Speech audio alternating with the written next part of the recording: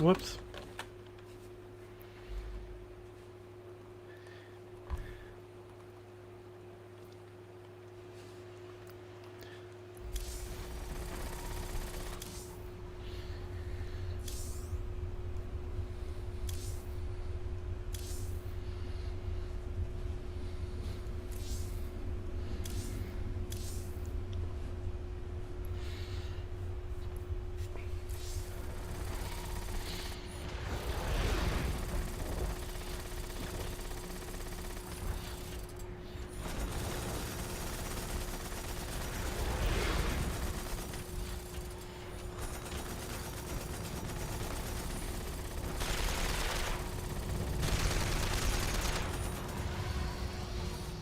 It seems my faith in your abilities has been vindicated, Commander Raynor.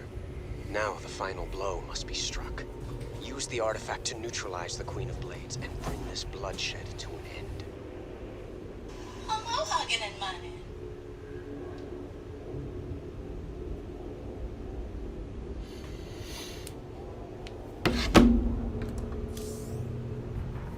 The Engineer Corps is moving the MAGA artifact to the base of the primary hive cluster.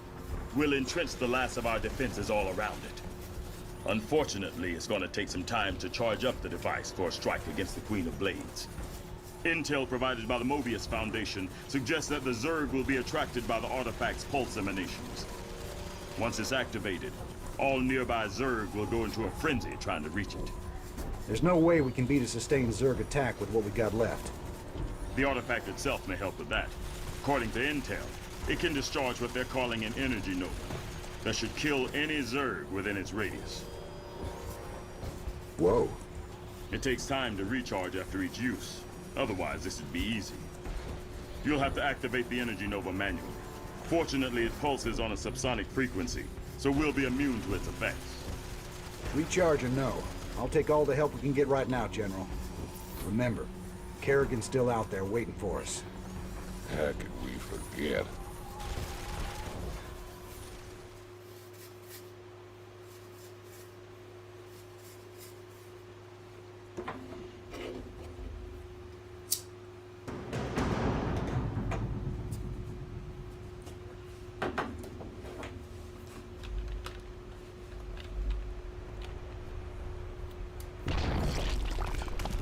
You've brought me the MAGA artifact. What is that? It was good of you to save me the trouble of finding it for myself. That's some type of weird nidus or what? Large Zerg force incoming. We're not ready for this many. We'll have to use the artifact.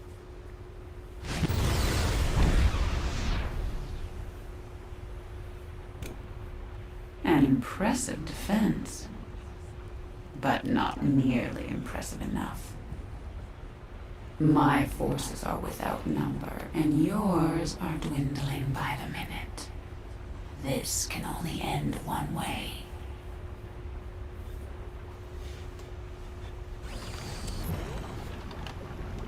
Big job, huh? Commander, the Zerg will try to overrun us soon. You should build bunkers and train more units as soon as possible. If things get out of hand, use the energy nova to clear out your base. The recharge time is pretty fast, so don't hesitate to use it. This better be good.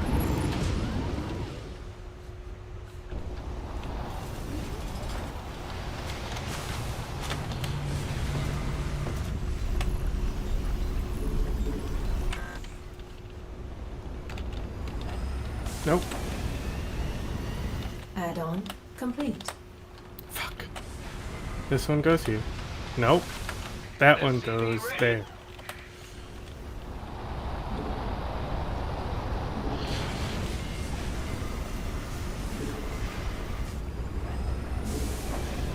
SCV ready.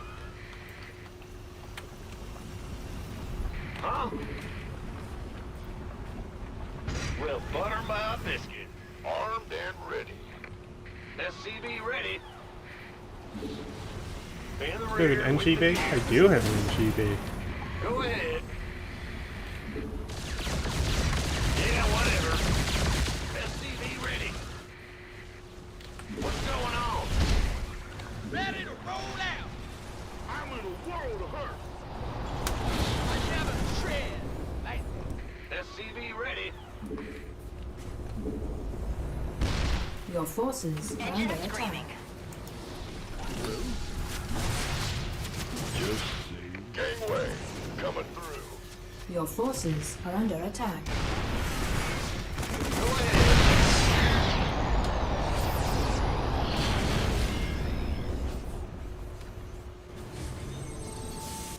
I can't build here. Your forces are under attack. Armed and ready.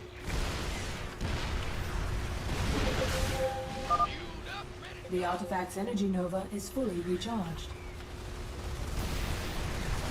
What's that?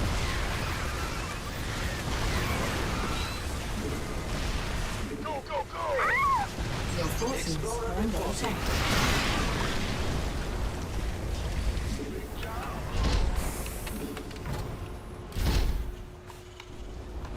Got it. Need something load up?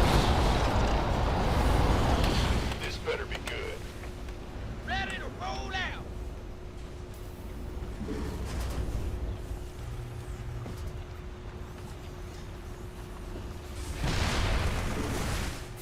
We could use some help here. Fueled up, ready to go.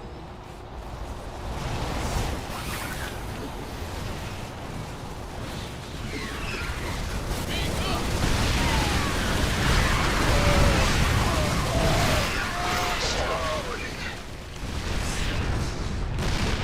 Can do, ready to roll out. Upgrade complete. Upgrade complete.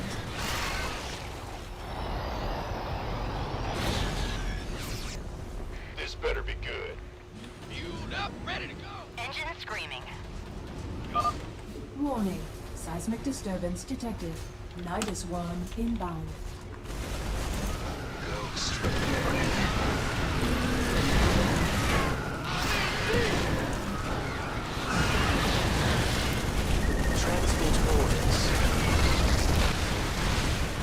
I'm in deep.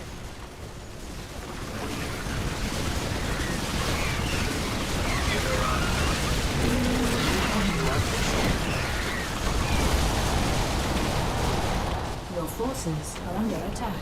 Ghost reporting. Insufficient Vespene gas.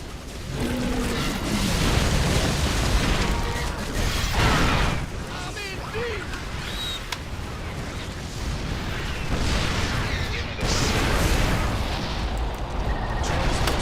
Go ahead. Base is under attack. Our SCVs are under attack. Ghost reporting. Receiving headquarters. On my way. Solo operative. Needle line. The artifact's energy nova is fully recharged. Warning. Seismic disturbance detected. Nidus worm inbound.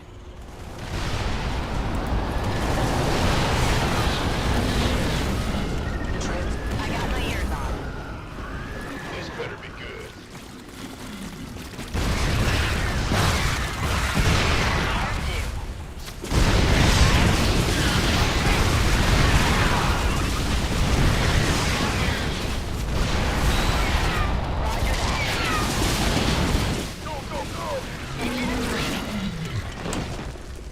Base is under attack.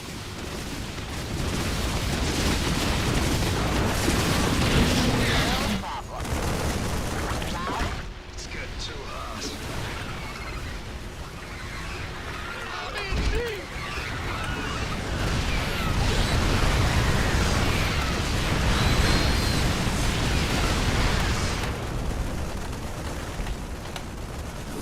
Base is under attack. This better be good. Insufficient Vespene gas.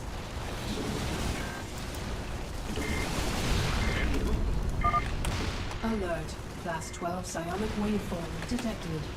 The Queen of Blades is inbound. I'm tired of looking through others. It's time I took a personal hand in your demise. Screaming. Yes, Commander.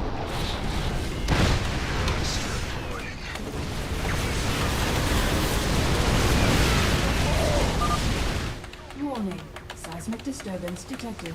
Nidus worm inbound. You'll regret that. We've driven her back. Keep it up. You want a piece of me, boy? Is under attack.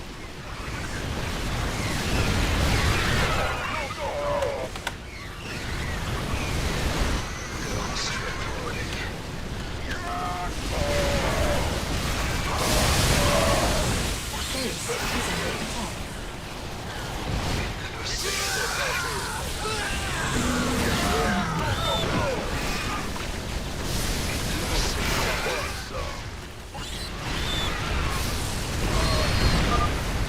The out.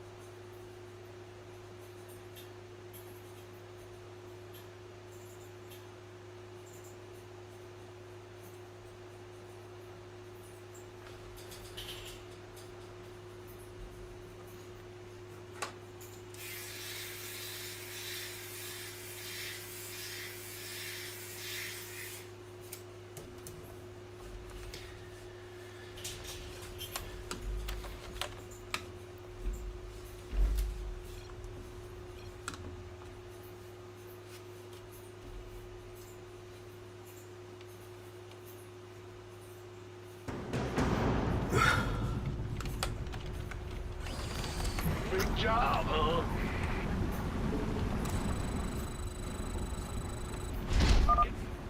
Commander, the Zerg will try to overrun us soon. You should build bunkers and train more units as soon as possible. If things get out of hand, use the energy nova to clear out your base. The recharge time is pretty fast, so don't hesitate to use it. Guess the Z key doesn't work.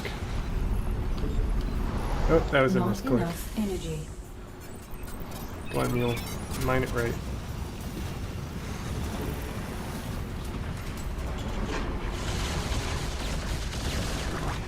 This better be good.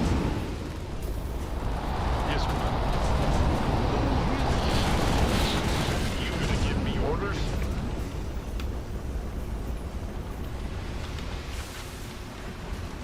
Add-on complete. Add-on complete. Add-on complete.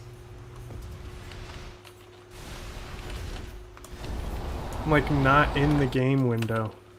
Stop! Why do my keys not fucking work? Okay.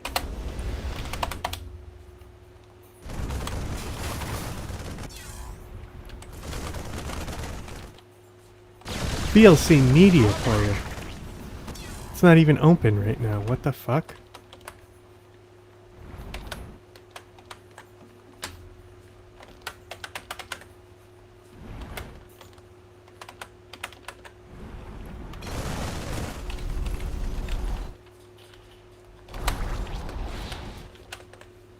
Is under attack.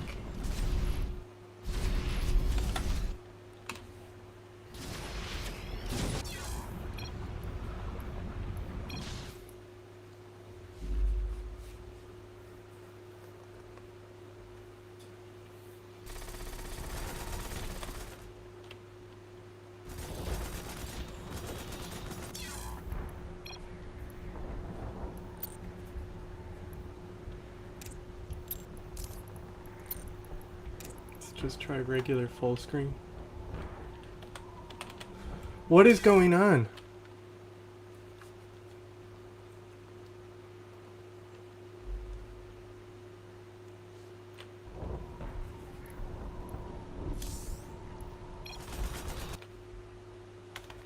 Okay, I guess we'll... I just clicked resolve, god damn it.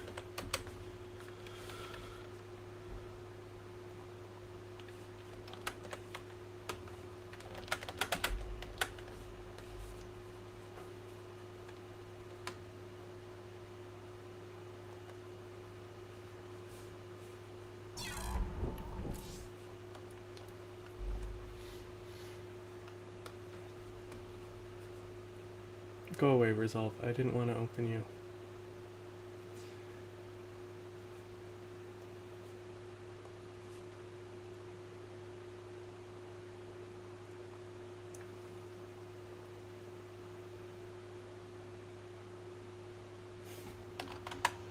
Because I hit my caps lock key.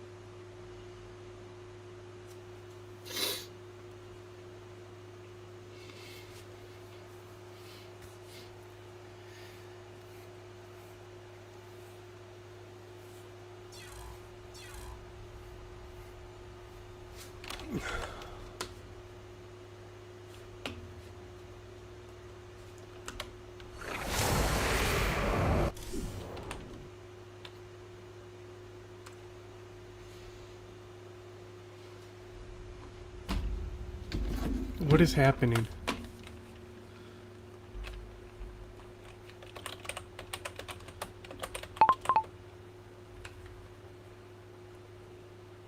Oh my god. Resolve launched again.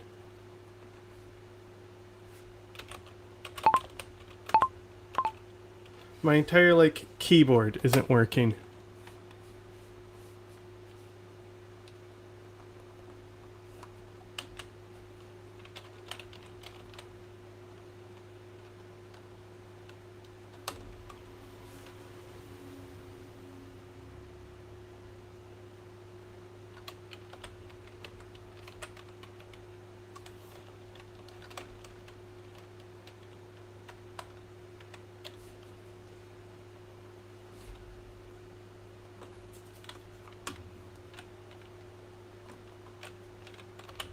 Yeah, I can't type any. It's like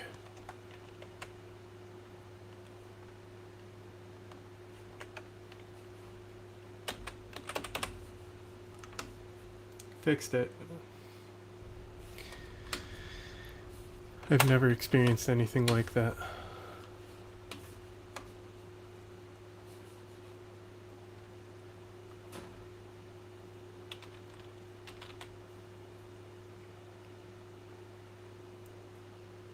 guess if you hold down the Windows key, it like locks the function.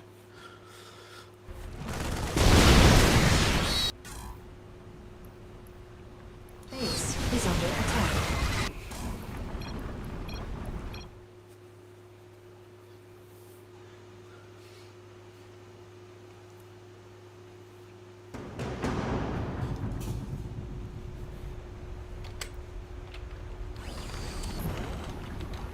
In the rear with the gear.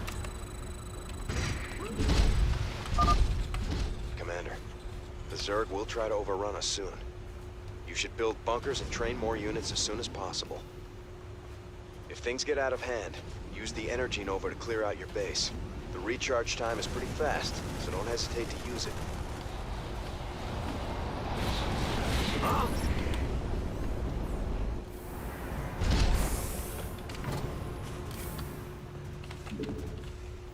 Roger.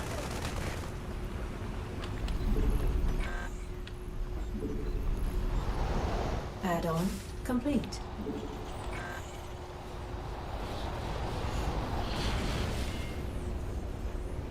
SCV ready.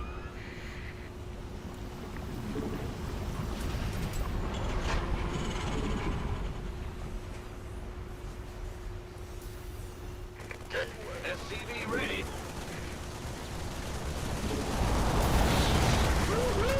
Overtime.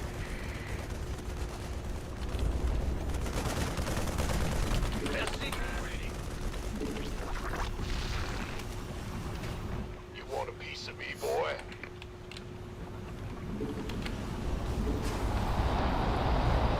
SCV ready.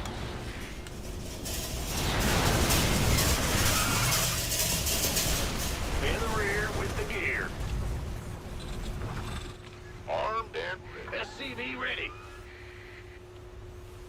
Your forces are under attack. I should drop the one mule it gets first, huh? SCV ready. Your forces are under attack. Coming through. Yep. SCV ready. Your forces are under attack.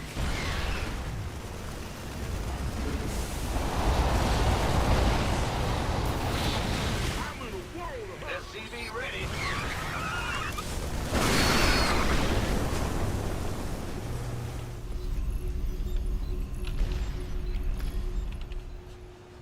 Upgrade complete.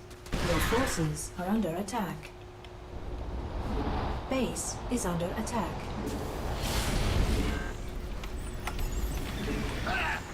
Upgrade complete. What's going on? SCV ready.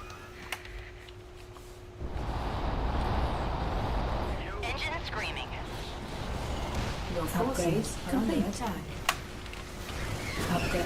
SCV Base is under attack.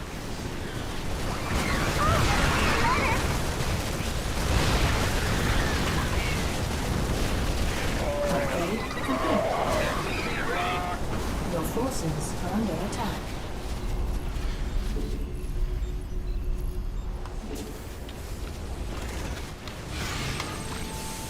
SCV ready.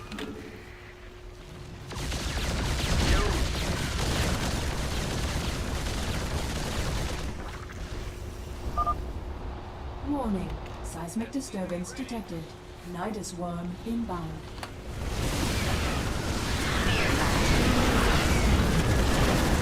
Engine screaming.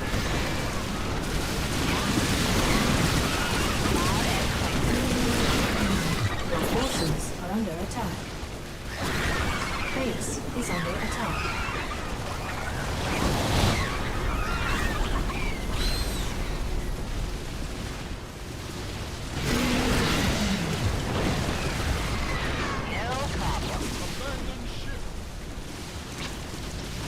Alright, run away. Base is under attack. Nope, don't attack that.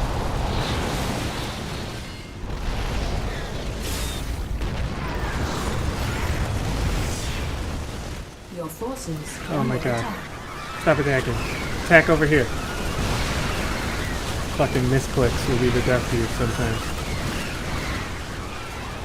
I didn't uncloak my banshees! Uncloak, please. Base is under attack. The artifact's energy nova is fully recharged. You're the boss. Go ahead. Warning. Seismic disturbance detected. Nidus worm inbound.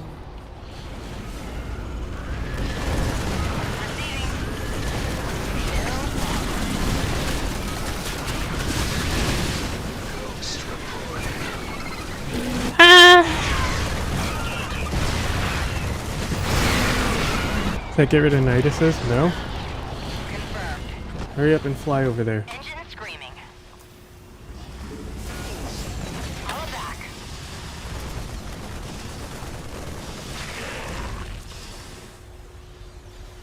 You gonna give me orders? Of course. Ghost reporting. Y'all cloak. Co-string zone. I mean, it just started. No!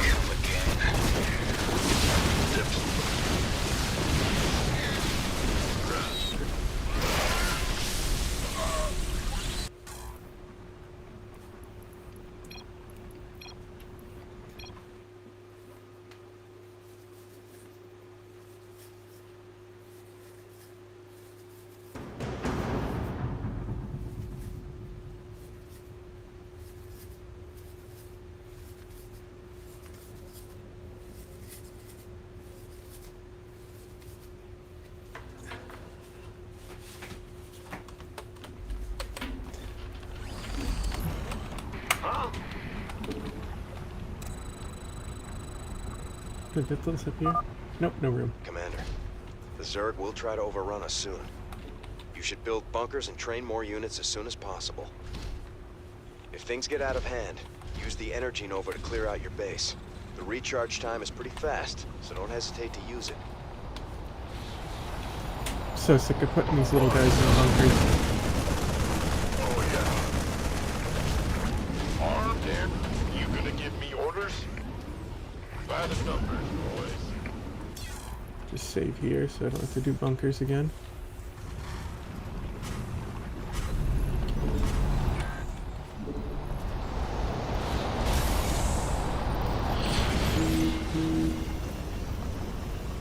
Bad news.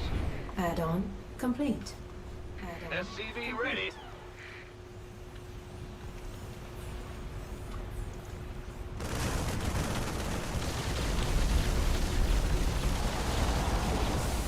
SCV ready.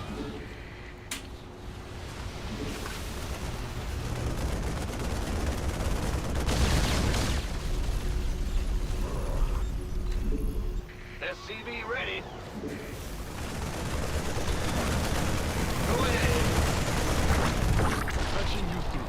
Big job, huh? Who wants some? Your forces are under attack. SCV ready.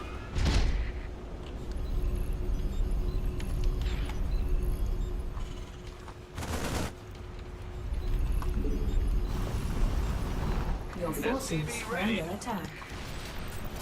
You want a piece of me, boy? Engine screaming. Not enough minerals. Your Base forces is under attack. Upgrade complete.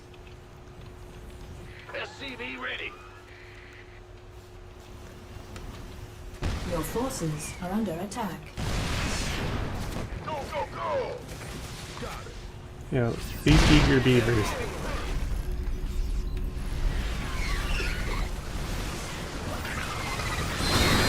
Upgrade complete. Upgrade complete. SCV ready. Gangway coming through. Your forces are under attack. Explorer reporting. SCV ready. It's your dime. You want a piece of me, boy? SCV ready.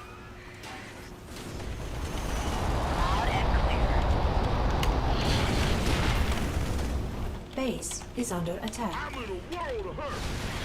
SCV ready. Upgrade complete.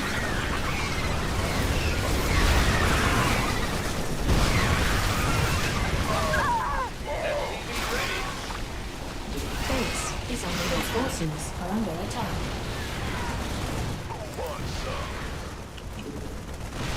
And you. SCV ready.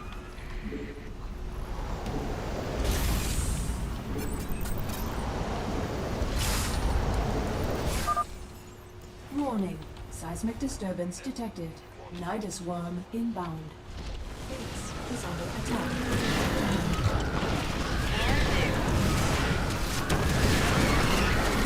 Base is under attack. SCV ready. Upgrade complete. Your forces are under attack.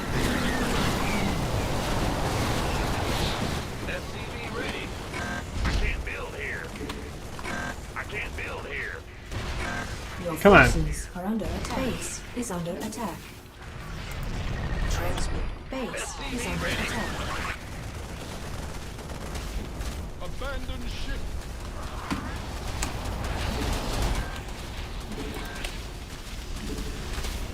SCV ready. On my way. Base is under attack. I'm in deep. SCV ready.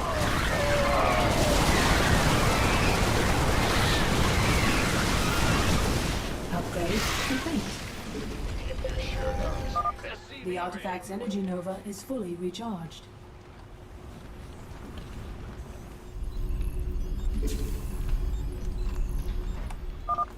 Warning. Seismic disturbance detected. Nidus worm inbound. Base is under attack.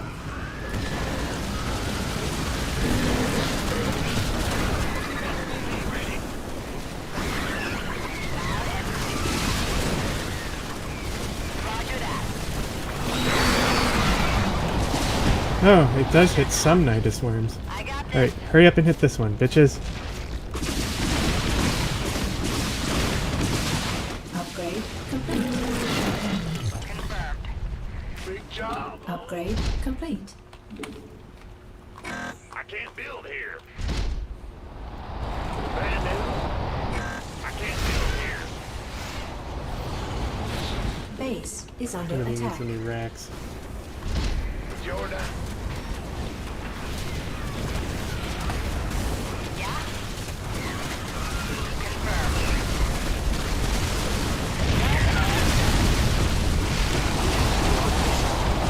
Base is under attack.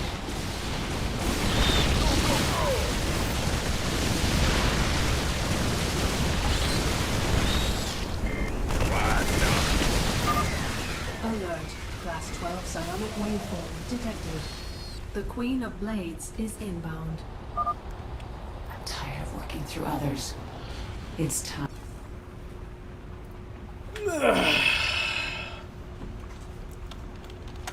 Motherfucker.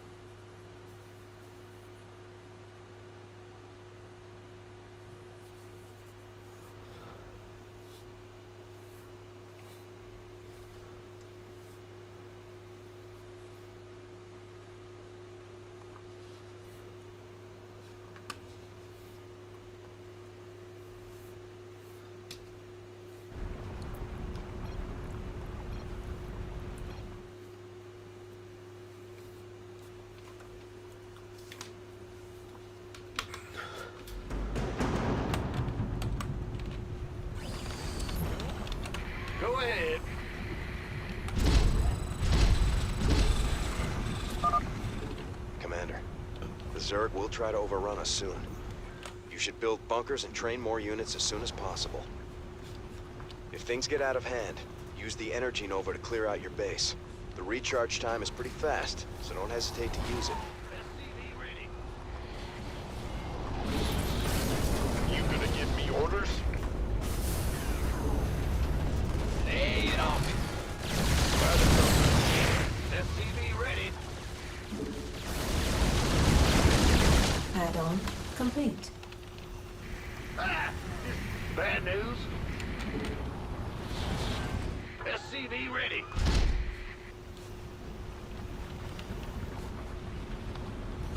Sure thing.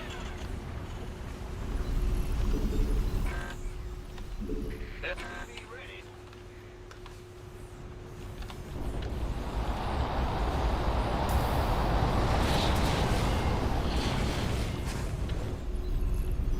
SCV ready. Huh? Gangway, coming through. SCV ready.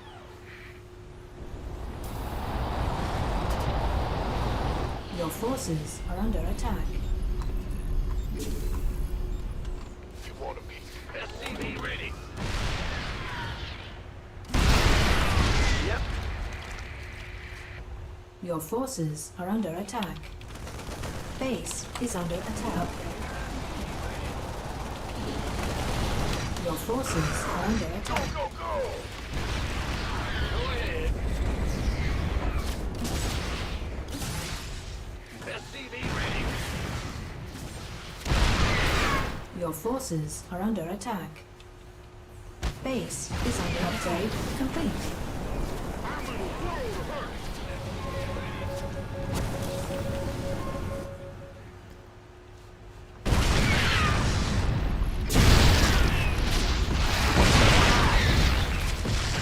SCV ready. Yo.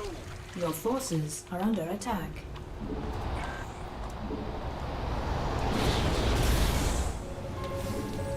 Not enough. SCV ready.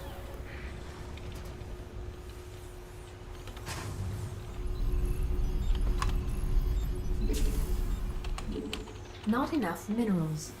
SCV ready. You want a piece of me? Your forces upgrade complete. Base is under attack. SCV ready.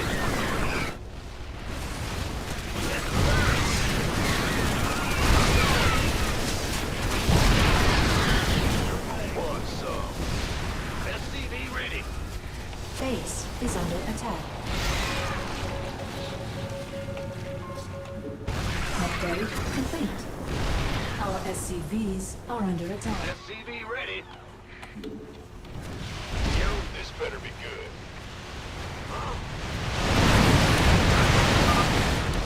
Warning.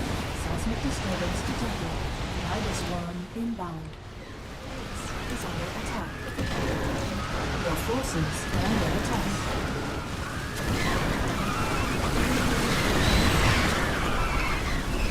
We could use some help here.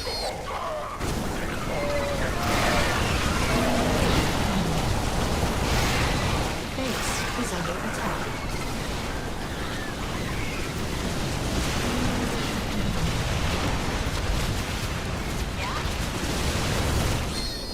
Let it roll out. Lay it off it. Your forces are under attack. Base is under attack.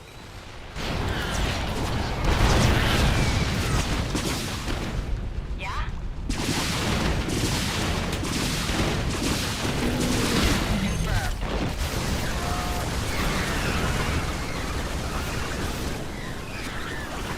Bad news.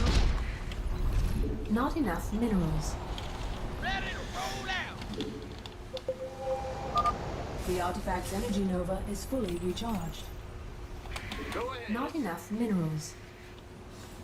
Who wants some? I can't build here. Big job, huh? Warning. Seismic disturbance detected. Nidus worm inbound.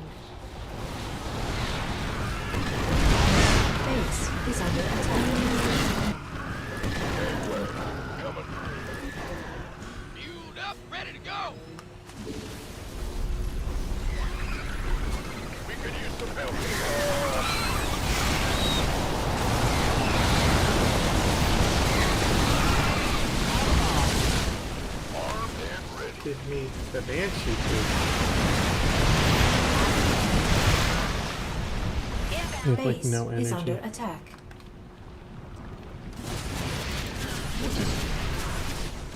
We could use some help here. Who wants some? Mayday! Mayday!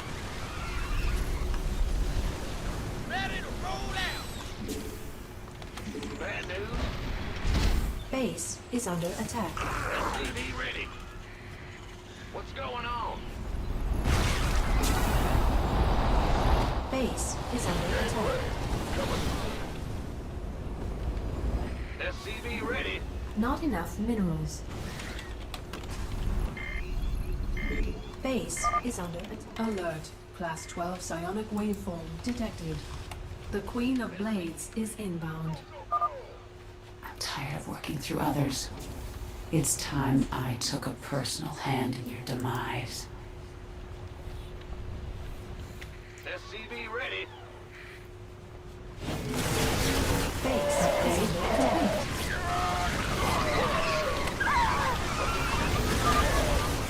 Warning. Seismic disturbance detected. Nidus worm inbound. Base is under attack. SCV ready. Gangway. Coming through. Upgrade complete.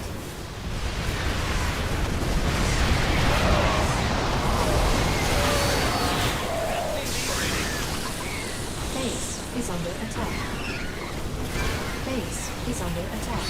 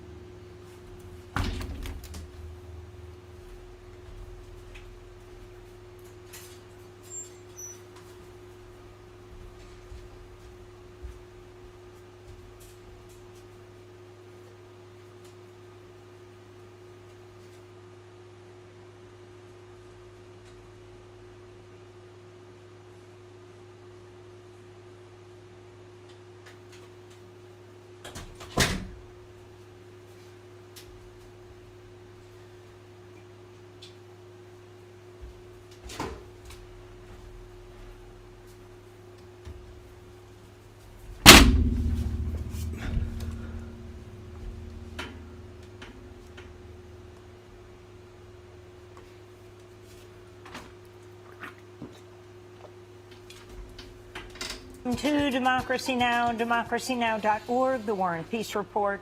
I'm Amy Goodman. Israel's continuing to bomb Lebanon, killing at least 4 people. despite calls by President Trump for Israeli Prime Minister Benjamin Netanyahu to be more responsible in Lebanon. Iran's accused Israel of violating the truce in Lebanon 84 times since the U.S. and Iran agreed to a memorandum of understanding to end the war in Iran and the region. While the text of the U.S.-Iran deal has not been made public, CNN says it's obtained the full 14-point agreement. The first point calls for a, quote, immediate and permanent end to the war on all fronts, including Lebanon, unquote. Iran's Foreign Minister Abbas Araghchi spoke in Tehran on Tuesday. The end of the war also includes the end of occupation, without the withdrawal of Israeli forces from the territories they have occupied in the war. A full end to the war has not been achieved, and any military attack by the Zionist regime on Lebanon from now on, as well as the continued occupation of Lebanese territories from now on, will, in our view, be considered a violation of the Memorandum of Understanding. The U.S. and Iran are expected to formally sign the deal in the Swiss resort of Bergenstock on Friday. Overnight, G7 leaders meeting in the French Alps issued a declaration supporting the U.S.-Iran deal, even though the text of the deal has not. A picture of, like, all artists that have died. But do you notice one thing off here? There's one of these. It's not like the others. What, Charlie Kirk? I mean, I thought there was something else. No, it's Charlie Kirk. So they post it with, can somebody replace Charlie Kirk with Michael Jackson? And some, obviously people did it. And I took the opportunity to be like, just post shit posting memes. And I was like, here, did I help? I go to bed. It has 500 likes and a bunch of people real salty. I'm very excited to poke and prod.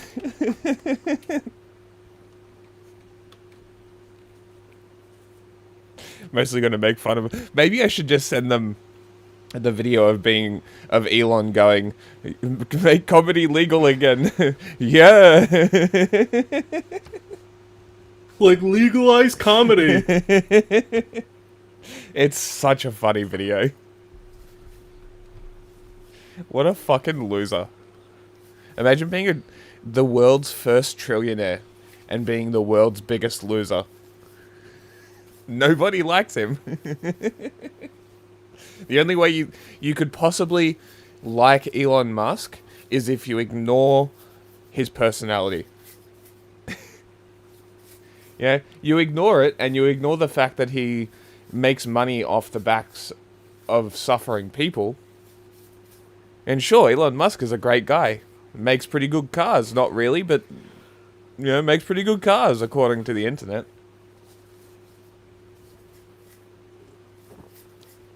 And I guess destroying the government isn't enough for some people. Fucking Elon. I hope he goes up in one of those starships and it fails. That Do you know about the screw worm? Screw worm? Yeah. No? There's massive... Basically, you know how the price of meat was supposed to lower with Trump? Yes. It's about to skyrocket because Doge cut the screw worm prevention, so now we have a massive screw worm outbreak. Oh my god. That's Remember awesome. how we covered that a long time ago about how they do it with the flies and stuff, and I say, I know this is gross, but it's super important. Yes. Yeah. It's just one of those things. It's just one of those days. I don't want to wake up.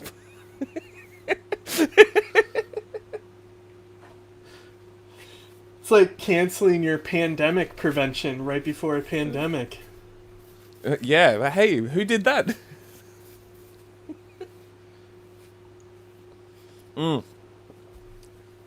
Wendy has a lot to cover. But go Just to make the it whatever the title is. Yeah, we'll figure it out when she gets here. No, do it now. No, I'm gonna change it, but there's a video there of Pauline Hanson addressing the press club. We should watch that. Because she basically comes out and says that she's gonna get rid of the SBS. Now, when I say SBS, what do you think? Special boat service. Okay.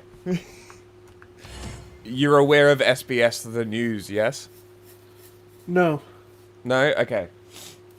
Do you have a news outlet or something that specifically does foreign language news? There's like Spanish news channels, but they're independent? Well, they'll I forgot what it's called, Telemundo. Mm-hmm.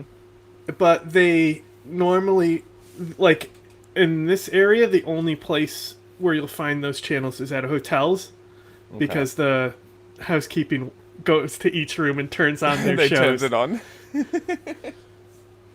Okay. But it's regional. So the Spanish language stuff.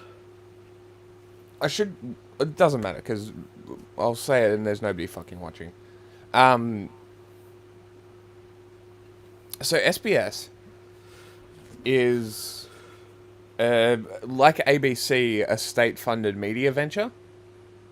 SBS, when I think of SBS, I think two things. Radio and foreign language news. They also do a lot of stuff with the indigenous. Right? Now, why oh why do you think a fascist party and somebody emulating Donald Trump would shut down SBS, while also saying that she's going to drastically cut migration, which the video the other day we watched about her policies showed that the immigration policy will result in negative migration. So, not sure how you can have negative migration, but that's cool. Did you see the Helldivers announcement? I didn't. Man, if just let me keep ranting. Activision Blizzard did it, they would call it Overwatch 2. Oh no. What have they done? Nothing. Just that Overwatch 2 is just Overwatch. It's a big DLC. Oh, they're making Helldivers 3? No, I'm saying if it was Blizzard, they would call it that.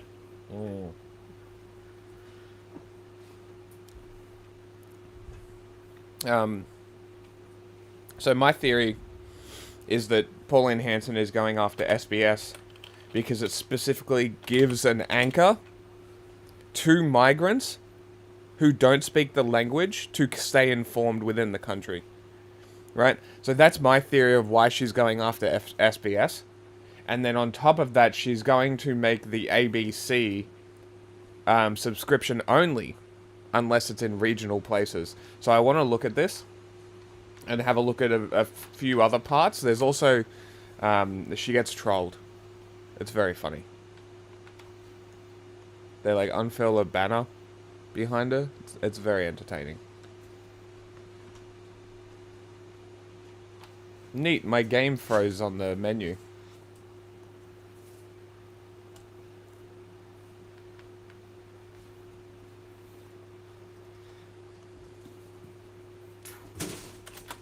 Calm down over there.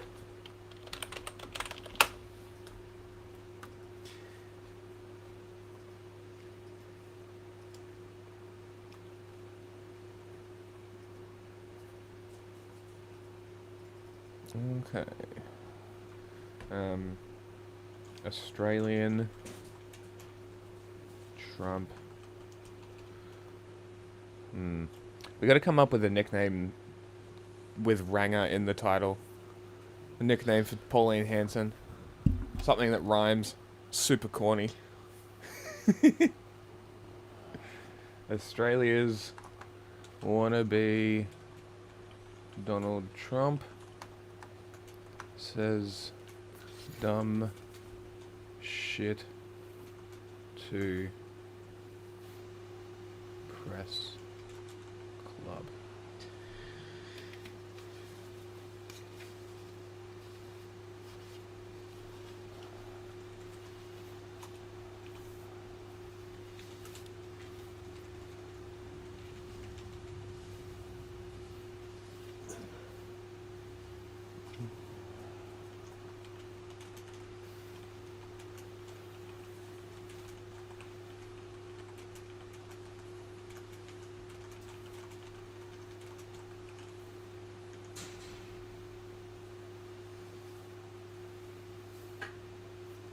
Oh, we're in StarCraft, okay.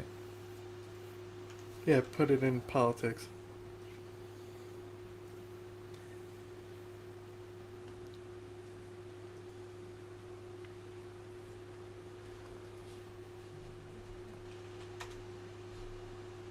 I should put the description in the notes. Your videos.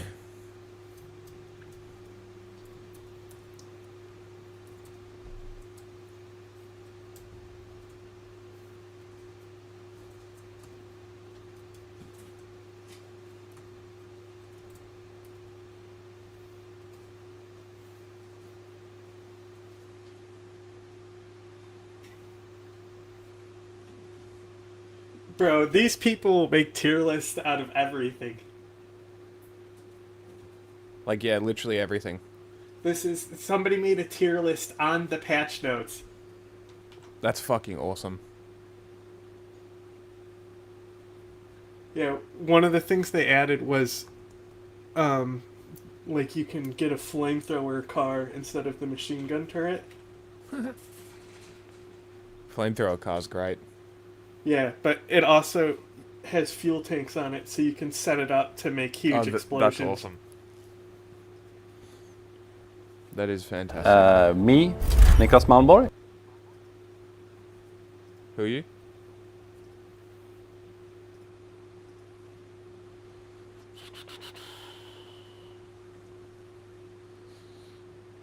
Hey, today we've got some buffs for the Exosuit, FRV, and the Bastion tank.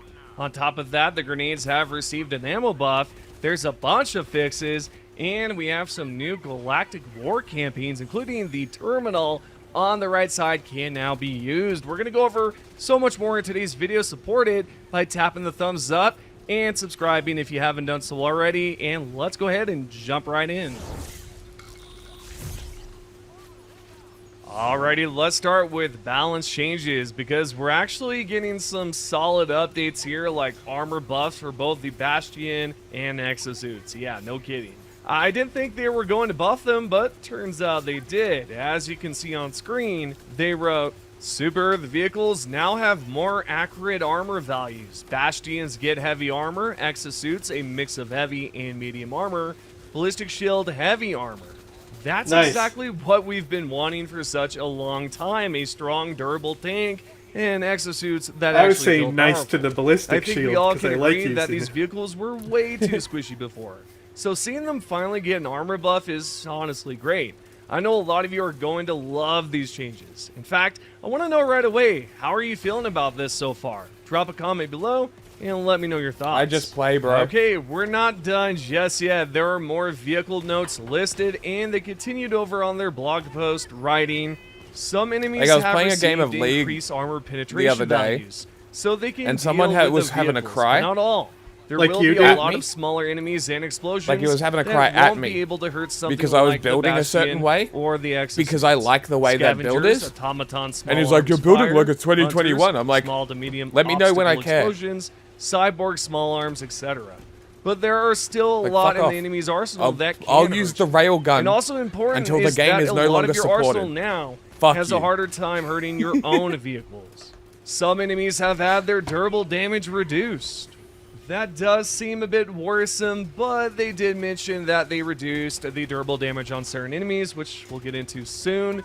Now, I won't know how much this actually affects vehicles until I get my hands on the patch and test it thoroughly. I plan to do exactly that later on, and I'll have a video up later comparing the before and after changes and testing everything out, so stay tuned. That one will be dropping later today. Now, to wrap up this part of the patch notes, they included one final note about vehicles and enemy rebalancing. They wrote, "There are too many changes to properly list, so we ask you to play and tell us how it feels. The intent is..." It would be nice if that one charge gun was, like, buffed to be viable, because, like, then you could have, like, a micro railgun, kind of like how you can, make the carbine like a micro stalwart. Yeah, true. With the fucking drum mag. Yeah, the carbine. Yeah. Uh-huh.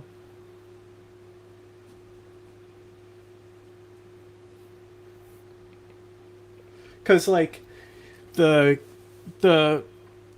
flamethrowers, right? Like, they're all great, and really the only difference between them is range. But, like, you know the you know the War Striders? They're like the two-legged walkers that are fully armored. Yes. So if you just walk up to them with any flamethrower and hit them in the leg joints, it instantly kills them. Really? So, like, you can use the crisper on them. Interesting. Maybe we can play that later. Well, you'd have to update it. I think I did update it. The following, the Bastion tank should fill tankier. It does. Yeah, no, and this ignore patch small just came attacks. Withstand more medium attacks, and its survivability against heavy attacks should be unchanged. The exosuits have similar change as the Bastion in terms of ignoring more small attacks and withstanding. Because I always like to continually change it up, you know? And I wanted to do this one build for a while where, like, I was calling it the nuclear football. Okay. Where you have a jump pack, and, like, you throw a backpack nuke into the base. Okay. And then jump pack in and grab the backpack. And then, like, set it off and then grab the jump pack again and jump out of the base. That's a good idea. So, like, one person has the portable nuke to throw into the base, and as it's coming down, the jump packer jumps in right on top of it. Yeah, that's a great idea. And just silly builds like that, because I was thinking that with, like, the stun mortar support. So you put the stun mortars outside the base, jump in. But the thing is that with the jammers, it would be difficult. You could still jump pack straight to the jammer. Yeah. It's an interesting idea. I'd be interested to try it.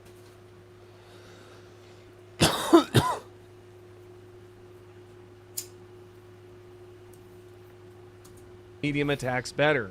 The increase in health should overall make it feel a bit more tanky, even against heavy attacks. The FRV has received an increase in health that will make it handle medium attacks similar to before, but be able to withstand heavy attacks better, granting better survivability. The ballistic shield should feel like it can ignore small attacks and handle medium attacks better. Helldivers is also hard to stream. That they I need a better included computer. a buff for the ballistic shield, and it's even better that they made the bigger it gets, the harder it gets. Personally, I don't think a small terminate should ever be able to tear through a bastion. The city maps or an especially. exosuit, Ow, right? fuck, Let's that now hurt. take a look at exactly what changed for vehicles, because it's not just the bastions and exosuits receiving a buff. They also increased the health of FRVs as well. Right at the top, they increased all exosuits main health from Reduced 1600 cooldown. to 1800. That's On top great of for that, the they exosuits. confirmed The the cooldown health is on way the too arms high. is now 800. The legs are up to 550. And lastly, they reduced the cooldown from 10 minutes down to 8. All I have to say is that you exosuit lovers are gonna have a blast with this. This is by far one of the best vehicle changes I've seen in this game. The fact that we're going to be able to spawn more mechs is awesome, and I absolutely have no complaints. This also means, by the way, that the DSS will now drop these suckers down even faster. Previously, if the DSS was active on a planet, it would slash the original 10-minute cooldown to 6 minutes, of course, Nice. if the DSS is active. With this new patch, this means our exosuit should now see a timer drop all the way down to 5 minutes, I believe. Maybe it could be 4, but I think it's going to be 5. Anyway, besides Nice. that, they confirmed that the fast recon vehicle's main health has been increased from 2,000 to 2,400. On top of that, the doors have been bumped up by 50%, and the tires got a 50-point buff, landing them at a total of 350. Now, if we look at what the Helldivers wiki says prior to this patch, the doors on the FRV sat at 100 health. Since they buffed it by 50%, that should put them at 150 after today's update. It's nothing massive, but hey, it's a solid change. So yeah, that wraps up everything they wrote about vehicle balancing. Besides that, they also revealed that the Bastion tank, the skin in general, can now be swapped out for different ones. Next up, we also have a rebalance for sentries. The devs explained that they've increased the health of all sentries by 100%. They did this because they also buffed enemy damage against vehicles, so the health increase should ensure your turrets don't immediately get wiped out. Not only that, towards the bottom, they continued on by writing this. We have previously increased durable damage on a lot of enemies, and since sentries are durable, they have lost some of their utility. We didn't want them to become squishier. This change should improve their versatility on the battlefield. Yeah, I'm excited that they're giving sentries more health and more durability so they can withstand hits. The only thing that worries me with all these changes is that it might make things way too easy. I often think that easy can be mistaken for fun, but I don't believe making a game easier is actually fun. I think the right balance is what matters the most, and it certainly seems difficult for certain studios out there. On that note about things becoming easier, they buffed the Eagle 110 rocket pods. The developers Nice. intentionally redesigned this stratagem to... I guarantee you they still suck. You reckon? Yeah, because it's just one of those things they'll continually try to get working. one-tap heavy enemies like Chargers, Hulks, and Impalers. They also mentioned that it can even destroy larger tanks, though a single shot isn't 100% guaranteed. Specifically, the explosion damage was increased from 200 to 300, and the durable damage was also bumped up to 300. Furthermore, its armor penetration was... Like, at the end of the day, it's just the airstrike version of the orbital strike laser that heat seeks the enemies anyway.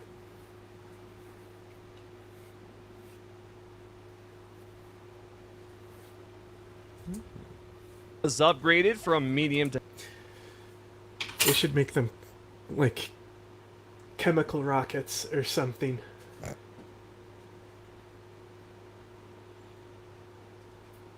It would be interesting. Does the Eagle 1 have chemical bombs?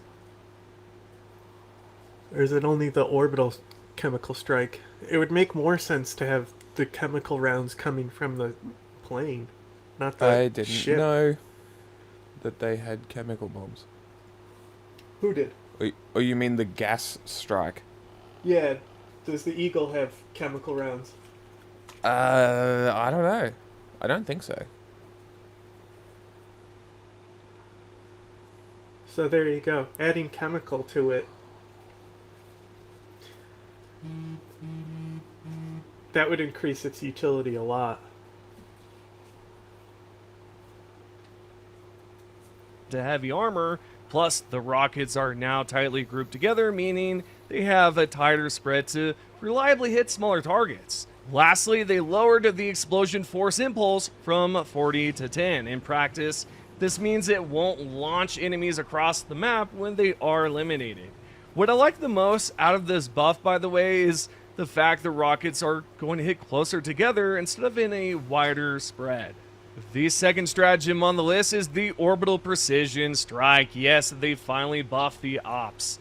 The projectile damage and projectile durable damage have both seen an increase to 4,000. Additionally, the explosion damage has been set to 1,500, with the explosion durable damage also reaching 1,500. Now, interestingly, they applied the same stat buffs across the board to the Orbital 380 barrage, the Orbital Walking barrage, and Sief artillery high explosive shells, bringing them perfectly in line with the... I was just about to say, they need to improve the regular explosive, but it is both. It's both explosive and high yield.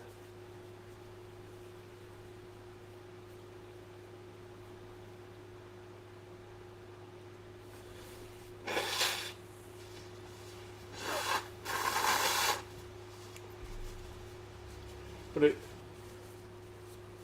doesn't say, like, what is for the explosive round and what's for the high yield. Maybe they just increased them by 500 all the way through. The Orbital Precision Strike. Maybe. However, one orbital stratagem stands out, and that's the Orbital 120 barrage. Unlike the others, this one received a 3,500 projectile damage buff and an explosion buff of 1,200. Lastly, for the orbital stratagems, the rail cannon now hits like an absolute truck I'll be back. with a whopping 10,000 damage. That's an insane buff given that it was only 70k prior, but that's not all. Its projectile damage was also buffed. It went up to 10,000. That is going to wreck absolutely anything it comes across, which is exactly how it should be. Moving on to support stratagems, these have received some buffs as well. First up is the spear gun. The devs noted the projectile was negated by the gas-resistant armor, which did not make much sense. The explosion of the projectile is still gas elemental, changed the projectile damage type from gas to none. The last and final support stratagem on the list is surprising, I guess. The sterilizer received a change. Its ammo capacity went up to 125, its starting mag count was increased to 3, and lastly, the gas will be less affected by the wind by 60%. All in all, it's a great start, but I don't know if this change will suddenly make players want to pick up the sterilizer again and start using it. It needs to have a bit more oomph to it, right? Maybe they could make the gas ignitable. I think that would make it a lot more viable. Let's move on to the balance changes for one primary weapon. Honestly, it's nothing mind-blowing. The only adjustment they've made is to the MS7 SMG, and they basically moved the scope closer to the camera, making it much easier to use in ADS. Besides that, we have a few more changes for throwables. You can now pick up 2 G48 Giga Grenades when refilling, which, by the way, is an amazing change. It makes this particular grenade even more useful. The second one on the list is the Dynamite, which has its max capacity increased to 4 instead of 3. Next, the G50 Seeker is getting a starting amount of 4, a refill of 3, and a max capacity of 5. The High Explosive Grenade is matching those exact same numbers, starting at 4, refilling at 3, and maxing out at 5. On top of that, those aren't the only ones. A whole list of other grenades received those exact same stats, including the G16 Impact, G7 Pineapple, G23 Stun, G109 Urchin, G10 Incendiary, and lastly the G13 Incendiary Impact. Across the board, all 10 of these grenades essentially received an ammo buff. Well, overall, I'm pretty happy with these throwable changes. I'm glad they aren't just buffing damage. Increasing the utility and ammo capacity is just amazing to see, because you don't always need a damage buff to make whatever it is more viable. Let's put balancing aside for a moment and discuss the adjustments and changes made to enemies across all 3 factions. First up are the Terminids. Chargers have received a tweak to their turning mechanic, and here is exactly what the devs wrote. Adjusted the Chargers' turning arc to make them easier to avoid. Increase their recovery time after the charge to create a window of opportunity plus 1 second. The charger basically keeps running and struggles to stop if it misses its target. To compensate for this, Charge speed has been slightly increased, 8 to 9. I'll have to put this to the test to see if there's actually a visible window of opportunity when facing this particular Terminid. I really like that we're getting the chance to take down a Charger in alternative ways instead of just relying on thermites or Giga Grenades. Next up, the Alpha Commanders have had their cowardly behavior completely removed and will now be much more aggressive instead of running away with their tails tucked between their legs. Meanwhile, Hunters have received a durable damage nerf. Their durable damage for normal attacks went down from 50 to 40, their tongue attack is down to 30, and their pounce attack is now 35. That's durable damage reduced across the board for those attacks. Warriors and Spearers have also had their durable damage reduced. Now, if you thought the tongue attacks were done there, guess again. Stalkers have also had their durable tongue damage reduced to 35. This makes it slightly different from the others, since it didn't start with the same exact values. The automatons have also received a few adjustments. For instance, the Vox engine's health has been reduced from 11,000 down to 9,000. They've also reduced the max turn angle of its upper body from 180 degrees down to 140. This way, it won't spin around and block the hatch, right? I've seen that happen before, and it absolutely sucks when it does, so this should make it much easier for us to get around them. The third adjustment is a big one, and it has to do with their spawn rate. The maximum number of Vox engines that can be active at the same time is now capped at 3. I don't know On top what of that this, is. the cannon turret's health went down from 8,000 to 3,500. They also reduced the armor on those turrets from 5 to 4, scaled back their durable damage resistance from 1 to 0.7, and lastly increased the explosive damage of the cannons themselves. Regarding those massive hits, the devs wrote, increased damage of cannon turrets. Explosion to significantly hurt the Vox engine when it dies. The biggest change on this list for me has to be the spawn cap, right? I think that's amazing, and hopefully, you know, the devs learned something here, you know? They had to do something similarly in the past with the, not the Harvesters, the Leviathans. Not sure why it just didn't pop up right away, but yeah, they had to do the same thing and reduce the spawn. So hopefully they learn this time around. Finally, for the Illuminate, there's only one change listed, and it's for the Elevated Overseers, which are the ones that can fly, of course. All the devs did here was add a brand new attack, which is a short burst immediately, followed by a longer one. To balance this out, their overall attack duration has been reduced, and they've also had their accuracy reduced or decreased against moving targets. The other change I want to bring up from this patch is there's an adjustment for the reloading. It's interesting. I'm not sure how this is going to work or if it's going to affect anything, but the devs wrote, improvements to make reloading more responsive. Part of this is allowing reloading while dodge diving, also remembering the reload state better, so if you ragdoll What happened to the game? while reloading, you will continue it when regaining control. Introduce I the did. concept of delayed Don't know. reloads. If you try to trigger a reload while the player is not allowed to do so, the Literally reload right when will you be walked delayed away. until the player is able to really? reload with a maximum of 1.2 seconds delay from when the reload input was pressed. So that right there you'll does pay here in worry about me a 30. little bit because I'm not sure how this is going to affect things going forward, and I will test that one out for sure. Now we do have some news about the brand new terminal content. This is what the developers also wrote in the blog. Introducing the Control Center Terminal. Super Earth High Command has completed fleet-wide upgrades to the previously unused terminal opposite the armory. Now Helldivers will be able to get more context to the ongoing campaigns and their subsequent major orders. Each campaign will come with its own potential reward should the Helldivers be victorious in a majority of the major orders within it. The terminal will also feature an archive to be populated as the first campaign concludes, so that new and returning Helldivers can read up on the twists and turns of previous campaigns. That's This is a right. big one. It reminds me of Helldivers 1 a lot, and that is what we really need, is just more context. And hopefully at some point they include some stuff about the enemies, right? That would be absolutely great. So This one right here, I'm also looking forward to, as well as, you know, everything else in this this patch. Nothing about a war bond so far, so I thought that was kind of odd. Now that we've covered every single change in this patch, I want to hear from you. Are these updates actually good, or did the team miss the mark? Is this a massive L or a massive W? Let me know in the comments below by responding to my page. Go back a few, like 20 seconds. Forward to, as well as, you know, everything else in this this patch. Nothing about law. a war bond so far, so If they- I thought that was kind of odd.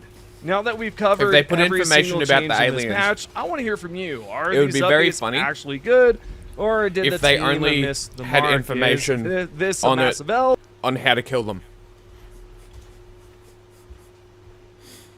You have built great cities of No stone, actual information seen early telling us empires what it rise is, and what fall. they are, where they Soon come you from, will stand their under the anatomy, towering nothing like pinnacles that. of castles, Just how to kill alongside them. your gallant knights. That would be great. That is where the story of your people will be written. Just as the young apprentice learns to carry a sword, That's what I want to see. so shall you grow to understand your place in this world. So shall There you will be grow. those who underestimate you, but you are cunning and full of tricks, Queen Cleopatra. Your charm will establish Queen. indestructible alliances with the strongest leaders of the world.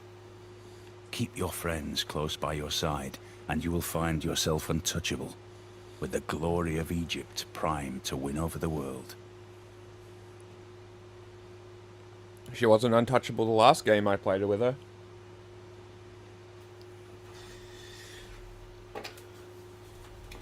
Helldivers can't read.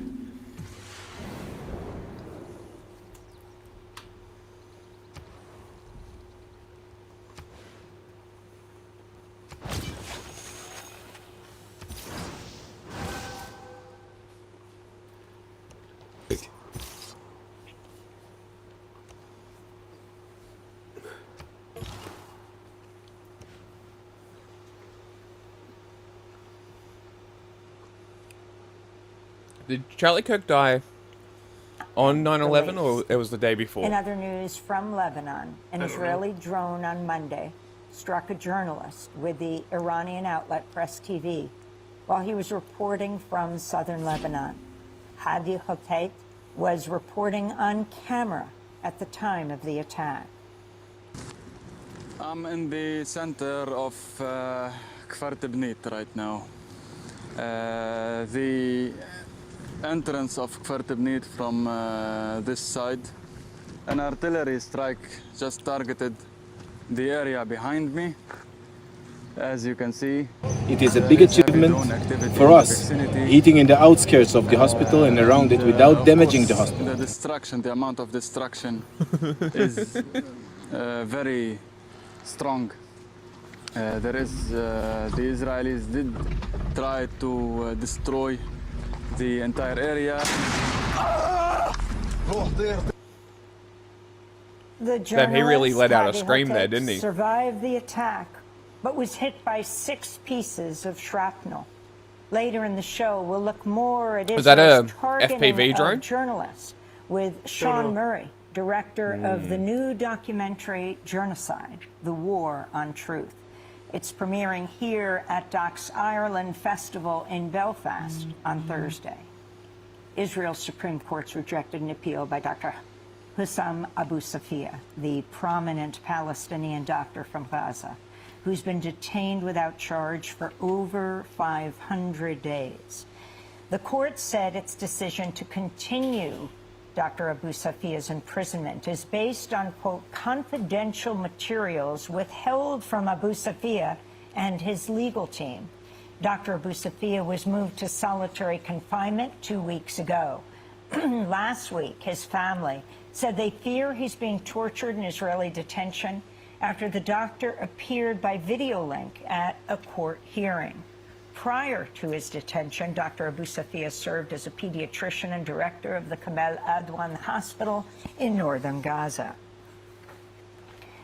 The U.S. military's carried out another deadly strike on a boat in the Eastern Pacific. U.S. Southern Command said the strike killed one person while 2 others survived. The U.S. military claimed the boat was engaged in drug trafficking, but once again offered no evidence. The U.S. has killed more than 200 people in over 60 boat strikes since last September.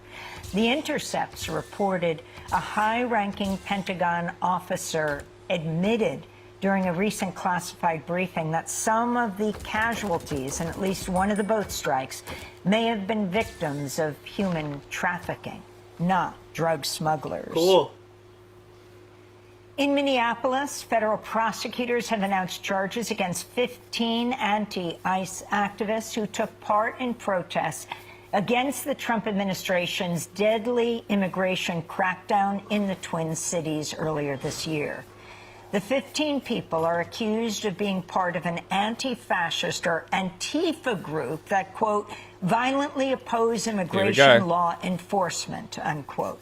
The indictment names 2 groups, Direct Action Minnesota and Black Cat Workers Collective. Last fall, the Trump administration categorized Antifa as a domestic terror organization, even though Antifa is not an actual group. Protests took But place these people Tuesday cried for outside how the many federal years courthouse about in the St. phrase Paul patriot groups? After the charges were announced, U.S. Marshals responded by deploying pepper spray and aerosol grenades. We'll go to Minneapolis after headlines. Protests broke out Tuesday in Mississippi 2 days after police in the city of Senatobia fatally shot a 1-year-old black boy named Cohen Wiley while responding to a shoplifting call at Walmart. Eyewitnesses said the boy's mother and a family friend were seen leaving the store carrying the boy along with a package of diapers. Police then opened fire on their car as it tried to leave the parking lot, killing the baby and critically injuring the other woman. Civil rights attorney Ben Crump is now representing the family. Crump said, quote, his mother, who has not been charged with any crime, says she was trying to communicate to officers that there was a baby in the car. They fired anyway, leading to the death of an innocent 1-year-old, Ben Crump said. The officer who shot the baby has been placed on leave. Paid leave? The Department of Justice is moving to block an NAACP lawsuit against Elon Musk's artificial intelligence company, XAI. The NAACP sued Musk's company for violating the Clean Air Act by running dozens of unpermitted gas-burning turbines in Mississippi to fuel a massive data center in Memphis. On Monday, the Justice Department said the lawsuit should be thrown out because it violates national security by, quote, seeking to shut off the power supply for artificial intelligence innovation that supports the Department of War's military operations, unquote. The FBI says it disrupted a plot to attack the recent UFC fight at the White House. 5 people have been arrested so far, including a 19-year-old man who said the goal was to jumpstart a revolution. The FBI claims that people had plotted to launch explosive-loaded drones during the wrestling event and then use snipers to gun down people fleeing the initial attack. Law enforcement was tipped off about the plot when the teenager's mother called police last week concerned about her son's recent purchase of firearms and his online communications with a group of people who'd represented themselves as ex-military who shared an ultra-religious Christian ideology. In news from Sudan, the United Nations reports drone strikes in Sudan have killed more than 1,000 civilians in the first months of the year. Both the Sudanese armed forces and the paramilitary rapid support forces have carried out drone strikes as the war has expanded. According to the UN, 16 drone strikes have hit health centers. In other news from the region, Médecins Sans Frontières, Doctors Without Borders, has confirmed it's dismissed 18 staff members as part of an internal investigation you should give them money into aid workers in Chad accused of sexually exploiting and abusing Sudanese refugee women and girls. If you're going to donate money to a charity, by MSF give it to uncovered MSF. 59 cases of alleged abuse.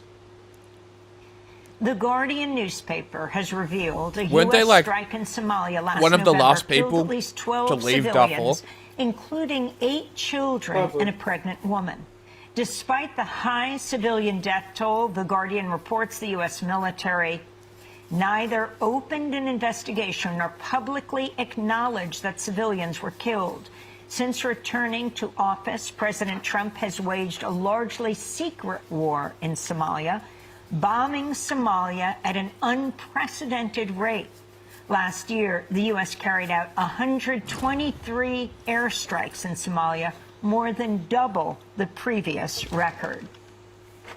In health news, the Africa Centers for Disease Control and Prevention's warning the Ebola outbreak in the Democratic Republic of Congo could become the worst in history. The number of confirmed cases in the DRC has increased to 837. The official death toll, nearly 200. The Africa CDC said more money is needed to trace potential infections to help halt the spread. In the United States, several counties in Texas have declared a state of disaster after the U.S. Department of Agriculture detected a dozen cases of New World screwworm in cattle, goats, and a dog. The parasite feeds off the flesh of warm-blooded animals and is often fatal. It was detected in a Texas calf on June 3rd, the first domestic screwworm infestation since the parasite was eradicated in the U.S. 60 years ago. In response, the Republican governor, Greg Abbott, announced plans to release hundreds of millions of genetically altered sterile flies in an effort to eradicate screwworm. Meanwhile, the Trump administration's tapped Agriculture Secretary Brooke Rollins to lead the federal response to the crisis. To continue to ensure this does not affect the food supply system. This is not a virus, it is not a disease, it is a pest. And so we obviously are treating it as such. According to a report by the food and agriculture news source AgriPulse, sweeping cuts to USAID by Elon Musk's so-called DOGE, the Department of Government Efficiency, last year included a program dedicated to tracking and preventing the spread of screwworm across the U.S.-Mexico border. Voters went to the polls in Oklahoma, Alabama, and Georgia Tuesday. In Georgia, the Trump-backed Congressman Mike Collins won the Republican Senate primary, defeating Derek Dooley, who'd been backed by Georgia's Governor Brian Kemp. Collins will face off against Democratic Senator John Ossoff in November. Meanwhile, the billionaire Rick Jackson, who won the Republican governor's race, defeating Burt Jones, who is backed by Trump. Jackson spent more than $100 million on the race. He'll face former Atlanta Mayor Keisha Lance Bottoms in November's general election for Georgia's governor. And in California, the Sacramento Metropolitan Cable Television Commission has voted unanimously to fully fund Access Sacramento for the next fiscal year. The nonprofit Community Media Center had faced severe budget cuts due to a dramatic drop in revenue from cable TV subscriptions. To see our recent interview with Joe Barr, Executive Director of Access Sacramento, the public access TV station, go to democracynow.org. And those are some of the headlines. This is Democracy Now!, democracynow.org, the War and Peace Report. I'm Amy Goodman in Belfast, Northern Ireland. Thanks for watching Democracy Now! On YouTube. Subscribe to the channel and turn... Mr. Jiang makes you stupid. You've probably seen his channel explode in recent months. Since the war in Iran has begun, his videos, which were already being heavily pushed by the algorithm, have exploded across YouTube, pulling in millions of views. But out of all the voices to boost at this crucial time, his analysis is the worst possible at actually explaining the world right now. Professor Jiang is not a professor, but an English teacher. All he's doing is feeding a Western audience more conspiracy brain rot and killing off what little critical thinking potential that was left in popular media. For about a year now, I've been following him through his guest appearances on other prominent geopolitical channels that normally feature far more grounded analysts. What sets him apart from these other geopolitical analysts and what makes his content so much more dangerous is for the first 3/4 of the interview, his analysis typically sounds pretty reasonable. He walks through history, points out patterns, and gives what seems a fairly standard geopolitical breakdown of the situation. But critically, in his conclusion and telling the viewer what they should be taking away from his analysis, he leads you away from true power structures that we should be focusing our criticism on, and points you to magical La La Land conspiracies and hidden societies that are supposedly pulling the strings. The conclusions he draws and what he ultimately advocates for are deeply misleading and nihilistic. He's tapping into the enormous energy around this geopolitical moment and channeling it towards unclear conclusions about what is actually going on in the world and why. This information could have otherwise been used to actually inform or even organize people to address these problems, but instead it only confuses viewers and promotes conspiracy thinking. So in this video, we're going to break down how Professor Jiang is completely wrong about what drives global politics, how his analysis makes viewers powerless and distracts them from the real cause of problems in the world, and finally break down his insane new prediction for the post-war world order and why it will definitely not happen. Now let's dive in. There is a massive hole in the professor's analysis. In all of his videos, Professor Jiang rarely makes a class or material analysis, and if he does, he only presents it as a secondary factor and not at all the driving force. Material analysis means looking at the economic interest behind political decisions, who controls wealth and resources, and which groups actually benefit from the policies governments pursue. He thinks that they are primarily acting on behalf of a secret society with some spiritual or religious purpose, usually, in his opinion, trying to usher in the end times. When in reality, the fact that corporations and billionaires hold all of the wealth that's and what are a lot in of turn driving pseudoscientists government try policy and in sell. their favor is obviously the most important aspect we should be focusing on. Structuring your analysis around material conditions offers rational and measurable explanations of how people in power act and how society works. Yet he purposely drives viewers away from this conclusion. What's really going on is not a financial war. What's really going on is not a material war, a military war. What's going on is a spiritual war, all right? That's what's really going on. Because he sidelines material incentives, he has to find other reasons to explain the actions behind geopolitical actors. The driving force behind his understanding of the world is eschatology. So eschatology is the belief that history is moving towards some kind of final conflict, collapse, or civilizational showdown that everything is building up to. He frequently puts forth his belief that secret societies are guiding history through incredibly complex plans that stretch across millennia. These are the forces that are currently coordinating decisions between the leaders of major countries. This is a plan that has been in motion for centuries, but it involves different religious groups among the Jews, Septim Frankists, Shabbat Lubavitch, which you've talked about. It also involves the Freemasons, the Knights Templars, the Rosicrucians. It involves the Jesuits. So you have these different secret societies, different religious organizations working together through the centuries to achieve this plan for the end of the world, which heralds the Messianic age, okay? If you just observe geopolitical events, we're seeing these events converge together today. I mean, all these events are playing out. So it seems as though there are these very powerful shadow forces working behind the scenes. We don't know who they are, but it seems as though they're able to control geopolitics in a certain manner as to fulfill their eschatological script. It's an eschatological factor where, if you look at the Epstein files, it's clear that we are run by secret societies. It's clear that the world is run by these individuals who have a lot of power. We don't know who they are, but they control the military, they control the national security apparatus. And these people, there are different names for these people. You can call them the Illuminati, and the Illuminati are composed of three major groups, okay? You have the Jesuits, who control the Vatican. You have the Septim Frankists, which control the modern state of Israel today. You have the Freemasons, which control the national security apparatus of the United States. And they believe that Israel, this war in the Middle East, is key to the end times in creating heaven on earth. So it's almost like a script that they're following, even though it doesn't make any geopolitical sense. Okay, so I would say that these three are the best reasons why this is happening. This is his primary way of seeing the world. Material interests aren't the driving force behind politics, but a byproduct of the deeper spiritual or religious goals that these groups are pursuing.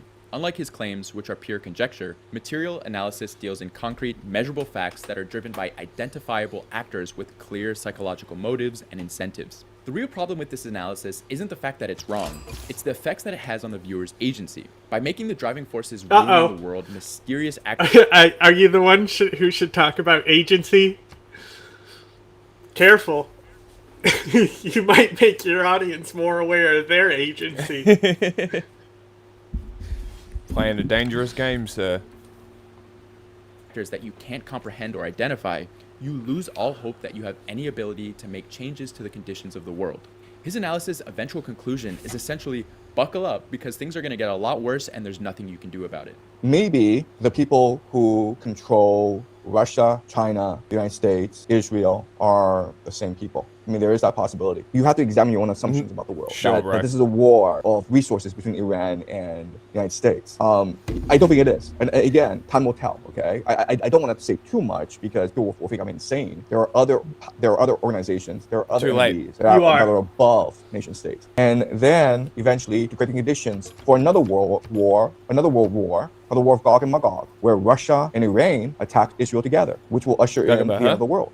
That's a script. That's a plan they have in mind. So it's all been preordained. It's all been scripted out, and that's exactly what's going to happen. And it's only a question of like time frame, like how long. This works really good in like sci-fi fantasy, where you can go the prophecy. Lied yes, into yeah, this true. conflict before us. You think that okay, it really matters who wins, the United States or Iran? It doesn't really matter. It really matters if Israel becomes an empire or not. It doesn't really matter. It matters if breaks is successful or not. It doesn't matter. None of this matters. What matters is our understanding of the world. What matters is our desire, our courage to seek the truth, no matter how painful the truth is. That's what matters. Yeah. Like, what are you supposed to do with that information? You're fucking Instead crazy. Of vaguely Goodbye. alluding to hidden elites, why not simply identify the real institutions that wield enormous power? In doing so, he could direct viewers' understanding of the world to things people could actually do something about. We have extensive evidence that corporations and wealthy individuals control governments, lobby for endless wars, extract resources, steal your wages, and destroy the planet. He could easily redirect his argument towards that reality. These corporations and billionaires are in effect small groups run by largely evil people, not too dissimilar from the magical ones he's making up. It would take maybe 10 more words to shift from vague insinuations about secret groups to the actual real group screwing us over. Instead, he leaps into eschatology and conspiracies. There's no evidence for these claims, and they rely on massive extrapolations and connecting distant dots into a grand conspiracy. And even if you assume for a moment that he's right, let's say that there really are secret societies running everything.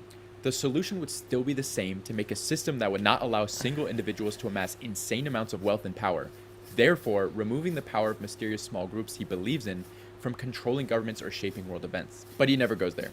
Everything is framed as an unstoppable historical process. Oh my god. The people and institutions when does your fucking alliance expire? Disappear into the background and are replaced by abstract conspiracies that no one can realistically confront. It doesn't tell me. It muddies the water, and instead of clarifying who benefits and who is responsible, it disperses the audience's attention in every direction. Because he essentially ignores class and material analysis when it is such a critical blind spot in analyzing our modern world, I wouldn't blame someone for believing that he is some sort of plant by Western governments to prevent any rise in class consciousness as mouse living over the conditions in face. the West deteriorate. The Admittedly, emotion it is pretty face. insane on how much the algorithm is boosting him. He himself has stated it seems 19 like he's being turns. artificially boosted. I'm being amplified throughout social media. I don't think it's organic. But personally, I don't think this necessarily means he's part of some deliberate operation. The more likely explanation is that he's an older Gen X academic who benefited from the existing system and has little interest in challenging the structures that created his own comfort. I have found his mindset fairly common amongst well-educated center-left men from his generation. They might have the belief that some level of wealth redistribution is necessary because it's obvious, but they allow their disdain for identity politics, woke ideology, and grievances to hijack and take precedent over everything in their political worldview. Since he's materially comfortable and isn't feeling the brunt of late-stage capitalism as millennials and Gen Z are, he lets broad cultural psychology and eschatology guide his analysis. This is in combination with his background in Western literature and biblical studies, which seems to shape how he interprets the world as well. He frequently falsely projects frameworks from ancient texts and religious narratives into modern geopolitics. Since he is ethnically Chinese, some people online think that makes him pro-China or even an agent of the government. But in reality, it is quite the opposite. He is Canadian Chinese, studied at Yale, and has made it very clear his love for the West and has boomer-level ideas about its exceptionalism. He is by no means representative of the Chinese political mindset or thinking. Western civilization, it's just not about people being white. It's really about what it means to be human, right? And what it means to be spiritual and to have connections with the divine. So it's unfortunate that just when the world needs Western civilization the most, the West decides to destroy its own civilization. I've been to a lot of countries in the world, and I would say that America is probably the least racist country in the world, because regardless of America's racist past, Americans have deep respect for He's talking to hard work Sneeko and for here. talent. America's the only country in the world Amazing. where you can come as a nobody and work really hard, open a restaurant, and be a millionaire. And I know because my relatives have done so. You can do that anywhere else. Yeah, I understand that there is, and I know. He's got this huge note that you can't even read. It appears for a split second. Oh, because my relatives have done so. You can do that anywhere else. Yeah, I understand that there is a racist past in America. There's a past of slavery. There's a past of genocide against the indigenous people. I understand that. But at the same time, we can't forget that America is still probably the most open and generous society in the world. Listen, Tucker, the United States is the greatest nation in the world. The people are open, generous, entrepreneurial, energetic. So I mean, America, regardless of what happens, America will still come out doing pretty well, just because of the pure energy and creativity of its people. It's precisely his pro-Western outlook and the Western lens in which he interprets the world that makes him so popular in the West. To young men who have only been exposed to mainstream Western media analysis of the world, his basic geopolitical takes sound profound, even though many others offer the same analysis, often on the same YouTube channels he guest appears on. For old Western men, Professor Jung's analysis is basically crack for their minds. They are already primed for reactionary and conspiratorial thinking. They're materially comfortable, shaped by decades of Cold War propaganda, and drawn to explanations that affirm their biases, while at the same time without forcing them to confront uncomfortable class analysis or scary ideas like socialism. His popularity is not too dissimilar to why Trump and QAnon conspiracies were so appealing initially. He's going to tell you everything you want to hear and kernels of truth to buy your trust. Trump pointed to Americans that NAFTA was bad, the elite are not on your side, and that Hillary Clinton and corrupt liberals were evil. At the end of the day, Trump was just saying that to get elected and didn't do anything to actually help any of these issues. He was not pointing these things out from a leftist perspective to actually help people, but as a populist trying to get votes. Professor Jung will very satisfyingly tell you what you want to hear about the contradictions of elites, the failures of Western governments, but just like Trump, when it matters most, he's going to misdirect you away from the crucial material analysis. This is why it's unsurprising the most excited I've seen him for interviews by far have been with reactionary, conservative, or right-wing speakers like Tucker Carlson and Sneeko. During conversations with these guests, he feels much more comfortable to dive into discussions he clearly wants to talk about. There's way more space with right-wing audiences for baseless claims, conspiratorial thinking, and much lower intellectual standards. If you look at the Freemason symbol, right? It's a square's compass in the letter G. The letter G. What does G stand for? Well, what they say is, what stands for, well, God, but also geometry. What Albert Pike says is that the G, it stands for God, and it stands for geometry. But he also implies it stands for the generative force. Okay? So you put these three words together. Geometry generates God. Geometry generates God. And what do you get? You get artificial intelligence.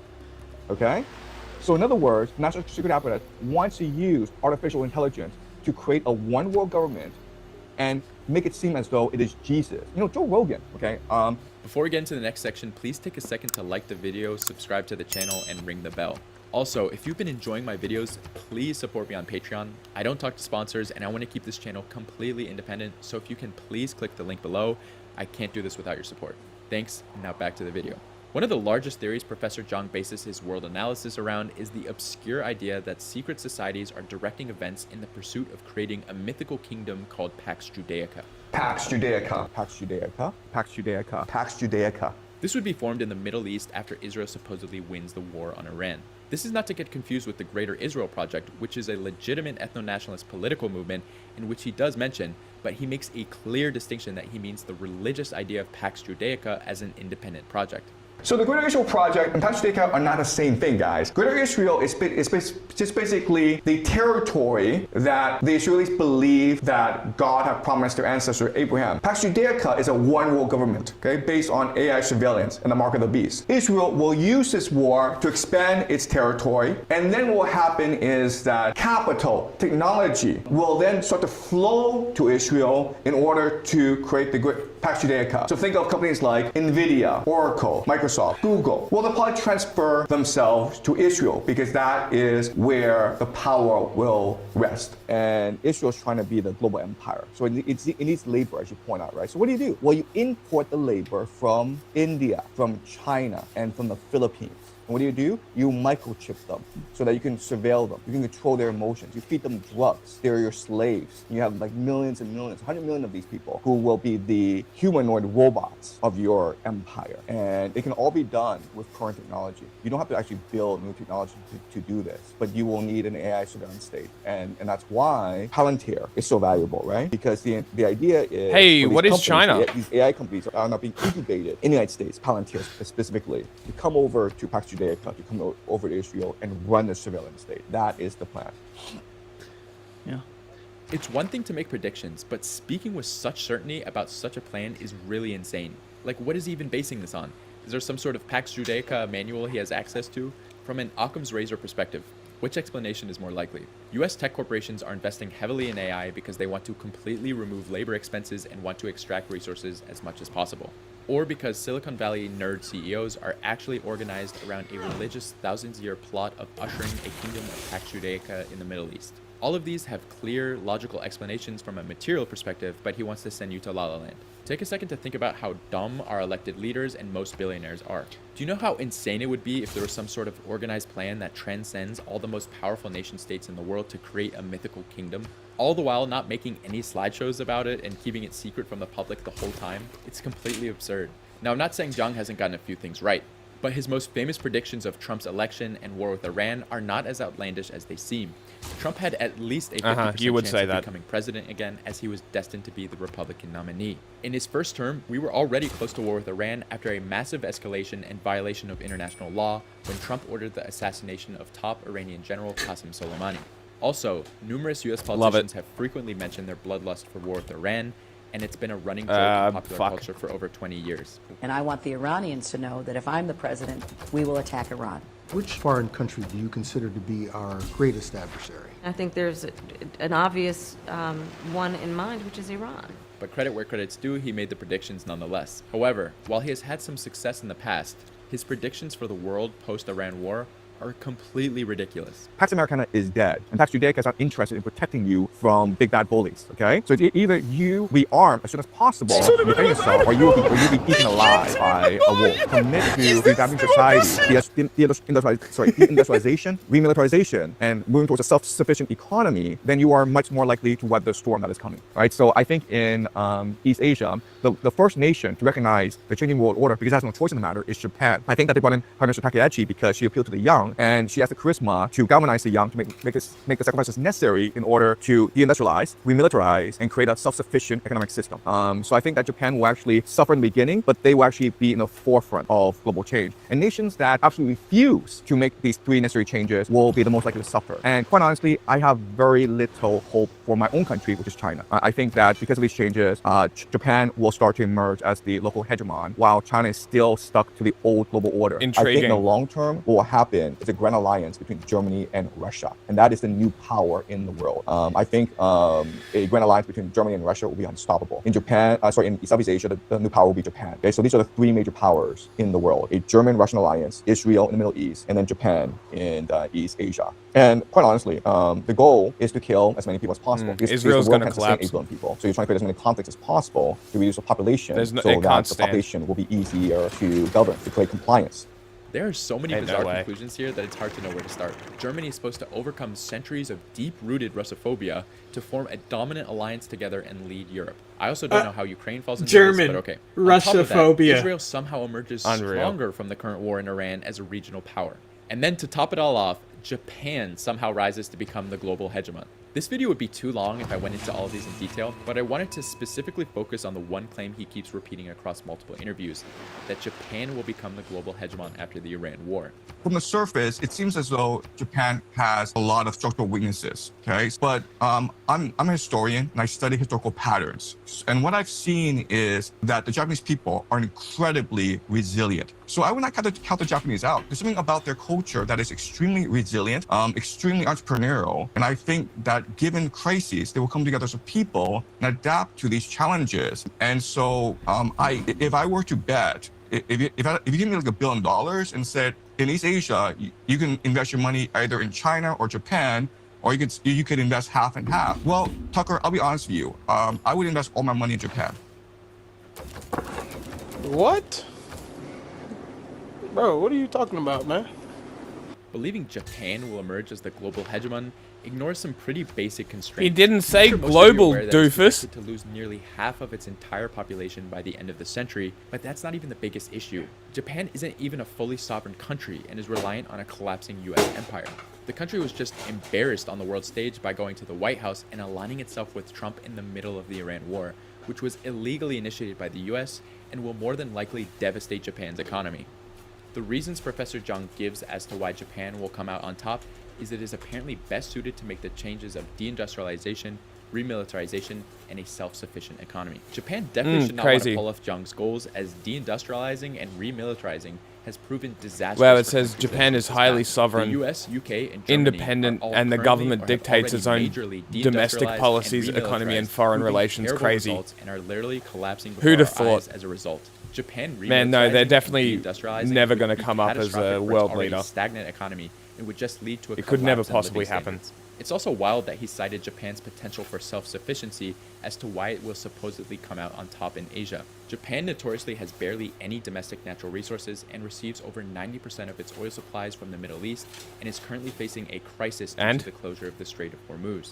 At a certain point, it's obvious that his arguments in favor of Japan have nothing to do with the material reality and more about an ideological preference. He clearly admires Japan's current right-wing Prime Minister Sanae Takaichi because of her emphasis on cultural homogeneity and anti-immigration politics. That was and he's projecting possibly that the into worst his geopolitical forecast.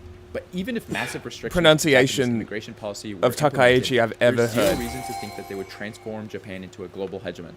It would more likely just make their depopulation crisis and economy even worse.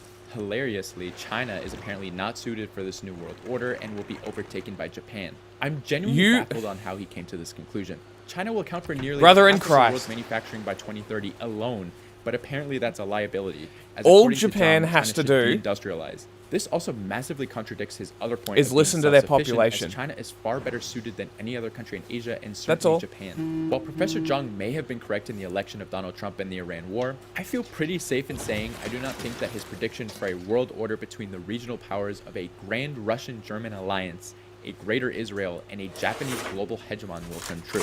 While his analysis might be wrong, there's also And a who the massive fuck are loss you? of opportunity or even danger in his conclusions. He is reaching Why? millions of people Like, who are what actively trying reason to do I have to believe you over him?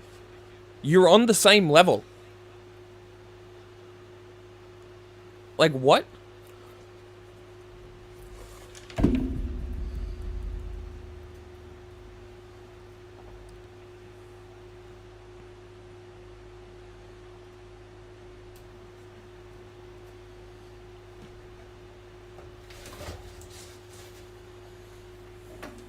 Little baby, we need to clean you because you are very crusty, little baby.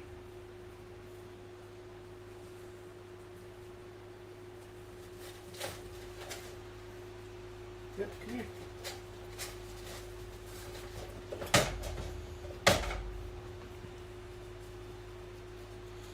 So I'm going to build up a massive military, and when I can, I'm going to destroy India.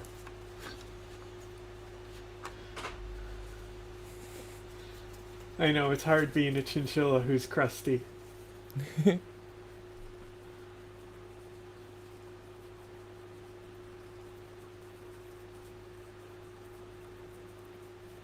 There it is. Beautiful. Alright. Here's what I'm gonna do when your little friendship with him expires.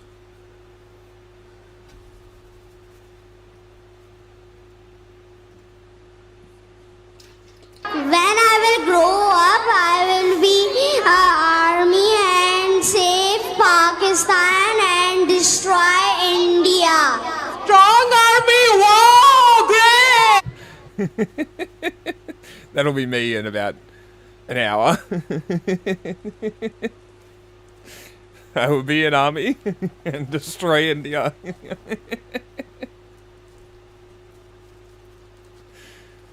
Amazing. They take away healthcare. Just like America. Took away the healthcare for the army.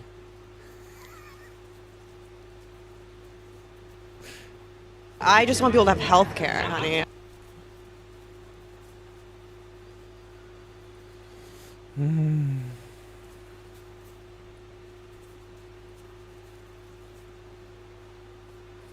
Where's his capital?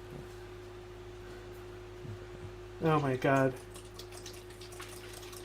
There is so much for being kicked right now. He's doing it on Going- purpose. Oh my god, it's everywhere. I know, buddy.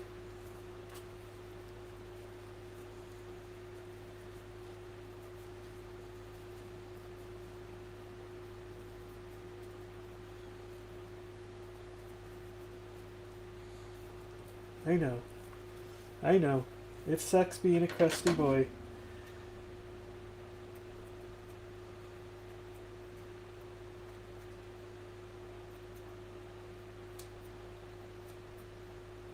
I'm gonna trim you up a little too. Cut some of these knots out.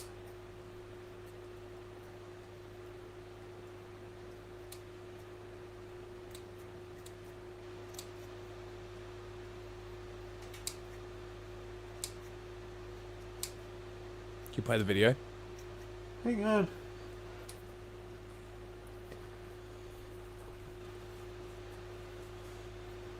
Okay. Oh my goodness. What a mess you've made of me. It's literally falling off of me.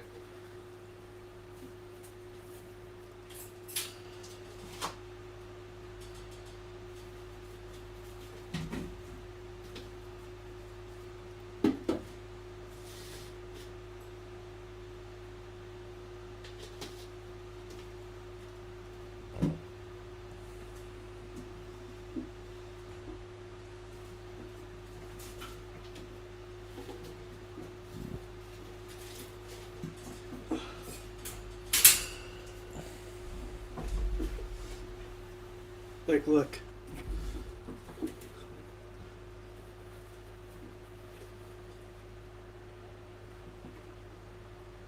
Oh, I see. Fucking hell. Gross. It's like wet cat hair. Well, it's not even wet. Is it like matted together with like an oil? No. Interesting.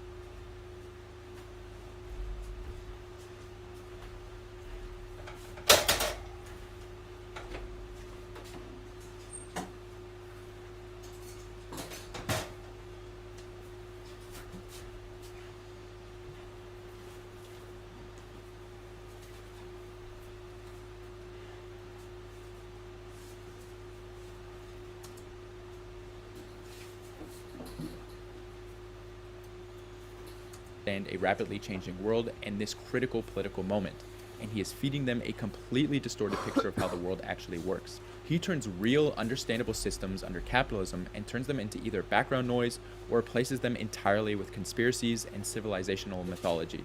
So instead of people walking away with a clear understanding, they walk away confused, cynical, and convinced that everything is being controlled by forces they can't see or understand. And once you believe that, there's no point in analyzing anything, and there's definitely no point in trying to change anything. If you really love Professor Zhang, don't let this discourage you from learning more about geopolitics.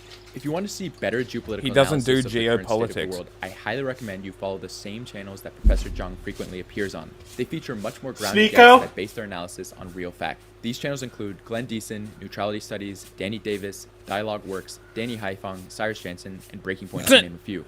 Hell, still watch him too if you want. He can still be really entertaining. Just know his immense limitations, and his analysis should by no means be a focal point in your political development or The shaping your world. subtle Chinese If you made it this agent far, plug please take a there second is to like the video and subscribe to the cringe. channel. Check out my Patreon, follow me on Twitter, and the written version Nah. of this video will be posted on my Substack. I'll see you in the next video. Peace.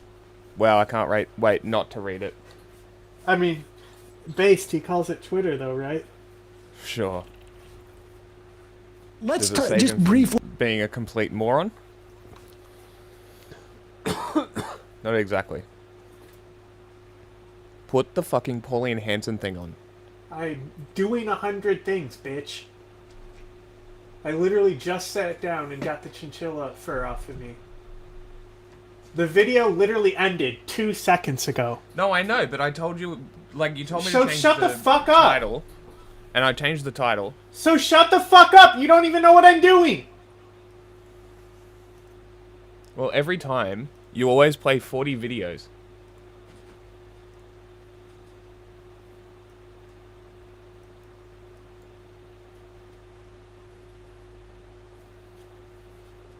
Delicate arch. faith. Interesting.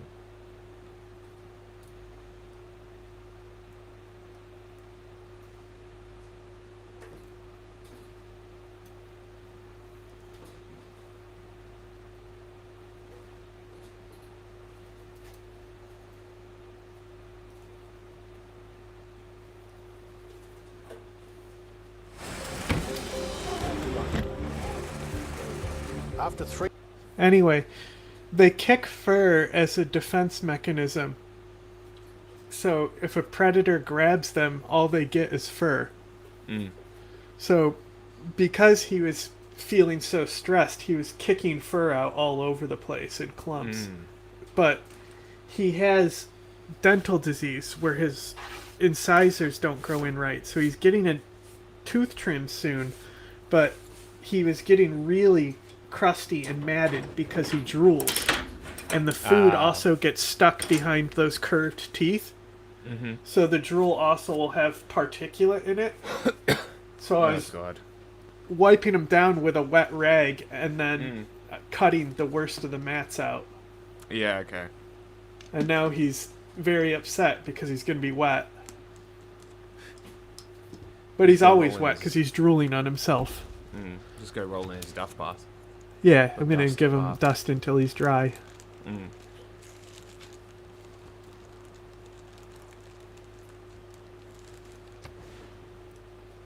Because I'm assuming that the dust has a second-hand property of, like, drying up The any main reason moisture. they use it is to pull moisture. Yeah, okay.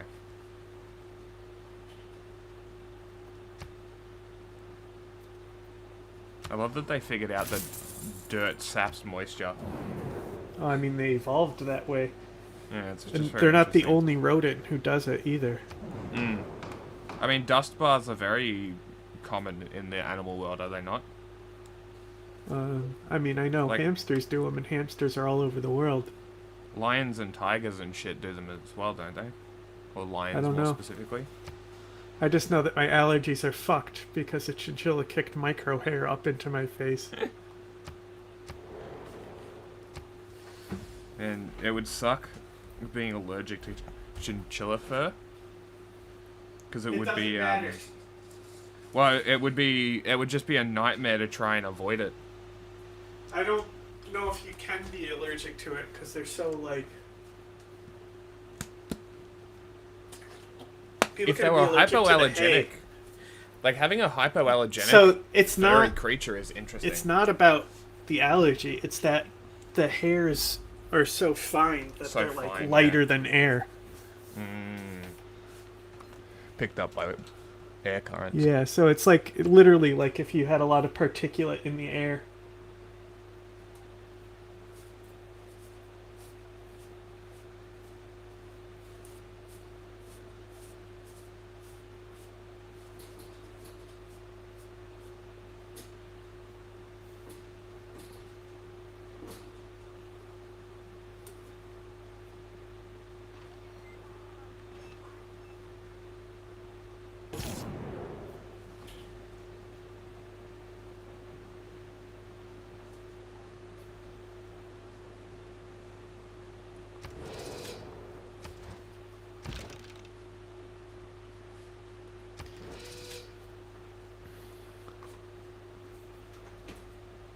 Three decades in public life, Pauline Hanson's first appearance at the National Press Club began in trademark style Don't expect a divisive welcome to country from me.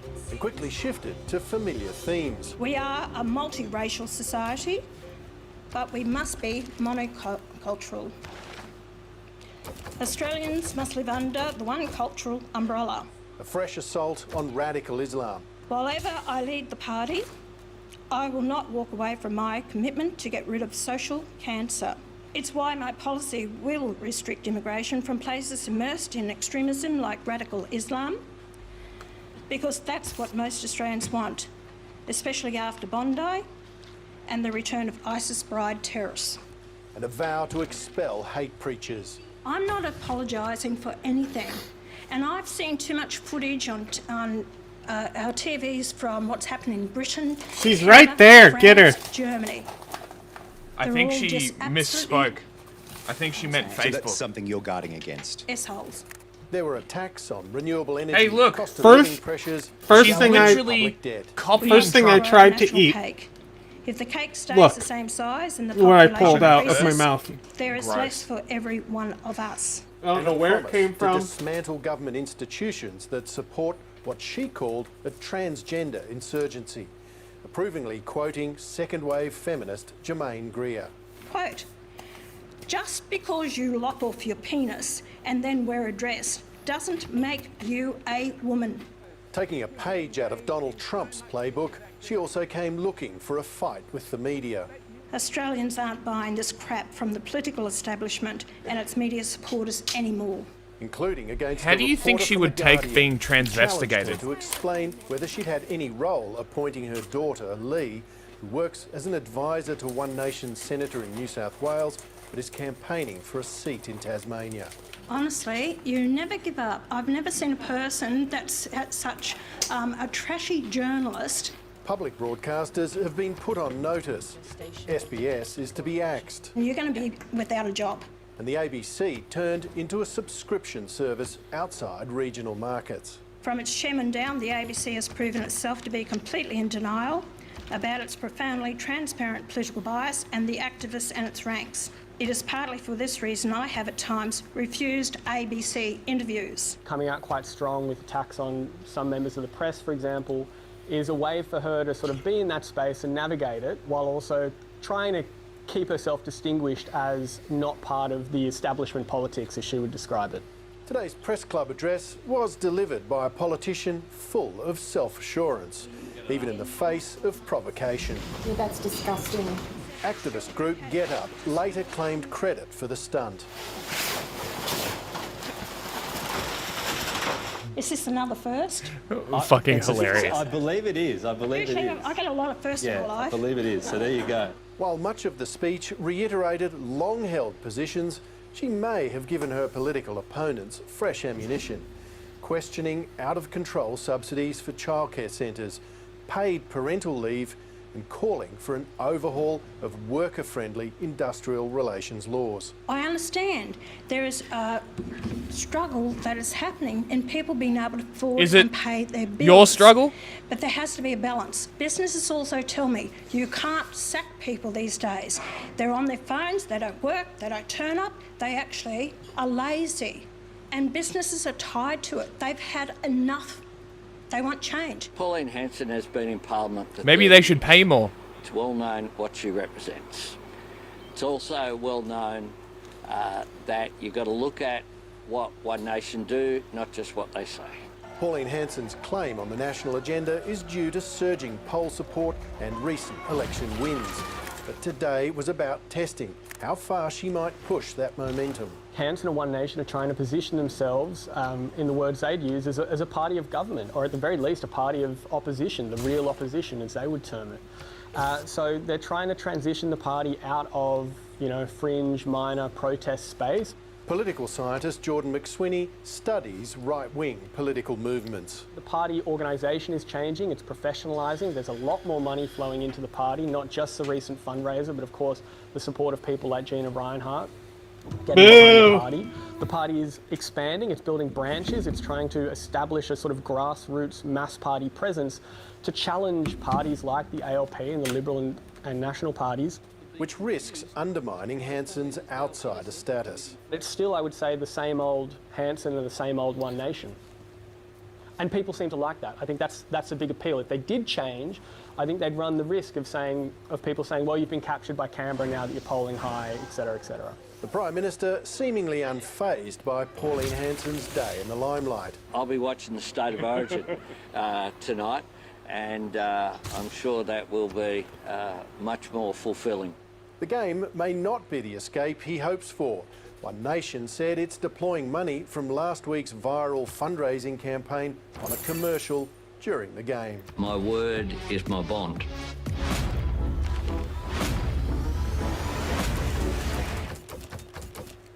There's no question that Senator Hanson held her ground at the press club, thinking quickly on her feet. But today was also about the content of One Nation's evolving policy plans. Barnaby Joyce is One Nation's Treasury spokesperson. Barnaby Joyce, welcome. Absolute pleasure, Sarah. Did you help write Senator Hanson's speech? No, I didn't. I certainly Look at this fucking had suggestions and parasitic I probably virus did give some of a information human about being. How it might go during the questioning, but no, it's a Senator Hanson speech, not a Barnaby Joyce speech. Senator Hanson Look at his made clear fucking in her teeth. speech today that she sees Disgusting. the defence of small business owners as more important than supporting higher wages and job protection for low-paid workers. Is that the choice the party has made now, to back small business over workers? Well, the greatest driver of our economy is small business. No big business would ever exist if it hadn't been a small business. So what Senator Hanson was saying, that you have to have a holistic look at this. If you arbitrarily say, well, we're just going to put up wages and somehow magically the small business that's already struggling, in some instances on its knees, is going to be able to somehow charge $10 for a cup of coffee and everybody will buy it, well, it won't. Let me move on to immigration. Senator Hanson made the case that there is something fundamentally wrong with the fact that 51% of Australian residents are overseas born or have an overseas born parent. Are you turning your backs on 51% of the population? No, I don't think so at all. What we're saying is Australia has to have the capacity to bring in an Australian culture, a culture with guardrails, a culture that is able to absorb people. Culture So that with we have harmony, guardrails. we have peace, and we have a unity of purpose. If you get a balkanisation in Australia where there is A balkanization in Australia? that they basically live their culture, not an Australian culture, then inherently that just does not work out. But And you're we've saying, seen that in but Europe. in this case, we don't want to repeat the European problem. yeah, she made that clear. I think she referred to European countries as S-holes. But just staying with this, the case that she made today, she's making the case that there is something fundamentally wrong about coming from another country. No, it's not that it's fundamentally wrong, Sarah. It's just that in excess, it's fundamentally points to a problem. The issue is we are not against immigration. We're against immigration in such a form as we are unable to find the houses for people, we're unable to find the hospitals for the people, we're unable to find the services for the people, in some instances unable to find the jobs for the people. But this, and if I may, unable Barnaby, to just create a culture yes. that absorbs them into the Australian ethos. Let's talk about values, because this wasn't in a part of the speech where she was talking about the link between immigration and housing. This is more fundamental about values. Do you agree that Australians born overseas or with parents born overseas are destroying Australia's identity and values? I don't know whether, well, she didn't say that they were destroying Australia's identity and values. She said that obviously it links to a problem that if you have an excess anywhere, it's an indicator that you are not sort of self-fulfilling your own destiny, that you're relying too much on trying to import your future and import your progress. And I don't think that works. And if it's politically incorrect to say the bleeding obvious, then so be it. And some people will be happy and some people will be unhappy. That's life. Be honest, be straight, and accept the consequences. Yeah, she did make the case linking that number, 51% of people either born overseas or with a parent born overseas, being responsible for Australia losing its values, which brings me back to that question. Is one nation turning its back on 51% of the population foreign-born or with a parent foreign-born? No, it's not. And what it is saying is that in the future we must find a better way to do this. We can't just think we're going to import progress or import prosperity, because self-evidently it is a fact that our income per person, our wealth per person adjusted, has been going down, not up. So it hasn't worked. Do you agree that too many people in Australia speak Mandarin at home? The issue is that speaking Mandarin at the expense of not being able to speak English is a massive problem. It's a massive problem for the person who just speaks Mandarin and a massive problem for other people who have to interact in that society. You can go home and speak Romanian. You can go home and speak whatever you like, but you have to have the competency in English to be an equal participant in the Australian culture, and you have to have the capacity to make sure that your worth is able to be conducive to Australia's progression.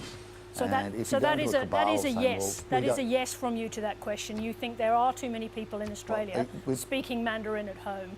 No, you're verbling me. Sarah. Well, then answer the question, Barnaby Joyce, if you play would. this game and we'll It's not a gobble. game. We'll play this game and gobble up all the interview No, in this sort of like, tete-a-tete nuance of our rhetoric. But I don't intend to do that.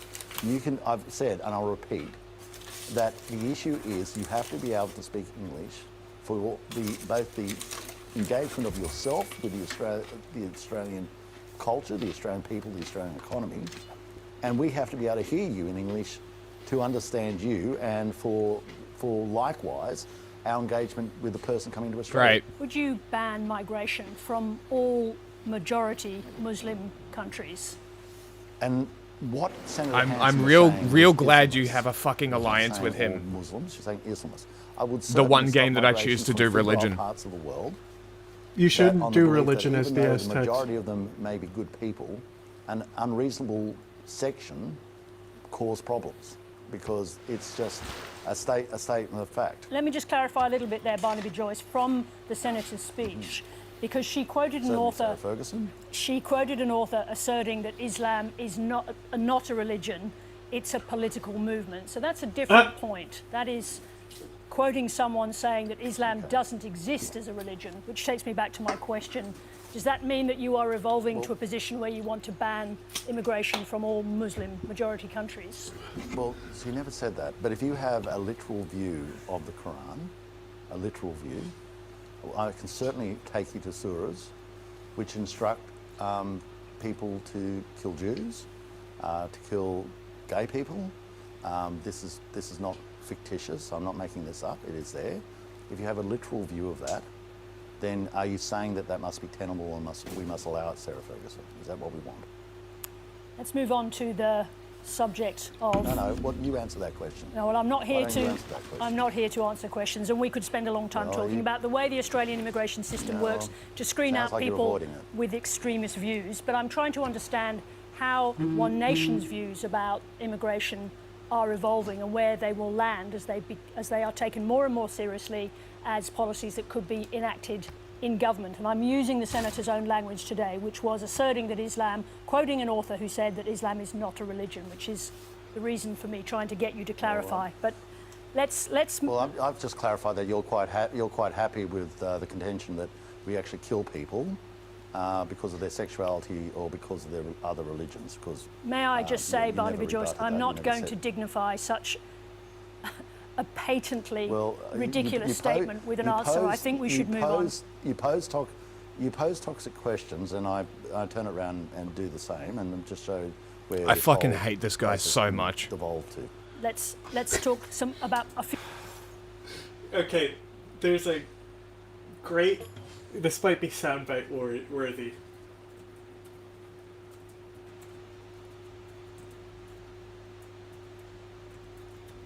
I ain't no bitch, chef.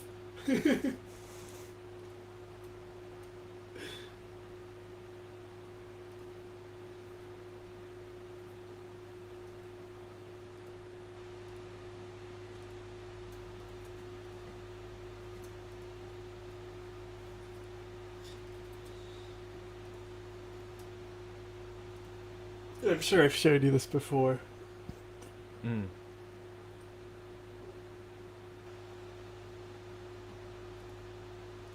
Who's the first nominee for the men? They can speak for themselves, but they know who they are. And why? You know? No peer pressure. We're men. Just English. The first nominee. What? I'm not no bitch. This line right here. Okay. Answer the fucking question. We keep talking like this out in the fucking parking lot. I don't give a fuck. What do you want me to say? I ask the fucking questions, you give the fucking answers. That's awesome.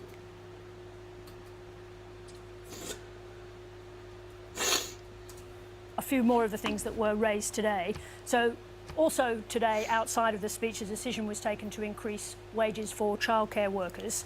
Senator Hanson criticised the decision and the money spent on childcare in Australia.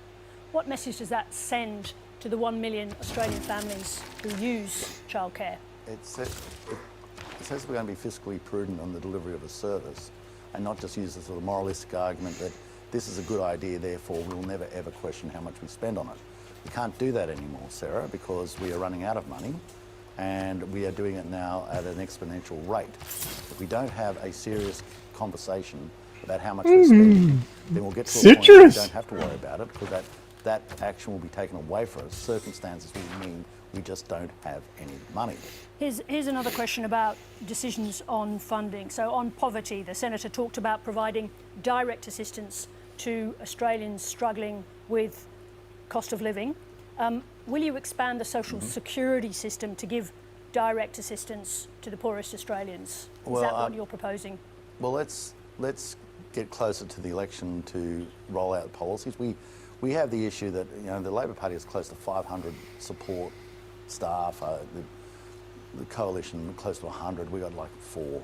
So I am going to say we need a greater period of grace.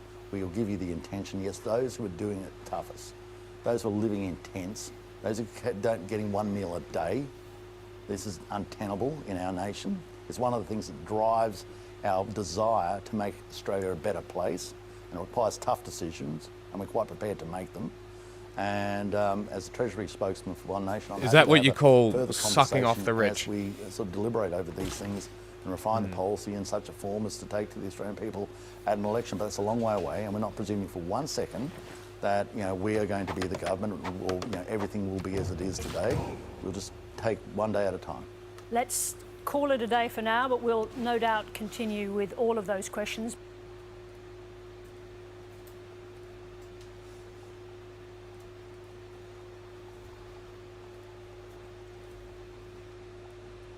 Nice. To the show. Hello and welcome to my show. Hey guys, how you doing? Hey man, how you doing? Hey man, how you doing over there? Hey guys, how you doing? Oh, this is a fun little episode we have today. I kind of forgot about this guy, one of the great dropsmen of our time. He do like this. When I look at this news, I start having an anxiety attack. Anxiety attack.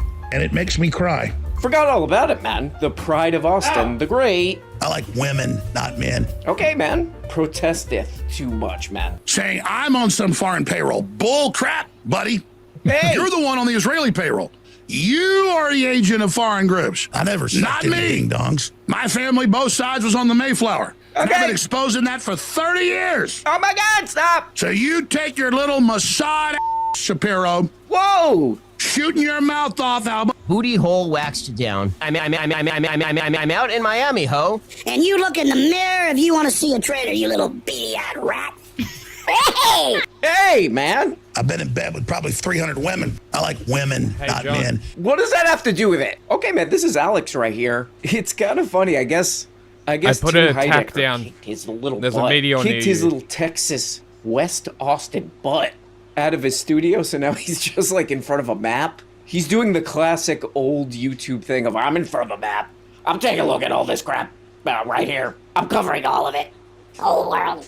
That's why I'm in front of a map. There were a lot of YouTube guys that would do this. I'm serious. I'm in front of a map. You know I'm serious because I paid, I don't know, $30 for this map. I'm in front of it, But I guess he's in his, home office or something now. And he's very pissed off and worked up about Benny Shapipi. This guy, Benny Shapipi, who apparently, just robots are watching him on YouTube. They should really teach classes, probably radio, television, film departments of colleges are trying to figure out what the hell do we do now?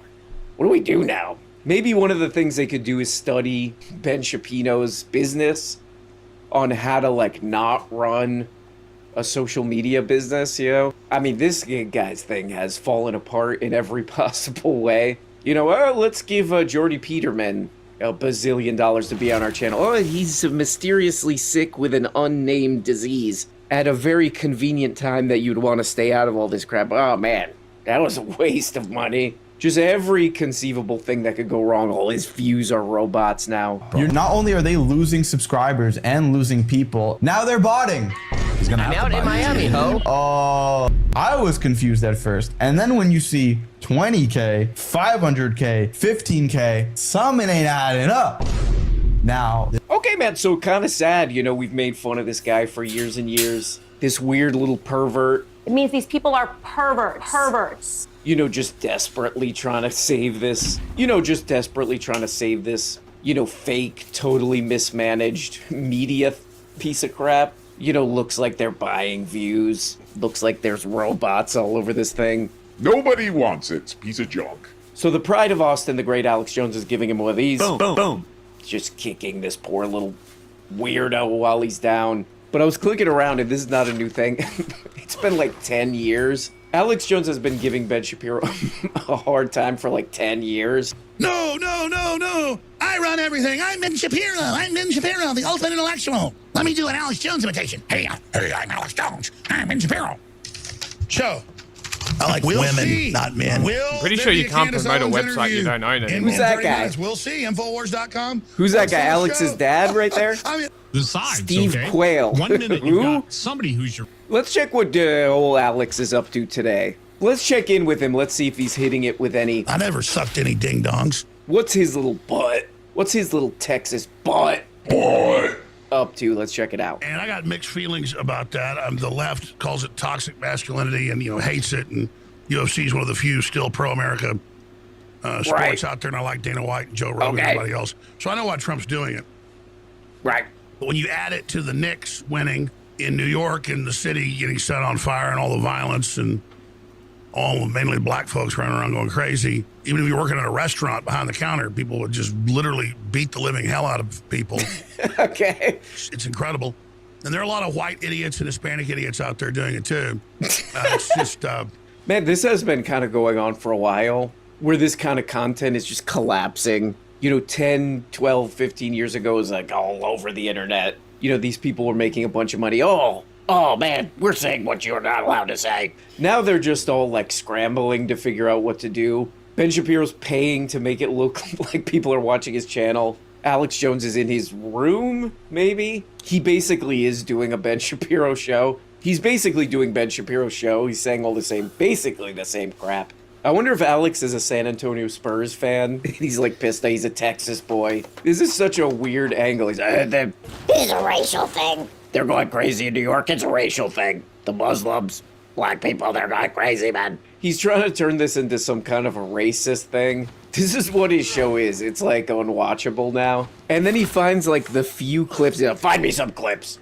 Find me some clips of New York that look like it's an escape from New York, man. It's funny. It's kind of like Joe Rogan. How Joe Rogan has always talked about like the deep state and propaganda and trickery. And now, like, his show is that. It's the same with Alex Jones. Find me the clips. Find me the clips that... Spin this thing to make it look bad. The truth about the Knicks win thing and people, like, getting out in the streets is actually... It's actually kind of ridiculous and how nice it was. I actually took some video. This is not a joke. Here's some video. The sanitation guys, the garbage truck guys, it's almost like something from a movie or something. A garbage truck guy and fire trucks came through where they were like, yay! These trucks rolled through all like... I like women, not men. These trucks were rolling through all like... When I look at this news, I start having an anxiety attack. These trucks rolled through all like... And it makes me cry. Right. But it does remind me of that movie that had to come out 25 years ago.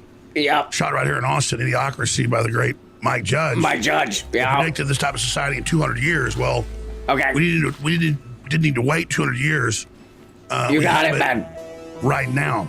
I haven't watched the Alex show in a long time, but this is kind of the only interesting thing about it, is that it seems like he's just really trying to figure out how to keep this thing profitable. Like, how to keep a viewership around. Like, that's all it is. Like, he's talking about this White House UFC thing. And, it's stupid, but what you could say about it, what I would expect from what you might expect from an Alex Jones would be like, oh, the deep state. He's always on the deep state stuff. Is something like, this UFC thing is obviously just a stupid distraction from all the deep state crap that they're doing, Instead, what we get from Alex is, it's American. It's good, it's pro-American. This is how desperately he's trying to figure out how to talk to his audience to keep them on board. It's good, it's pro-American. But these people celebrating the Knicks win, and they're just absolutely destroying that city. That's like idiot. I guess this is what he's saying. This is what it looks like he's saying. That's like Idiocracy. Like, wasn't there a scene in Idiocracy where they're doing basically the same thing as like it's like a literal, like they took it from the movie. You know, they're doing like a pro wrestling like spectacle. But Alex Jones is like, oh, that New York Knicks win. That's like idiocracy. Okay. All right, Alex. On a big scale, there's not many of those left.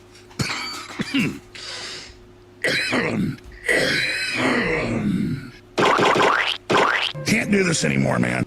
Arriving in D.C. a few nights ago. Why is the audio so bad on Rumble, Alex? Fix that. And it makes me cry. And it makes me cry. What is this, a Rumble ad on Rumble? Okay. And it makes me cry. Okay, how do I watch that? That's on YouTube. This is pretty funny right here. Alex's show is very funny. And wait, whoa, what the hell was that? Take ownership of your money. Okay. Why? What, did you take it? I wouldn't be surprised if Rumble has some exploit or something. Now my entire computer is compromised. 6th time, I think it is. Right. And declared victory. He says he's signing the peace deal tonight on his birthday. Iran says that's not true. He just does that basically every other day. I'm not trying to criticize Trump. It's just a fact. Hey, no offense. That guy keeps saying this crap, stupid crap. I'm not trying to criticize. Very weird tightrope he's walking here. Look, I'm not saying anything. He's awesome. He's awesome. It's just, he's an idiot. No, I'm not trying to criticize. What the hell does this say? Ads cost less with Rumble advertising. Okay, I'll do it. Okay, you win. I'll advertise. Okay, there we go, man. He's still trucking. He's keeping on trucking. He's in his... He's somewhere. We don't need that crap. Tim Heidecker are gonna have the show. Get the map. Get the giant map. Get the Temu map. Can't do this anymore, man. So there it is. Alex Jones' show is indecipherable. There's part of this where he's like, it would be pretty good if we could just invade Cuba. That'd be cool. I'm anti-war. Let's just go invade Cuba. He has no idea what the hell he's doing. But this is kind of funny what's going on. You know, Alex Jones is like, that bench bear's a little beady-eyed psycho. A moron. They're doing this. Boom, boom, boom. To Ben Shapiro's little narrow ass. To his little narrow butt. So they make fun of this idiot, and then he goes on his channel and basically talks to nobody. You know, maybe a handful of elderly people and then a bunch of robots. I'm gonna fire back. I'm gonna fire back into a void. But anyway, let's see what else goddamn Alex is talking about in his God knows where. Maybe a shared workspace of some kind. White students no longer the majority nationwide in schools. And white children are right on the edge of not being the majority anymore either. And the issue makes me cry this colorblind society, Martin Luther King and all that. Okay, so the many concerns of our beautiful man in Texas, they call him the restaurant wrecker of West Austin, they call him. There we go, man. And all kind of different concerns from him. Listen, my overall inclination remains to give President Trump the benefit of the doubt. President Trump has a record of doing the hard thing when no one else would. And I've said it 1,000 times. Okay. President Trump's foreign policy in the Middle East is the best of my lifetime, bar none, no close competitors. Amazing. No one else would have been able to do the Abraham Accords. No one else would have gone after Soleimani. No one else would have had the courage to deliver Operation Midnight Hammer last year, directed. No one else had the courage to say, I'm out in Miami, ho, at the Fordo nuclear facility, let alone blah, blah, blah. Operations Epic Fury and Economic Fury this year. Amazing. However, as with any war, the question is the end game. Oh, great. And we are being told that we're in the end game. So we just have...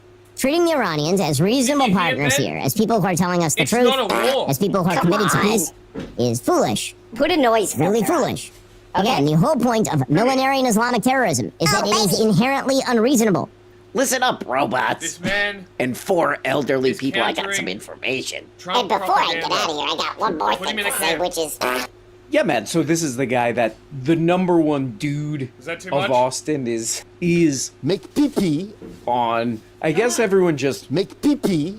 on this guy. And yeah, this channel is unwatchable unless you're a robot or a great grandpa of some kind. You know, he's responding to something where, I don't know, JD Vance or some such idiot is like, oh, we're making a deal to stop all this crap.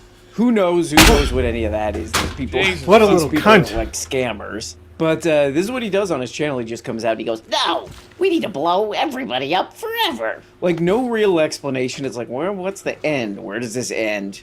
Never. Just a dweeb, just Urkel coming onto his channel, talking to robots. Hey, We need to blow people up forever. I don't know. No actual humans approve of this or want this. Not only do you people, in theory, you people, not in practice, not only do normal people not benefit, obviously not only do normal people not benefit from this, but it looks like, from my reading, oil companies, big banks, defense contractors, especially Israeli weapons contractors, they're doing great from this. Bad. That's basically Ben Shapiro in a nutshell. You morons! Shocking that no actual humans want to watch this. Hey, you moron! Hey, you moron! Shut up and give me your money. Wait, where are you going? Yeah, I don't know. This guy, who knows if we'll ever know what's going on behind the scenes of this little weirdo, this little pervert. What he's got going on, with his bots and his, shady investors and all this stuff. But unwatchable. Unwatchable crap. Very lazy and stupid. He's just like, it's good forever. Bomb everybody. Why? I don't know. Do it. So, these are the people who are fighting with each other. Alex Jones is just, all over the place. 1 minute he's doing a kind of anti-war thing, and then, literally the next sentence is how there's not enough white children, These are the guys arguing. Oh, my God. We literally worship the god of war, Mars. And you could say the last What's that? How's that we relevant? lured into supporting some really bad wars, but Americans now, upwards of 80%, don't support the Iran war, don't support the Ukraine war. That is can't do this anymore, man. It's not that Americans are wimps. It's that we understand this is for the military-industrial complex. These are forever wars. They're not for American interest, while our country falls apart and while our recovery gets derailed by it. But here's a few clips from Idiocracy. Okay. That parallels, not so much even the UFC thing, but the World Cup, the Knicks finally winning a championship, right? 2-3 days of rioting, all the fights, burning everything down. I mean, this is totally idiotic. Is Idiocracy. This is what we need to get away from. Okay, you got some clips. Okay. Okay, yeah, that seems like the Knicks game. Yeah, it seems much more like the Knicks game and the World Cup. Man, I have not watched Alex in a long time. I didn't realize how hard he's struggling out here. Alex is fighting for his life out here, man. What's going on with him? Is this is it just that he's bleeding money or something? His company got taken over by that goddamn Tim Heidecker. I watched a bunch of this. It seems like he's just, you gotta feel it. He's just trying to keep people from leaving a little bit. Oh, look. Oh, man, we're turning into Idiocracy. Not because of the Trump thing. That's exactly that. But because of the World Cup and the Knicks winning the finals. Okay. Okay. You're being very careful, man. You're walking a real tightrope, my man. Those are fighting words, people. I'm not going to fight you unless I'm not going to take it. Hey, you don't... I didn't start it. You did. Ben Shapiro's little smart-ass smirk. Oh. He's got 5% of the audience he used to have. Booty Billions, wax over $1 billion was put by the Israeli lobby and big Zionist Texas oil people out of Frisco, Texas into him to try to take over the media. And he still wasn't number one, but he was in the top 3 or 4 talk show hosts. Again, I can point a camera at my house at the wall of drying paint. It'll have more viewers. Hey, that's an attitude, man. There's all these other thousands of talk show hosts. Yeah, there he goes, man. He's on his channel doing God knows what. My man Alex. Christ only knows what he's doing out there, man. He's all over the place. But then, every once in a while, I guess this is why he's, kept this ball in the air for so long, he'll just hit with some insight. And he does give the, the honest backstory to this guy that he's feuding with. This poor little weird pervert who nobody wants to watch anymore. That's all true. He is a creation of, lunatic billionaires. And probably, God knows what else Ben Pepino's got going on behind the scenes. Who knows? But he did get away with, tricking people into thinking that he was a real content creator at some point. I don't know, 15, 20 years ago. I'm battling people in debates and all this crap. But whatever he's got going on, whatever the hell his deal is, it's always, from the beginning, it's always been who is he really sticking up for? It's always military, defense, giant banks, the Israeli, military-industrial complex that are doing very well right now. Oil companies, all this crap. So where really did Ben come from? Who knows, man? Alex Jones, I don't know. People have speculated like, he's probably some kind of a secret agent, man, meant to scramble people's brains, you know? But he just seems like he's trying to hang on to an audience. He's just trying to figure out what the hell to do, you know? So just remember, that Mondami who is an Islamic first too, and his job, just like the Somalis, is for his people, the Islamics. These people aren't just not America first; they're anti-American.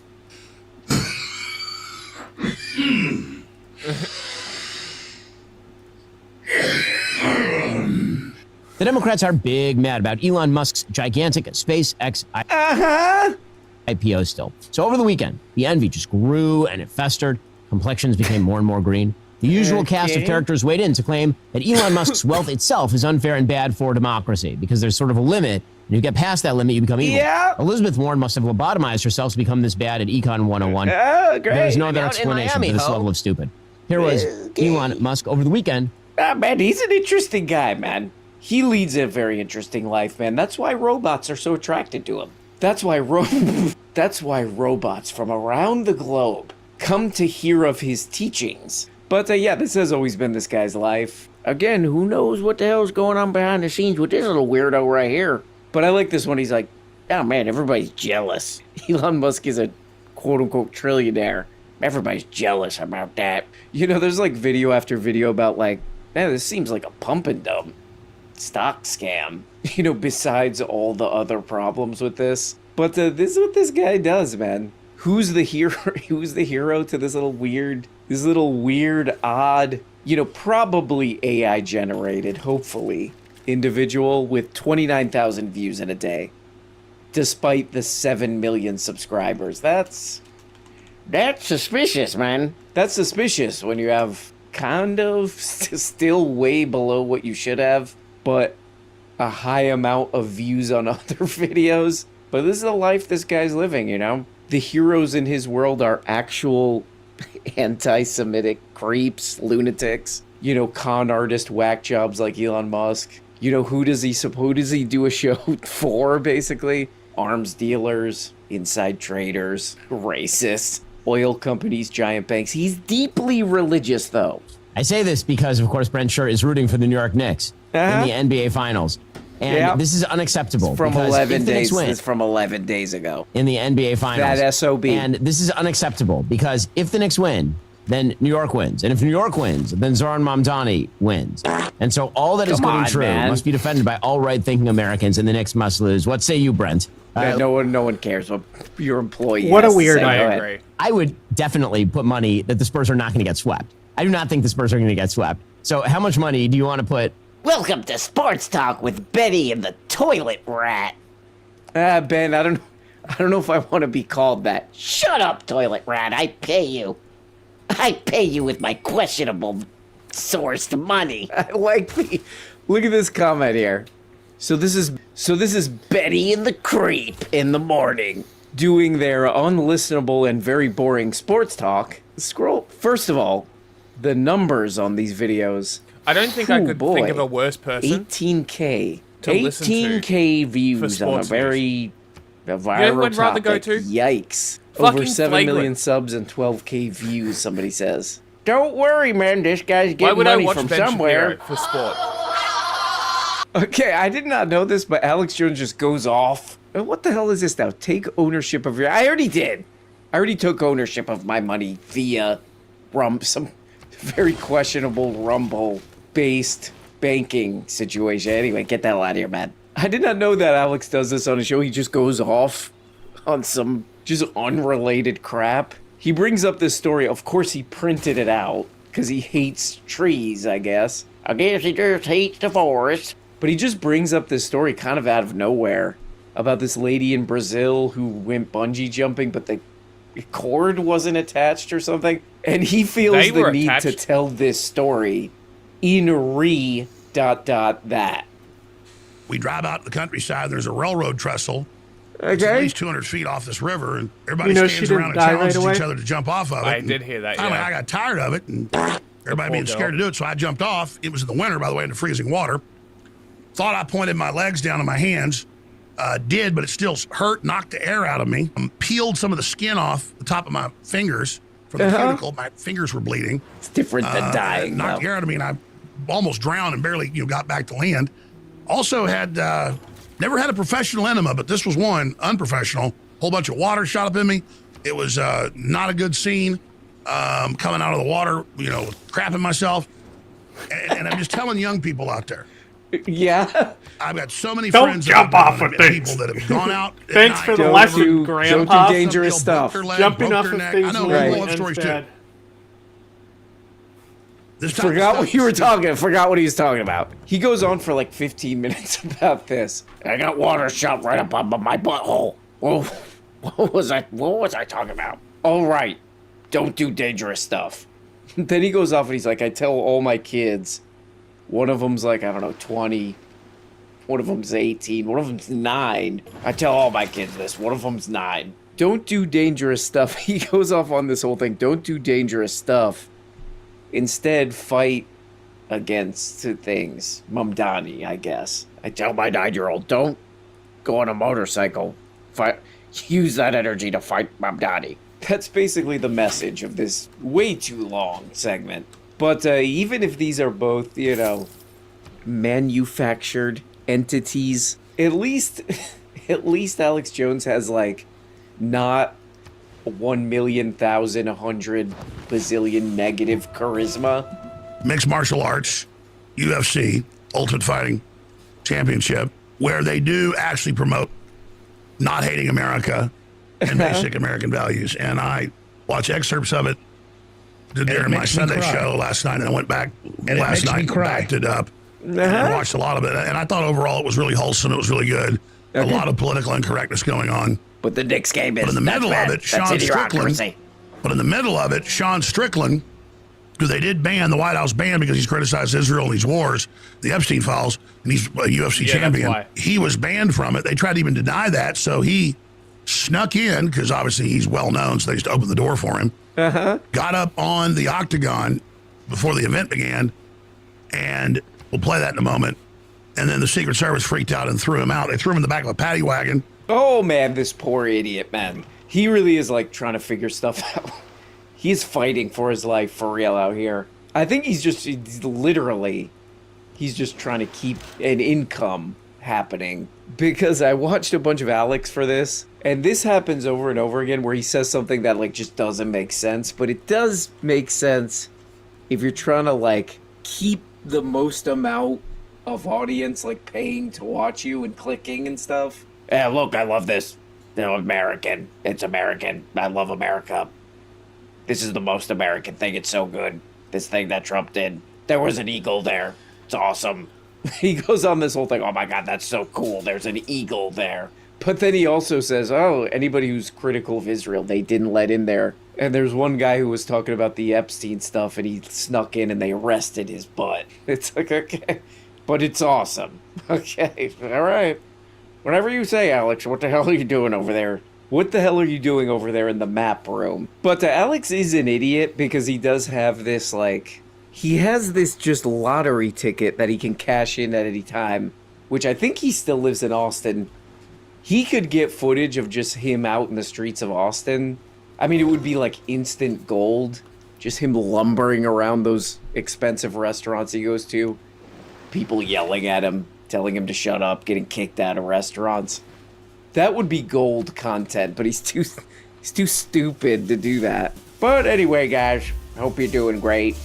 Oh, serious announcement if you're in New York or the surrounding areas, in which thereby you can get to New York live show.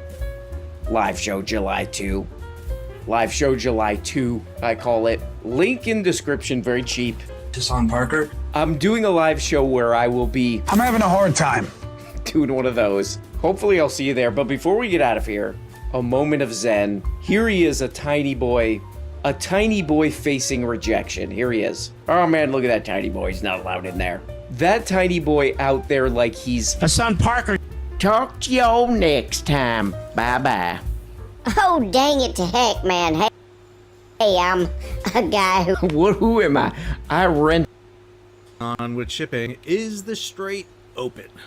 I'm your host, Sal Mercogliano, and welcome to today's episode. So, I waited a day or two for for things to settle down a bit to put this video together to discuss specifically whether or not the Strait of Hormuz is open. As you may know, we got an announcement from both Iran, the United States, and Pakistan, also Israel, that there is a tentative memorandum of understanding in place that will be signed on Friday, June 19th. However, lots of questions about whether the strait currently is open or closed. I want to put that to bed. Also discuss what are the major issues facing not just the opening of the strait, but the short-term, long-term of that. If you're new to the channel, hey, take a moment, subscribe to the channel and hit the bell so you'll be alerted about new videos as they come out. Well, we had this note by the president over on Truth Social. The deal with the Islamic Republic of Iran is now complete.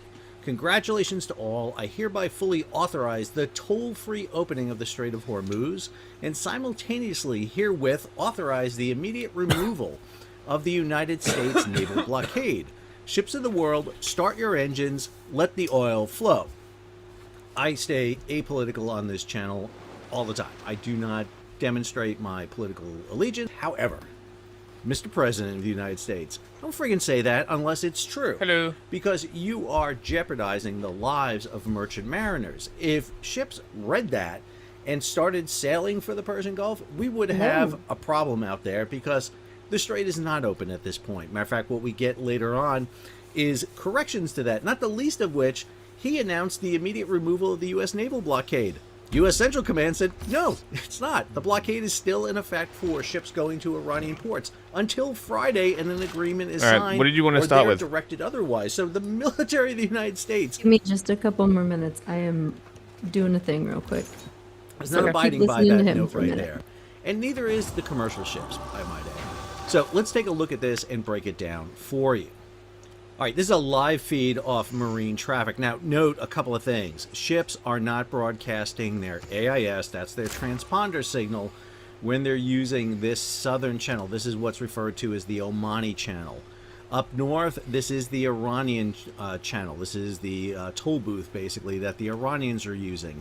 And smack dab in the center of these yellow lines, that is the international identified channel. This is the area we think is mined.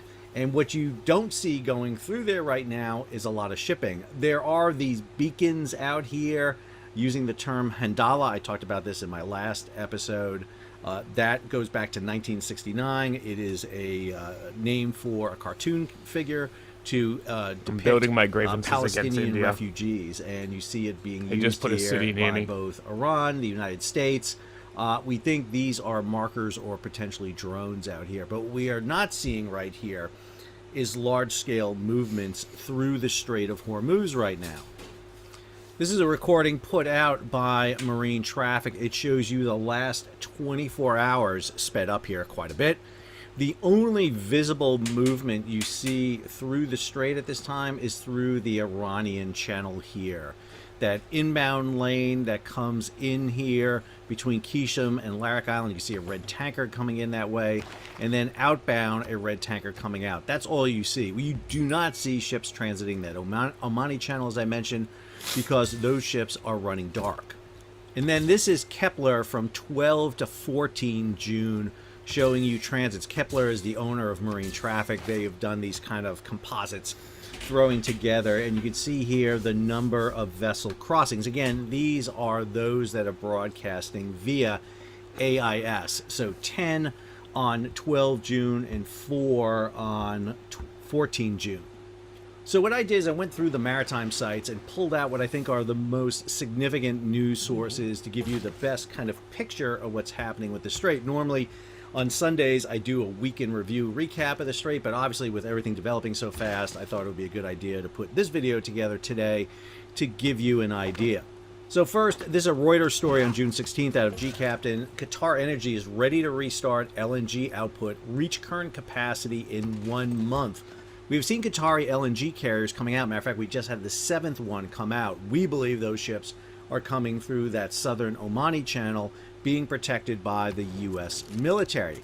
Next, we have a story over at Tradewinds. The big names in very large crude carriers are 2 million barrels or more, are flocking to the Gulf as Strait of Hormuz reopening looms. Angelicos and Sinacor keep sending ships to the Gulf of Oman as brokers promise a rate bonanza. Take you back over to marine traffic for a second. So, empty, very large crude carriers heading toward the Gulf. This shows you all ships. Red are tankers. So let's go ahead and clean this up a bit. We're going to go with crude oil tankers, and we are going to limit their sizes to over 200,000 deadweight tons, because that is usually what we see for very large crude carriers.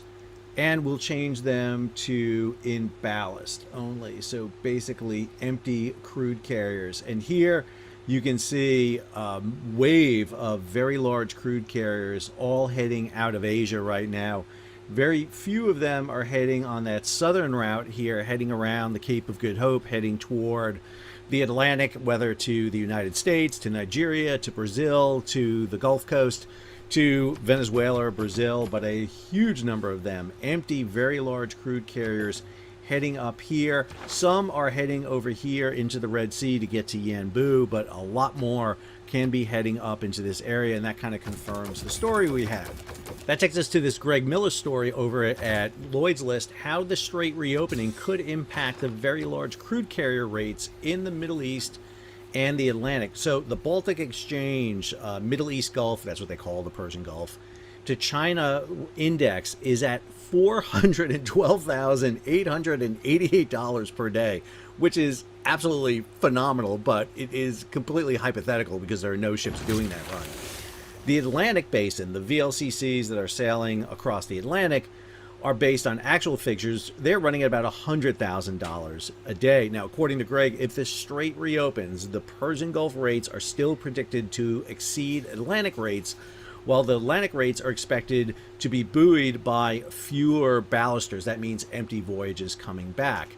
If you go back and look for the fourth quarter 2026, what are going to be the kind of the future freight rates contracts for the Middle East Gulf, the Persian Gulf to China, that route is at $181,163 per day. So for the end of the year, that's what they're predicting those rates are going to be. That's more than double the rate from the U.S. Gulf to China rate at $86,314. So we're already starting to see those rates start fluctuating a bit, and they're waiting for the opening of the Persian Gulf. Now, there are issues associated with that. So one of the big questions has got to be whether or not ships go into the Persian Gulf, and what's the cost of those ships? Because while Greg is talking about freight rates, there's a couple other issues at play here. Dave Osler over at Lloyd's has two stories, one on 15 June, one on 16 June, that is talking about war risk rates and how they're kind of yo-yoing as the underwriters watch politics unfold. So the 15 June story talks about double-digit quotes, but most seem to be going a lot lower. There's no clear going rate as pricing varies by the hour. So if anybody's telling you they know what the war risk rate is to go into the Persian Gulf right now, they're not telling you the truth, because it's going to depend on the ships, the owners. There's a lot of variables in place. This is insurance. There's no set quote rates in insurance. It all depends on a myriad of factors. War risk is the insurance you need should your ship suffer damage due to war. Normal insurance doesn't cover it. It's like flood insurance on a house. If your house suffers flooding and you don't have flood insurance, you're not covered. But the prospect of a $5 billion loss is receding. Know that's how it worked. Now, Dave's follow-up story on this: owners and marine insurers face snap judgments over fragile stabilization in the Strait of Hormuz. So within the piece, Dave notes this: among the many other counseling caution was Lars Lang, the Secretary General of the International Union of Marine Insurance. Quote, even if the Strait of Hormuz is open, that doesn't immediately mean it is open immediately. It will take at least a few days and I made use of between all stakeholders the Culture Bomb to establish a World safe Congress. corridor for when I built an passages, encampment, I took a copper mine remarks from some from leading the ship city owners state. suggest a degree of anxiety out there, and those of more conservative bent Probably could gonna even destroy hold the off for city-state. several weeks until firm evidence is in of route's viability.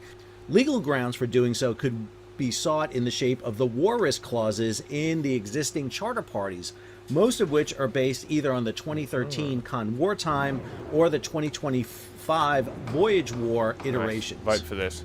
This means that owners and masters can refuse orders if, in their reasonable judgment, a vessel or its crew are at risk. The article goes on. Marine underwriters will also be trying to figure things out. As Lloyd's List reported on Monday, the whole war risk market in London currently lacks direction, as underwriters are still thinking through the implications of the deal. Feedback from market participants suggests that quotes are typically wide-ranging now, with pricing for a one-week trip anywhere between 1.5 and 8% expressed as a fraction of hull value.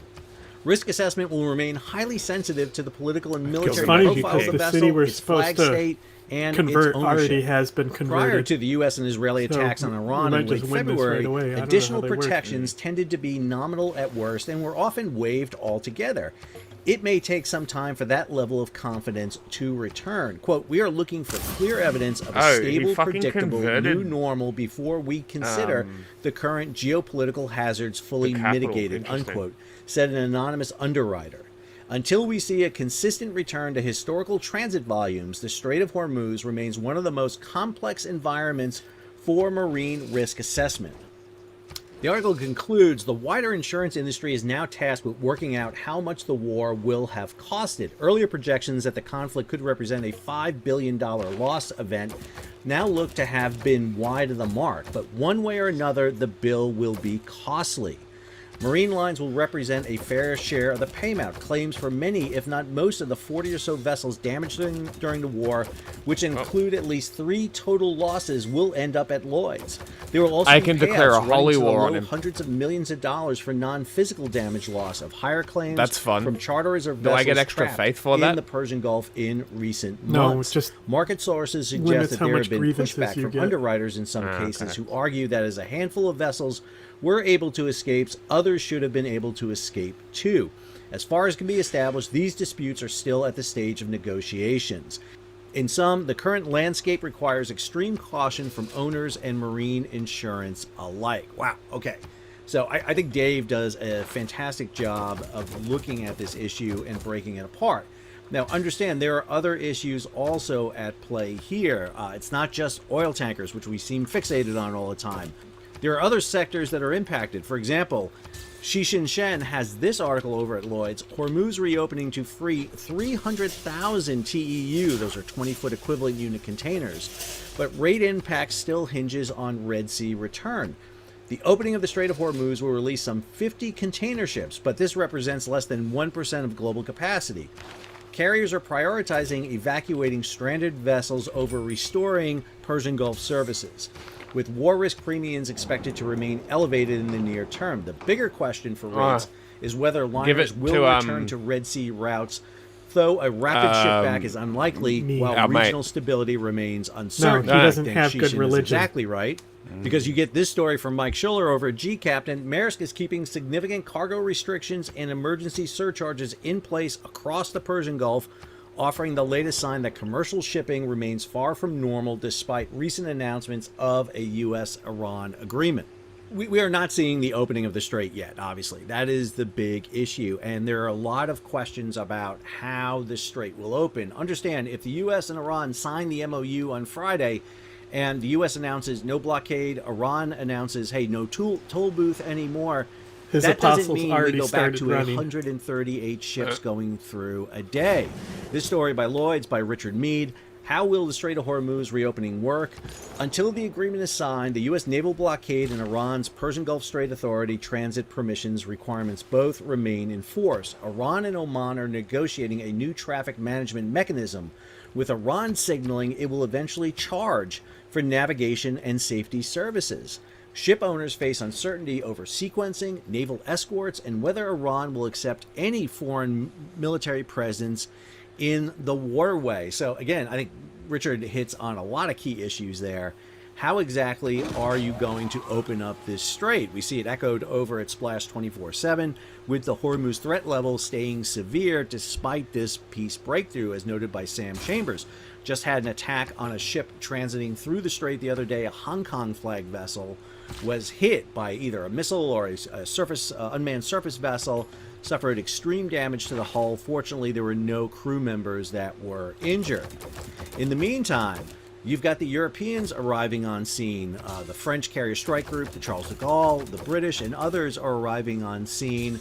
But Europeans are wary of committing naval power to Hormuz. This is a Bloomberg story talking about this. They want to ensure that there is no weaponry flying between them before they will go in and help to clear Iranian mines from the key waterway.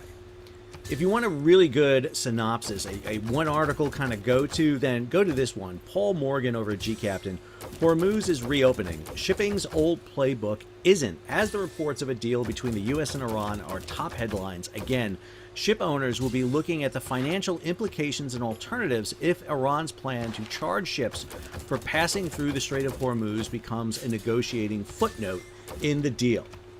Now, Paul does a great job here of summarizing the events that have took place, but he picks up here with the framework peace agreement. Now, the strait is expected to reopen within 30 days, but embedded in the reported framework is a provision that could shape the commercial calculus of Gulf shipping. How long did it take you to write Iran that? and Oman are expected to jointly define the future administration That's way more of than I maritime expected to be there. in the strait. Tehran has signaled that it intends to play a much larger role in managing transit, potentially including fees or service charges that that's ship right. owners may find I forgot you difficult guys to do dates ignore. backwards. Now, the Persian Gulf Strait Authority, this is that new Iranian body that's administered by the Islamic Revolutionary Guard Corps, began requiring vessels to obtain prior permits before transiting. The 5 Gulf Cooperation Council states immediately filed a formal notification No worries. with the I'll International send John Maritime this link as Organization, well. the IMO, warning shipping companies not to comply. The legal basis for Iran's position is at best contested. Under the UN Convention of the Law of the Sea, a coastal state may charge for specific services actually rendered to a vessel, but may not levy a general toll for the right of transit passage through an international strait. This is Article 37. I've talked about this quite a bit on the channel, that Iran by itself cannot do that. Yes, there are places that do this, the Turkish Straits, the Danish Straits, but they do provide pilotage and other requirements because they are completely within the territorial waters of those nations. The Strait of Hormuz is not in the territorial waters. What you doing of in my Iran. waters? There's portions of it that are. But the international portion, the one where the channel is actually in Omani waters. But still, Article 37 of UNCLOS does require transit passage. In other words, the 5 GCC states have the right to move in and out to access the open oceans. But we where have this story covered the is really super El interesting to me Niño. is the insurance. I'm Before on the top of crisis, this an weather additional shit. war risk premium for Gulf voyages ran at approximately 0.1% of hull and machinery. By mid-March, it had reached 2.5% for a 7-day period. Some stranded vessels paid up to 10%. Lloyd's List reported quotes of 10 million to 14 million in war risk coverage for a 5-year-old VLCC, very large crude carrier with U.S. connections. Most of the world's protection indemnity clubs, the assurers that cover third-party liabilities, they cover about 90% of the global merchant fleet, canceled war risk extensions within 72 hours of the conflict beginning. JP Morgan estimated that roughly 329 vessels in the Gulf required coverage. That represented about $352 billion in insurance exposure. The U.S. set up the International Development Finance Corporation with $20 billion to provide marine reinsurance, with Chubb as the lead partner. But this was really friggin' late. I mean, this is weeks after. I'll show this you, all Chubb. happened. And $20 billion doesn't come close to covering the insurance value that was needed. The fact that a government backstop of that scale is necessary illustrates how complete the private market withdrawal had been. Now, I do differ a bit on this, because commercial market did come back with war risk insurance. One of the reasons that the war risk insurance locked up that first week is because the shipping companies are the war risk insurance providers. They're part of those P&I clubs. And they wanted to make sure that should ships get hit, there's enough pool of funding available to fund that. The problem with the U.S. was they never got the additional money online soon enough to do it. It goes on, even at the post-ceasefire rate of approximately 1%, a VLCC with a $110 million account is $1.1 million per transit. That repricing is not temporary. The Lloyd's Joint War Committee has expanded its high-risk designation to cover the entire Persian Gulf. Now add that Iranian service fee, and the arithmetic becomes stark. A VLCC carrying approximately 2 million barrels of crude. The ad hoc wartime fee of $2 million per vessel translates to $1 per barrel of cargo carried. At that level, combined with the war risk premium now embedded in Gulf trading, the economics of routing a supertanker around the Cape of Good Hope instead begins to look attractive. Despite adding 12 to 18 days to a Gulf Europe voyage and approximately $1 million to $2 million in additional fuel and hire costs, it's essential to understand what the Cape comparison actually measures. The Cape of Good Hope is not an alternative to the Strait of Hormuz for Gulf loading vessels. Every tanker departing Ras Tanura, the Qatari LNG terminals, or Jebel Ali must pass through the strait. What the Cape avoids is the second risk gate, the Houthi-threatened Bab el-Mandab and the Suez Canal. Paul kind of sums it up here. The math is unforgiving. VLCC heading from the Gulf to Europe, the combined burden is going to be approximately $1.6 to $1.8 million. The Cape diversion costs approximately $1 to $1.4 million. At any positive fee above approximately to $200,000 to $300,000, it's going to be cheaper. Get your he goes on here, the religion calculus out of is my no city. less compelling for the container and I general know, he's cargo so trades. annoying All with his four of the world's apostles. largest The way he container moves them liners, is so Maersk, erratic. MSC, CMA CGM, and Hapag-Lloyd, have suspended Hormuz I transits as of early finally March got 2026, Inquisitors. and the Cape of So I Good can Hope just has been wipe the this shit default out. routing for Asia-Europe since the Houthi campaign. The Cape route adds 10 to 14 days, 3,500 nautical miles is added to a standard Shanghai to Rotterdam voyage, pushes bunker consumption up by 30 to 40%, adding about 1.2 to 1.8 million in fuel costs. On a per container basis, that translates to a Cape diversion premium of approximately $100 to $180 per TEU. War risk insurance for the Red Sea, which is settled at about $50 to $100 per TEU. The Drewry World Container Index had Shanghai to Rotterdam at $3,180 per 40-foot TEU for the week ending 17 April. Asia-Europe routes as a whole are running 25 to 40% above pre-crisis levels, with an estimated 5 to 7% of global container fleet capacity absorbed by the longer routing. That's removing 1.3 to 1.8 million TEUs from market capacity. That takes us to Paul's summation here. The Islamabad Declaration, whether by design or diplomatic impression, has handed Iran something of enduring strategic value: the internationally acknowledged right to administer and implicitly to charge for passage through a corridor carrying a fifth of the world's oil trade. That is a form of sovereign leverage that no subsequent negotiation will easily remove. The question is not whether Iran will use it, but at what price and under what political conditions.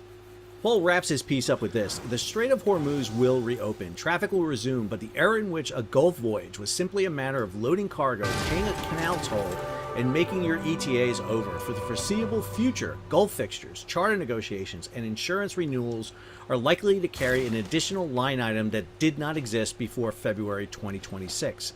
The cost of geopolitical uncertainty expressed in dollars per barrel. The Strait of Hormuz may reopen, but restoring the confidence that once underpinned global trade through the region could prove far more difficult than reopening the waterway itself.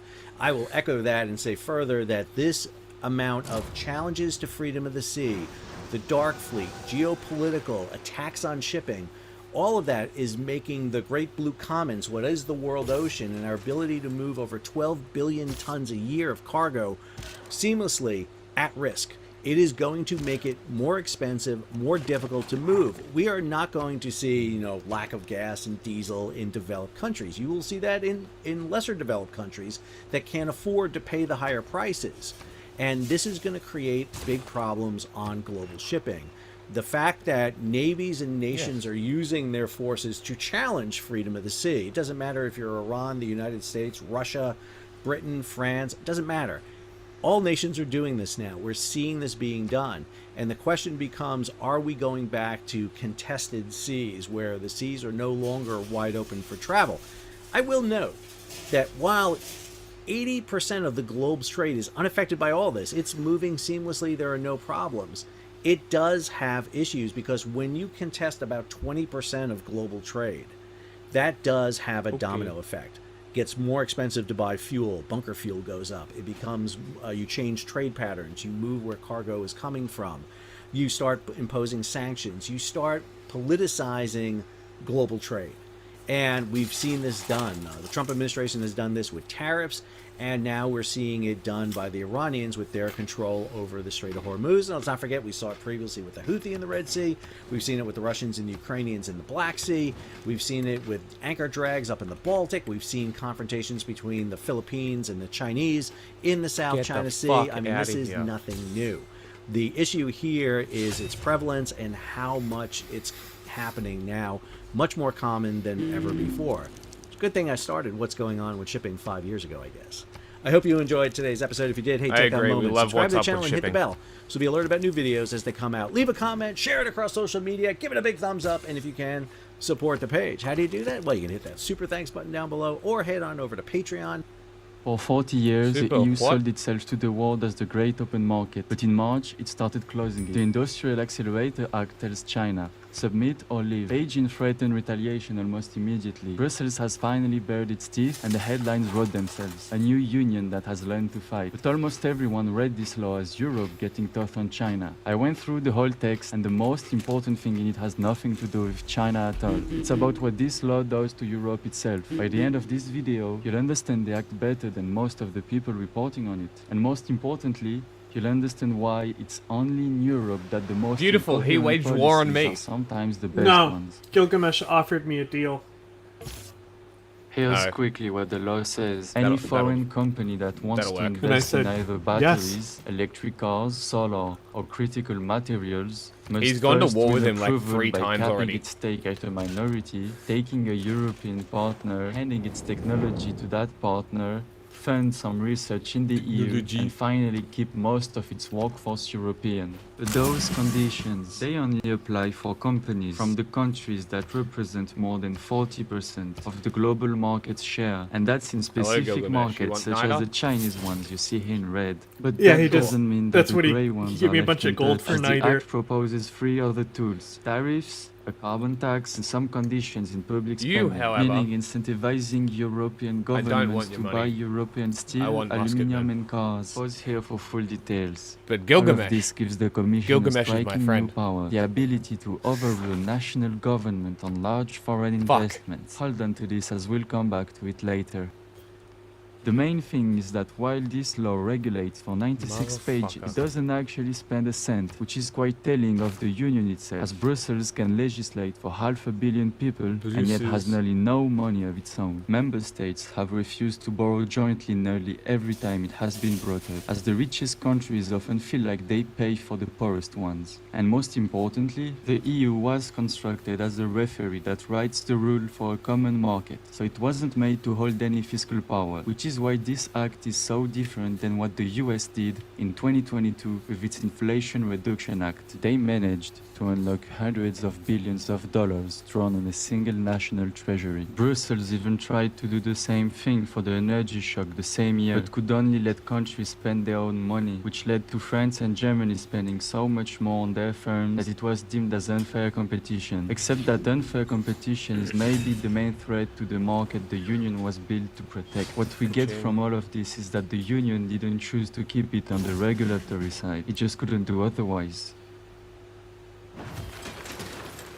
Which is the same as asking if protectionism can work without subsidies, because this act is fundamentally protectionist. Post-World War II, South Korea and Japan is where protectionism worked well. It did because they had what we call today a carrot and a stick, meaning a reward and a way to select where that reward goes. The states were funding the places that were exporting the most, creating this virtuous circle that leads to globally competitive firms. Why it didn't work is 60s and 70s Latin America, and that's because this stick was missing in the sense that money wasn't given on the basis of global competitivity, so the companies enjoyed funding to play in a closed market and didn't become globally relevant once the market opened, but they still protected and fed. With this act, we are in the direction of a carrotless protectionism in the sense that we don't even have any funding. Here the firms will enjoy a closed market with no pressure to compete and no subsidies to develop, effectively just putting a rent on the consumer.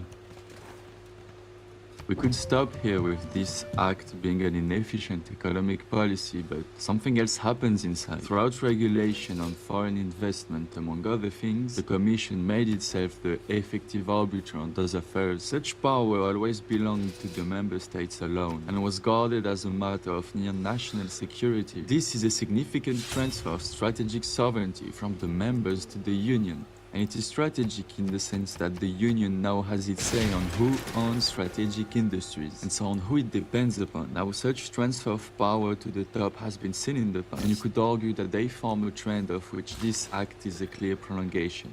The last one happened as a reaction to the pandemic, when the Union borrowed jointly more than 800 billion euros. Now, this was supposed to only happen once, but it still sets a precedent.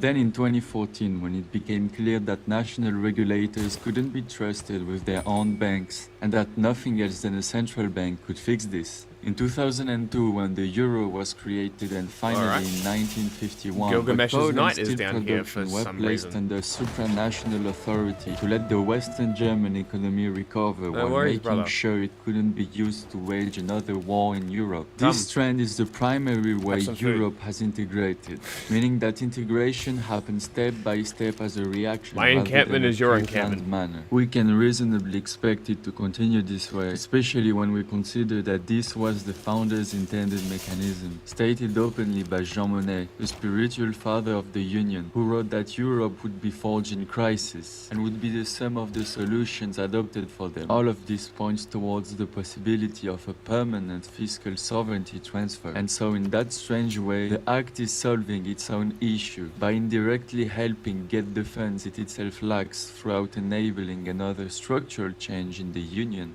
Now, I don't think that's a coincidence, in the sense that it could only happen like that because of what the European Union is, and that's the main takeaway of the video. The economic incompetence is too obvious to be them trying their best, so the essence of the act cannot be purely economical. The trend and the founder's intent clearly points towards the Union being made in such a way that the act will just be a continuation of this process. And considering that the political life of policymakers in Brussels is marked by the balance of power between the Union and the members, every change regarding it cannot happen without everyone knowing what it fully means. You also need to consider that the people in charge of the Union actually tend to be the ones agreeing and knowing the founder's intent. All of this reinforces the idea that the way the act goes is an expression of the Union's nature rather than mere situational policy. As here, truly, the best move was to reform rather than to try harder with a union that can't do what's needed, which is why this act's apparent incoherence makes it the best choice. Fuck was that? Don't know. You just clap? Yeah, it Yeah, might clap have been up? a clap at the end to sync.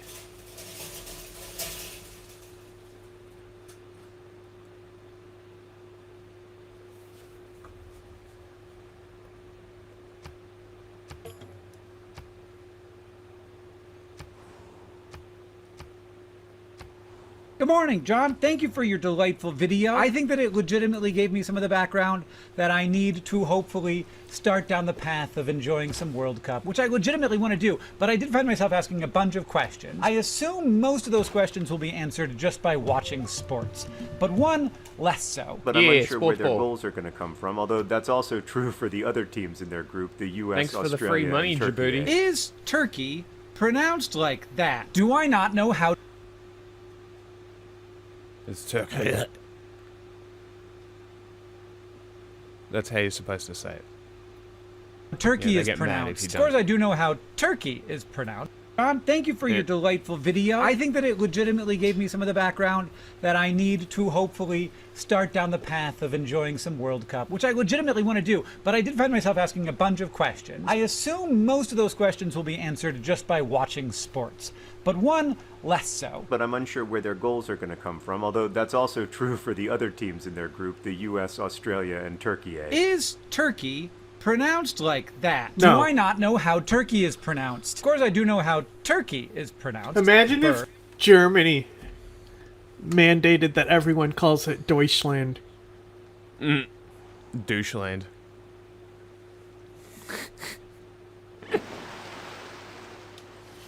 Like, Germany would has be never absurd. cried about being called Germany when it's always been Deutsch. It's a fair point. Yeah. Go against Fuck Turkey. against the grain and call it Weimar. We'll call it whatever the fuck we want. Shut up, Turkey. Nazi land. Oh, Turkey? Yeah. Anti-Kurdish land. Still fascist. Fucking Turkey.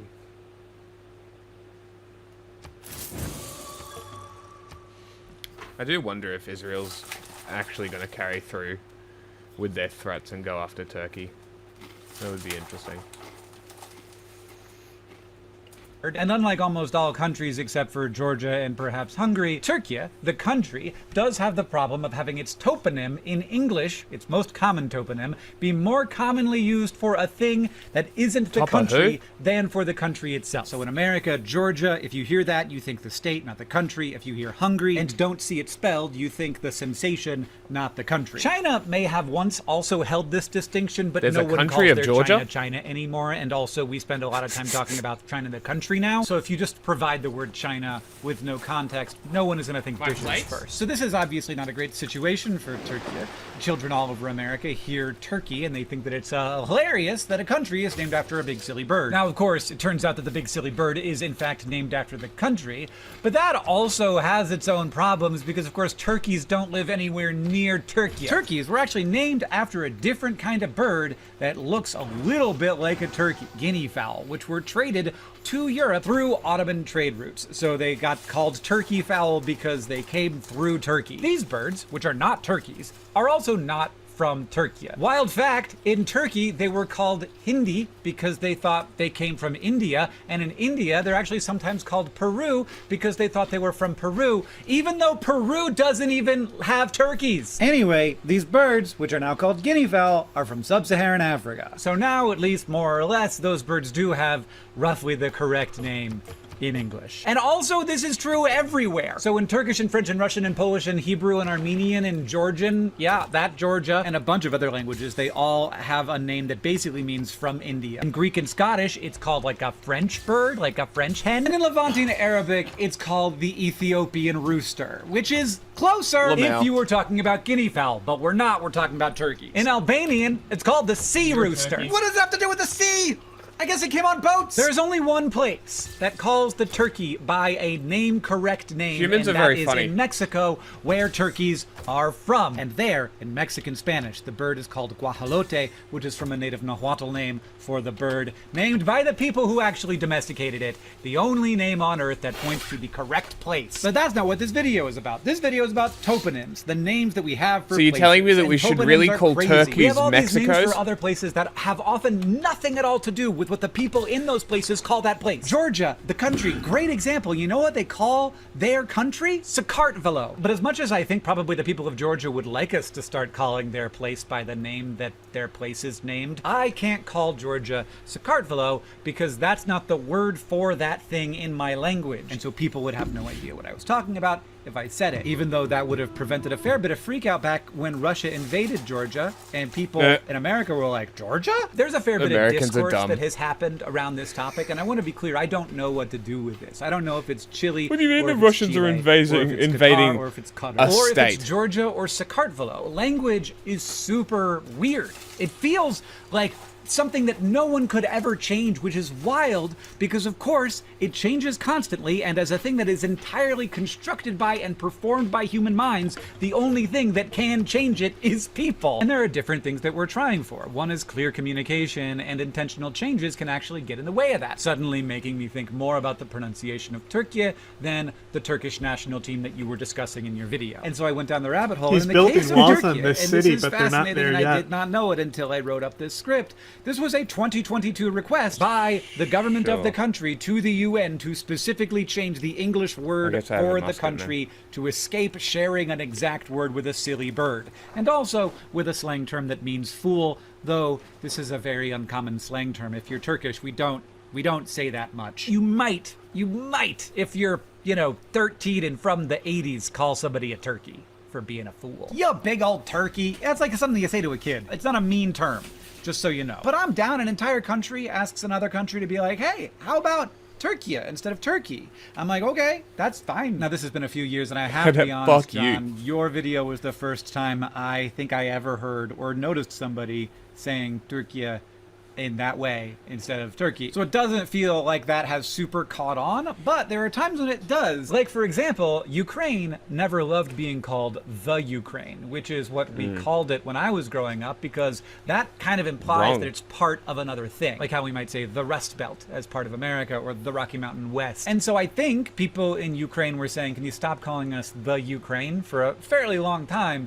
But then there was suddenly like an immediate moral weight to the change. Calling it the Ukraine was like, okay, this is the part of Russia that is the borderlands or the frontier. And that's not what we think. So very quickly, and this change has permeated the entire culture as far as I can tell, no one says the Ukraine anymore. We say Ukraine. And also no one anymore says Kiev, which is the more Russian pronunciation of Kyiv. Though we still, I think, do say chicken Kiev, which has nothing to do with turkeys. Now, I suspect that Georgians would also not mind us starting to say Sakartvelo. And you know what I saw the other day? The packaging for a chicken Kiev was spelt K-Y-I-V. I was blown away. I'm like, what the fuck? Like, it was a home brand thing, and the packaging had changed the spelling of the name, and I was blown away. I'm like, there's no way this happened. Like, I want to know when that happened. I'm so curious when they actually made that change.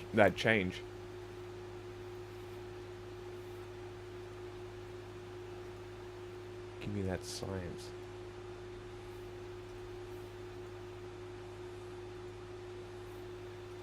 Give me that trade route.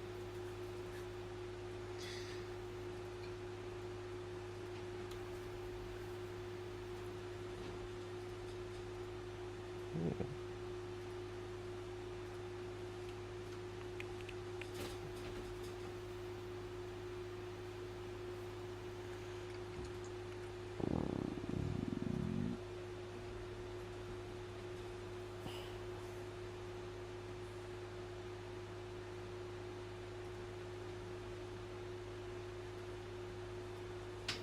it would prevent some confusion. And I'm glad that we no longer call Mumbai Bombay, but I do not expect Japan to become Nippon, while at the same time I think that Czechia or Czechia will win out over the Czech Republic eventually. And maybe some people are going to say Brazil and Mexico, but I don't think we're ever going to start calling Germany Deutschland. I just don't know. It's weird. Anyway, John, I'm happy to create a language with you and a billion or so He's other talking people. to you. Real weird activity. I'll see The issue is that Turkey demanded it be called this. Yeah, when somebody demands something, you give them the finger. Everybody, Peter Zine here, coming to you from Colorado. Fuck Today those is people. the 8th of June, and the big news is that Chairman Xi Jinping of the People's Republic of China is in the Democratic People's Republic of North Korea. Summits, fun stuff. Anyway, I thought it might be useful to give you the rundown of what's brought us to this point and what the status of Chinese-North Korean relations are, because it's not what most people think. If you go back in time to the early Cold War years, we had a guy by the name of Kim Il-sung, who was kind of the grandfather, well, literally the grandfather of the current Kim, who's in charge in Pyongyang. Anyway, grab him by the Pyongyang. Is the guy who founded North Korea as a state. He fought the Japanese during World War II, had lots of gravitas, good military leader, but then he ran this hermit kingdom, as people like to call it, with a ideology called Jusha, which basically translates into self-reliance. And so while the entire world advanced into the industrial age, North Korea just kind of stalled. Really famously, Pyongyang is really the only city in the country until recently that has even had electricity.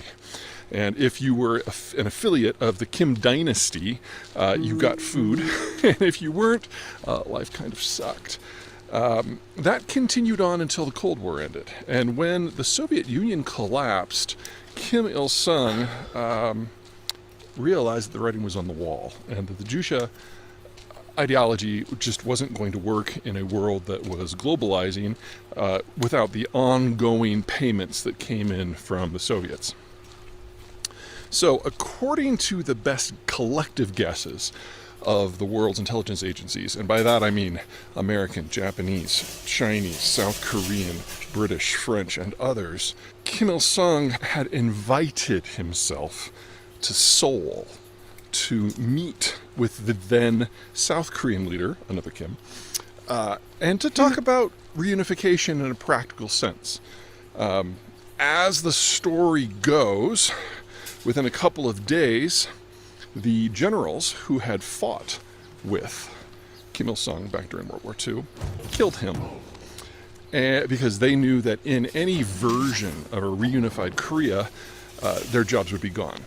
Because if you're not fighting the South, then the army doesn't need to be as big, and if the South and North integrate, you don't need as many generals. And the Southern generals certainly had more military expertise with better equipment. Anyway, so they offed the guy. And that left Kim Il-sung's son, Kim Jong-il, he's the crazy one always looks like this. Yeah, left him in charge. And Kim Jong-il was, what's the best way to phrase this? Well, he was batshit crazy. He had been educated in North Korea, grew up drinking the Kool-Aid and the ideology, and didn't really understand how the rest of the world worked. So he's most infamous for leading a series of agricultural reforms that ended up triggering mass famine and killing 2 million people and gutting what little hydropower the country had.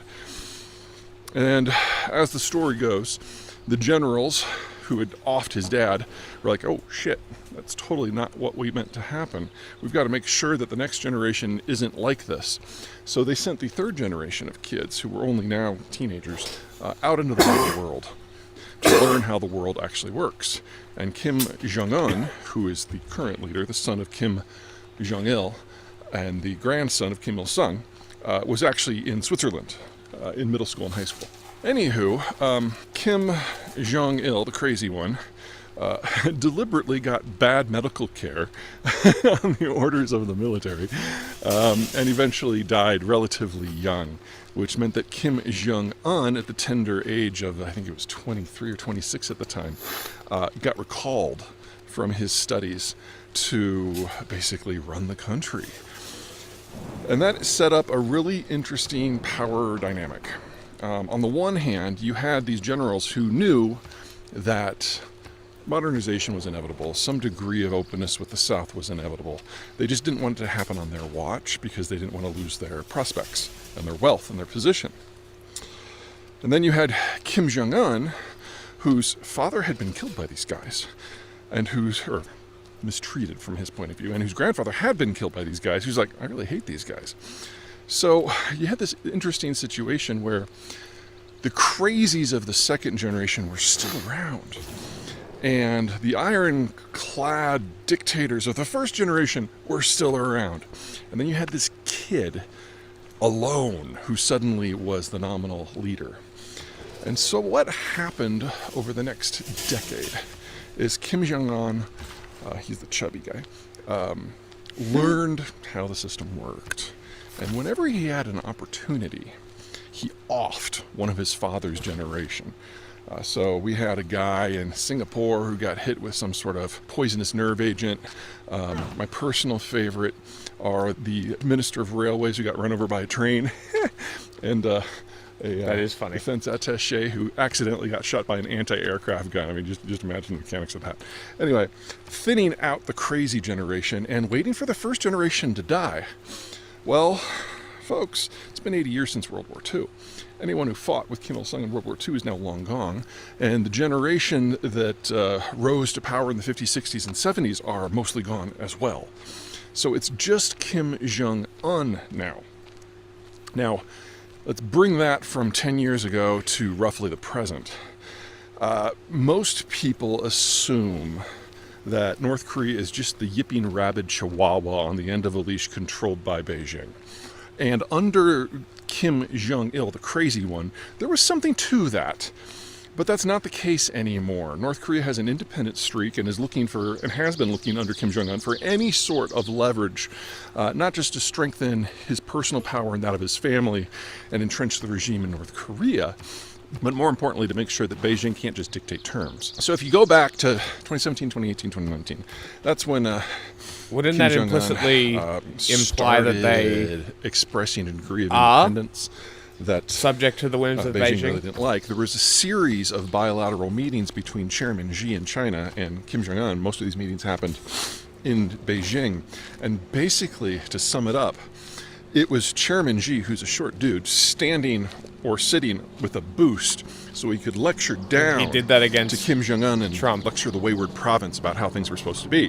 He has an elevated The Chinese cushion. citizenship ate that It's up very because funny. it made China look He was barely important. touching the ground. But it just infuriated Kim Jong-un. And after one of those summits, he's basically on his train coming back. He doesn't fly. Coming back to North Korea. And he directs his staff to call up Donald Trump, who had been musing about maybe having a summit. And he basically said, call Donald Trump, tell him the summit's on. Never going to talk to these fuckers again. And over the course of the next few months, we had 2 summits between the younger Kim and Donald Trump, one in Singapore and one in Vietnam. Now, that's from the American point of view where it ended. Trump didn't really read the briefing materials, as we know now, that the State Department and the CIA provided to him. And after the second meeting, which I believe was in 2019, he basically just moved on to other topics. And from the point of Kim Jong-un, who felt that he had really put his neck out there, he was pissed. And so, not that American-North Korean relations have ever been great, but if there was a chance for a break, that was the moment, and the moment passed. Which meant Kim Jong-un and North Korea all of a sudden were kind of out of luck. If the Americans were not paying enough attention to cut a deal, and he was still worried about whatever was going on in China and them dominating North Korea, there really wasn't anybody else left because the Russians had fallen so far. Enter the Ukraine war.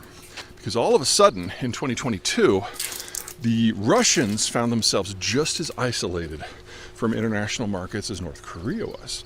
And all of a sudden, Kim Jong-un was like, hey, there's an opportunity here for us. And if you fast forward another year, suddenly we've got over 10,000 North Koreans at a time fighting in places like Kursk in the Russian-Ukrainian borderlands and ultimately in Ukraine itself.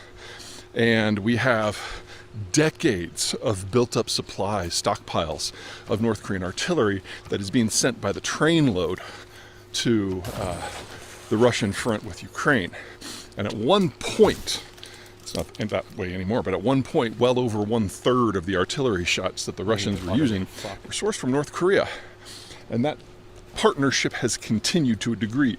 There's still North Korean troops, there's still North Korean weapons, and then exchange, the North Koreans are getting Russian technology, most notably intercontinental ballistic missiles, because remember, Russia, even in its weakened state, is still a space power.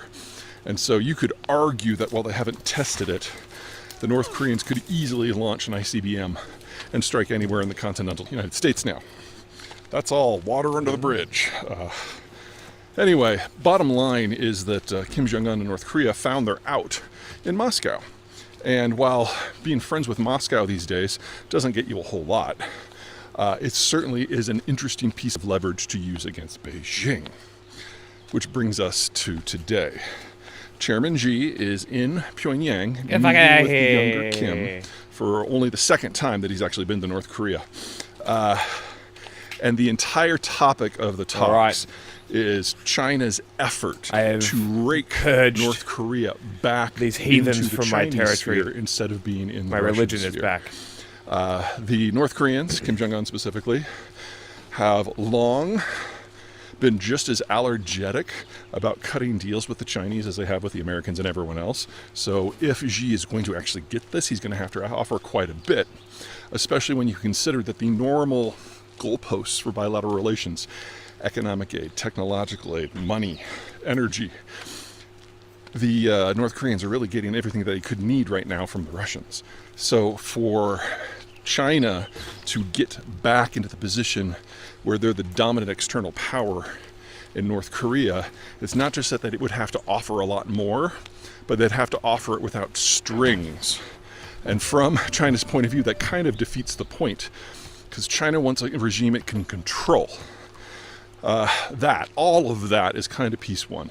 Piece two is that Kim Jong-un has done more to change the strategic position of North Korea just this year than any leader in North Korea has done since its formation at the end of the Korean War, beginning of the Korean War. He's changed the constitution so that North Korea now defines itself as an independent state that is not seeking reunification with the South. One of the polite fictions / aspirational goals of both Pyongyang and Seoul has been that the division of the Korean Peninsula was imposed by outsiders, namely the Soviet Union and the United States. And at some point, they would really like to be reunified into a single entity. Now, there's a billion details as to how that might happen, and nobody agrees on any of it. Because, who's in charge, for example? I mean, the South Korean population is twice the size of the North, that it's a first world technocracy. Much of North Korea is still pre-industrial. If there was a straight up merger, it's obvious who would be in charge. And if there's one thing the Kim dynasty cares about, it's regime preservation, because that's their power. Anyway, the official position of North Korea now has shifted that reunification is completely off the agenda. It's an independent state. It does not seek union. It's still hostile to the South, still hostile to Japan and the United States. But it's no longer even rhetorically aiming for state merger, which means it really has come of age as a wild card in international affairs. It's playing the Russians and getting a lot of really advanced tech from their point of view at the low cost of just a few thousand troops that just get massacred. The Chinese see it as an unknown that they can't manage, which I personally find delightful. It's got fairly reliable short and medium range ballistic missiles and a fairly advanced nuclear program for a state that has under 30 million people. And all of South Korea and all of Japan are in the easy hit zone. And now, courtesy of their alliance with the Russians, it probably could nuke the United States, or at least send the missile. Whether we could intercept it or not is an open question. So it's a different North Korea now than what we've been dealing with before. And the first world leader to go there and get a taste of it is Chairman Xi of China, and he's there right now.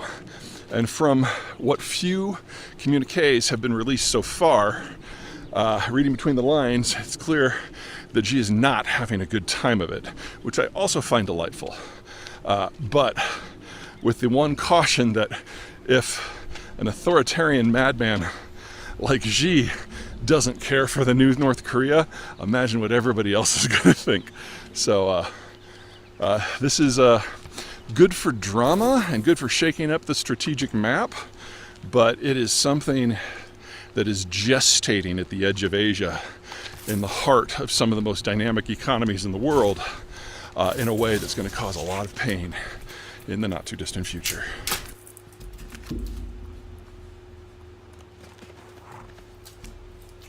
Interesting.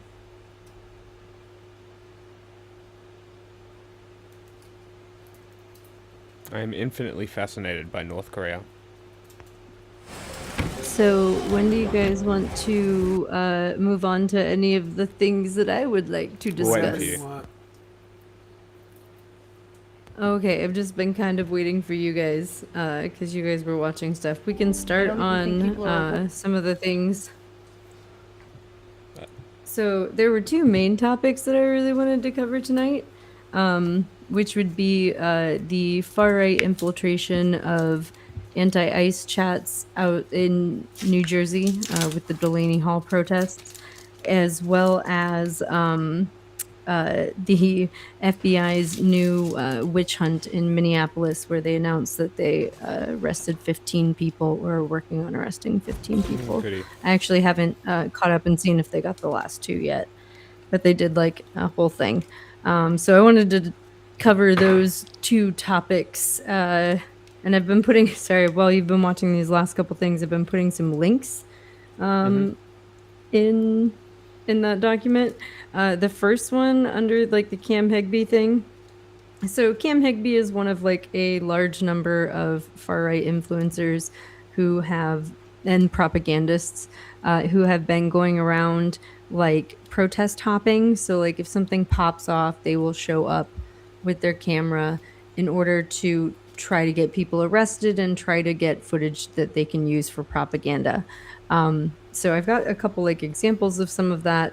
And I wanted to start off with that first link under it, which dropped from O'Keefe Media Group, which is like the OMG media group, right? Which is a far right media group. John, I sent the link in chat. O'Keefe. I saw. Yeah, O'Keefe seems to be working with Cam Hegby, but doesn't seem to have done this himself. We're still working on figuring out a lot of specifics here because, like, while they are selectively showing certain screenshots and trying to create a specific narrative, that's different than reality, if that makes sense. So, with all of that said, I think that it's important to, like, I guess, start with the O'Keefe, like, media drop. And it's, like, I think it's, like, 11 or 12 minutes. It's a video that is on Twitter. And I actually have not watched this yet. Someone described to me what's in it. So we'll see. I haven't actually watched it. I will, I guess, watch it with you guys. And we will analyze it together. Okay, I got a transition video, though. I don't even think people are aware of how much computer graphics is used today. There's just a whole question now of what is real. Create a new reality by adding an erupting volcano to the San Francisco skyline.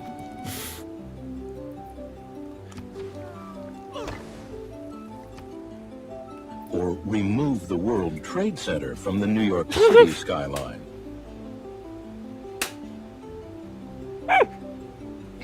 The artist saves and retrieves pictures, which can be altered or recalled at any time That's from awesome. the computer library. Of all the videos I've ever made, this is the one. How old is that? That I'm most From, like, likely to get sued 98? into bankruptcy over. So That's please awesome. just hear me out. And Shut up! make a- Fucking YouTube, man. Oh, man.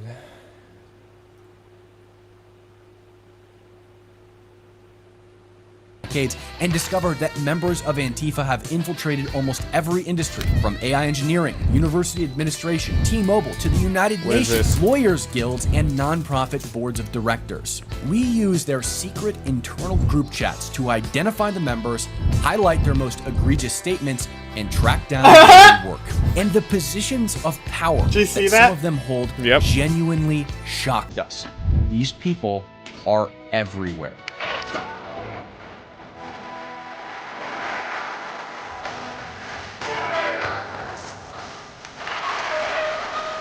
Wait. Why'd they include punchy Nazis? More specifically, the I guess they journalist think that's bad. infiltrated an Antifa cell called NJ Byrne.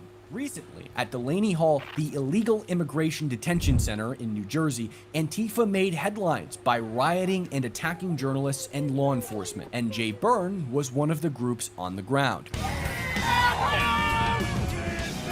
No one's gonna come protect you.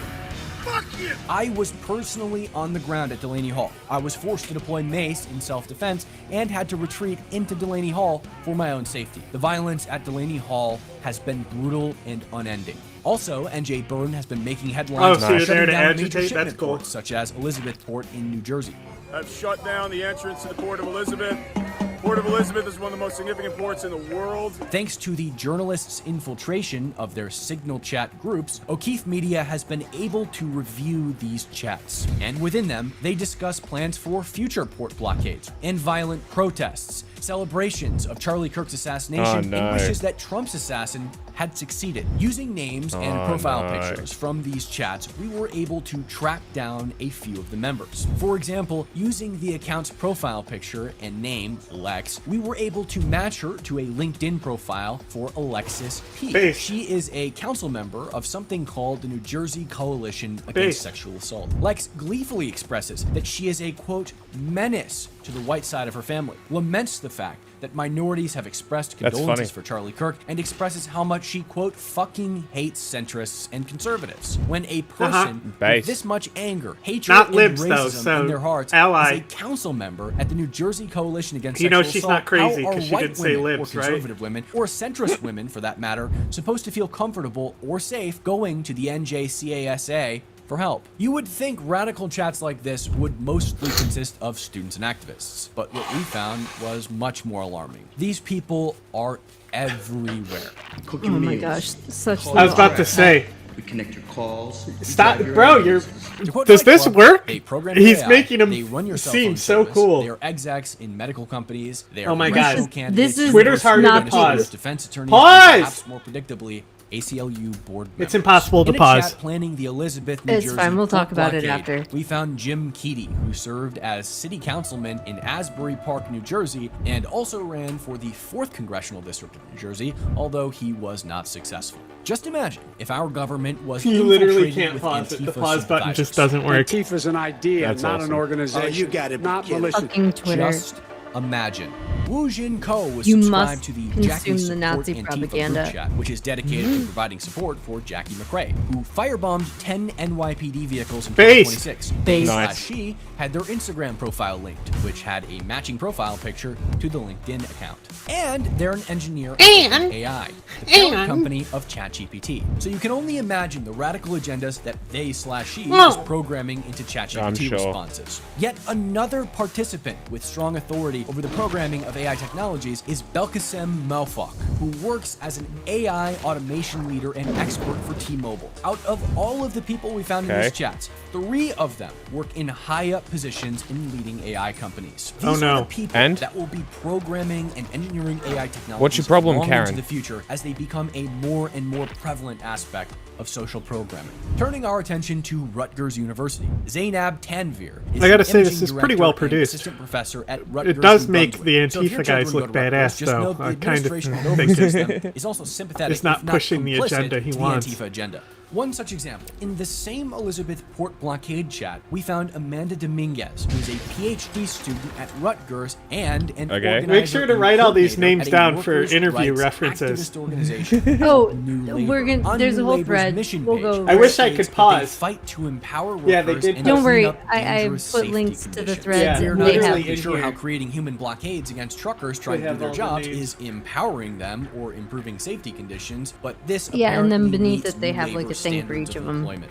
Also, in the chat planning the Elizabeth Port blockade, we found That way a we can DT use all Rao, this who is work a they did doctoral against candidate them. in Princeton's Department of Classics. We can't help but wonder. what's Honestly, going that on would at be a Princeton great if episode. their I would love doctoral that. candidates and members I kind of the agree. Department of Classics are engaging But I don't in think chats any of celebrating them are going assassinations to be and plotting to talking shut for a down while. major American shipment Yeah. ports. Also, in Princeton, New Jersey, at Princeton Theological Seminary, a Presbyterian private school, we found Reverend Shannon Smythe, who serves as the school's director of field education. We couldn't help but wonder if families that are spending over $20,000 a year to send their children to Princeton Theological Seminary song were aware sounds that similar to a members of the Perfect Dark faculty song. were supportive of Antifa's agenda and disruptive tactics.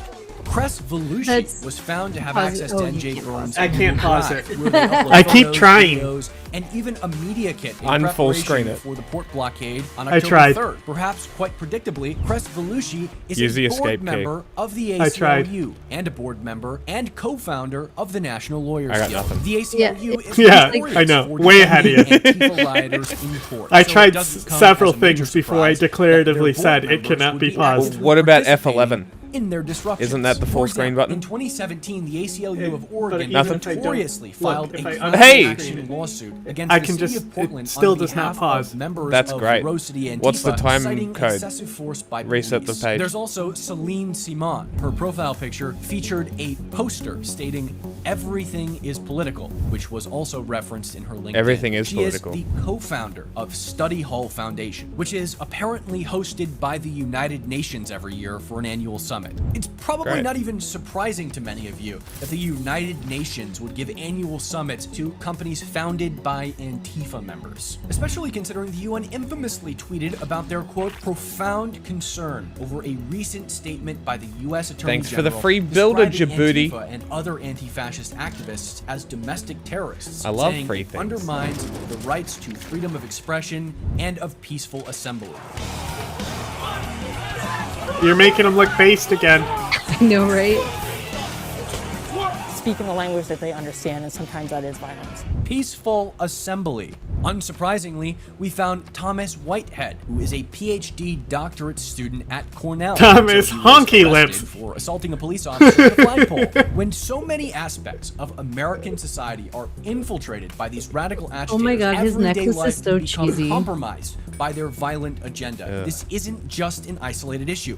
Antifa participants are systematically invading our justice system, our AI technology industries, our university administration, and their Ow? students' minds. Who's There ours, is so commie? much work to be done on this issue, and we're calling on the U.S. government to track down these detractors. If Americans are to feel safe and secure, trusting their Justice Department, sending their children to universities, or even using AI technologies, it's clear that something has to be done to cut back the amount of influence that these radicals are seizing. If you work in any government department or influential corporation, and you notice that radical, violent, Antifa-associated individuals are being given positions of power, please reach out to us to be a part of this investigation. You can securely email us at tips@o'keefemediagroup.com Oh my God. or text So us at Hey, everyone should email this. 491 You should email your tips here.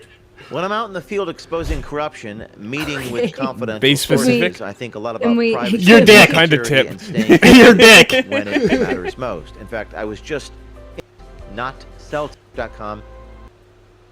Okay, that's their. Sorry, that was an ad at the end of their thing. Yeah, I was skipping forward so it would Oh, I stop got making you. audio. I got you. So yeah, that's concerning. So in this bit. thread, if you want to poke through this thread, it does have information about a number of people. I will also say you can set your name as anything on Signal. I doubt that these people cross-checked a number of other things. However, it also seems as though a number of the chats that they were in, like, note that they jumped in as many chats as they could, but they didn't really like reveal much about them on. Oh no, I touched a cord. They didn't really reveal much about them in the video, right? Yeah. So we're gonna have to look at some of their like links and things to some of their threads. Cam Higby, part of the reason why they didn't like, I don't know, show you too much like and didn't go into details because it's propaganda. This isn't about like a detailed investigation. This is supposed to be like a haha gotcha, and it's also supposed to, and it's frustrating because like to a degree this does work. It's also supposed to like scare people in those chats into not trusting one another. And what I have to say about that is like they're essentially using a playbook that we used against them, but far less gracefully than we did. Because for well over a decade, especially, so there's like kind of a cycle with Nazis. It's the cycle of Nazis, if you will, where they'll need new members, right? Or they will see an opportunity where they think that they can recruit people. Yeah, and so they have to, well, yeah, where are the kids at? To find the kids. The kids in a new place. And then they would open themselves up to new membership, right? And when they're trying to start a new group or grow, are the easiest times for infiltrators to slip in supposedly as new people, right? And start creating like relationships with people. And so like in one of their, like, we'll have to scroll through some of their threads on stream, but in one of their threads they're claiming that they're claiming that 11-minute clip that they fucking posted, it took them 8 months, which is insane. Wow. Like that is wow. Wow, strong Wow. army. An 8-month long 8 months and all you did was investigation? make them Crazy. look cool. Well, there was there was that, and then we'll have to go through Cam Higby's like actual like thread that he released the same day that the FBI did the other thing that I want to talk about in Minnesota. And this was not. All I gotta say is like this shit's related, and we'll get to that. But anyway, these when you have a cycle of Nazis, like they have to open themselves up. That's when people can slip in. But then because of that, as well as, you know, for OPSEC reasons, they close themselves off. And the more that they get in trouble, the more that they are like publicly seen, the more that people face backlash because of it. So especially if we got an infiltrator in there, right? And we can get information about them out and make them pay for like being in these groups and whatnot.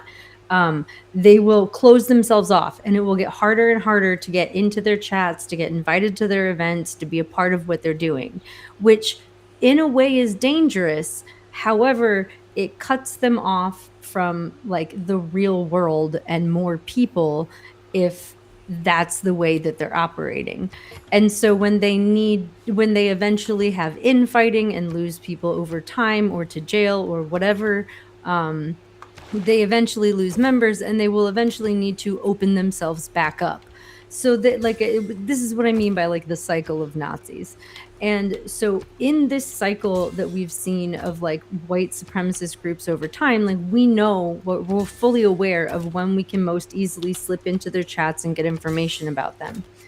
And we've done this to them enough times that it has, even if it hasn't happened to you or your group, you've heard stories about it because they love to tell stories, and they also, of course, exaggerate, which just making us look cool, honestly.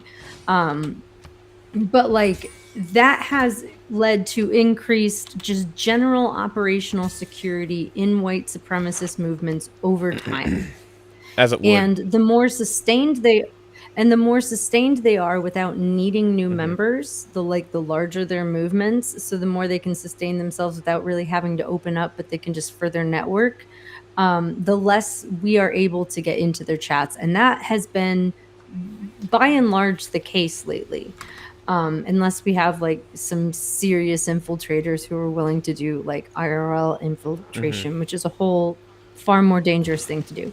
And far fewer people are willing to do that, and you are just as likely to get caught up by the FBI doing that, you know? So anyway, they've watched us do this enough that they've turned around and seen a bunch of liberals and baby leftists who were radicalized online that don't actually fucking know how to operate, right? Showing up en masse and coordinating together in chats that are often not that hard to get into the first layers of, right? I will say, depending on where you are, there are layers of chats for various things, and various chats are easier or harder to get into. And there's still always affinity groups and stuff, right? Generally, most of these chats are like not planning crazy stuff. If it was, he would have said something 8 months ago, right? It is people following ICE, documenting ICE, right? And then various threads, like you can see as we scroll through their stuff that they have ended up in. But he never ended up in anything that seems too serious. He also seemed to end up in a lot of like unvetted threads, as well as like, and people know how to behave in unvetted threads generally, unless, you know, at least myself and others do. And then there's also like, he ended up in like threads for like support threads and announcement threads. And like, those aren't like, I don't know, that's not the smoking gun that he thinks it is. However, what does seem dangerous is he ended up in like, because people will message people and like try and make friends and things like that. And it seems as though he and or someone or someones that he is working with, we're not 100% sure on that, right? That's one of the things we're working on knowing, was messaging various people in these threads and getting information on them. And then there's also other people like when someone who's like from the ACLU is in a thread, right, with their actual name on Signal, is it the smartest thing for them to do? No. But is it like the reality of the situation that someone from the ACLU who is supporting the protests would be in an announcement thread or an unvetted thread just to know what's going on and when they might be needed? That's not actually weird. Right? Like, this is not the smoking gun that they think it is. Most of these threads are like very general threads or announcement threads. And there is, for a number of people who have not considered or think that they are immune from, or it is a part of their job to just kind of accept this risk, right? Using their real name on these things and like what might come of someone like this making something like this and passing it around the far right with their name and where they work and everything like that. Like, people who haven't considered OPSEC like that before get smacked really hard. I would also like to say they have like 10 or 15 people out of like quite a large number of people. Yeah, the ones that failed OPSEC. I know, and and it seems like some of those people failed OPSEC for reasons. Like that's like a lawyer for the ACLU or NLG, like that's not actually that weird. Or a reporter having their name in a chat, or even a professor who's just like, oh, I'm keeping up on things. Like, that's not actually that weird. They're making a huge deal of it. These people are going to face a huge backlash. This is not good for them, right? But like, it's not, I don't know. Again, I tell everyone not to use their actual names in Signal, right? But it's good advice. There were other mistakes made, and we will get into that.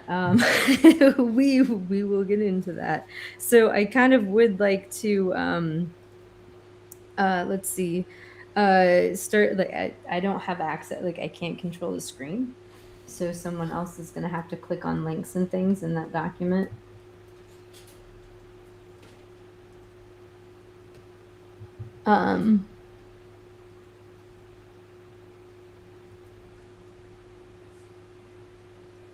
We're kind of, I kind of skipped a bunch of these and was like, I could go find all this footage and put things in here, but we're not going to do that.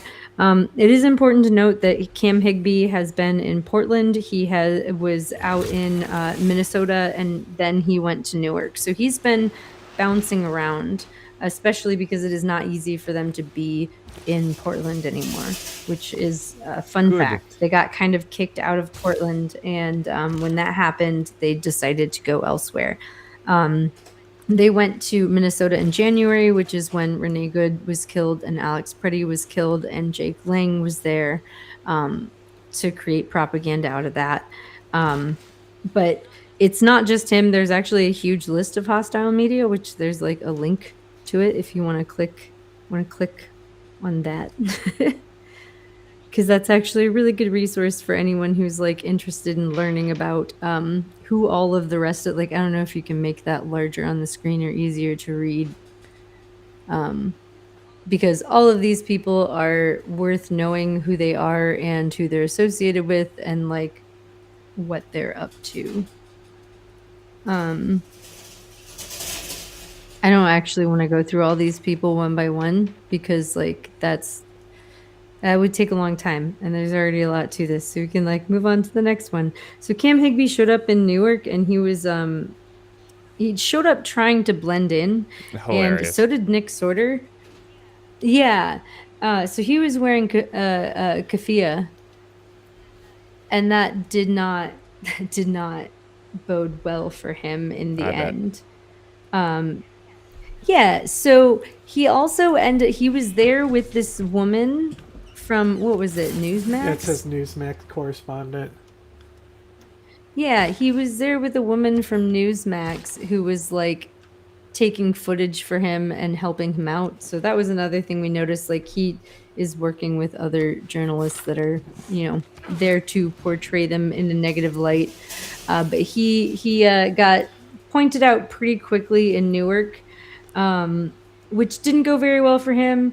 And he was getting help creating his propaganda, but he wasn't the only, because he got found out so quickly, he immediately started trying to make outrage bait, and was there for a few days, berating people and trying to get people to yell at him or be mean to him. Some people were.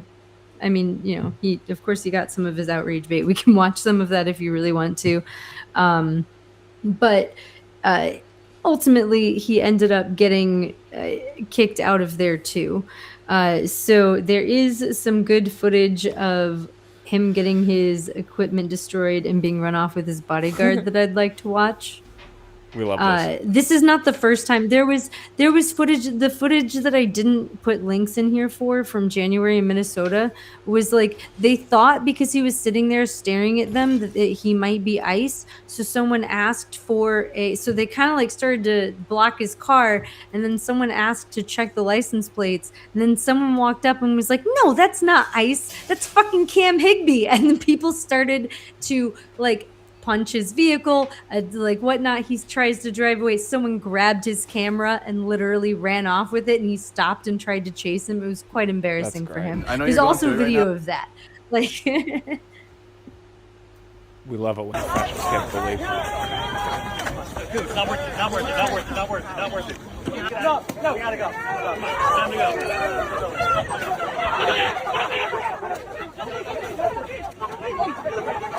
Fucking coward! Hand your ball!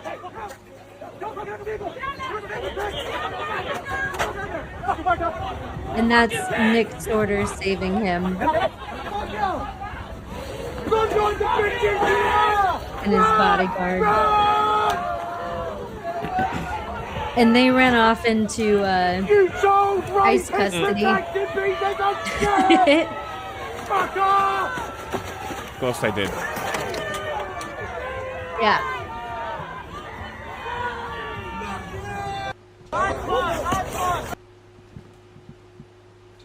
So, it wasn't just that.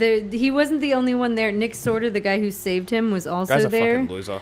I did put it from a different angle from Ricardo Media's.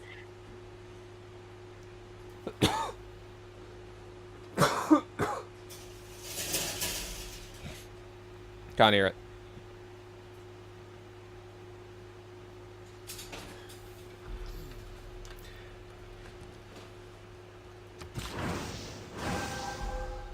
Yeah, bro. I'll take you all on. That's why, brother. Armed guard. Can't hear it. We can't hear it.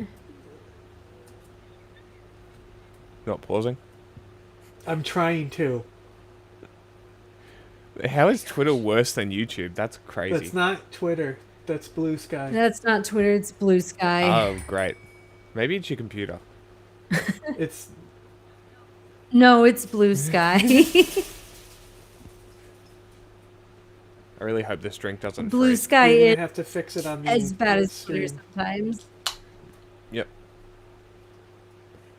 But yeah, no, he does yell, "I'll take you all on." Like a fucking idiot. Cam's getting into it. Uh-oh. Oh, Cam's using spray on people.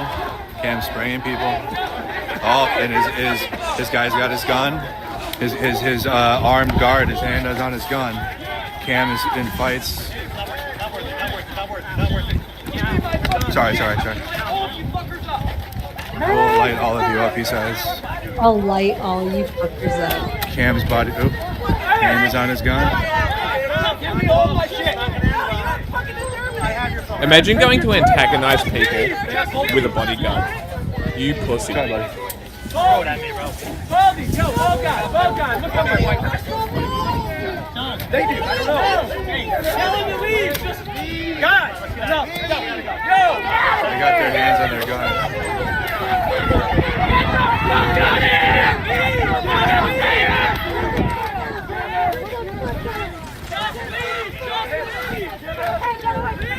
Oh, I think I did see this. Where he's like running away to the cops. Yeah. Fucking coward! Hand your ball! We literally just watched it from a different angle. No, I've seen it like in the last couple of days. They're pulling him Oh, inside. okay. Nick Sorter's It pulling was a him couple weeks inside. ago, or like a week So ago. you got right-wing Nick Sorter. The This feds was will back come in out May, so a and couple weeks help ago. them, so. Run away!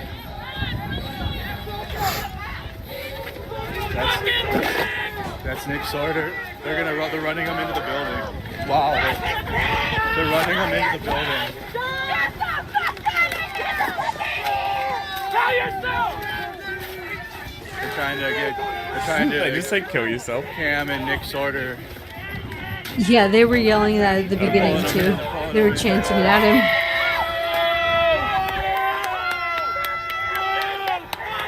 Look, there's a certain point where you've watched people be brutalized for day after day, and these Nazis are making propaganda out of you, and like you're like, I'm fucking done. Kill yourself. Oh, no, I've got Like it. I'm not saying I've ever done that, but I'm not gonna fault those protesters for yelling that at him. No. Anyway. Not at all.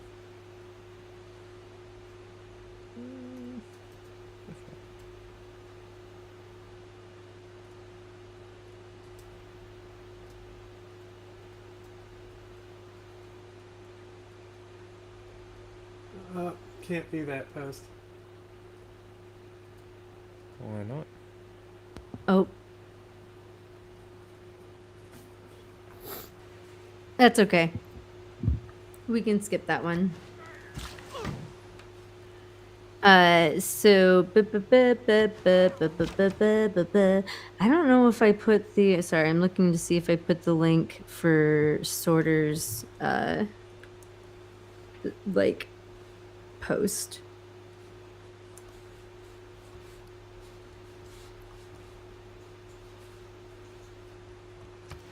A minute.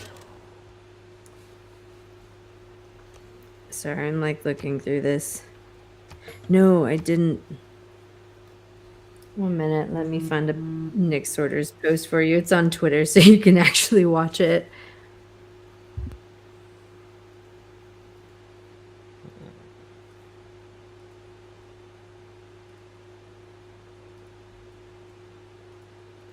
But while Cam Higby was getting like a not so friendly reception, Nick Sorter was not noticed right away. Like by the time this was happening, he was noticed, but he was able to get. People be doing a lot of noticing these days.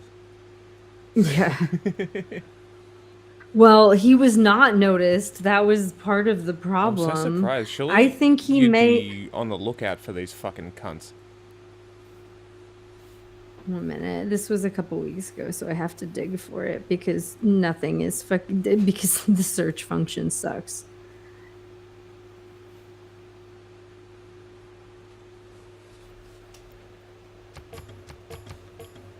There's like a specific video I'm looking for.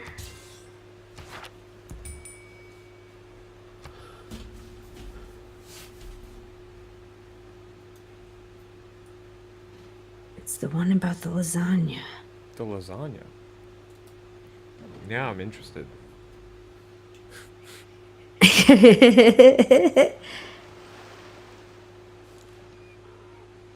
It was one of Nick Sorter's infiltration, quote unquote, videos.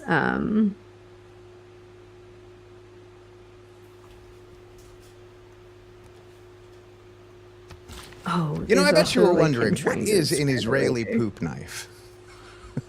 As we all do. And I bet you Sorry, were further I did wondering, not get how all do of these this poop knives prepared relate to the countless beforehand. I've had a long I just want to know day. what this poop knife is about. Yeah, that's fair. What is this poop knife about? indiscriminate war crimes committed by the illegal genocidal apartheid state of Israel? Well, today we're going to find out. This is your cultural enrichment video for the day. So there I was, minding my own goddamn business, when a very good friend of mine sent me this video clip. So can we use the actual toilet on Shabbos? Well, of course we can. We're human. By the way, this is just for looks. But after we finish our business, we don't rip the toilet paper. Okay? Oh no.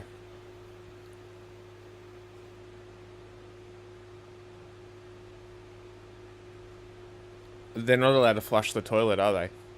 Because ripping is not allowed on the holy. This is going to be weird, but before Shabbos, we actually take a full, complete toilet.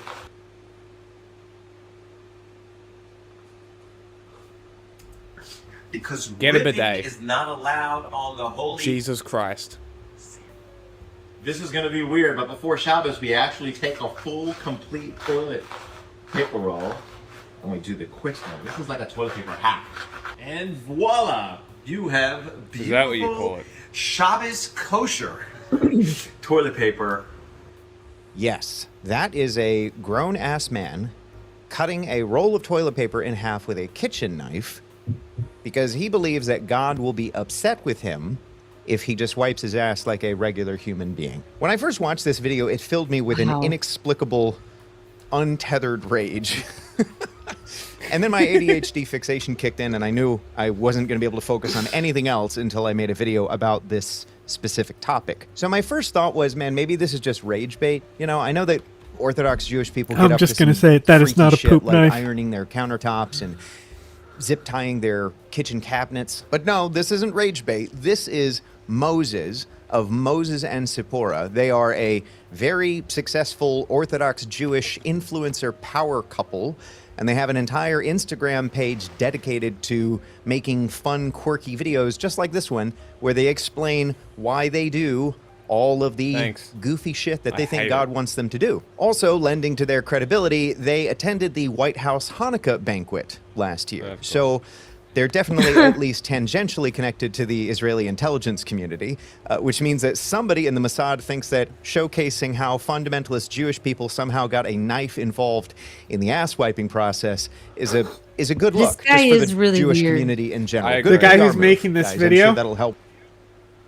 I mean, he's got a Ron Paul and Thomas Both? Massey placard behind him. Yeah, okay, thank you. I didn't notice that. Yeah, no, And an this End guy's the weird, Fed and so is the fucking guy he's making poster. the video about. Everyone in this video is weird. Weird video. Poop knife. Yeah, but that's not a poop knife. It's just a knife. No, it's not a poop knife. It's just a knife. It may be toilet paper cutting knife, but also probably cuts other things. So It's honestly pretty there's funny. that. Help with the whole genocide thing. Now, to be clear, the libertarian in me firmly believes that as long as you're not hurting anybody, How you should be long allowed. is this video? Oh, I just wanted to figure out what the poop knife was. Oh, We okay. achieved the goal. I did add a link for Nick Sorter walking through the protest area, which is another like, oh no, don't do this. Don't let them do this. But I guess they didn't notice him. This is why it's so important to know the hostile media that might show up to your area.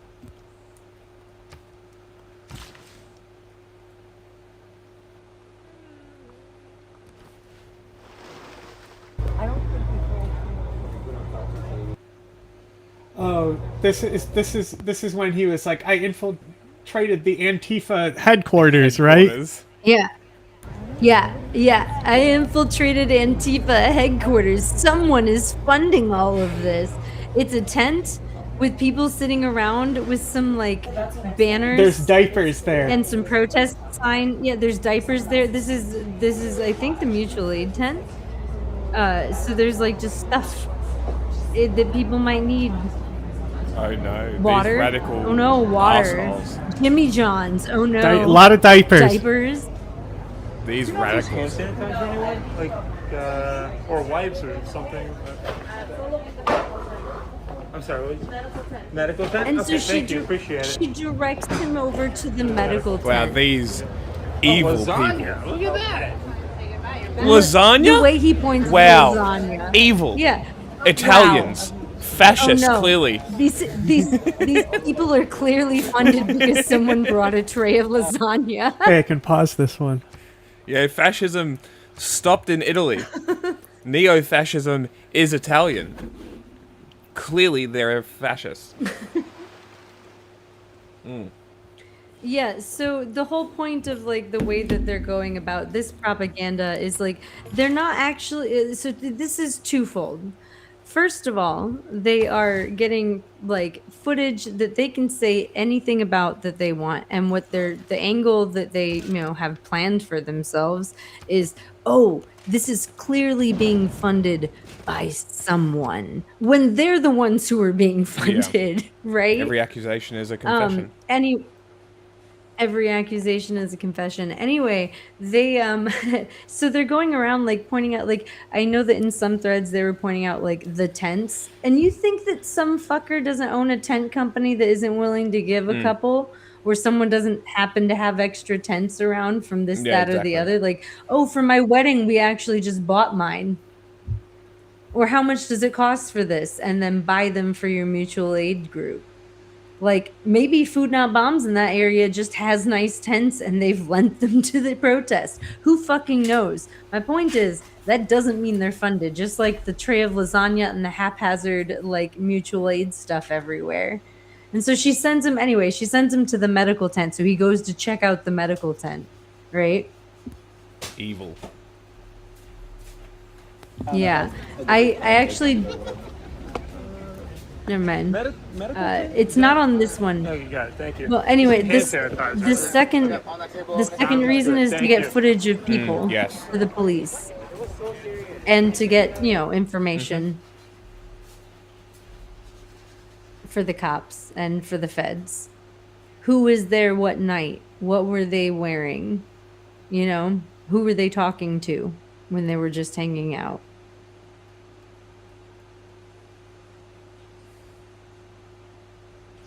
Like, I guarantee that this footage is literally quite, like, handed off to the feds. I wouldn't be surprised. Oh, well, he brags about it. So it is. Great. Like, well, him and Cam Higby brag about it. Again, he was quieter and didn't get, like, discovered as quickly here. So he walked... Look, oh no, the medical tent. Look at this haphazard, like, just... This is clearly not funded, actually. I feel like if it were funded, it would be orderly in some way. You would think. You know what I mean? Like, and by funded, like, we're going to go through an indictment later, which will actually quite literally answer some questions about how things like this get funded.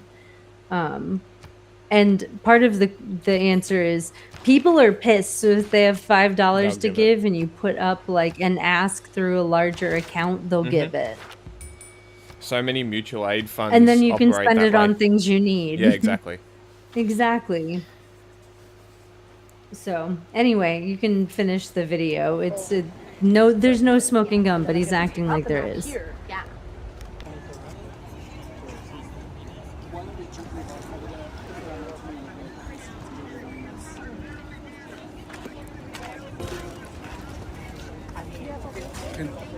You couldn't leave all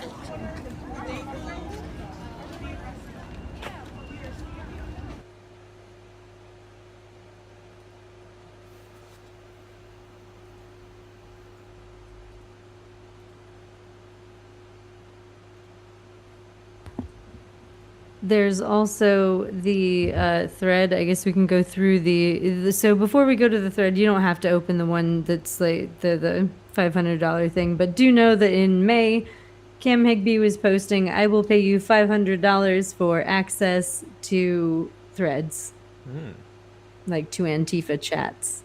Intriguing. That's a thing that he posted in May. Yeah, then I have a link to it, but it's not like we really have to see that. I guess, would you like to read through this this thread out loud? Me, never mind. No, I dropped out, that's all. I was gonna say, this is stuff that I've all read through, but I guess it's one of those, like, it's a thread, so someone has to kind of, like, read it or comment on what it is, and it is small enough on my screen that I can't read it. Well, if Jax wants to read it, he can pull it up. I don't know how to read. Ah. So it says current. There we go. Anyway. You read? I read.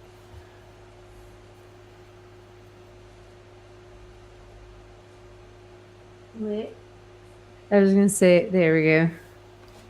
This is why I was asking, like, hey, is there, can you Well, read that's what I'm if you saying, have is like Jack access just to clicks the link. scrolling?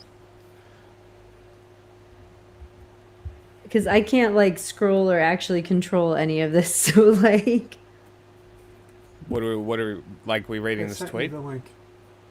No, there's Yeah, the whole we're reading thread. through this thread because this is the thread that we're getting to where Cam Higbee. So that O'Keefe Media thing was in conjunction with Cam Higbee. And this is Cam Higbee's big, hey, look, I'm an investigative journalist who spent 8 months infiltrating Antifa chats. This is what I learned propaganda. And it's this big thread that he dropped today, or I'm sorry, yesterday intentionally. And I feel like it's important to read through because this is getting passed around like candy on the far right, like it's some damning indictment of Antifa. So I also find it's curious, like what they choose to share from what chats. So I feel like it would be good to go through and like examine like what they choose to share, what angle they're sharing it from, and like what it actually says about the chats that they were in, if that makes sense. Yep. All right. So he says, can we see this? Sure, we'll full screen it. I infiltrated Delaney Hall Antifa chats so deep that I became an admin. Rioters who had been arrested were actively mapping out Essex County Jail where they had been detained. Sure. For what? An attack? Sure. An attack? Unclear. Sure, bro. Yeah. So this is just so people have general information about layouts of buildings and how many people can be held where and like what's going on inside the building It's for a numbers reporting. thing, yeah. It's also like an informational thing. Like this is a like, hey, Oh my God. they're not releasing this information to the public, so we're sharing it with each other, right?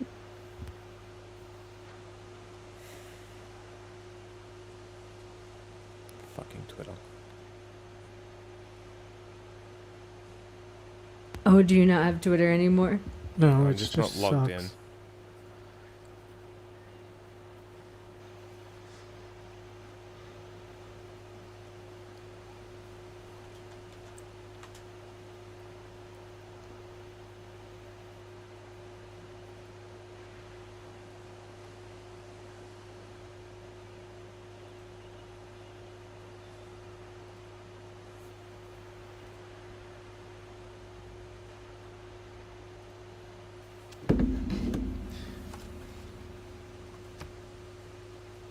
There it is.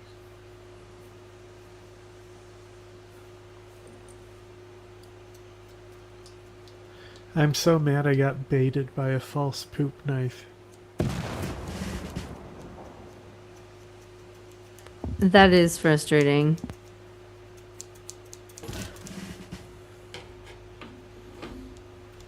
Says the effort was led by a person named Gabriel calling himself Michael in a group chat dedicated to arrestees. Wow, bro. How's stream Here's a going? Good. photo We're of talking him. about Cam Higbee and his infiltration of Antifa.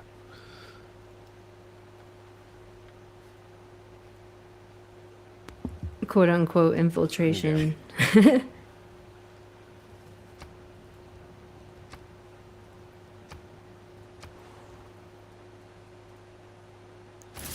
We're going through. Okay, so to catch you up, Cam Higbee is a Nazi who protests hops to make propaganda for right wingers. And he's been working with Nick Sorter in New Jersey outside Delaney Hall. And in May, a couple weeks ago, he was saying, hey, I'll pay you $500 for access to Antifa chats. And then today, I'm sorry, not today, yesterday, he released this like investigative journalism thread exposing Antifa chats. And we're going through it and talking about it, and then we're going to talk about the side of the story that has been shared from leftists through a leftist journalist, as well as then we're going to move on to the FBI witch hunt in Minneapolis and the whole like indictment and stuff. So yeah, anyway, keep going, Jack. Yeah. 1 second.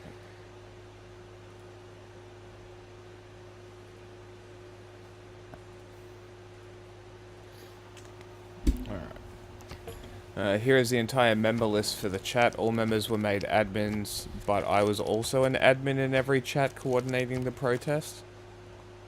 Sure. Okay. All members were made admins. Yep. An individual by the name of Army Odorone, reportedly an ACLU lawyer, was providing jail support. Okay. Which is a method like I used said. to get... Like, this is basic stuff. Like are you I just said, ignorant? this is not actually weird. This is, like I said, this is not the smoking gun that he thinks it is. These are mostly like public and unvetted chats. And sometimes it'll even say that in the screenshots. That's pretty funny.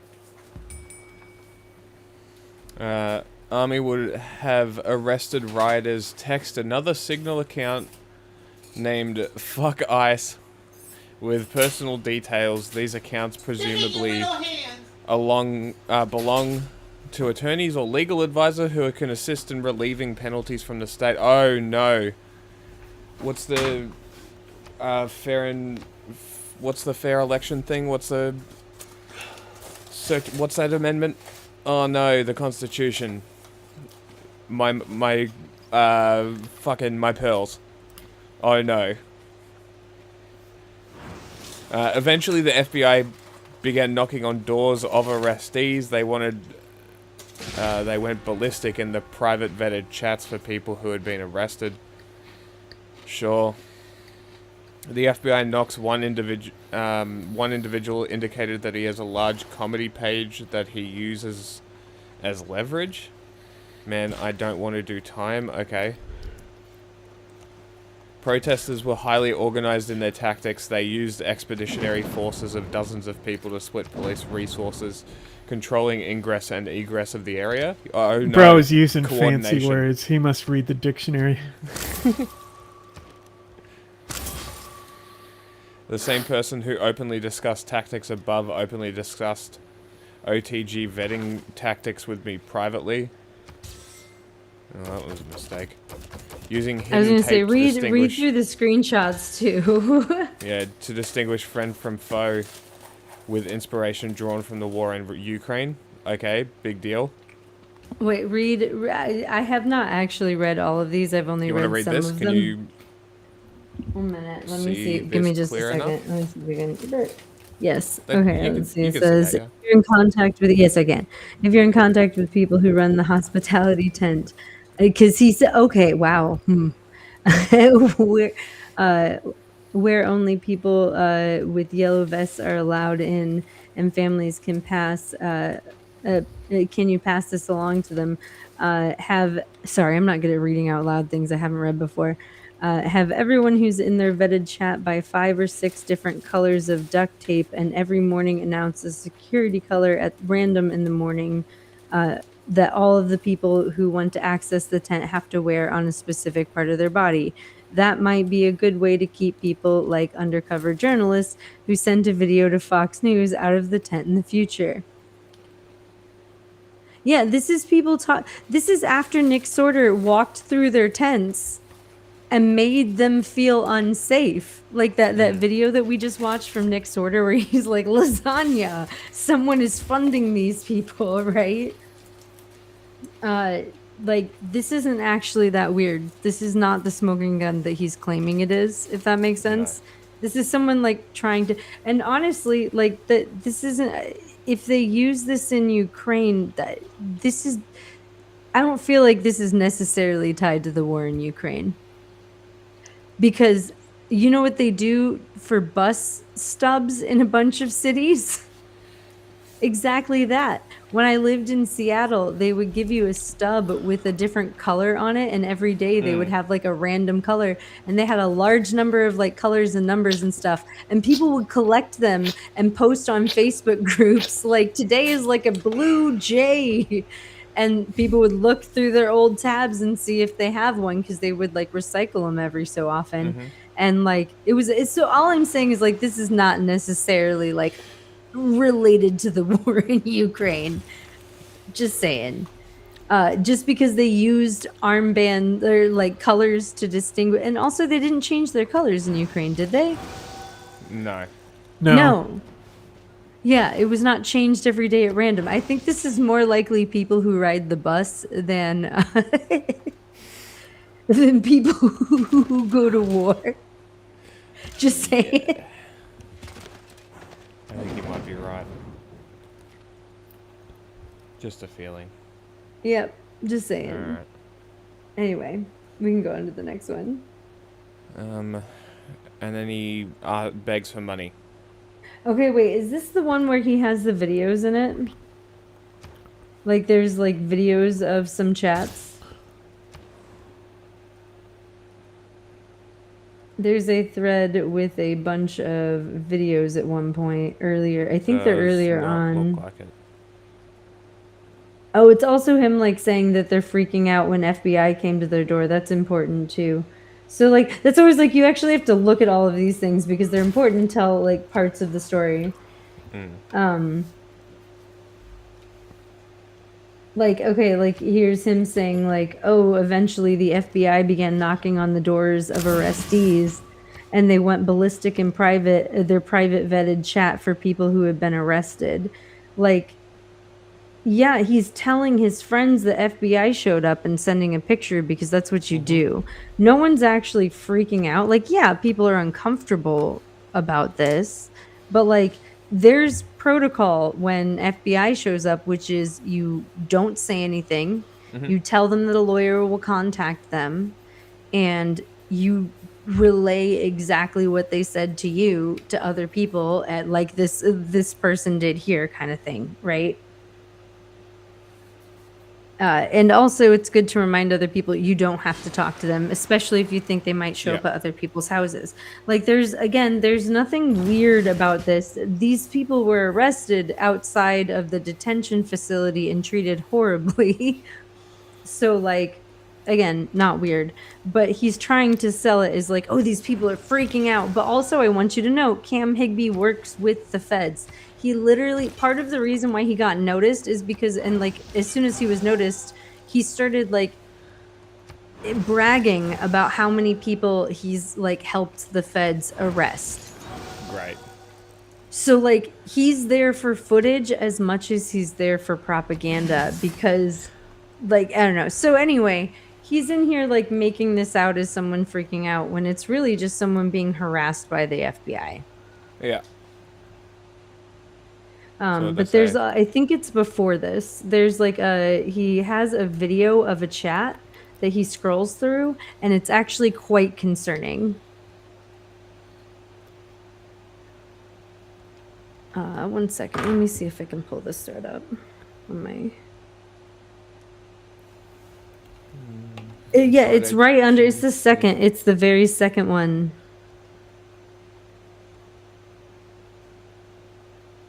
Okay, that one. Read through this because this one made me be like, oh my God. Like, why are you telling this guy all of this information? Like, this is some kind of new, like, baby, like, activist, it seems, that is very trusting, I guess.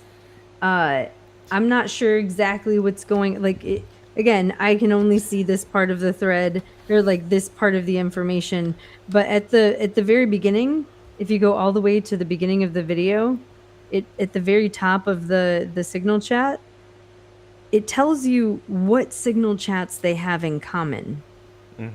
All unvetted. A bunch of unvetted chats.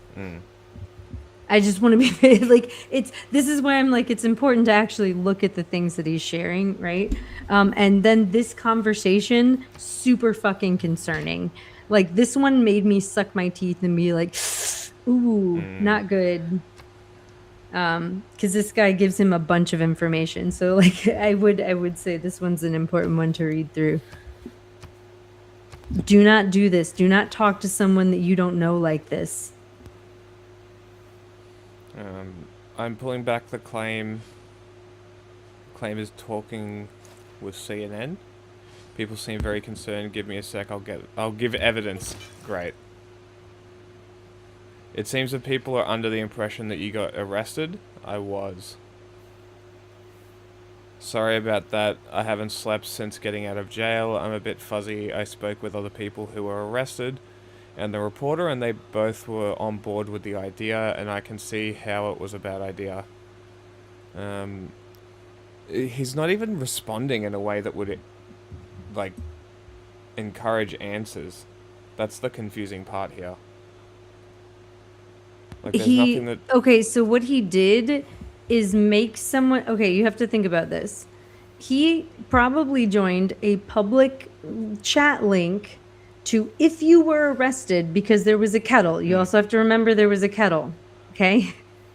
And they're like, if you were arrested, go to this chat. That's probably where the jail support was that he was talking about, right? And if you're thinking about some kind of like baby leftist who's never been arrested before, who just got like arrested and has gone through this whole ordeal, and then they're in a chat where they're thinking that they're helping. It sounds, again, you have to glean the context yourself because he's not actually telling you the whole story, right? So like, I assume that this kid, Michael, right, has talked to someone from CNN who, like, again, it's not that strange for journalists to be in specific chats. Or reach out to someone if they're posting about it or something, right? Or that they know or whatever.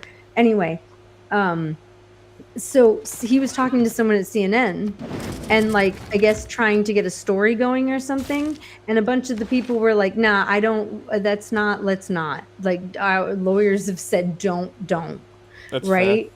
And that's probably the conversation that happened in another chat. And then he saw this as an opportunity to agree with people and sound like he has authority and whatnot, and then message this kid who now feels like he has to explain himself. Again, we have done this shit to them. These are the kind of opportunities that, like, anti-fascist researchers look for in chats as well. So it's extremely painful. Like, reading this whole chat, it gets so much worse, dude. You have no idea. Reading this chat, like, I almost cried for this kid. Anyway, continue reading.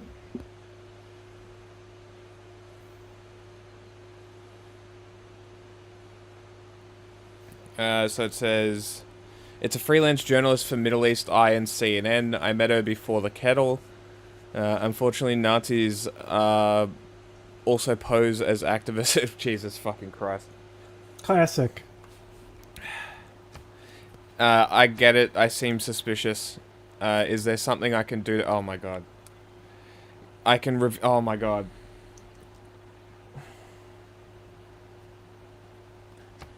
Yeah, I almost cried for this kid. Jesus fucking Christ.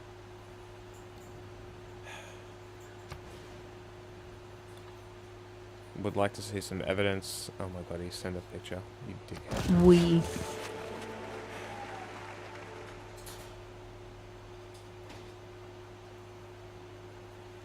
We spoke over a call and texted more on status quo. You hear my voice at a certain point in the live stream talking to her on the Sunday night live stream. If you'd like, I can dig up the timestamp. Don't do that. He does that.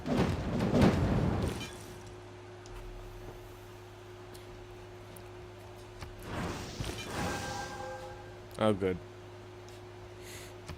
Time This is from when I introduced myself to her on Sunday night, shortly before the kettle, which is where I got her contact info. Do we want to look up this video? I mean, it's not really important. He's just placing himself at a protest, Yeah. which is Stupid. It gets worse. Timestamp. Oh, he gives the timestamp. Sorry, thought I shared the timestamp. My voice isn't super clear, but I love your guys' reporting. And so on is me. What's this guy? Great. You fool. And proof.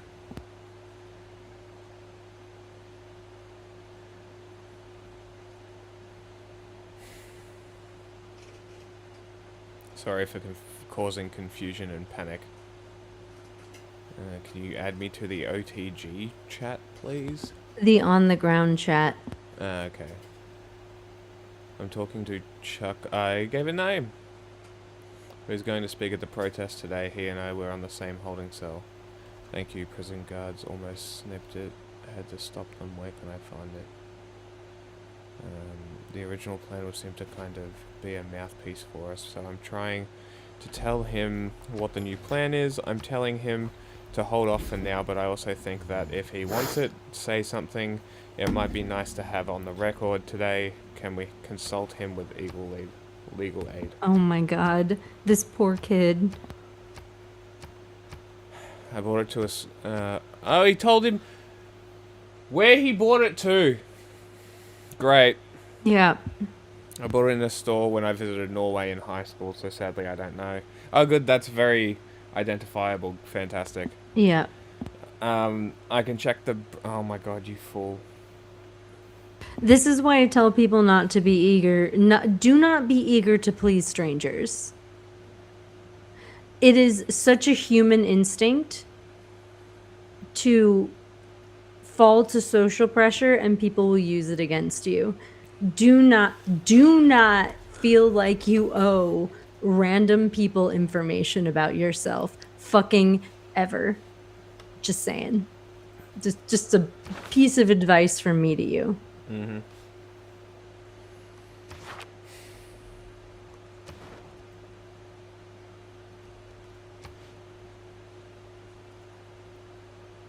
But yeah, so this was very concerning to me. There were a lot of parts of this thread that were not very concerning to me. This was concerning to me.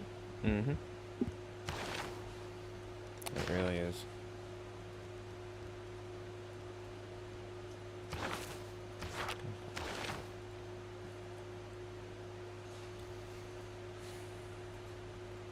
Sorry, just 1 second.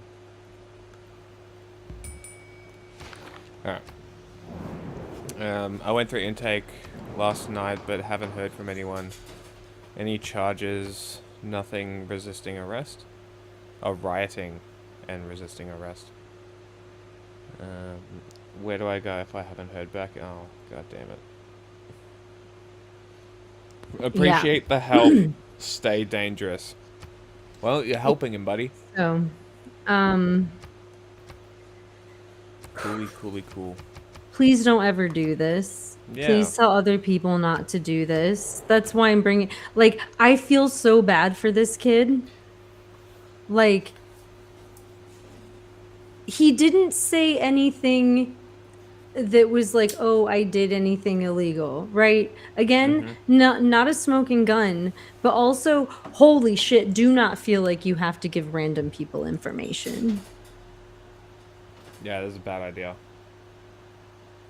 That was a really This bad is idea. also why it's important to have friends that, like, if someone has to have your name to bail you out, or someone has to know who you are, or someone has to know things about you, it's people that you actually know IRL that can connect directly to, like, jail support, right? Before you give any information out. And, like, yeah, so he exploited a situation where this kid thought it was a good idea to talk to the press, and allow, I guess, some reporter to like speak on behalf. I have not looked that guy up, I'm going to be honest with you, so I don't know who that is. But like he was saying, like, be their mouthpiece. Like, I understand why that probably did spook a chat full of people who were arrested. However, at the same time, like, this kid probably didn't, like, is feeling bad, like, oh no, I had a whole chat full of other arrested people upset at me just now, I spooked people. And then like this guy swoops in to like get information, and I feel bad. Again, we do this to them.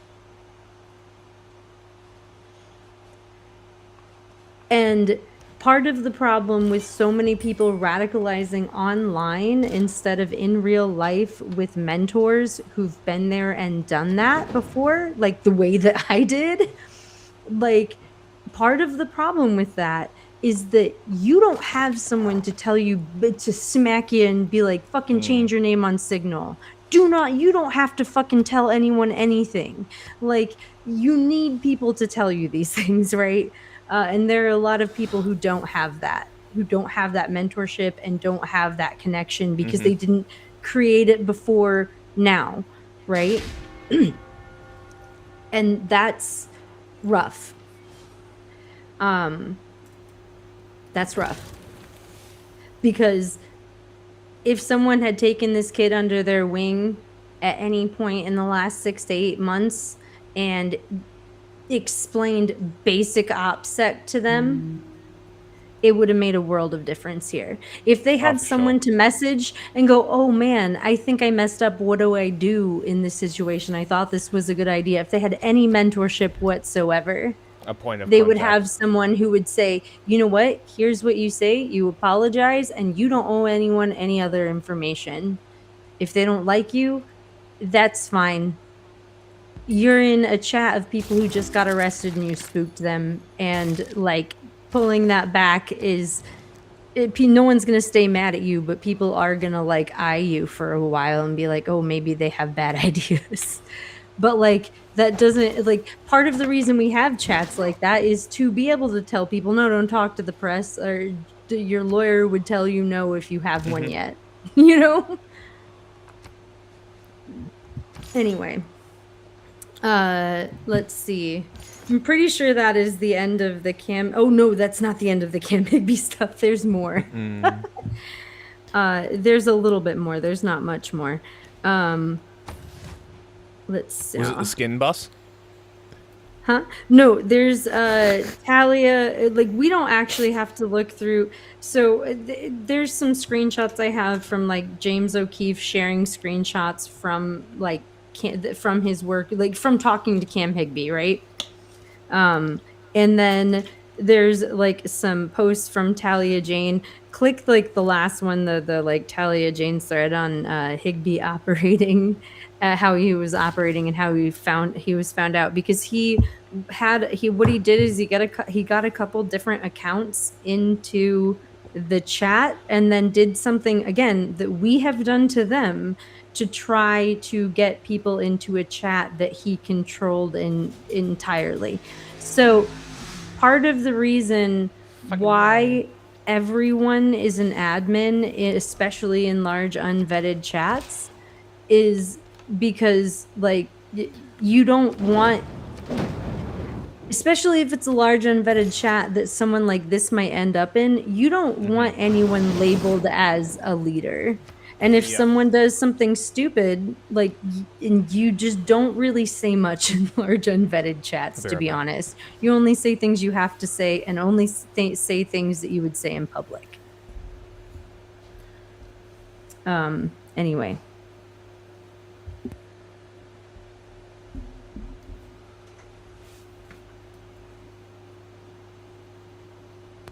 We could pull up Talia's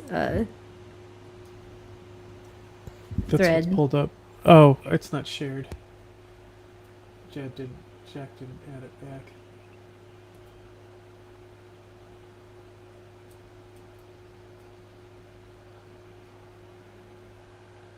Can you make it whole screen?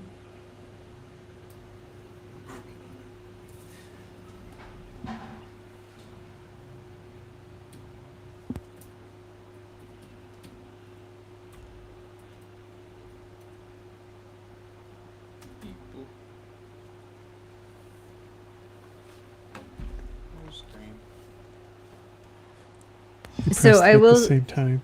I will say, either Talia knows more than she's saying here, or she's making some assumptions that I think it's the assumptions, but we aren't actually sure 100% that this was necessarily Cam and not someone he was working with. I do believe that one of them was Cam Higbee, but we have reason to believe that there's at least one other person, and that is also kind of in her screenshots. Anyway. Well, his There's at least another account. His account would be burned now, no? Yeah, but there's at least one other, and usually you throw at least 4 in a large account, because if you burn some of them, you want the others still in there to see what's happening, right? So at least that's what we did. Maybe he didn't. Who knows? That's they're at least claiming that there's more of them, but that doesn't mean they have them. I don't know. It's a whole story. It's a whole thing. Anyway. This is a problem for people in New Jersey. This is not the first time they've done this. They did this in Minneapolis, which is why we're about to talk about the indictments and the charges after this. So, wait, start with the first screenshot. Is that the first one? No. Okay, oh, I guess it's just the thing. Sorry. I guess she's sharing the thread. That one is not actually that important. I apologize. And so, yeah. So she's shared this screenshot of the Delaney on the ground chat.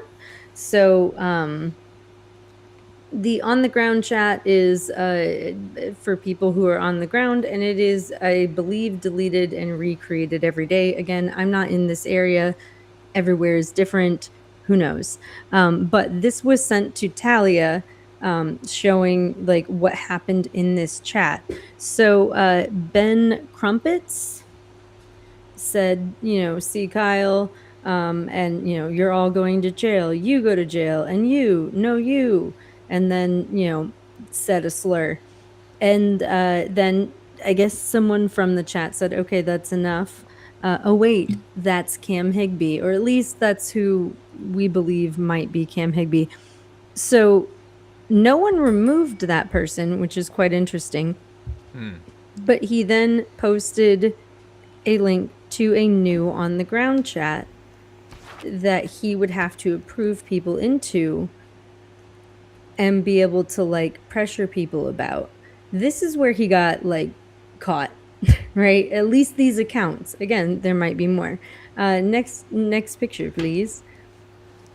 We aren't 100% sure. Again, not much context given, and I don't really expect to get too much more that I can share publicly.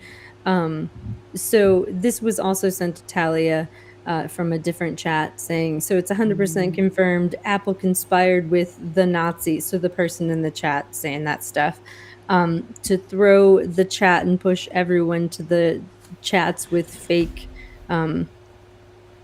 redaction, to then take over Delaney chats. So, which is stupid because none of us are associated with any of the orgs on the ground. Lol. He tried explaining himself and promised that he followed vetting procedure and they all got played, etc., etc. But he made one fatal error. Next, please. He forgot to send me a screenshot of his conversation with the Nazi that doesn't include them being in a group chat together called Planning.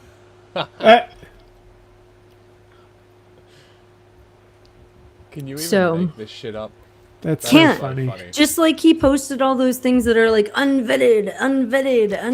Like he was in a bunch of unvetted chat. So I want to be clear that like some baby leftist who got arrested, like doxed themselves, and then some people who are like very public figures that it's not actually weird to find them in these chats, like a professor who might study this stuff or have students, right?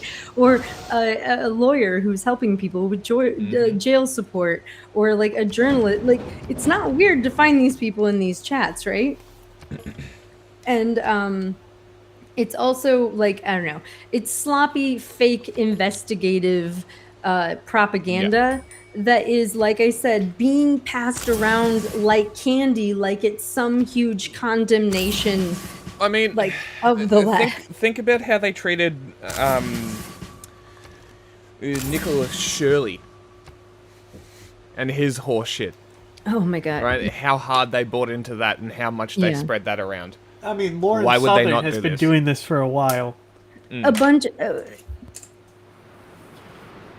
You know, like I would say Lauren Southern is probably the pioneer of this entire thing. She was like doing bullshit before Nick Shirley was doing bullshit.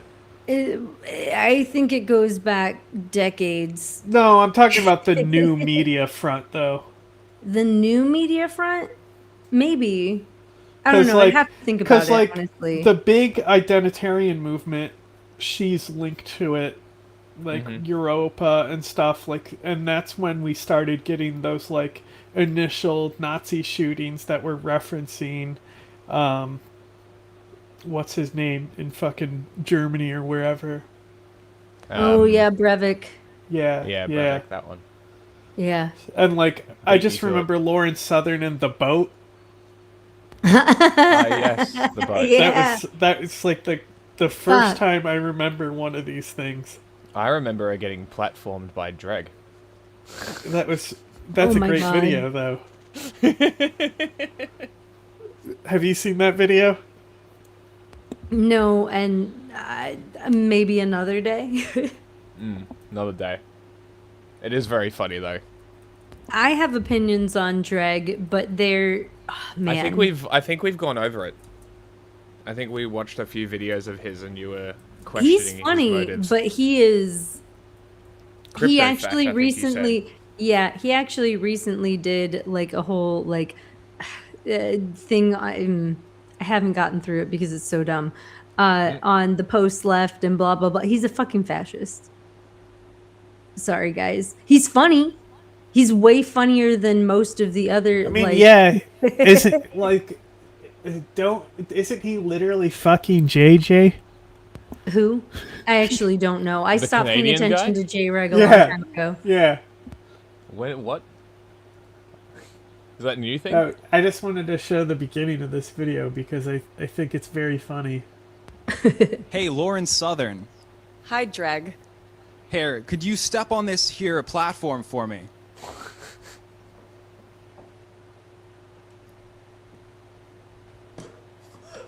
What do you say to...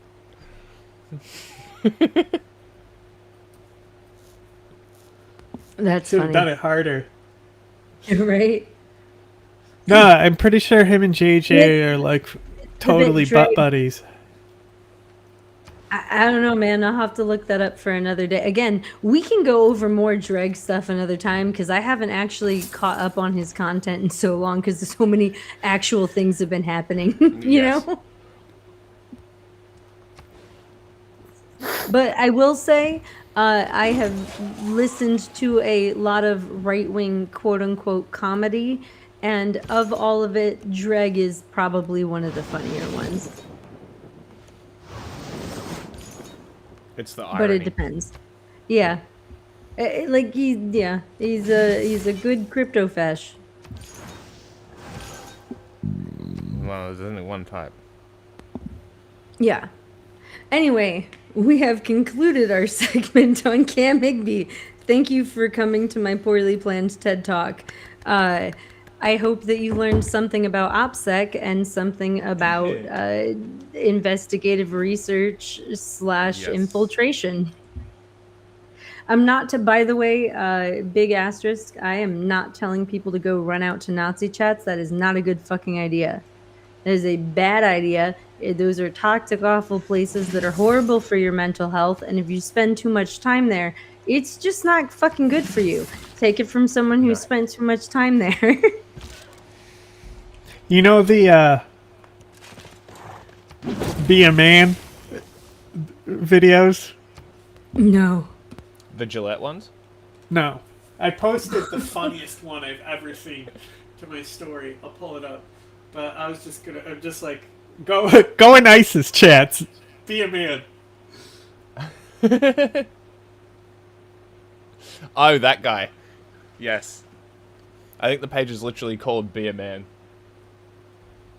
It's all just irony. It's really good.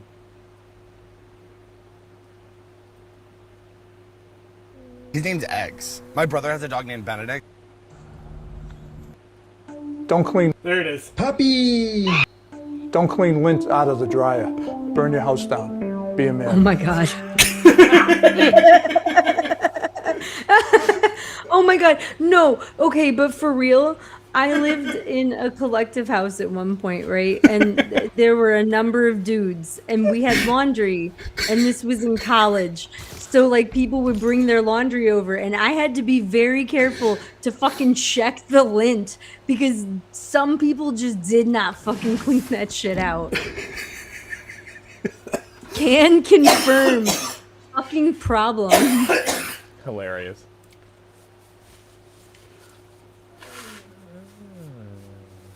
Anyway. Yep.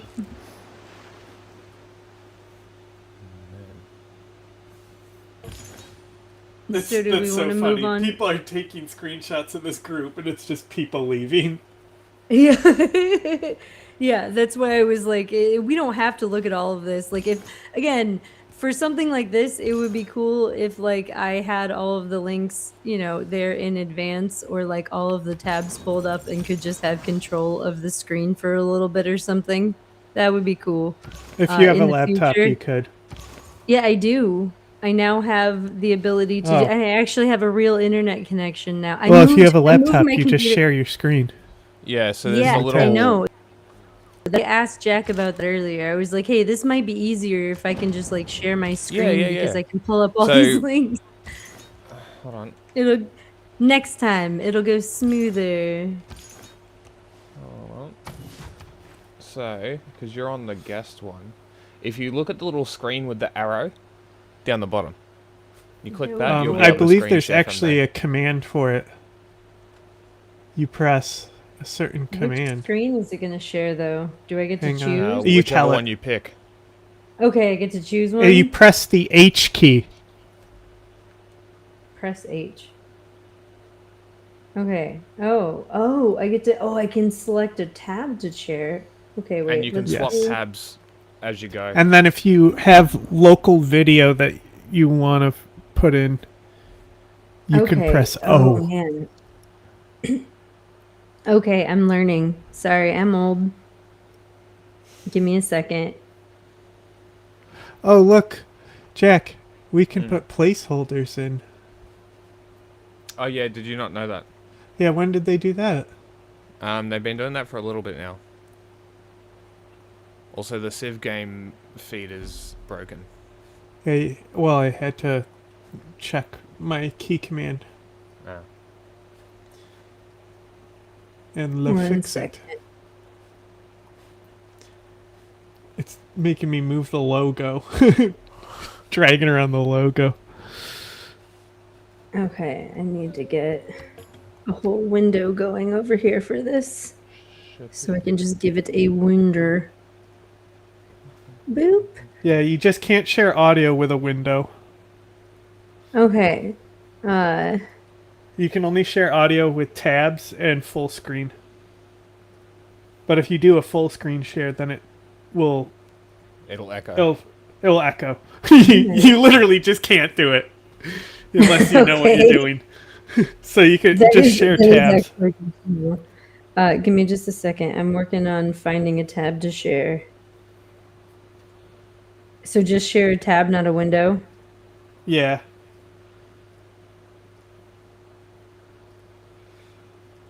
Wait, share. Am I sharing it? Yeah, we have to add it. Working? Oh, okay. Damn, I missed the click. That's funny. Okay, so this is what we're going to be talking about next. One second, I gotta pull up my thing on my other screen so I can actually see what we're talking about. Because one second, I'm not prepared. Okay, so we're going to be talking about the FBI's new witch hunt in Minneapolis. This this is the announcement that was put out yesterday morning. And they were asking, press to show up for their announcement. So, quick recap. In January, Minneapolis was being targeted by ICE really hard. Lawmakers were recently attacked in their homes in the state. Renee Good was killed in the street. Alex Pretty was killed in the street. There was the incident where they claimed that someone attacked them with a shovel and they shot them and arrested them. And then there were 2 people who died after being released into the cold from ICE custody. And then we had things like Jake Lang, Nick Sorter, and Cam Higby showing up, creating, propaganda and filming people and giving information over to ICE. Now, this I cannot blame on the right. There's going to be a lot of, again, like, okay, that show, I would like that not to be in this document, but that's not actually that bad. And things like, oh wow, oh no, someone left their signal open for the police. We're gonna go through the whole indictment thing and watch the press conference, but I just wanted to give you a quick recap of like what was happening in January, because all of the indictment has to do with like January, February type stuff. Also in February, there was a guy named Kyle Wagner who was arrested for his social media posts. Give me just a second here. I'm going to pull that up. Maybe?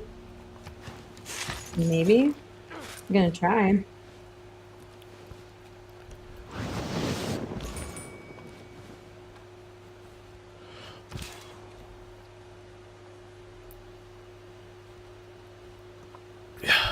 The window finally. Give me just a second here. Do I just like add it to, yeah, that'll work.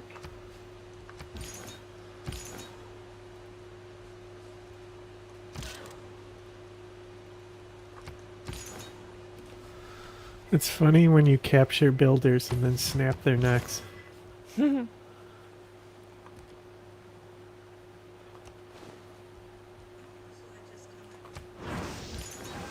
Oh no, will it not let me? A minute.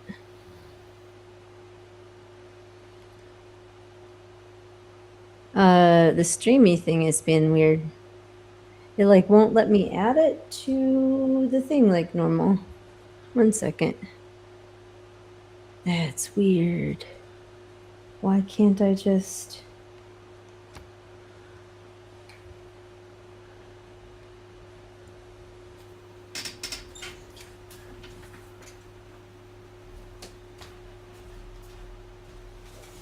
I guess I can do it over here with a new tab. Fuck your AI mode, Google.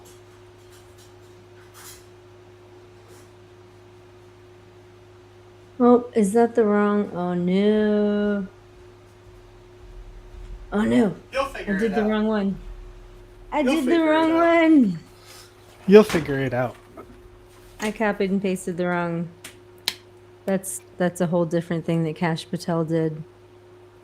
You can like flip between the tabs too, so if you can just share this tab instead if you go to a different tab.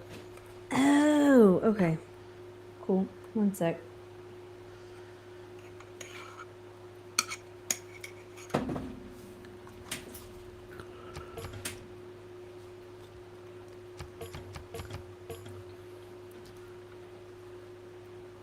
I am struggle busing right now. Oh no, someone is texting me. Is that your text sound? Yes, it is. It's usually on silent, but at the moment it is on sound for a reason. Okay. If I stop sharing and then start sharing something else, is that what I do? No, just go to the tab you want to share, and you can click the top where it says share this tab instead. Unless you're sharing a window. I'm sharing a window. Was that a mistake? Yeah, I would share tabs instead. Well, shit. Sorry, guys. I'm learning. I have to suck before You I can just be press good. stop sharing and then press H again. I'm just gonna do this. Okay, anyway. In February 5th, this happened. You guys can see that, right? Mm-hmm. Okay, cool. So on February 5th, this happened. This guy named Kyle Wagner was arrested, right? And it was kind of a problem because we'll do a little scrolly scroll. He was posting things on the internet. You want to take a look at how stereotypical this person is? Very. His name was Chaos Follows on Instagram. We noticed this guy in January because he was fed posting. He was posting the kind of shit that like you should not be fucking posting online, right? And it was referenced while he was being arrested, right? Like, I've already bled for this city. I've already fought for this city. This is nothing new. We're ready this time. ICE, we're fucking coming for you. Like, again, not a direct threat, but like, the videos got more and more threatening as they went, and he said some things that they could screenshot. And you just don't post things as overtly as he did. Again, we'll get into all of this like a little bit more, but this happened in February. So we were like, oh fuck, this idiot got arrested. That sucks for him. Like, fucking Kyle, what are you doing, Kyle? Because his name's Kyle Wagner, right? Fucking Kyle, what are you doing, Kyle? Saying things like, get your fucking guns and stop these fucking people. All right, this was, again, January 24th, right after Alex Preddy was shot. So, like, Kyle, why are you posting this on Maine? That sounds dumb, Kyle, right? Like, we were noticing him in January as he was posting these things, and we were like, wow, someone is fed posting. And then he got arrested on February 5th, right? Which is not actually, okay, that made sense. But we weren't quite prepared for everything that was going to come after that. Give me just a sec to switch to the next thing. Okay, so after February, there were a bunch of other things that happened, like there were protests, yada, yada, yada. We're not going to go into any detail, though, until last week. Last week, people started getting door knocks. You might remember that from Cam Higby's thread, right? Where he was like, oh, these people are freaking out about FBI door knocks, right? People started getting door knocks around the country around the same time for various reasons. People were getting door knocks in Delaney. People were getting door knocks up in Minnesota. And up in Minnesota, some of the people who got door knocks, they were saying things like, oh, you were filming and that like you were filming ICE and that's illegal. You can't do that. And people were like, okay, talk to my lawyer, right? And it was concerning. People were getting concerned. It happened in Michigan. It happened in, I want to say, Wisconsin, Milwaukee. But I'm not 100% on that one. And I believe that it may have also happened down south. So, like, there were a number of door knocks within a short period of time. So, much like people have playbooks, part of the FBI's playbook is to do mass door knocks because it is very concerning to have a bunch of random people have the FBI show up at their house and be like, we know who you are, right? It concerns a lot of people and scares a lot of people, and it can shut down organizing. It can also get them a lot of information out of scared people or people who are idiots. So, there were a bunch of door knocks last week. That's an important thing to know. And then this press release that I was showing initially, just one second, let me see if I can actually switch my screens because this is not...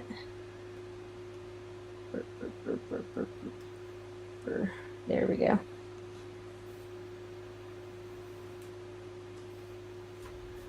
So then, so anyway, nothing major came of that other than like that Kyle guy got arrested, right? And some other people were arrested at event. Like Kyle was not the only one arrested, but he was the only one that was announced by the Department of Justice and used as an example because he was so easy to make an example of, right? And then all of a sudden, yesterday, the same day that all of Cam Higby's shit came out, we get this early in the morning. Like, I got sent this at like 7:30 in the morning, and I went, fuck. Now I have to like wait until 11 wondering what the fuck this is about, right? I mean, it says right on it, like, a special agent in charge of Homeland Security investigation will announce charges against multiple defendants for conspiracy to impede and injure federal officers and related charges pertaining to the efforts of a group comprised of members from 2 Minneapolis-based Antifa groups to violently oppose immigration law enforcement. Cool. So I spent my morning just kind of waiting for this press conference, and then when 11 a.m. rolled around, I was really pissed because I forgot, like, there's a time difference. So it was actually noon. So then I twiddled my thumbs for another hour, and I waited for the press conference. And we can watch that. That is a thing that we can do the watching of. I have a link. 1 minute.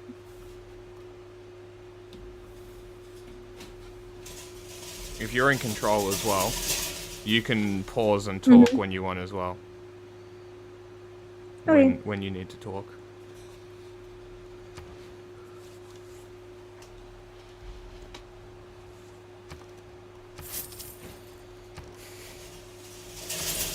I mean, this is kind of like Pidgin English, where it's very similar. Or like, what's that the British thing that is like kind of like English but not really? Middle English? No, it's like a modern thing. Oh. You've shown me it before. Pause. What? Sorry. Just responding to the What chat. were you talking about? Oh. Middle English. They're talking about the Australian government needing interpreters to speak to the indigenous. And there's a thing that I've seen before, which is like, it might be Nigerian.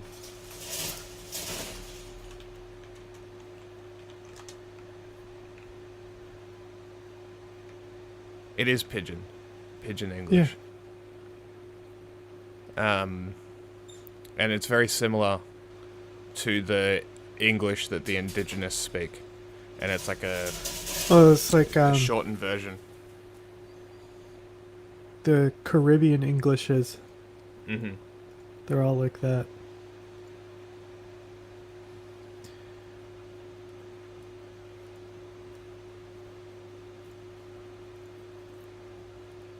And then it's like Portuguese can't understand Spanish, but Spanish can understand Portuguese, or the other way around. That's interesting. Portuguese can understand Spanish, but Spanish can't understand Portuguese. It's one or the other. That's very I mean, that's also cultural. It's both. Language is fascinating. Well, 1 minute. I'm trying to pull up chat so I can actually see what people are saying.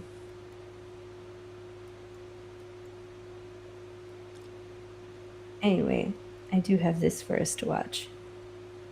So, we ended up with this here press conference where they had Daniel Rosen, the U.S. Attorney for District of Minnesota, who is a Jewish man, of course, you know, for looks wearing the yarmulke, which just, I don't know, man, fucking the layers of these conversations, dude.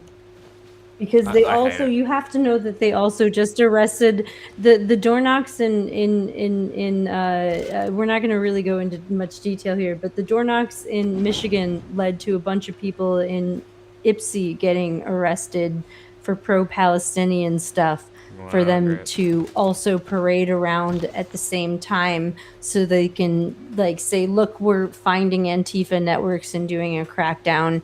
And what they're doing is they're finding some of the most active and dedicated people and targeting them to make examples of them.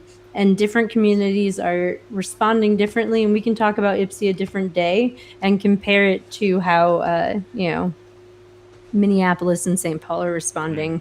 But first, let's watch the press conference and see what they have to say. Yeah, the audio might be a little low on it. So hit play, see if we can hear it. Wait, oh no. Wait, you guys It's can't YouTube, hear it? don't worry. Yeah, is it a window or a tab? How do I fix that? Just send me the link. It's a window. Okay. Yeah, just send me the link. Windows can't One share second. audio. Oh, shit. Okay, sorry, dude. Learning.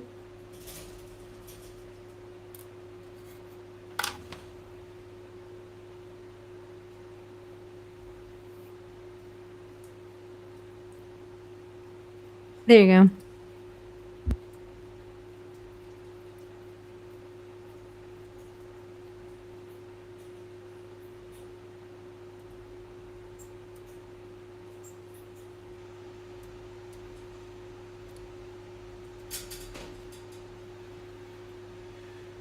Those who engage in political violence and intimidation. Today, a federal indictment was unsealed, charging 15 defendants with conspiracy to impede or injure federal officers and other charges related to efforts You of can two play this 2 times Minneapolis-based speed. Antifa groups that me a violently sec. Or like oppose 1.5 the or whatever. enforcement of federal law in our state. The defendants are members and associates of Direct Action Minnesota. They are charged with conspiracy to impede or injure a federal officer, solicitation to commit a crime of violence, interstate That's threats, a group chat interstate name. stalking, assault on a federal officer, and destruction of government property. Earlier this morning, agents of Homeland Security Investigations conducted a coordinated law enforcement operation, culminating in the arrest of 12 of the 15 defendants. One defendant had already been in custody on other federal charges. 2 defendants remain fugitives at large. Today's charges and arrests reflect a broad federal effort to address organized lawless behavior which seeks to disrupt the execution of federal law. It is a serious federal crime. Motherfucker. These defendants Damn. falsely claim to be protecting. Be assured, the Department of Justice and my U.S. Attorney's Office has and will distinguish between lawful protest and criminal conduct. These defendants have been charged not for what they said, but for what they did. They all joined an agreement, a conspiracy, to interfere with lawful immigration enforcement operations. The conspiracy was not to interfere by their voice, but to do it by force. That's a crime, and it will not be tolerated in the United States. Direct Action Minnesota emphasizes their violent, militant approach to politics and are highly critical of nonviolent, peaceful protests. You see here a Facebook post from one of the defendants, Cameron Kennedy, writing, quote, "We need to become ungovernable." As the name suggests, Direct Action Minnesota is an organization dedicated to direct action against federal law and immigration enforcement. This action is not peaceful, it's obstructive, disruptive, and unlawful. The organization trains its members in the aggressive use of shields against law enforcement, surveillance, operational planning, and rapid mobilization against law enforcement actions. Though investigations are ongoing, what we know now is that Direct Action Minnesota is comprised of members of subgroups. For example, the Black Hat Workers Collective. The Black Hat Workers Collective is a Minneapolis-based Antifa affinity group which advocates, promotes, and utilizes militant tactics and violence. Here you can see that their Facebook cover page shows as a banner the burning down of the Minneapolis Police Department's 3rd Precinct. One of the leaders of Direct Action Minnesota, Defendant Kyle Wagner, identifies himself as Antifa, and he doesn't shy away from it. My name is Kyle, I'm Antifa, and there's so much rage in me that I've had to record this like 15 times trying to get the message. Fucking Kyle. They fucked up, okay? Go watch my videos, doesn't matter if you're not here and you're not caught up, you missed the fucking fight. But if you are, it's time to suit up. Boots on the ground. Nicollet and fucking 26th. My house is 4 blocks away. Anywhere between Franklin and Nicollet and 26th and Nicollet, show up, ready to go. Okay? No, not talking about peaceful protests anymore. Bro, literally dropping his exact location in the chat. Specifically to my fucking followers, this is everything I have fucking talked about. Fucking this is exactly Kyle. what I said was gonna happen. This is exactly what I said was gonna fucking come when we didn't fucking go and march on fucking Whipple with guns. Sorry, but welcome to America 2026, where Second Amendment is the only thing that's going to keep you fucking protected from literal fucking Nazi gunmen that are killing innocent people in the street with impunity. This is not a fucking joke. There's nothing fun to chant about it. Get your fucking guns and stop these fucking people. We're not talking about peaceful protests. His words, not mine. During Operation Metro Surge, Direct Action Minnesota infiltrated and exploited lawful protests to more efficiently carry out its unlawful direct actions, targeting operations involving ICE as well as other federal law enforcement, and as well as other state law enforcement. In order to achieve the ends of the conspiracy, Direct Action Minnesota was highly organized, holding meetings on a regular basis, and engaged in what they called operational security, or OPSEC. The indictment unsealed today includes a focus on 2 days in which Direct Action Minnesota organized and participated in actions against federal and local law enforcement on January 23, 2026, and on March 1st, 2026.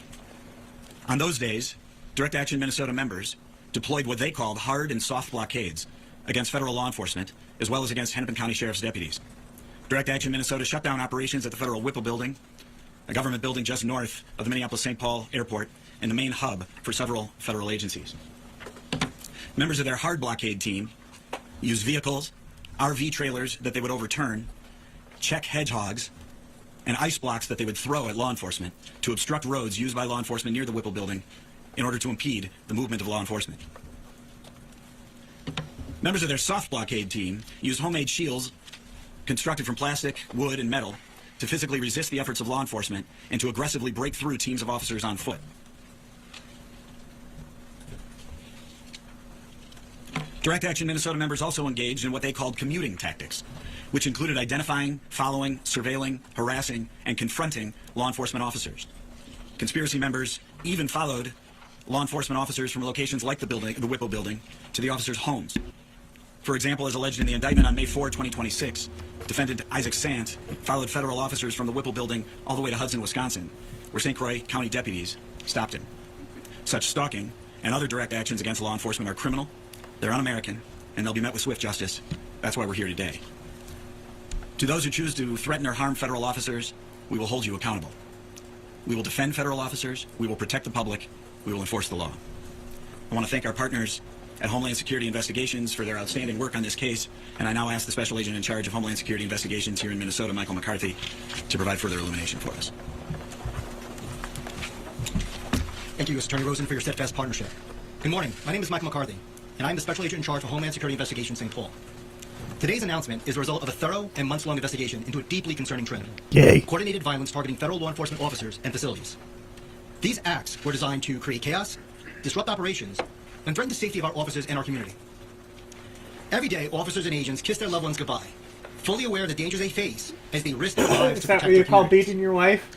Each and every one of us in the law enforcement community does so with the ultimate goal of making it home to our families each night. We are sons, daughters, mothers, and fathers. We have families. We swore an oath to protect and serve. And we place the public's Then will do it. Chat, by the way, we'll without get into this hesitation deeper, trust and me. often without recognition. Make no mistake. They engaged in OPSEC with a video like that. The law is the law. Over the past several months, we have seen organized groups deliberately plan and carry out criminal acts, including assaults, threats, destruction of government property, and efforts to obstruct federal officers. Much of the recent civil unrest in the metro area has been linked to anti-ICE demonstrations. Let me be clear. Peaceful protest is a protected right and a cornerstone of our democracy. We respect and defend that right. However, there's a clear line that cannot be crossed. When protest turns into rioting, violence, or criminal activity, it becomes unlawful, and it will not be tolerated.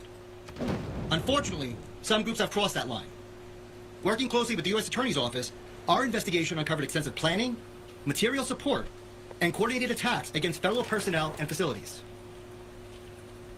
Our teams have worked tirelessly, conducting surveillance, reviewing camera footage, and analyzing large volumes of information to identify those responsible. I want to thank all the agents and staff whose dedication and professionalism made these indictments possible. Our message is clear. You may not agree with the laws. You may protest the laws, but you must follow the laws or face the consequences. It is not optional. We will enforce the law.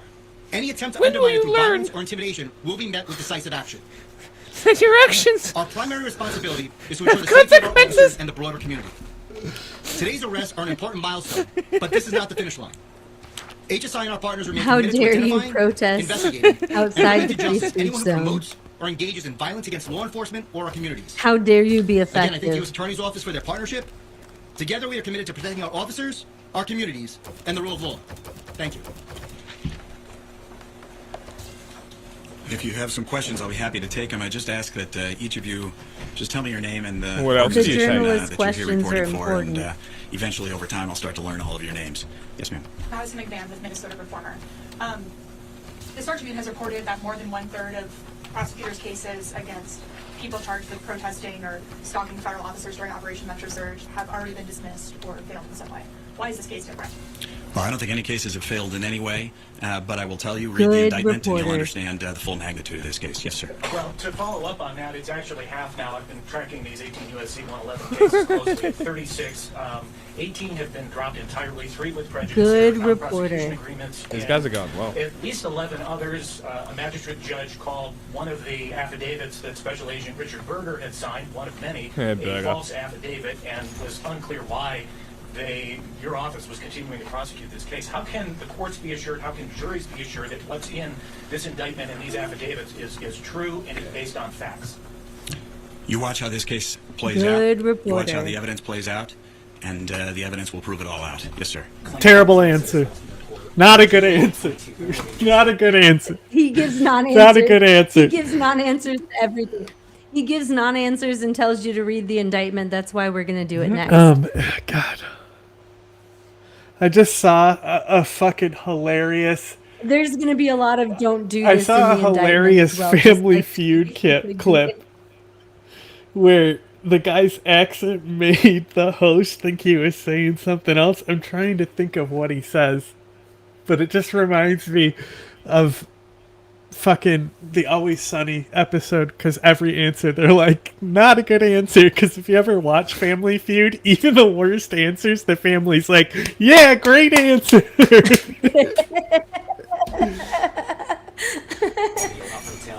And we're seeking an arrest warrant for Nikema Levy. We need that clipped for a soundbite. Not a great answer. Arrested until several months later.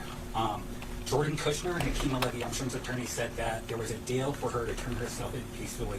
Was there a deal between the DOJ's office and Nikema Levy Armstrong for her to peacefully turn herself in? And if so, what led to that decision to arrest her at a hotel? The answer is any deal for her peaceful surrender was that she walk out of the hotel room that she was hiding in, and she says, I surrendered to the federal law enforcement officers that were in the hallway, and that's exactly what occurred. Yes, sir. Can you say where, and Scott Johnson with the Sag Power Line, can you say where the video of Kyle Wagner came from? I think I can say Instagram, Scott. Thank you. Yes. Taylor Rivera, WCCO Radio. What can you tell us about the fugitives involved in this case? Where does that investigation stand? I remember what it Are you talking was. about the two? The fugitives. Wait, pause there. The fugitives. Love that language. Sorry, that's. God damn it. Well, they're criminals.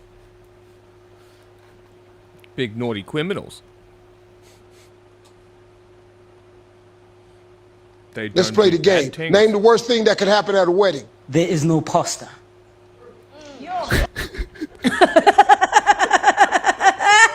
Good answer. What do you think, Jack? Play it again? Let's play the game. Name the worst thing that could happen at a wedding. There is no pasta.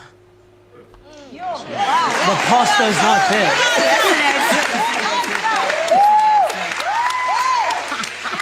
I just told y'all, look, at a wedding, you don't have food at the wedding. There's no food at the wedding.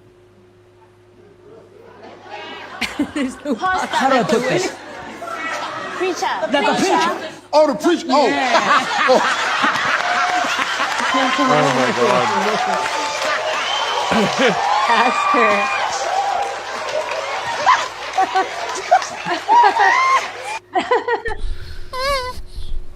I think it was the #1 answer too. The fact that it went to a turtle fucking Yeah, issue right? next says a lot about your YouTube. And look, now algorithm. we're back to a turtle fucking issue on this screen. 。 . 。 . 。 . 。 . 。 . 。 . 。 . 。 . 。 . 。 . 。 . 。 . 。 . 。 . 。 . 。 . 。 . 。 . 。 . 。 . 。 . 。 . 。 . 。 . 。 . 。 . 。 . Right. Oh man. Anyway. Always Sunny. Family fight. Not a good answer. Let's see if I can find this.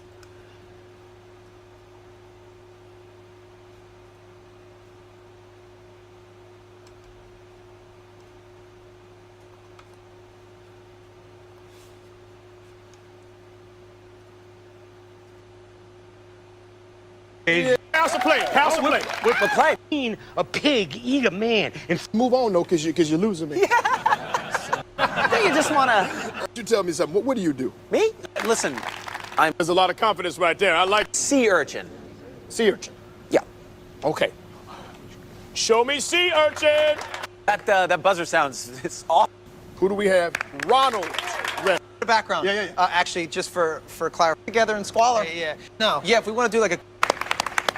I'm part of the Reynolds family. I'm not even gonna try to figure it out. Right. I'm sorry. Show me, Cap. Don't say show me. Don't Feels say, like an AI just say the cut. Show me is the part I say. Here's the one. You know what? Go ahead and do it. Gotta stay here. Okay. They don't eat us. It's a misconception. They actually eat gold and treasure. That's why they're always sitting on a big pile of it. Bad answer. Bad answer. Bad answer. There it is. There it is. I agree. Take that as a soundbite. Show me dragon.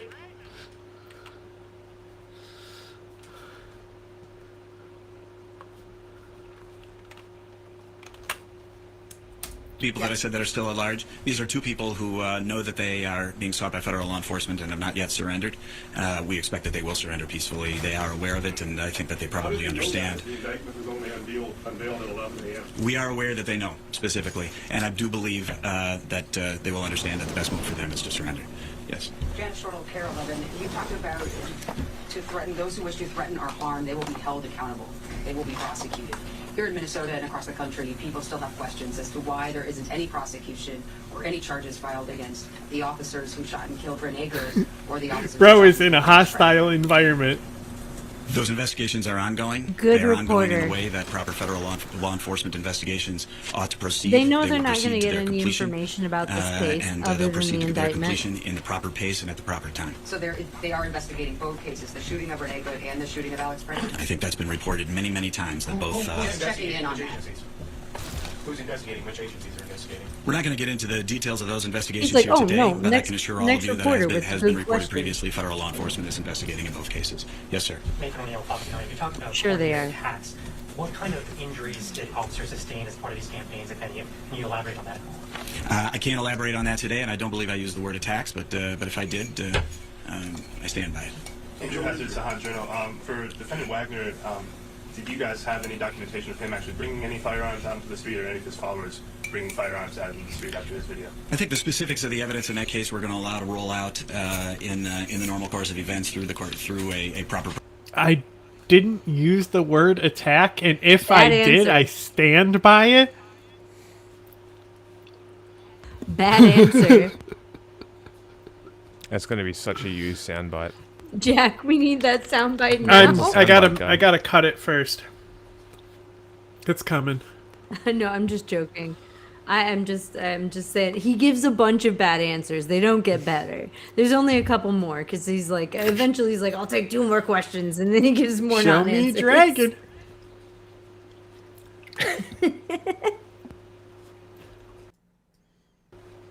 All right, 2 seconds.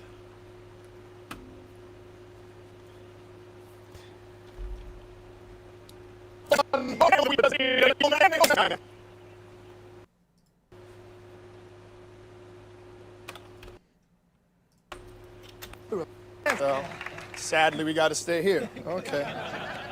Charlie? Yeah. Just need you to name an animal. Yeah. That we eat but doesn't eat us. Doesn't eat us. That's easy. A dragon.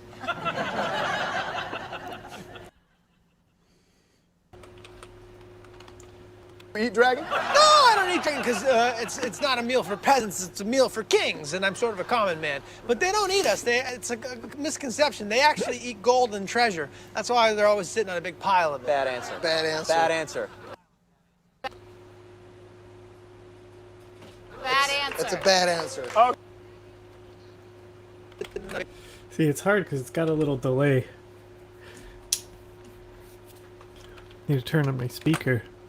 Pile of bad answer. Bad answer. Bad answer. Bad answer. That's a bad.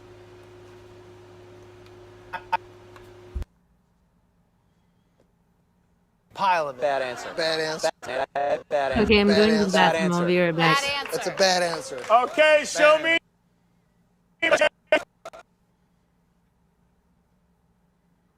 Pile of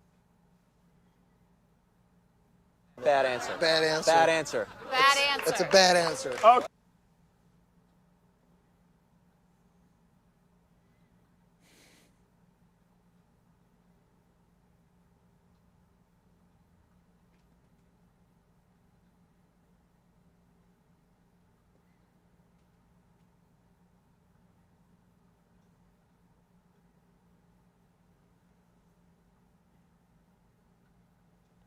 Watching live edits.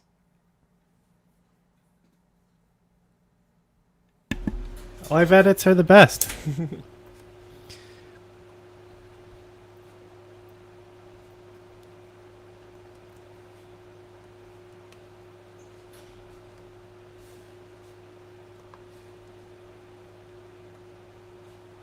See how quick that was?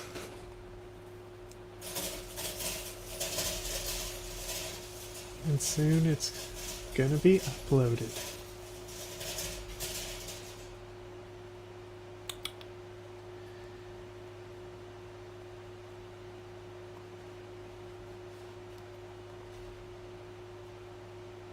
There you go.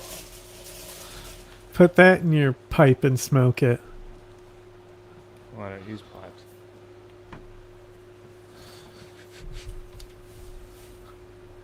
Okay. Blow that out your ass. There you go. Drive. Oh. Prosecution, and right now we'll let the indictment stand on their own. Yes. Hi, Kelly Seller, Foxtown. Just wondering if these two groups, the Black Cat Workers Collective and Direct Action, are they still operating? And are those two groups that you continue to monitor? Well, what I will say with regard to ongoing federal law enforcement efforts is that if you are actively conspiring to impede law enforcement, actively conspiring to commit the acts that today's indictment alleges, you ought to go on the assumption that we're watching you and that will get you. Yes, sir. Yes, sir. Ben Henry, Chicago News. Words like attack and assault. Dragon. What evidence do you have? I know in the past any officers opinion, but what evidence do you have that these assaults and attacks took place? Oh, we have video evidence, we have eyewitness testimony, and all of that evidence will roll out in the normal course of a prosecution. Why not share it in the press conference today like you did with you still images? Why not show some of these attacks today? We're showing what we think is necessary in order to get the story out, and I recommend that you read the indictment. Yes, sir. Thank you. Aaron Johnson, Community Press. Bad answer. These organizations, is apart from like to kind of ride the coattails of that, we saw like a lot of Frank's answer is pig, and then he goes, it's like number one. He goes, bad answer. wait, Bad answer. I need to change Bad my answer. answer. Bad answer. Because I have, in fact, seen a pig eat a man. In fact, I have seen many pigs eat many men. Insignias that identified them as these specific groups. I'm sorry, that identified who? These 15 defendants as these specific You groups? said like Black Cat, and forgive me, I forget the other off the top of my head. Were they wearing like, you know, armbands, logos that specifically identify, forgive me, I have a disability. From Ukraine. Take your time. Identify their group, or whatever we're going to call it. So the MO of these particular operators is to exploit legal protests that were ongoing for their illegal acts. As a part of that, they did not always disclose who they were to those that might otherwise been lawful actors in protest. Since I don't have the indictment in front of me, can you tell me of the 15, how many are from Minnesota? Good question. I think, do we have that number with us? All of them. Are they all from the Twin Cities area? They are. Okay. Rob Guggen with the CNN. Kyle Wagner identified himself as Antifa. How are you catching the other groups in the Okay, so that again falls into the realm of the evidence that'll roll out in the course of the prosecution, and I understand that the indictments were only unsealed 15 minutes before this press conference, but I do recommend that you read it, and your question will at least be answered in part. Yes, sir. This might also be in the indictment, but like, how is DOJ, how do you define Antifa? What is Antifa? So what is Antifa goes beyond, I think, the scope of what this indictment is. But what we can tell you is that we have plenty of people that self-identify in that way, and you might want to ask them that Is question. that a crime to be part of affiliating with this group if it is even a group? It's a crime to conspire for the purpose of impeding or injuring federal officers. It's a crime to conspire together in order to commit crimes of violence. It's a crime to get together to stalk. It's a crime to get together to make threats. It's a crime to get together to assault federal officers. It's a crime to get together to destroy federal property. So those are all stock crimes. How many officers were injured or actually assaulted as a result of these 15 events? I'm sorry, I'm not sure that He looks anything I just said uncomfortable. is a thought crime. I don't think. Bad answer. I'm not following the question yet. Well, how many were injured? How many of these officers were injured as a result of these alleged actions? That was the question there. So again, all of the numbers on this will all roll out in the course of the prosecution. But you understand here that we have a group of people who quite deliberately got together, planned violence, used violence, and whether or not the extent to which they actually achieved their ends of harming people, whether it was by the overturning of vehicles and RVs in the street, whether it was by the throwing of ice blocks at vehicles, whether it was by use of their vehicles in other ways, whether it was by their stalking, whether or not they actually at the end of the day caused bodily harm is not the measure of whether or not they committed a serious federal crime. And I would dare say, Nobody said it was. They were asking you what injuries the officers had. Engaging in all of these violent acts, and then simply saying, well, nobody got hurt, so how bad could it have been? Are you saying federal officers were injured? Ice hates ice. Do you anticipate more arrests related to Operation Commitment like these? We'll talk about other arrests at other times today. We'll talk about these 15. Yes, sir. I believe President Donald Trump has labeled Antifa as a terrorist group. Did you consider those charges in these cases? Well, we considered and we charged the crimes for which we have the evidence to convict these individuals. I can take two more questions. Yes. One last follow-up on what I was asking about earlier. So there are internal investigations by Border Patrol and DHS with the officers involved in the Pretty and the Good shootings. If those come up with any evidence, would you consider charging any officers in the shootings of Renee Good and Alex Gray? If the evidence shows that we can prosecute and convict somebody beyond a reasonable doubt, good journalist, we will charge. We will not undercharge. We will not overcharge. But we will pursue federal prosecution in the manner that the evidence dictates. Is the indictment posted online? Bad answer. Great question. Is the indictment posted online? Yes. It's publicly filed. It's publicly filed now with the court. Can we get case numbers? We will. I'll tell you what. Ask Hong Bui, who is in the back of the room, and Hong will make sure that you get all of it. All right. CR 115. An estimate of how many agents were injured in the attacks? I think we've already been through that. All right. Thank you very much. So there will be a press conference outside the plaza of the federal courthouse from community members and the National Lawyers Guild responding to the allegations in this indictment and this continuing act of political repression. Bad answer. Bad answer. Bad answer. Bad answer. That's a bad answer. Okay. So he said CR 26115, right? Okay, I have it. It's shared for later. First, I want to watch. I feel like before going through the indictment, it's important to watch. The National Lawyers Guild did a press conference outside of the courthouse, or wherever the fuck they just did that. Of this year, former Attorney General Pam Bondi came to town for a propaganda show. And the purpose of her propaganda show was to announce the charges against 22 people who had been arrested by ICE and released previously. And they were all trotted through this courthouse and through the courthouse in St. Paul and had their photos taken. Their photos weren't digitally altered in a demeaning and racist way the way the photo of Nikema was, but their photos were posted in this demeaning way with lies about them. And then their cases started to go through the legal system. They were defended by many of the people standing around me. We had judges that at least stood up to the false charges. Over half of those charges have already been dismissed outright. They were based on lies. They were based on false information. They were based on violation of judicial orders. And now today, 15 more people are going to go through that process. And the same thing will be true of the charges that the people are facing today. I was just up in the press conference held by United States Attorney Daniel Rosen. It was a propaganda show. Boo. He talked that people were being prosecuted for their acts, not their thoughts, and then recited their thoughts. Somebody posting that we need to become ungovernable. What's wrong with being ungovernable by a fascist government?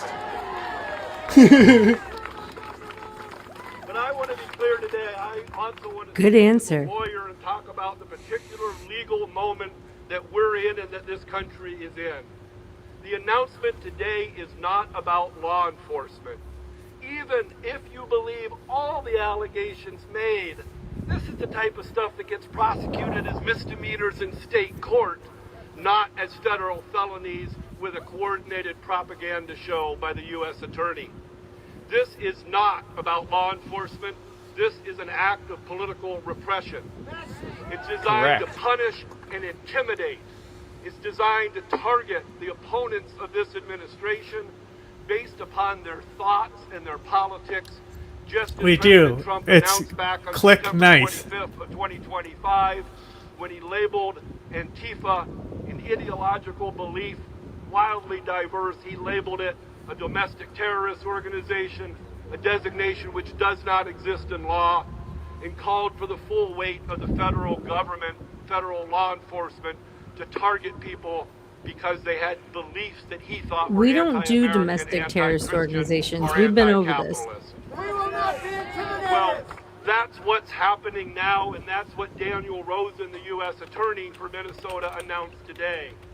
The same Daniel Rosen who saw mass resignations from his office when instead of investigating and prosecuting the It's crazy that Randy Newman came out to give this speech. he called for investigations of their family and friends for the same charges that he announced today.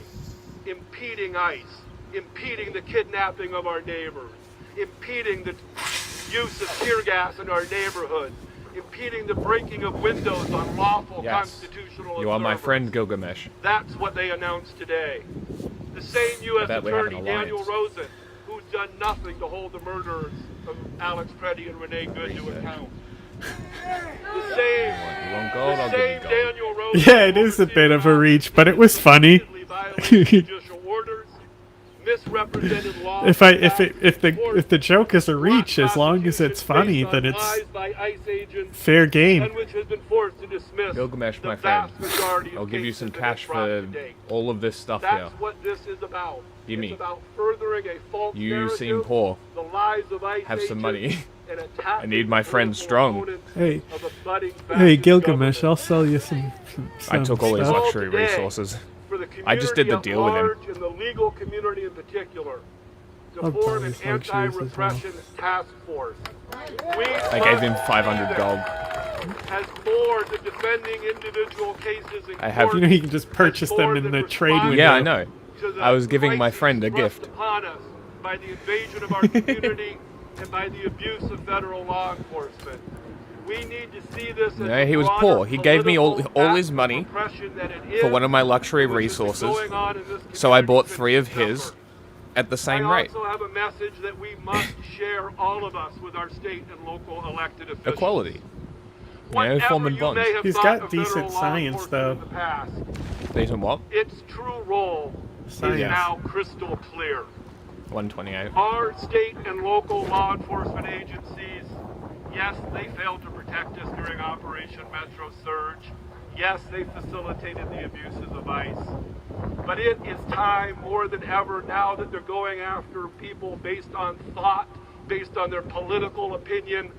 to I love the line all local where he was state like, cooperation they said they were with targeting all people federal law enforcement agencies. for their actions and then proceeded to share their thoughts or ICE, something not like that. just Obviously, Homeland Randy Newman was Security, more not eloquent just than me, Homeland but Security, but every federal agent is being drugged in to this Look, I would love to have project Randy of Newman building fascism at bat for me if I'm ever prosecuted for thought crimes on social media.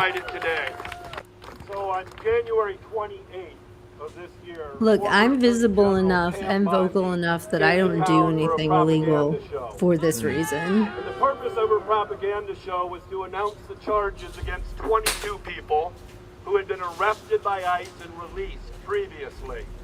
And they were all trotted.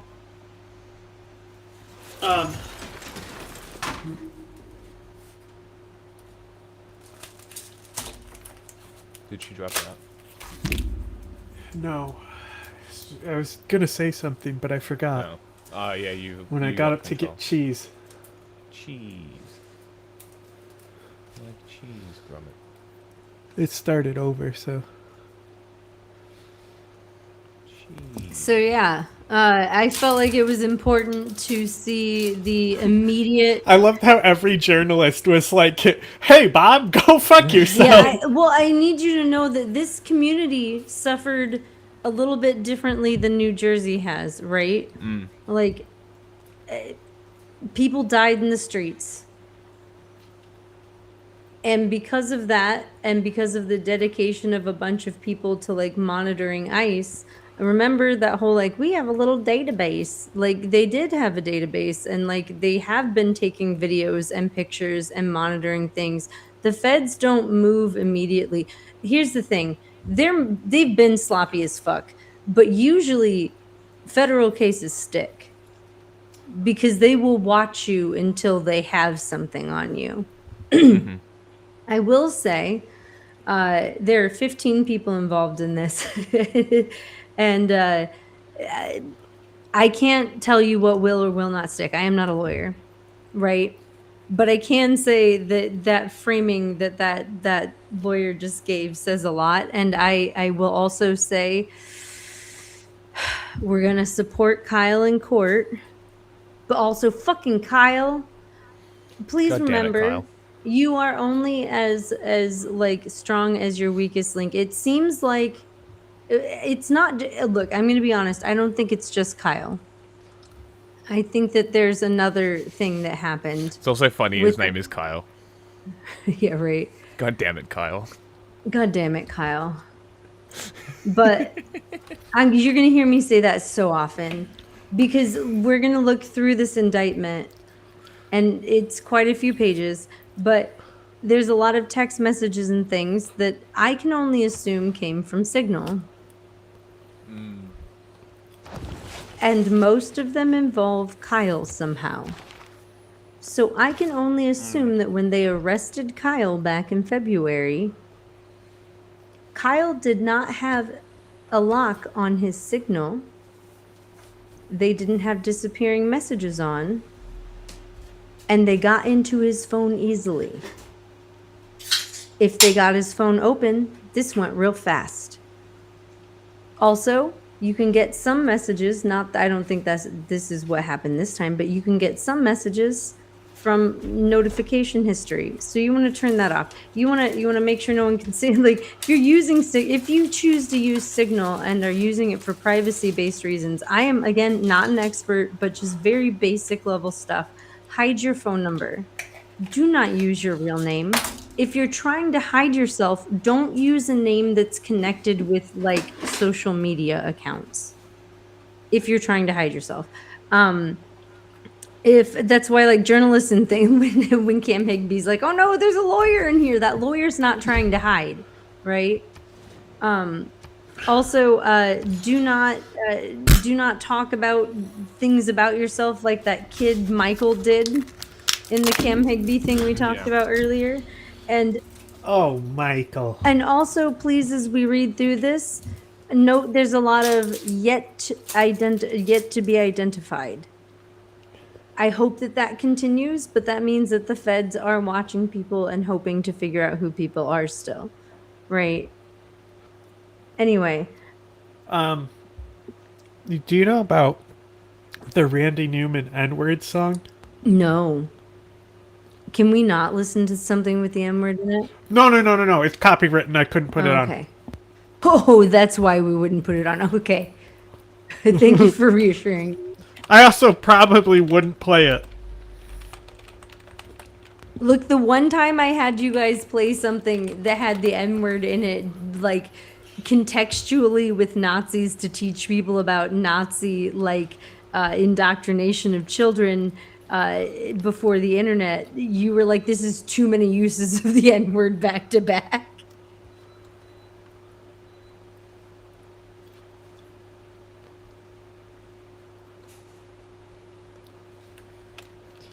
YouTube hates that shit.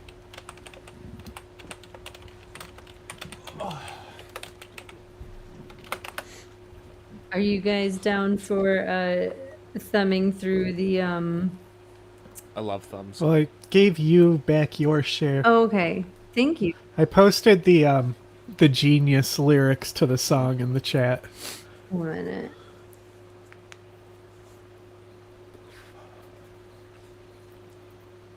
Okay, I'm gonna look at that later. Okay, so It's an anti-racism song where he drops the hard R N-word. oh boy, that's that's kind of like. Do you listen to Phil Oakes at all? I don't know who that is. Okay, we'll have to play some of his music. You know, we can play some of his music at some point because it's not. He doesn't use the N-word, but he does say Negro, in the sense it's a song about liberals, and so he's singing from the perspective of a liberal, and he builds up to lines like, "I love Puerto Ricans and Negroes as long as they don't move next door." And if people are like walking by or not are not fully engaged in this song, lines like that stick out like a fucking sore thumb. But Phil Oakes is an old folk singer. Anyway. So I guess you could say Randy Newman is also a folk singer, right? oh my god, let's have that debate a different day. Folk. It's a funny word. I don't know enough about Randy Newman to have an opinion on that. Wasn't his face on Zoric things? people got no reason. Good answer. Didn't he have his face on some things? Huh? Didn't he have his face on a bunch of shit?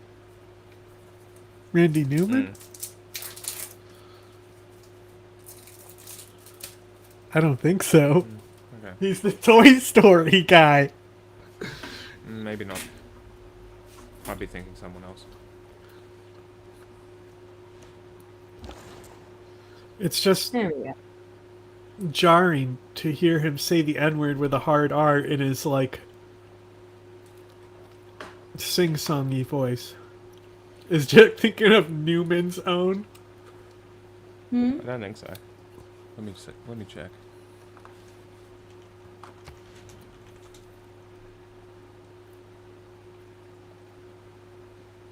Lamau, maybe. Do you know who Randy Newman even is? Should I? Yeah. He's the No, Toy he's not- Story guy. That explains nothing. You got a friend in me. Okay. the Okay, like there's two things I would show you to tell you who Randy Newman is culturally, and one of them is that song, and the second one would be a Family Guy clip. song. Hilarious. She takes the apple from the tree. Yep. Got it. Yeah, those are I mean, I'm not going to sit here and explain Randy Newman to you. Again, I do not know enough about him. He's a I national know who treasure. he is. Oh, sure. We can learn about, we can talk about him sometime. I'm down sure. to learn I'm about sure him. he's told cops to fuck off. I'm pretty sure Randy Newman's ACAB all the way. I hope so. Hang on, I'm gonna No. Google. Is Randy Newman Antifa?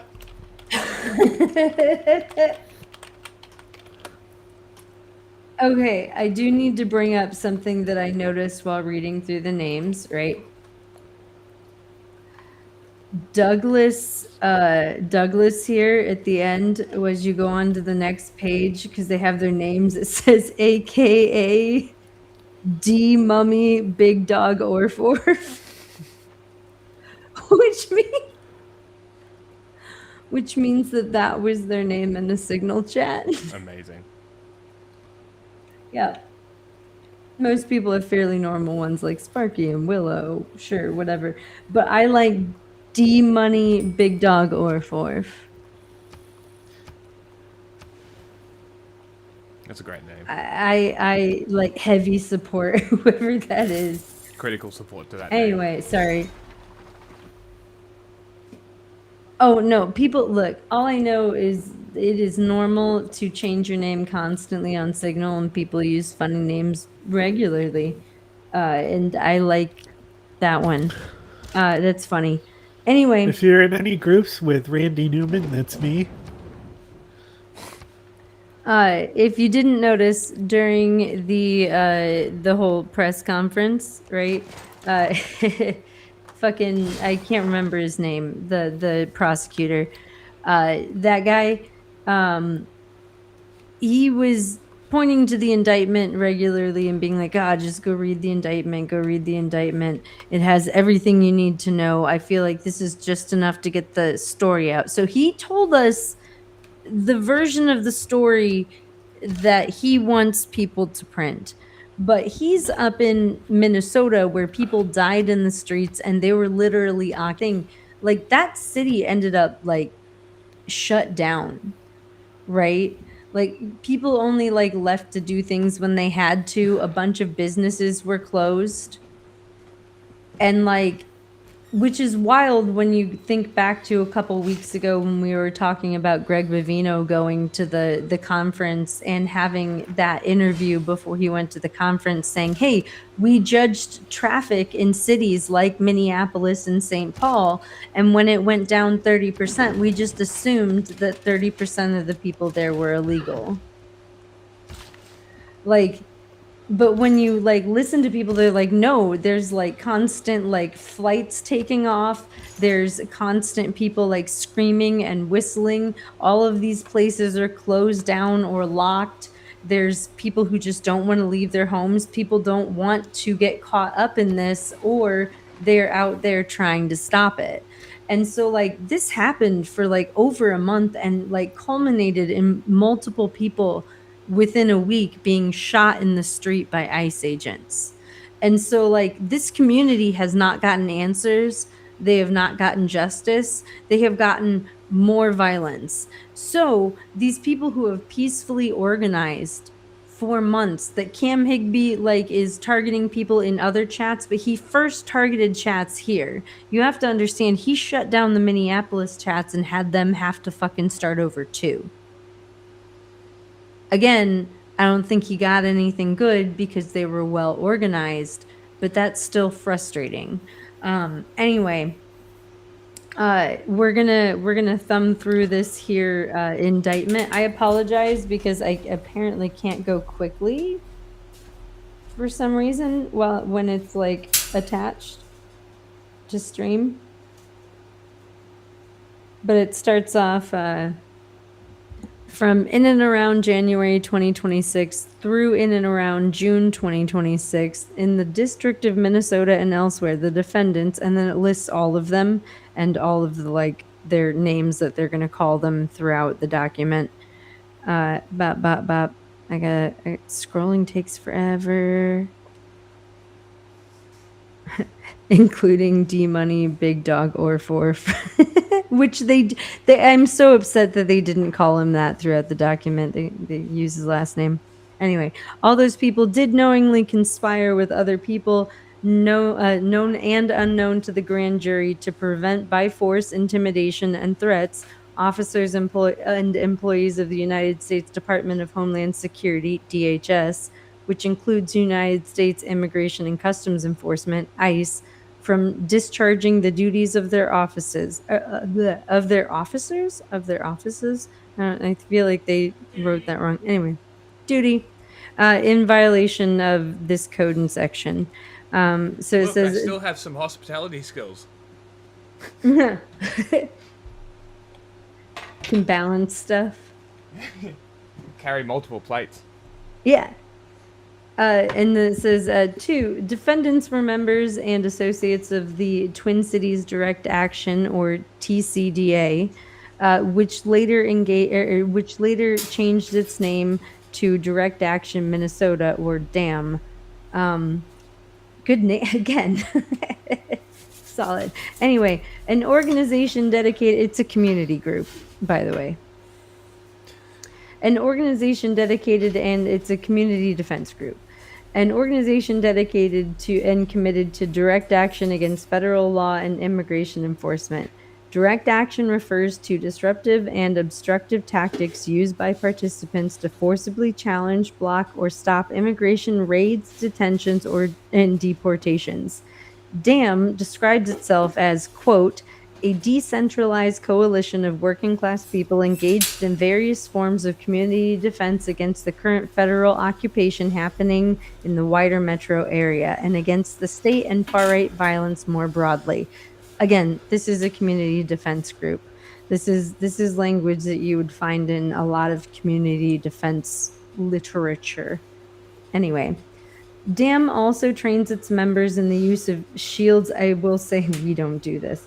DAM also trains its members in the use of shields against law enforcement, surveillance, event planning, role differentiation, and rapid mass mobilization against ICE enforcement actions. Basically, they give people information about things that they can do to help stop ICE, apparently. Let's see. 3. DAM is comprised of members from several subgroups, such as Black Cat Workers Collective, BCWC, Ray Rainbow Bolt Memorial Shooting Club, and other organizations. So again, I'm seeing Ray Rainbow Memorial Shooting Club. That's a community defense group. Anyway, many self-proclaimed anti-fascist or Antifa groups in the United States exist at the local level in small units called affinity groups. That is true. Antifa groups frequently blend anarchist and communist views. Also true. Like, again, it's not like a single unified group. It is like that lawyer said, it's not one specific ideology. It is actually quite a large tent of people who oppose fascists. Though a lot of people do tend to be anarchists or communists or socialists or like libertarian socialists in nature.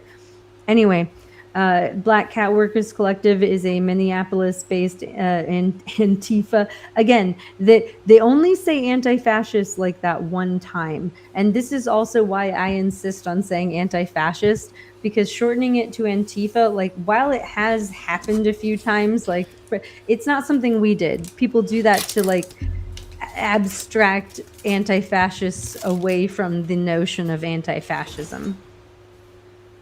Anyway, Antifa Affinity Group, Black Cat Workers Collective is a Minneapolis-based Antifa affinity group committed to militant class struggle, community self-defense, and revolution. Militant class struggle includes disrupting rallies, digital campaigning, community organizing, and physical confrontation, often justified as collective self-defense. Again, that sounds like ComDef literature. Black Cat Workers Collective members advocate, promote, and utilize militant tactics and violence. Again, we do not. I'm also, you have to consider these are probably filled with lies. Black Cat Workers Collective members are intricately involved in the planning and execution of direct actions. Probably true. The Ray Rainbow Memorial Shooting Club is another Minneapolis-based affinity group dedicated to community self-defense. It's probably a shooting club where people are, like, when they need... I have only read the first, like, 30 pages of this, so I have not gotten all the way through it. But, like, yeah, probably, this is probably a community defense group, and it's probably the group that a bunch of other local organizations call when they feel like they need someone armed in case a right-winger shows up or something. Because those groups exist around here too. Like, we have drag defense networks and things like that. Like, it's the middle of Pride Month. You know? Anyway, let's see. Where was I?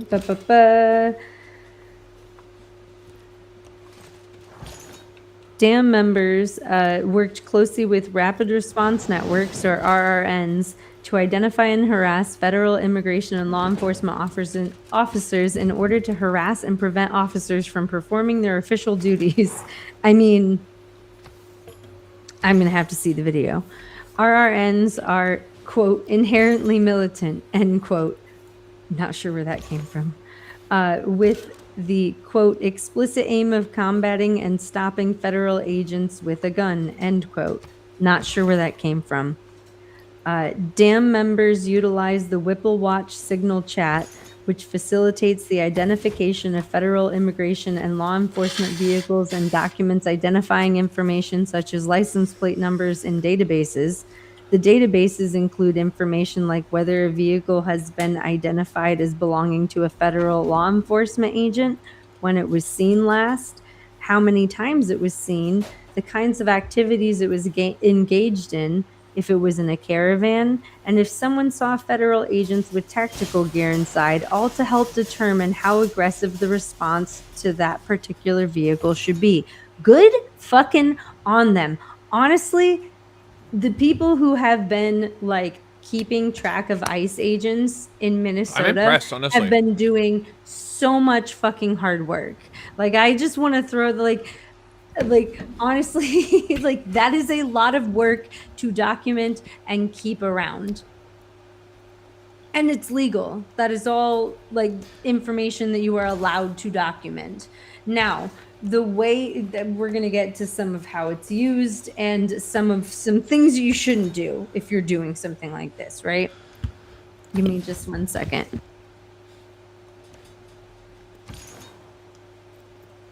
Sorry, I need to hit my vape. Bad answer. Bad answer. Bad answer. Bad answer. Bad answer. That's a bad answer. They're getting rid of flavored vapes, so I guess I'm gonna have to go through Oh, rip. nicotine withdrawal. I need to quit anyway, dude. Well, like, the issue is the current disposable vape market has made it harder to quit, which is exactly what Yeah. they wanted. Well, Like, I and not quit only- with a vape because I went to a custom, like, vape shop and, like, I mixed the fluid with lower nicotine here's the thing. concentrates. I used to do that, and then I got lazy. And if I want to keep vaping, that is what I will have to do, because it has like there's rules. It can only be certain flavors, and it has to be American made. And to be honest, I read a report where I'm gonna have to check who. Again, I have not chased this science all the way down, but I read a report where like a number of them tested positive for like amounts of like small amounts of like synthesized barbiturates, and that's just getting people more hooked on things in a way that's not healthy. So honestly, I need to stop using them anyway, and disposable vapes are not good for us. I actually keep all of mine in a box to be used for like, I don't know what, some kind of art like project. You know what I in use the them for? future. Squirrels. So, it might disconnect. Give them to the squirrels. They're all right there. Because my friend upcycles them. Uses the batteries. Turns them into power banks and shit. So I just give them to him. But I've been getting non-rechargeable ones. And yeah. I'm not sure if they're as usable, but they've got a screen on them and everything, so I'm sure you could Someone harvest who's the willing screen to for pull it something. apart can probably do that. The squirrels exactly. want the vapes. And that's, Squirrels want the vapes. and that's what he does. So he pulls it apart and shit. Oh, fuck me. Fucking pies. I'll pull you apart. But yeah, By so he the way- upcycles them and turns them into shit, so I just give them to Quick him. question. your soul How late are you guys planning on streaming tonight? Indetermined. Okay. because this is very long and I could just read it all, but it's kind of long. It's quite interesting. Look, there's a reason why I read these, because it gives you information on what you should be considering if you are doing any kind of activism. I think we should read it. But I don't know if it gets too late or it gets too long. Also, there's going to be a certain point where my voice kind of gives out. So if y'all wouldn't mind going back and forth reading with me. Also, I'm not great at reading out loud. I apologize to everyone who has to like listen to me read something unrehearsed. Neither am I. Why open a hell diver? Sorry, chat. If you guys would read this yourselves, I wouldn't have to read it to you.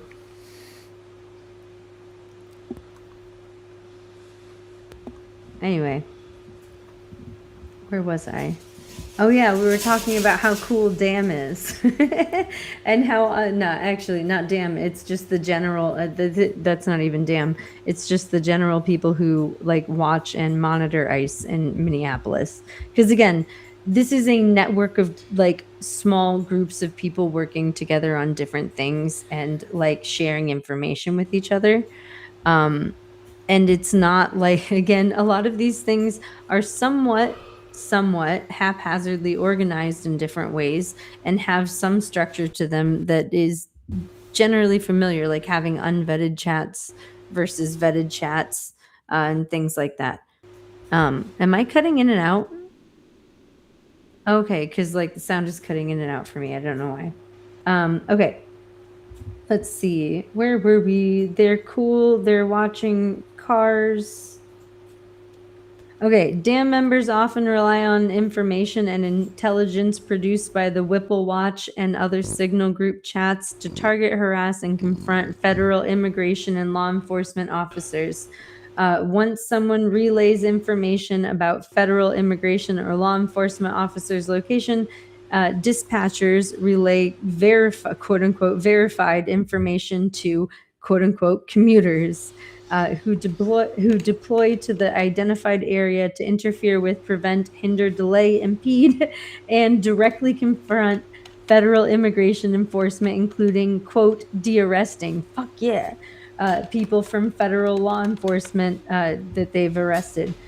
Quote, commuters, end quote, follow federal immigration enforcement officers from locations like the Bishop Henry Whipple Federal Building, also known as the Whipple Building, to the officers' residences and other locations.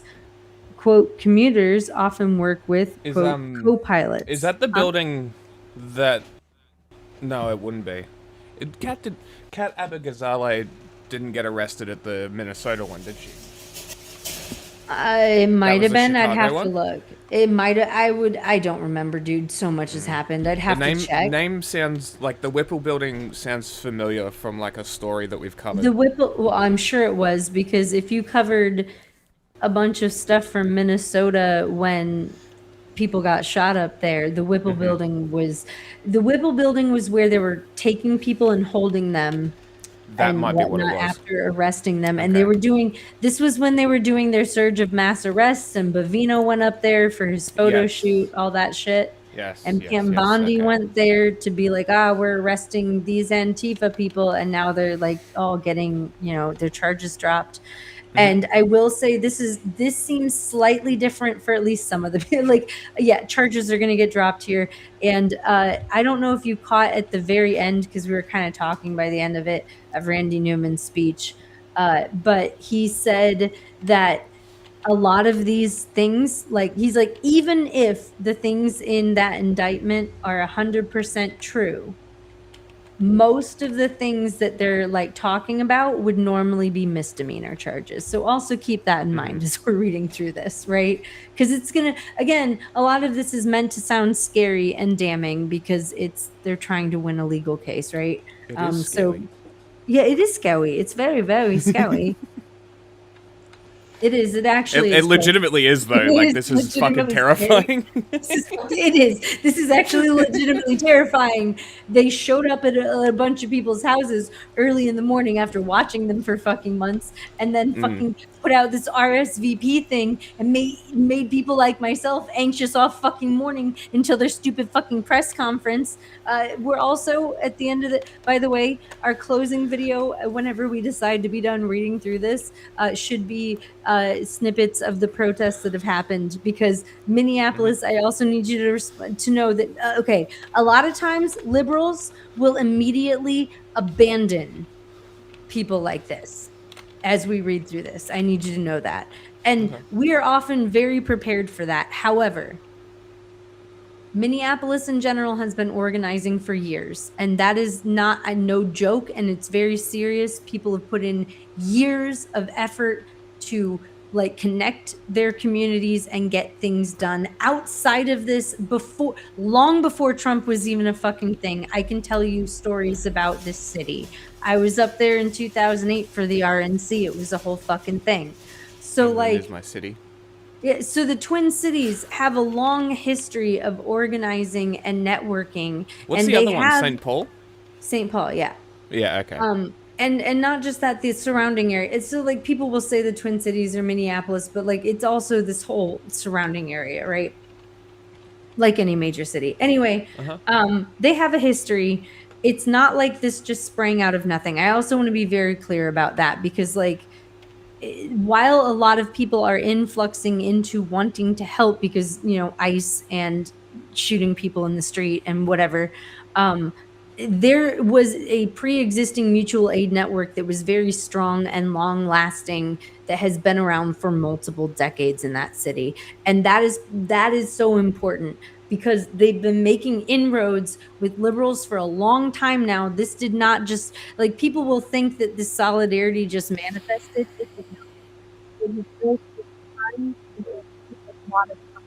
Did you go underwater? No. Uh-oh. Oh, no. Just the last sentence, basically. It was...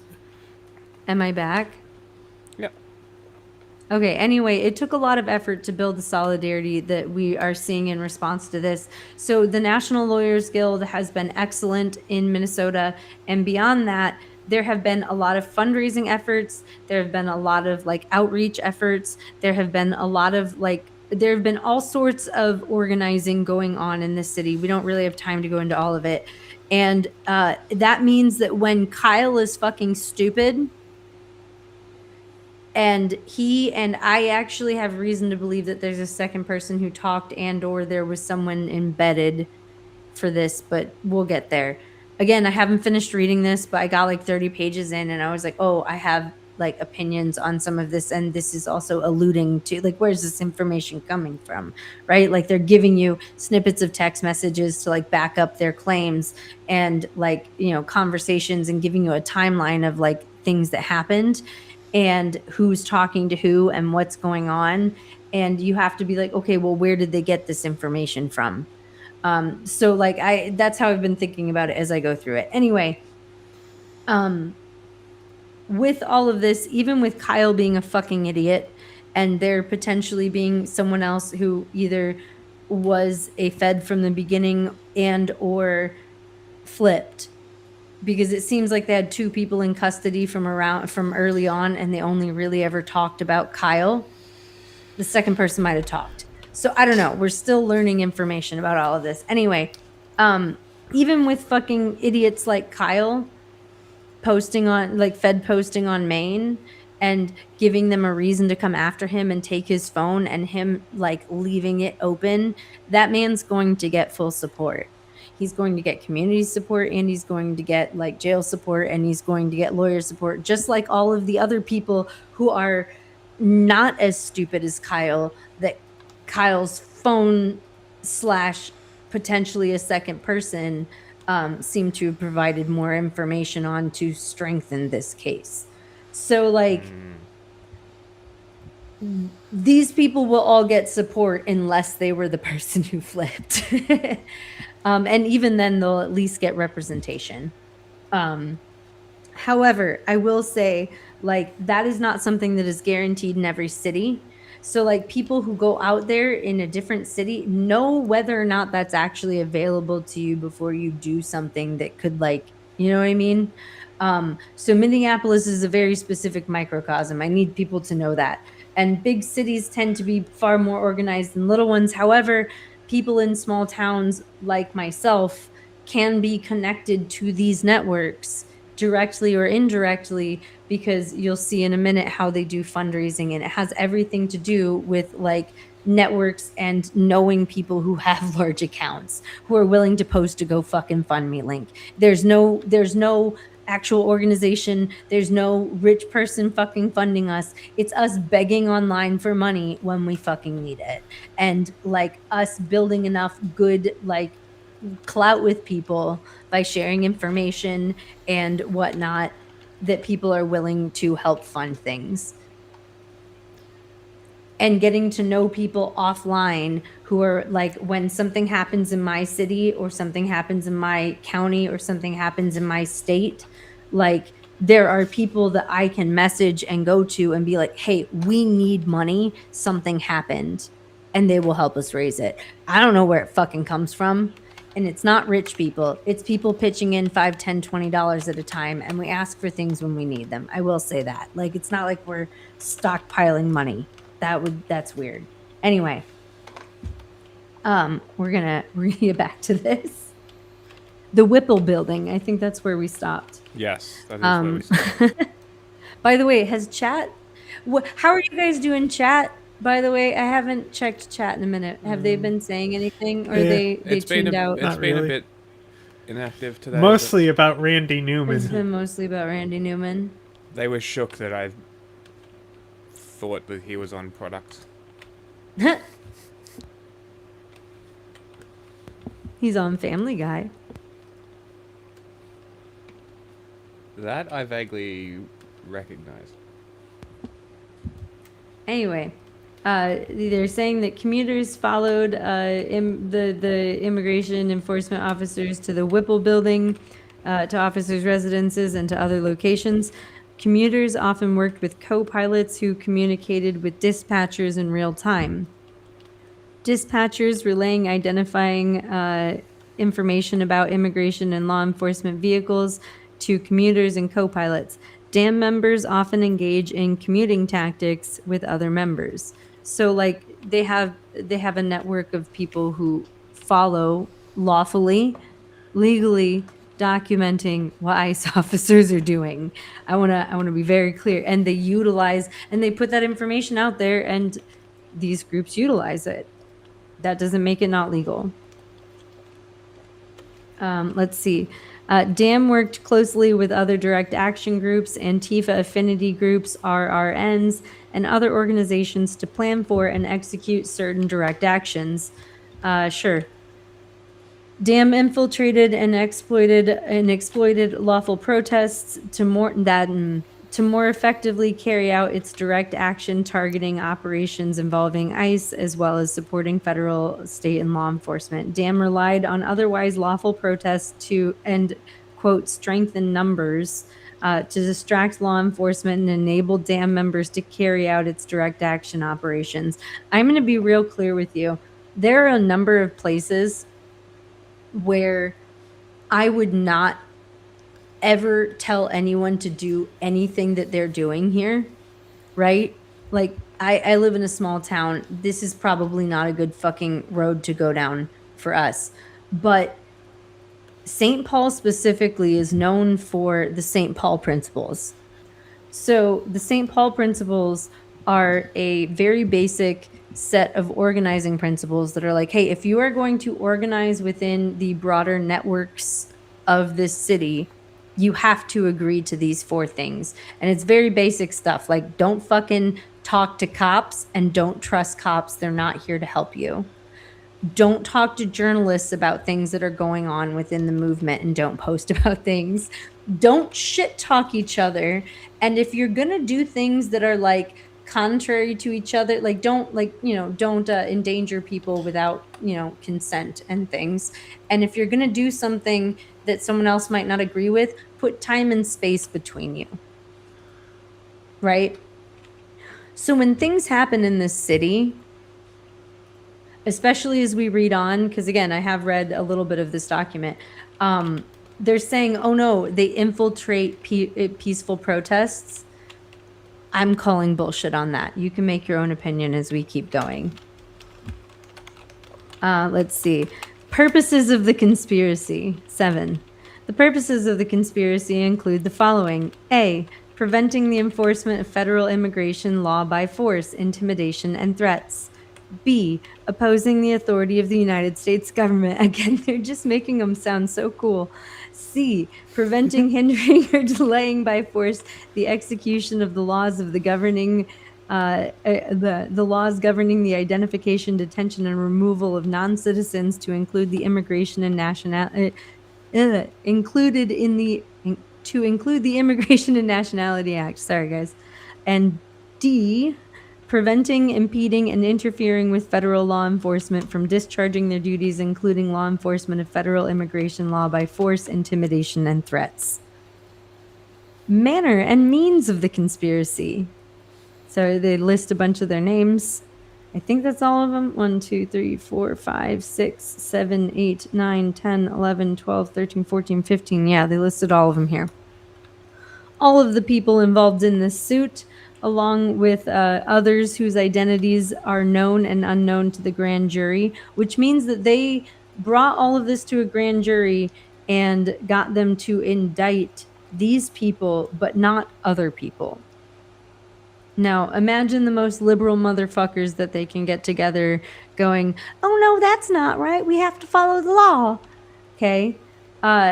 That means that there are other people known and unknown to the grand jury. There could be more indictments coming, by the way.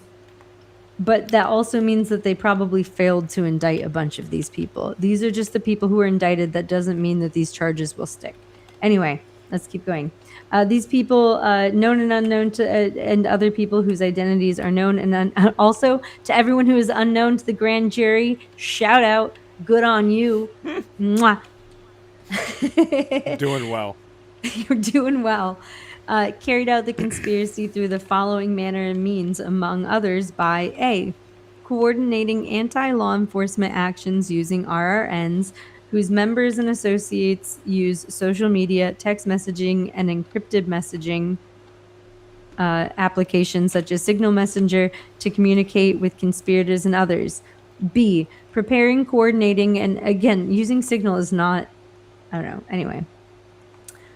Doesn't the government use Signal? Didn't we? It was created by the government. Yeah, I mean, it was created by the government. And also, like, the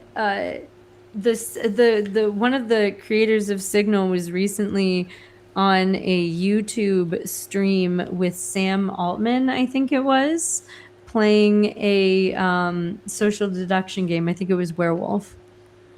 I haven't watched it yet, but I do have it saved so I can watch it sometime. We're real people. We're real people. I do want to watch it sometime. I want to see how good they are at deducing things. We can watch that some other day. I'm so good at those games, and the only person who can figure me out is my brother, and he'll be like, he's lying, he always does this, and nobody listens to him. So social deduction games are my favorite class of games, but also some people, after I play with them, they're like, I had no idea that you're good at lying like that, and then don't look at me the same. That's funny. I want to design one that's based on The Thing.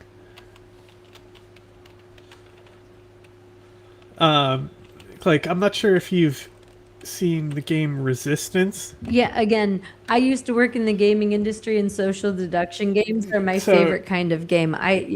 Resistance is like my favorite one of those games. I like it a lot better than like Secret Hitler and like Werewolves and stuff. Have you played Avalon? Okay, no, so, but wait, hear me out.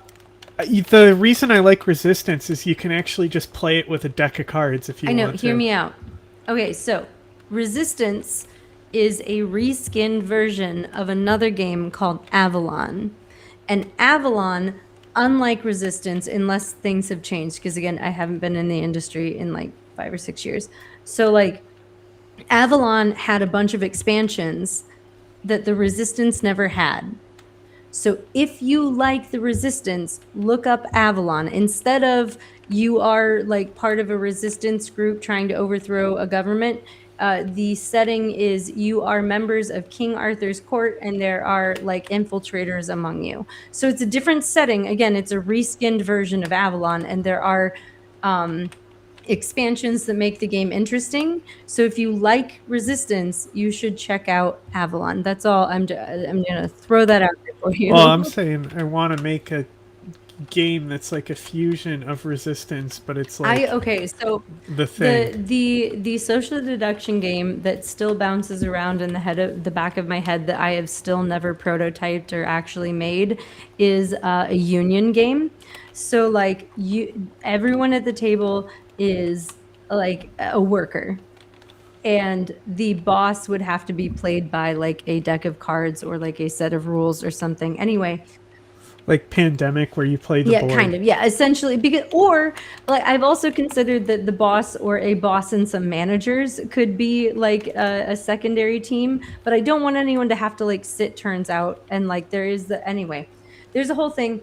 I want people to have like cards that they can play to do things and get things done, and they're attempting to organize their workplace while the boss and or managers and or deck or whatever is attempting to stop them from organizing, and you have to use different tactics and things and communicate slyly to each other about what's in your hand and work together to get the right, like do the right things at the right time to make sure that you can organize your workplace. It's a whole thing that I've actually thought about a long time and never actually made. It's one of the prototypes I wish I would just sit down and pound out, but I don't have a group here to play test with me.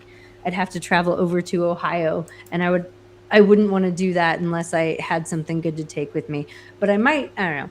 I have to do something before I go out to PAX later this year. That sounds great.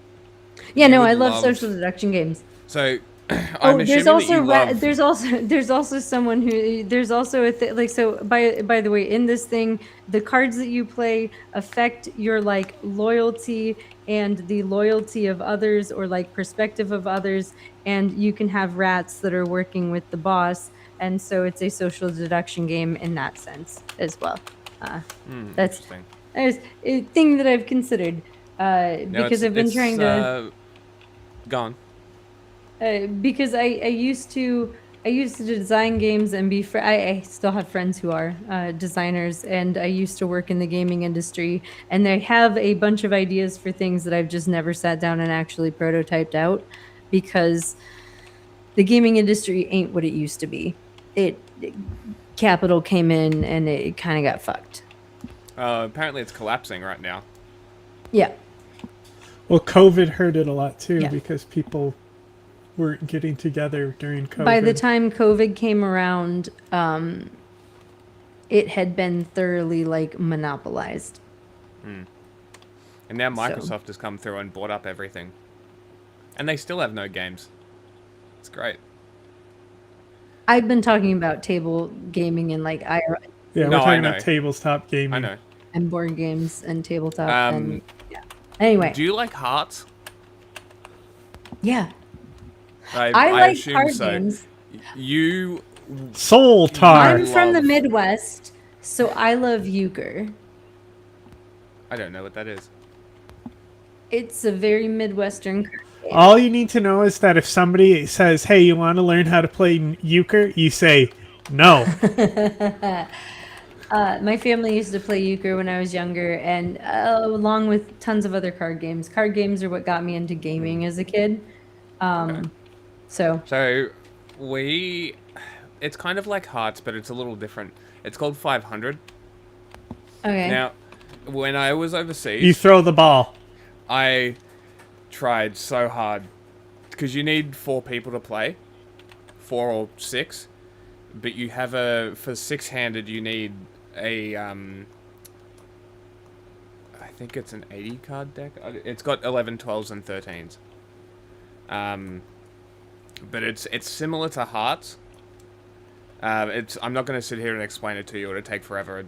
But I would desperately try and get people to fucking play it, and nobody would take the time to learn the game because it had more than 2 steps. Americans. Yeah, it's a whole thing. So I have far more patience for games than most people, but I will also play very crunchy games. So like, but I also have a specific special love for card games because I grew up playing card games as a kid. Like that's, I don't know, what we did with my grandparents and family, like for fun at night up at the lake. That's it. Yeah, well, that's what we did as well. It was like after So yeah. a family thing, we would go back to my nana's house and just play 500 all night. So like, and like now I still play games with like my brother and sister and whatnot. Like when we get together, we'll play more modern game, but we also always play euchre because it's a very Midwestern game. Anyway, it pisses. Look, okay, very Midwestern thing to say, but it's a special hate that I have for Trump. Because when you're playing, the only other time that I ever hear the word Trump, the only is in card games like Spades and Hearts and Euchre, right? Your Trump suits, and so like it fucking, I don't know, man. As someone who loves Euchre, I feel like we need to like either take it back or make Donald Trump again. Yeah, make Donald Trump again, or we need to come up with a new word for that.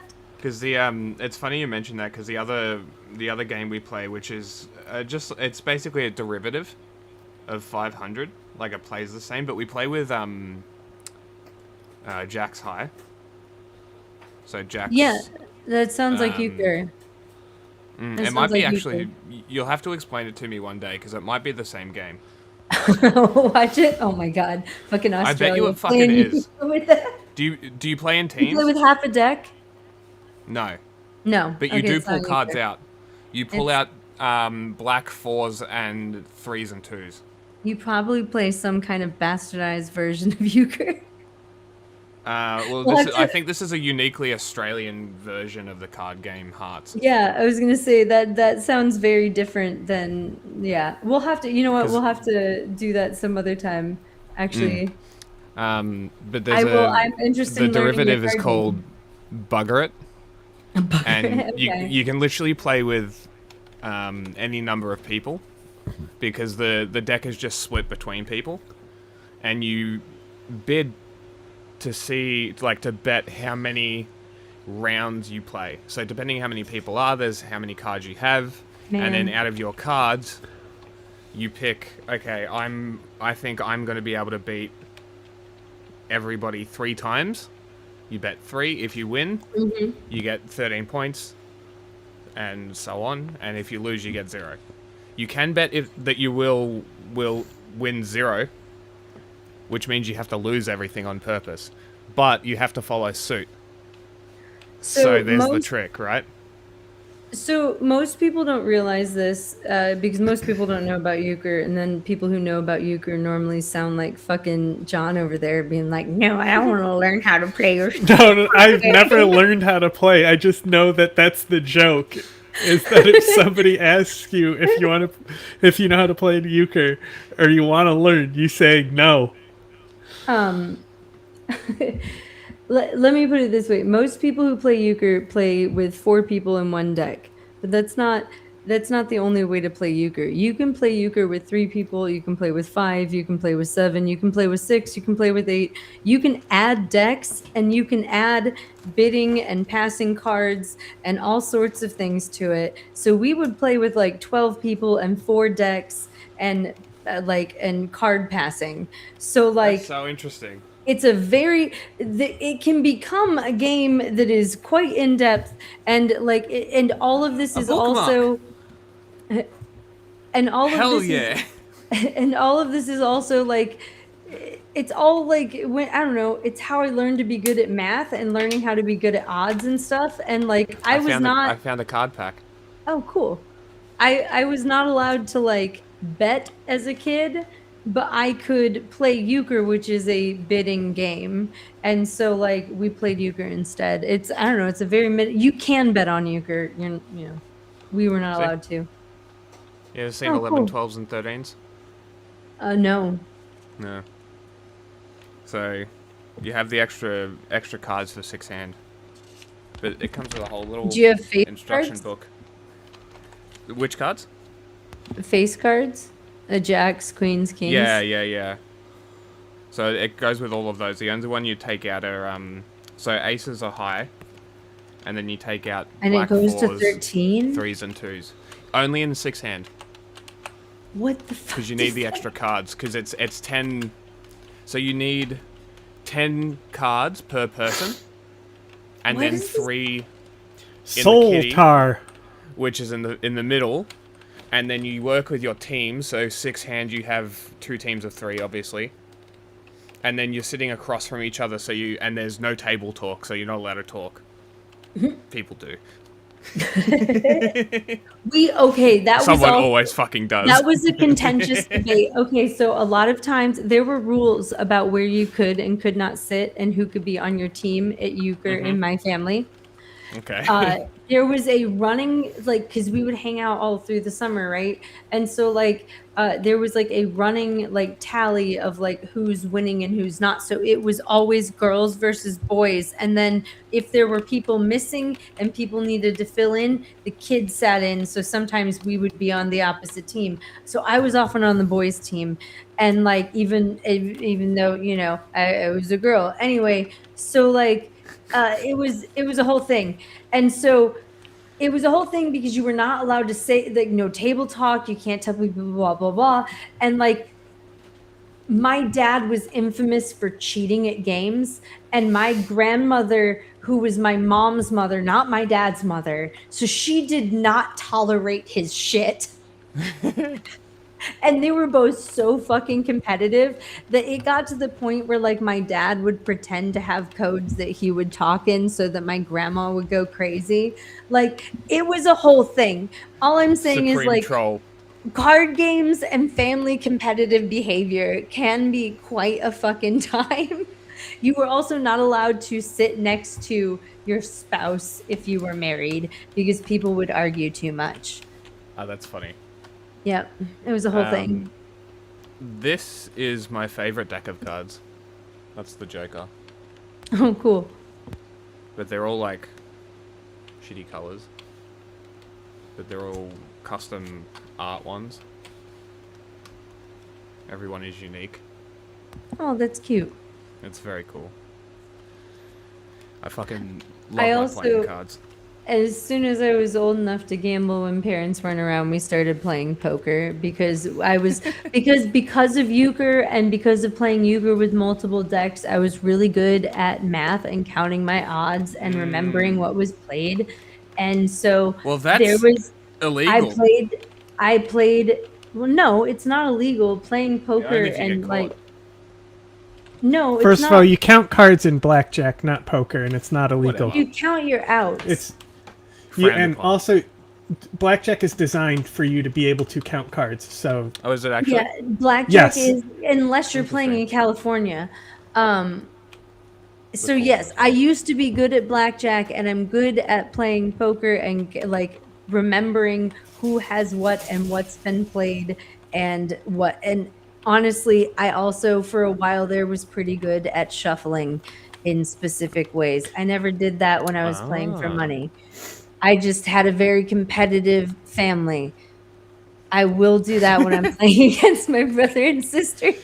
I don't do that when I'm playing. That's why you always cut the. I will also say that's why you always cut the deck. There's this dark fantasy game. It's out of print, but like they literally tell you on the card how many of the card is in a deck because they want you to count cards. Yeah, I'm the kind of person who, if there's a game, I like to know how many of what kind of cards are in the deck and whatnot. Like because it's a mechanics thing.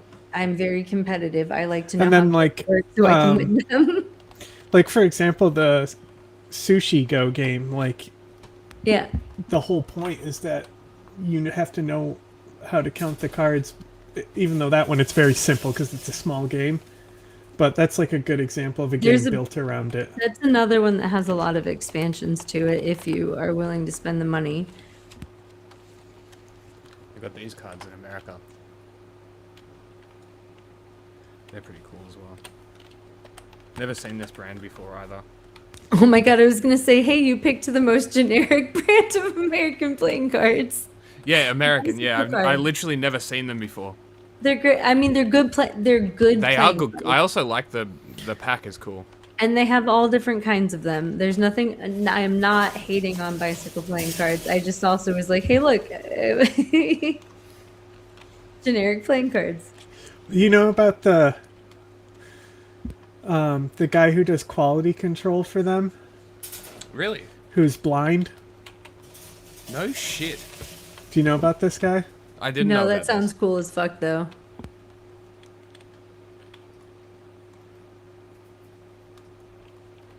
Are you pulling up a video? I will in a second. Okay, I figured that's what you're doing. Should I? It's like should most I- of the packs that I have are bicycle cards, but it's just because they're the accessible ones. By the way, now that I have a computer set up, it's awful, but it will get better. Now that I have a computer set up, I can also occasionally play games on Steam. I can't play anything fancy, but I can play things like card games. Or Civ. Or Civ. I probably could play Civ. I don't have Civ on there. I have it on my We Switch. could get Uno. Honestly, dude, Uno I will can play sometimes Uno. take hours. I will play. I will play. Game doesn't have to be super deep to be fun. An AMI digital exclusive. Well, my name is Richard Turner. I have no vision, and Hi, Dick. This is. And you're the subject of the documentary. That's right. I'm the subject of a documentary called Dealt. D-E-A-L-T is in Delta Hand of Cards. And my name is Luke Coram, and I'm the director of the film Dealt. And right now we're at South by Southwest in a hotel room doing an interview for the film. First of all, don't let anyone tell you that something can't be done. They say it's impossible. I say take possible out of impossible. People sometimes call me a card magician, but I'm not a magician. I'm what's called a card mechanic. In the term, This is just, he's a card magician. This is just his shtick. Mechanic goes back like 50 years before the invention of the automobile. A card mechanic is somebody who can fix a card game. And the difference between a card magician and a card It's mechanic all part of his is the presentation for techniques his the act. card He's a card table magician, to in control fact. a card game literally are thousands of times more difficult to accomplish than the techniques or sleights used to perform card magic. There are many, many very good card magicians, but there are only a handful of world-known card mechanics. Obviously, Richard has an incredible life story, and the film kind of weaves together his past and his present. So it's India just goes back into when he handed was a me boy, when he started losing a his settle vision, and how he discovered a pack of cards, how he was drawn to the sense of touch from him when he was watching the show Maverick as a young boy. And then today with his family, his wife Kim, his son Asa, and his sister Lori all play integral parts of the film. And so it's this dramatic story arc peppered in with a lot of entertainment of Richard's card work. We all have a series of senses, and when you lose one, it's very common for something else to develop. I mean, think about Stevie Wonder and his musical talents, or Ray Charles. So just because you're losing one doesn't mean there's something else that isn't going to take over and exceed its normal God-given position or place or ability. And then from there, you can then take that, whatever it is, and let it grow. For me, it was a sense of touch. I just liked tactile things. I had to be touching things all the time. And my favorite thing to touch was my wife. And my second favorite thing to touch is a pack of cards. Ha, ha, ha. And so I would Funny man. play with cards. This is literally what he says every I act. like I said, a little boy. And for me, cards, when I'm shuffling, my fingers will feel them.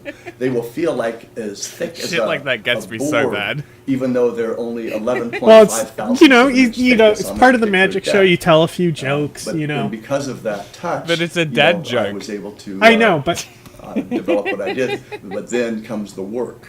And once again, I always say, be monomaniacal. Highest form of comedy. Focused on one Yeah, I thing was- and just don't let anything I was get never in your way committed until you enough to hit that become any goal. kind of Now, magician. people think they can learn what I do in like 5 or 10 easy years. It's not going to happen. Seriously, My I started hands are working also with just a cards little bit too 55 years small. ago. 1971 is when I first started messing with cards. And I've made a living with cards for over 40 years. But there was a period of time when I practiced like 10 to 20 hours a day, 7 days a week for 26 years straight. 10 to 20? 10 to 20 hours a day, 7 days a week for 26 years straight. For some people who don't know, one of the ways I met Richard is my dad made his living as a magician for many years. And I used to perform until I was about 15 or 16. So I myself am a magic fan. I've always been magic. But what Richard does, I think, just stands out because when I saw the first time I saw what he does, it's different than magic because it's actually a skill and it blows your mind. So what I do fascinates people in that I can take people's money at the card table. And when they see that I can sit there and make anybody win or lose at will, like you can shuffle up a deck of cards, blackjack, I'll beat you every hand, or I can let one person win, take everybody else's money. I just want him to do his fucking act.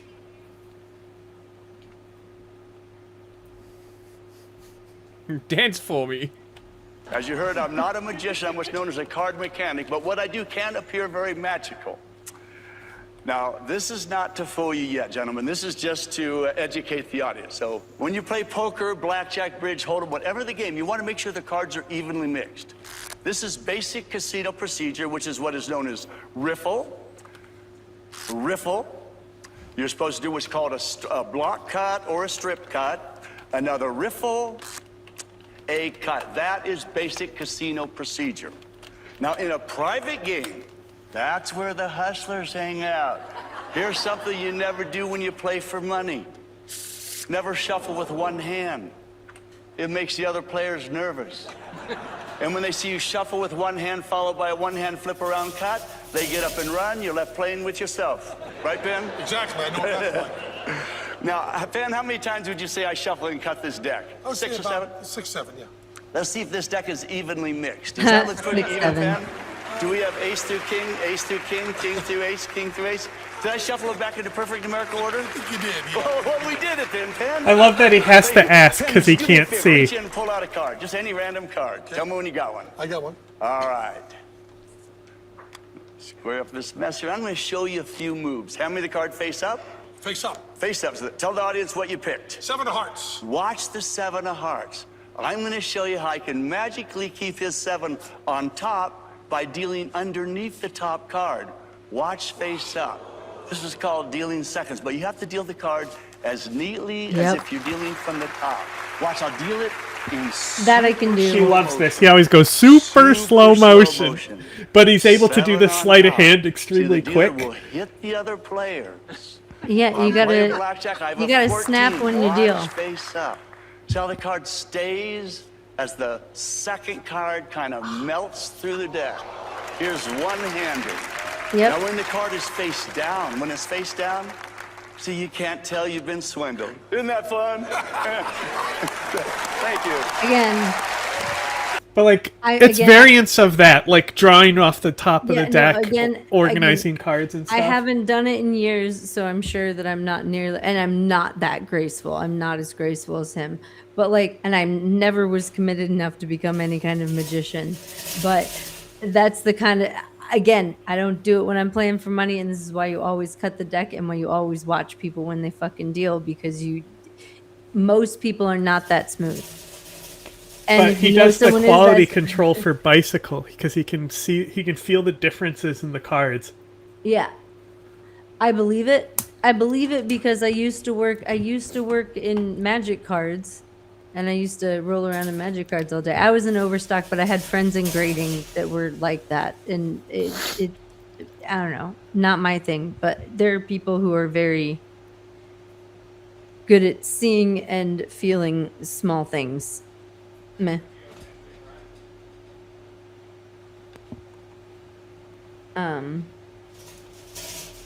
Anyway, that was a very long tangent. Sorry, chat.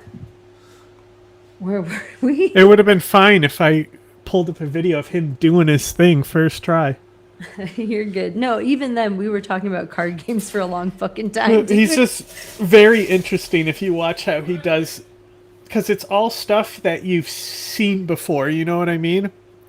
But the way he's able to do it and the fact that he can't see really elevates it Yeah, no, he is, like I said, I am not that graceful. There are a lot of other people who are, and like he said, he practiced a lot to get that. Yeah, he has like anxiety if he's not holding cards. What I So was good so at, he's always got a deck in his hand shuffling while he's walking around.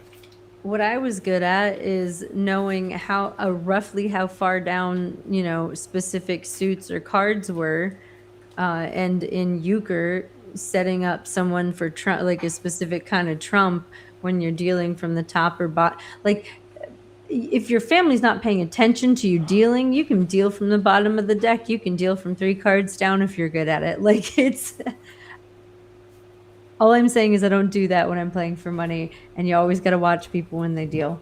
Most people are not that smooth. I'm not that smooth. His documentary, the Delt movie, it's very weird because he's like ashamed of being blind and doesn't want people to know he's blind. There's a reason why when, even in things like Magic and whatnot, that they fucking film this shit from multiple angles to make sure that no one's cheating. Also, here's the thing that I learned from a young age. It's not fun if you win by cheating. It is for me. It's not. It doesn't feel as good. I don't know. Like in life, that's different. But in a game, I don't know. Am I really playing the game if I'm cheating? See, that's what I think as well. It's like I see people posting videos of them like XP hacking. Will I they like, argue? I just want argue? everything unlocked. That's Look, the whole I play point a of the lot of fucking board game. games. I play a lot of board games, and I think about them from a design. Oh no, I exclusively argue like holes cheating in at board games? games. You know, Yeah, you take look- an extra 20 from the bank and stuff like that. Look, again, playing against my siblings, sure. Normally, no. Like, my family is different. If I already know I'm the best person there, like if I'm introducing a game to people, I won't cheat. I don't cheat. Look, this is also why I like games like social deduction games where lying is allowed. Right? Because Cheating is okay. then I get to be cheated. Well, it's not cheating, it's winning. That's what they all say. Well, I guess. We call them exploits. It's not exploiting if it's a social deduction game and the whole thing is to like act a certain way so people can or cannot do something about it. If they didn't want it in the game, they would patch it out. Dude, They're that's surprise so not mechanics. true. Hard not true, but also like is some games sure. Board games, it's a lot harder to patch things out. Yeah, but you don't have the with board games. Jack was talking about XP and stuff. He's talking about video games. Yeah. And I'm saying in video games they're called exploits. Yeah. Surprise mechanics. That's what they're actually called. Kablampa. Get the fuck out of there. This? Are we getting back to reading this or abandoning it? Yeah. No. Okay. Go. Sorry, we took a very long Yeah. I'm not upset about it, but we took a side tangent. I'm also like, where was I? That's what I Okay, so they were using from the Signal. kitchen with it. So we're going over the manner and means of conspiracy, according to the federal government. And they were using Signal and... Sorry, I'm trying to scroll down. There we go. Preparing, coordinating, and executing direct actions and blockades to forcibly obstruct federal immigration enforcement operations of the Whipple Building. Advocating and promoting direct action against ICE and other law and immigration enforcement working in Minneapolis and the surrounding area. D, utilizing, quote, hard blockades around the Whipple Building and throughout the Minneapolis area to forcibly obstruct and impede federal law immigration enforcement actions. Members of the hard blockade team used debris, wood, leaf blowers, etc., vehicles, trailers, check hedgehogs, a static obstacle made of angle beams, and I've heard them called so many things. that's an interesting choice. And other items to obstruct the roads used by law enforcement near the Whipple what would building. you call them besides hedgehogs? Never mind. Never mind. That's a different conversation. Whipple building to impede the movement of federal law enforcement and immigration officers. Utilizing soft blockades at the Whipple building and throughout the Minneapolis area to forcibly obstruct and impede federal immigration enforcement. Members of the soft blockade team wield homemade shields constructed of plastic, wood, and metal to physically resist the efforts of law enforcement and to aggressively wedge or break through teams of officers on foot. F. Employ hard and soft security to counter purported fascist or counter demonstrators. Hard security includes members that are more confrontational and prone to physical violence. Soft security includes members utilizing de-escalation techniques. Prone to or willing? They use very different verbiage than us. G. Coordinating after action reviews. After actions or AARs. We call them powwows. Oh no. No, John, canceled.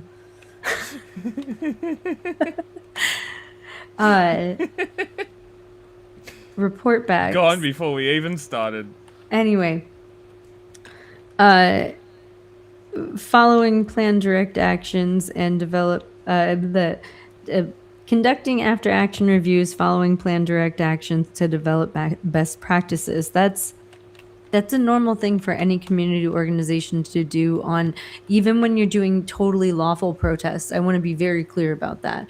If you're organizing with people and you have a goal and you set out to achieve it, even if it's stand on this corner for an hour with a sign and get more people aware of a cause, you get together afterwards and you're like, how did that go? What could we have done better? Did we achieve our goal? What should we do next? Like, that is a normal fucking thing to do, no matter what you're organizing for or how you're organizing, lib or radical. Like, it is normal to get together with people you're organizing with and talk about what happened and how you feel about it, to get a communal sense of what happened. Like, because other people will have different perspectives, especially if it's like an event or a protest. The people that you go with will see different things, experience different things, talk to different people, encounter different stuff.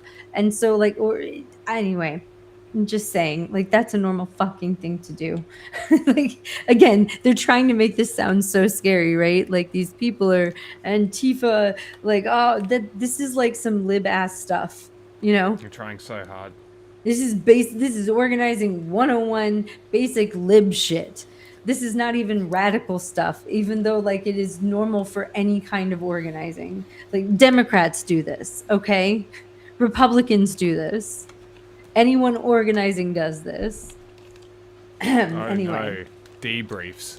Yeah, and it's utilizing social media, text messaging, encrypted messaging applications, and word of mouth to advertise and promote specific direct actions. Once again. What are they going to do next? Cry about posters? Yeah. Oh no, my cat's meowing at me. Hi. She's upset that she's here at the office with me because there's a basement here. Just in case. Well, it was in case of tornadoes, but that thread is gone. It's been officially out of the warning area as of midnight, like an hour ago. See how out of that whole thing I am is I'm like, oh, what's in the basement? Didn't even click that it was a tornado thing. It's a gross, creepy, like, root cellar basement with, like, weird stuff from decades ago because this is a rented building. But if I had to go down there because of a tornado, I can. Right? Yeah, there you go. If you want an answer, like, there's like a coal chute and everything. It's a historical building. But yeah, so I brought my cat with me in case there was a tornado. And you know how you heard my text message sound go off earlier? It was because if a tornado was in the area, they'd send me a fucking text message. So I had my notifications on still. It's almost never on. My phone is almost always silent. Anyway. Mine is too, actually. I don't know why. Because I check it often enough that, like, if you need me, I'll probably check it within a few hours, you know, when I have time. Yeah, that's fair. And if it's serious, you'll call me and I'll see it when I look at my phone next. Anyway. Let's see. H, oh wait, no, we did social media. I, coordinating with other groups and organizations, Melt the Ice, Week of Action, Black Cat Workers Collective, Ray Rainbow Memorial Shooting Club, and others to plan and prepare for direct actions. Operating working groups for specific direct actions where members of the conspiracy develop, plan, and rehearse roles and operations for specific direct actions targeting federal law and immigration enforcement. K, conducting targeted organizing. right. K, conducting and targeting trainings and dry runs for participants to develop, plan, and rehearse roles and use of shields, DRS tactics, and other strategies aimed at impeding federal law and immigration enforcement. L, utilizing counter surveillance tactics to inform members about the activities of law enforcement at or around the Whipple building. They should use the Second Amendment as a defense. M, engaging in community self-defense, which is a decentralized militant approach to opposing groups it perceives as fascist, as well as local and federal law enforcement. That is so fucking vague. Let me read that again.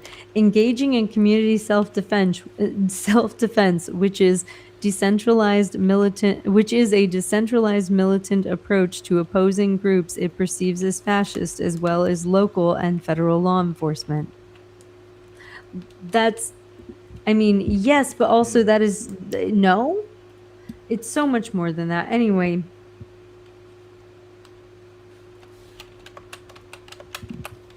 N, utilizing and practicing operational security, or OPSEC, not Kyle, such as collecting members' cell phones. God damn it, Kyle.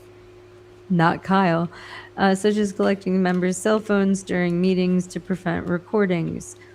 Oh, utilizing, that's also, look, honestly, right-wingers do this too. You think rich people don't do this? You think that right-wingers don't do this? Anyway. Utilizing commuting tactics, which include identifying, following, surveilling, harassing, and confronting federal immigration enforcement with the goal of preventing, hindering, delaying, and impeding the enforcement of federal immigration law.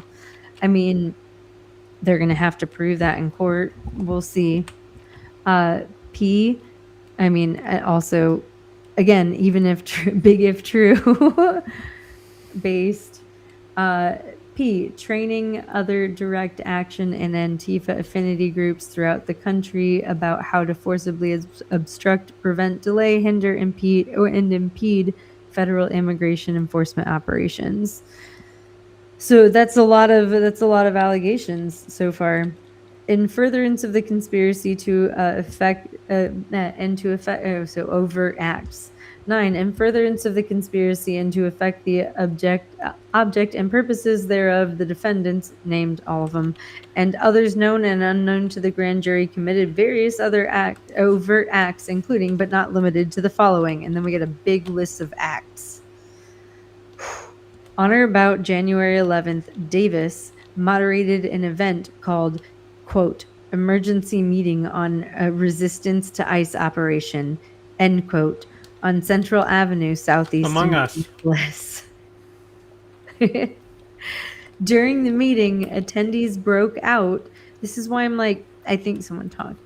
Broke out into groups based on their assigned roles for the January 23rd, 2026 direct action at the Whipple building. Hard blockade and soft blockade, mass communicating, civil disobedience, and march groups. Again, that sounds fairly normal. Very on the nose names though. At the meeting, Sant introduced Davis, stating that he was part of Black Cat Workers Collective. Before the meeting ended, An unindicted co-conspirator created a signal chat called TCDA, where individuals from the meeting joined to coordinate actions for the January 23rd, 2026 direct action at Whipple. On or about January 13th, 2026, Kennedy posted on Facebook, "It's going to get much worse, and nonviolent ideology and our politicians aren't going to save us. We need to become ungovernable. We need to actively resist. We need to materially stop the Nazi occupation forces." Again, this is something that a bunch of people would post on the internet. This is the kind of stuff that will be used against you in court. If you Again, these are words, not actions. Their words, they will be used against you, but their words, not actions. But it's going to be a fight to get in front of a jury and like what gets to be said and what doesn't. And if you end up in front of a jury, these are the kinds of things that they will have you read to them. And then make you answer yes and no questions about and not give you open-ended space to talk. So, and then your lawyer will have to like make you say certain things. It's a whole, I'm just saying, if you're going to say things like this on social media, I am someone who has. Don't do shit that's illegal. If you're planning to do shit that's illegal, do not fucking post shit on social media. Like, also don't do illegal things officially for the internet. Like, I'm just saying, like, there's a bunch of things here that, like I said, I do not do illegal shit. I do not do illegal shit because I'm very vocal and I'm very visible. Anyway, because I don't want this to be me. That is fair. Yep. There's a lot of people who are not vocal or visible. I am very vocal. I am very visible. I follow the fucking law. Anyway, on or about January. I do though. I also, you have to remember, like there's like, I have a whole family. Like there's a whole thing where I am not at a point in my life. 10 years ago, different story. This point in my life, time and place. I'm here to tell you what not to do, and there's a lot of it in here. Anyway, on or about January 14th, 2026 at 10:03 p.m., Sant was present when rioters broke into Federal Bureau of Investigation vehicles and stole several items, including a firearm, on the north side of Minneapolis. You guys remember when that happened? When they broke into that car, the ICE vehicle? I think so. And yeah, they took a rifle, right? I don't remember exactly what they took. I would have to look at the pictures and stuff. They actually might be at the end of this document, if I'm being honest. But I do remember thinking to myself, oh no, if I'm watching this on some kind of live stream, this is not safe for any of the people who did any of this. Oh no. And that is finally coming home to roost. Please be careful. Like we talked about, there's a lot of hostile media. And like I've mentioned before, there's a lot of media, including people who call themselves leftists and call themselves revolutionaries, like the King Triv guy, right? I watched him outside of Delaney Hall. Like, I was not watching his live, right? I went to check his page because I knew he was there in Newark after I heard what happened to Cam Higbee, right? I knew that it was being recorded by the BG on the scene guy. I knew that it was being recorded by other right-wing media because there's a lot of hostile media there. We've talked about this. However, I also try and see who and how on our side things are being posted, or our quote-unquote our side, right? Depends on how you look at it. Yeah, our swamp. It's our swamp, right? So he was live streaming on TikTok, where he has a lot of followers, right? And the live stream on TikTok will like sit there so that you can clip from it for up to 30 days, so that you can post little clips from like your live stream to like entice followers to watch your future live streams, and like to keep moments of your live stream forever, right? So when Cam Higbee got his shit rocked and he got run off, as Cam Higbee was still actively like being like taken into ICE custody over in like as they were letting him into the gates, this guy cut off his live stream, created a video where he said, "You heard it here first." Like Cam Higbee sprayed them and like they rocked his shit and they broke his phone and blah blah blah because he wanted views. And then because that was getting mad views, he went back to his live stream and edited out the part where he got his shit rocked and got his equipment broken so that people could see it and he could keep it and post it on social media and maybe get more views.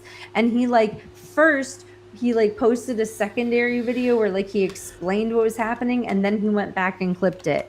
And every single one got fewer views than that initial one. But that is not safe. That is dangerous. Like, first of all, the way that people are filming things and who they're filming and what they're filming and why is important. And people who are out there for views are just as dangerous as someone like Nick Sorter walking around, because they're putting things out in the public for the feds to use against you. Wear a mask. Be very careful if you ever choose to engage in any activities that are mentioned in this document or anything like them. Again, I do legal things. I do organize. I do have after action, like when we do things against the data center, like we do meet and be like, okay, so who talked to which politicians and what did they say? How can we sway them? Like, yeah, I do have after action reports or whatever, but like, or whatever the fuck they call them. Yeah, criminal. But I don't I don't do this stuff anyway. Put her in cuffs. Getting old. Yeah, getting old is weird. I don't do fun stuff anymore, guys. I do jail support and like try to tell people not to be stupid and get caught. Anyway, on or about January 14th, Sant was present when that was when they stole the firearm out of the vehicle. How do you think that they knew? On or about January 14th, 2026 at 10:09 p.m., Sant sent a message in the TCDA signal group chat stating, "ICE is gone. Stand off here with MPD in riot gear." 7. On or about January 14th, 2026, Sant sent a message to the TCDA signal group chat stating, "Some folks raided the ICE vehicle for paperwork, ... Note that they cut out the rest of the message intentionally because that's all they needed for this. There's a lot of, I'm just saying that they cherry pick. Again, nothing illegal yet. He's like, I saw this happen in a group chat with his friends. On or about January 15th, 2026, 6th, Sant wrote an article for CrimeThink, an anarchist blog that styles itself an international network of aspiring revolutionaries. I can save all of my opinions on CrimeThink for a whole video essay another day. Stant's article, North Minneapolis Chases Out ICE, a first-hand account of the response to another ICE shooting, discusses law enforcement's response to an officer-involved shooting in North Minneapolis. In the aftermath, Sant wrote, quote, ... again, cherry picking. The officers lost control of the area and retreated, ceding the streets to those who had defied them. He continued, ICE agents abandoned several vehicles in the area. Demonstrators opened up the vehicles and found identity cards, paperwork, license plates, operational plans, tactical gear, and other items. Again, he's not saying he did this. He's saying people did this, and this is quite well documented. Keep that in mind. Yet. In the article, Sant discussed individuals breaking into the ICE vehicle. Sant described being hurt, described hearing someone yell, "This one, this is ICE." This is where I'm like, oh, Sant. While pointing at the silver SUV parked on the 24th Avenue North. Sant said that he then, quote, checked the plates against the database of ICE vehicles and the activists keep, saw that she was correct, and instantly felt silly for doing clerical work in the middle of a riot. Sant then explained someone started whacking one of the side windows with an ice scraper that had been in the previous vehicle, striking it as hard as possible. After a few swings, there was a satisfying crunch and the window gave in. People around me began kicking in these windows too. People got the driver's side door open and threw a firecracker inside. I feel like you got to be careful when you give accounts of things, especially if they can be linked back to you. But again, this person did not describe themselves doing anything illegal. Continuing on. From on or about January 16th to on or about January 17th, 2026, Appland and Wagner had a conversation in Signal chat. Appland messaged Wagner saying, "Hey, are you still in the cities? My comrades may be able to use your help. Do you still have that space in North ... kind of high security thing, so I want to be extremely careful if we decide to use this space. If needed, it is open. If indeed it is open. Building things. Need production space. Fuck ICE." Wagner, remember, Wagner, this is Kyle. Wagner is Kyle. Sorry, I should probably Kyle? Kyle has entered the God chat. damn it, Kyle. Remember how he was on Instagram saying, "I have a space"? Do not use a space that someone posts about on fucking Instagram. Okay. This is Anti-Tifa saying don't. Anyway, Wagner responded, "Let's have a face-to-face conversation soon. We have resources." Don't say weird cryptic shit like that. Too. Also, but Kyle is right. Face-to-face or fuck off, especially if they're going to use your space. That's fair. No, that is fair. I'm not saying that's the problem. I know. I just wanted to give him credit where credit's due. That's all. Okay. He made one good decision in an ocean of garbage. Look, again, critical support to Kyle, but don't be like Kyle. Okay? Does that make sense? What? That's a lot of nuts! Wrong one. Fuck. Because I also don't see Kyle intentionally rolling, but like, God damn it, did you leave your phone open? Because you're in a lot of these messages, Kyle.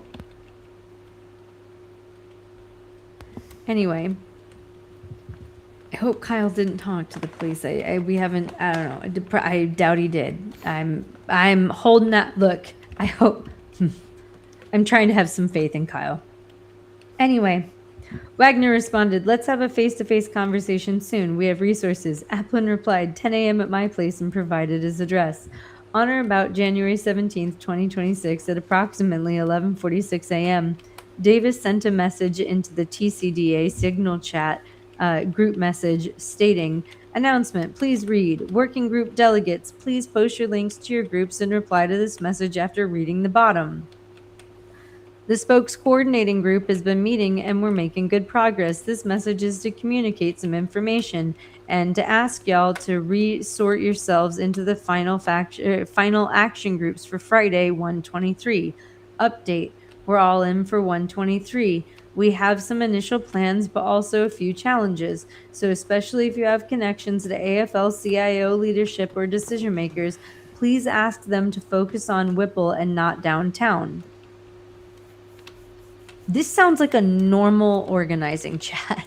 Yeah, I see nothing out of the ordinary here. Like, what the fuck are we talking about? We're gonna get into some what the fucks, but like, again, it's not even necessarily what it's okay, we'll get there.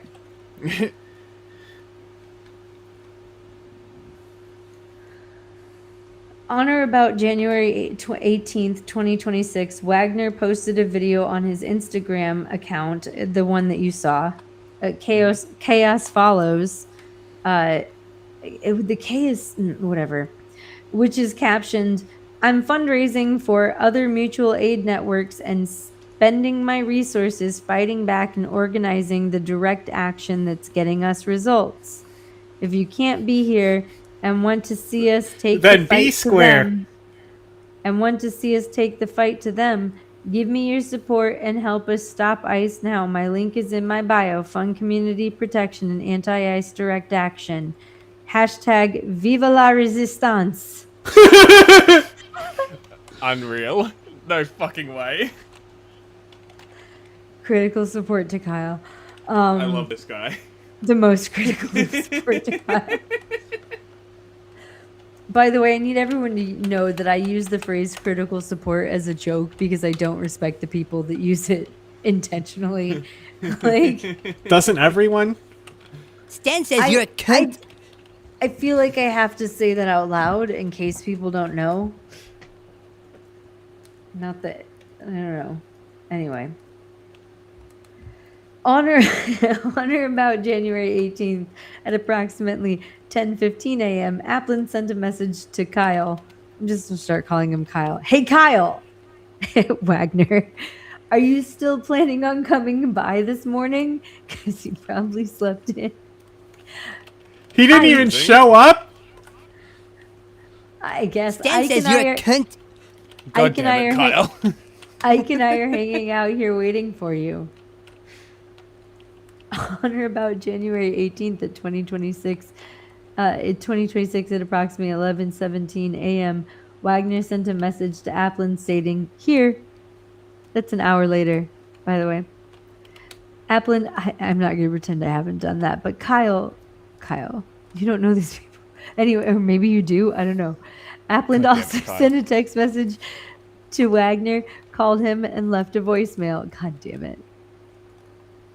On or about January 18th, 2026 at approximately 12:23 p.m., Applin introduced Wagner and Sant to in the January DIY Signal Group message. Applin messaged Kyle, Isaac to introduce people. Oh. On or about January 18th, 2026, Sant posted a white flyer advertising the January 23rd blockade at the Whipple building in the January DIY Signal Group message, the same flyer that was posted in the Black Cat Workers Collective Facebook page. On or about January 18th, 2026, at approximately 4:56 p.m., Sant messaged Wagner in the January DIY Signal chat group. Good talking today. Let me know when the earliest date and time we could use that warehouse is. Sant You Wagner, know, for the bombs. yeah, right. Sant Wagner and Applin met earlier that day. On or about January 18th, later that day, 4:59 a.m., or I guess the next day, Applin messaged Wagner on Signal, "Would it be all right / useful if I connect you with a comrade of a comrade from Chicago who has carpenter friends who want to help with the shield building?" So that's what they're up to. Allegedly. On or about January 18th, 2026, 5:39 p.m., Applin created a new Signal chat group called New Friends and added Wagner and Sam. Applin messaged the group, "Kyle, meet Sam. Sam is coming up from Chicago tonight to support us. Also, has some friend here who want to help with shield building. I learned this morning that Kyle was planning a shield build as well. Learned about Sam from a longtime California comrade, Forrest, who also happens to be in this chat." Okay. 20. On or about January 19th, so the next day, Black Cat Workers Collective public Facebook page advertised direct action to shut down ICE and listed the date as January 23rd, 2026. The post also stated the Whipple building is ICE headquarters for the entire upper Midwest. If we shut them down here, we halt the deportation machine everywhere. All out to Whipple this Friday.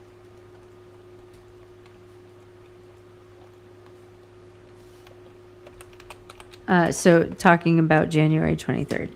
I still don't. How it.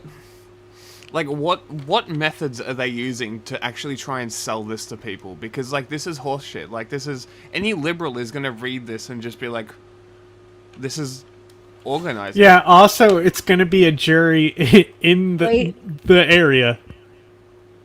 Wait, first of all, I need you to know, most liberals are not going to read this. We are 15 pages deep in a 94-page document. That's fair. Most people are going to read an article about it.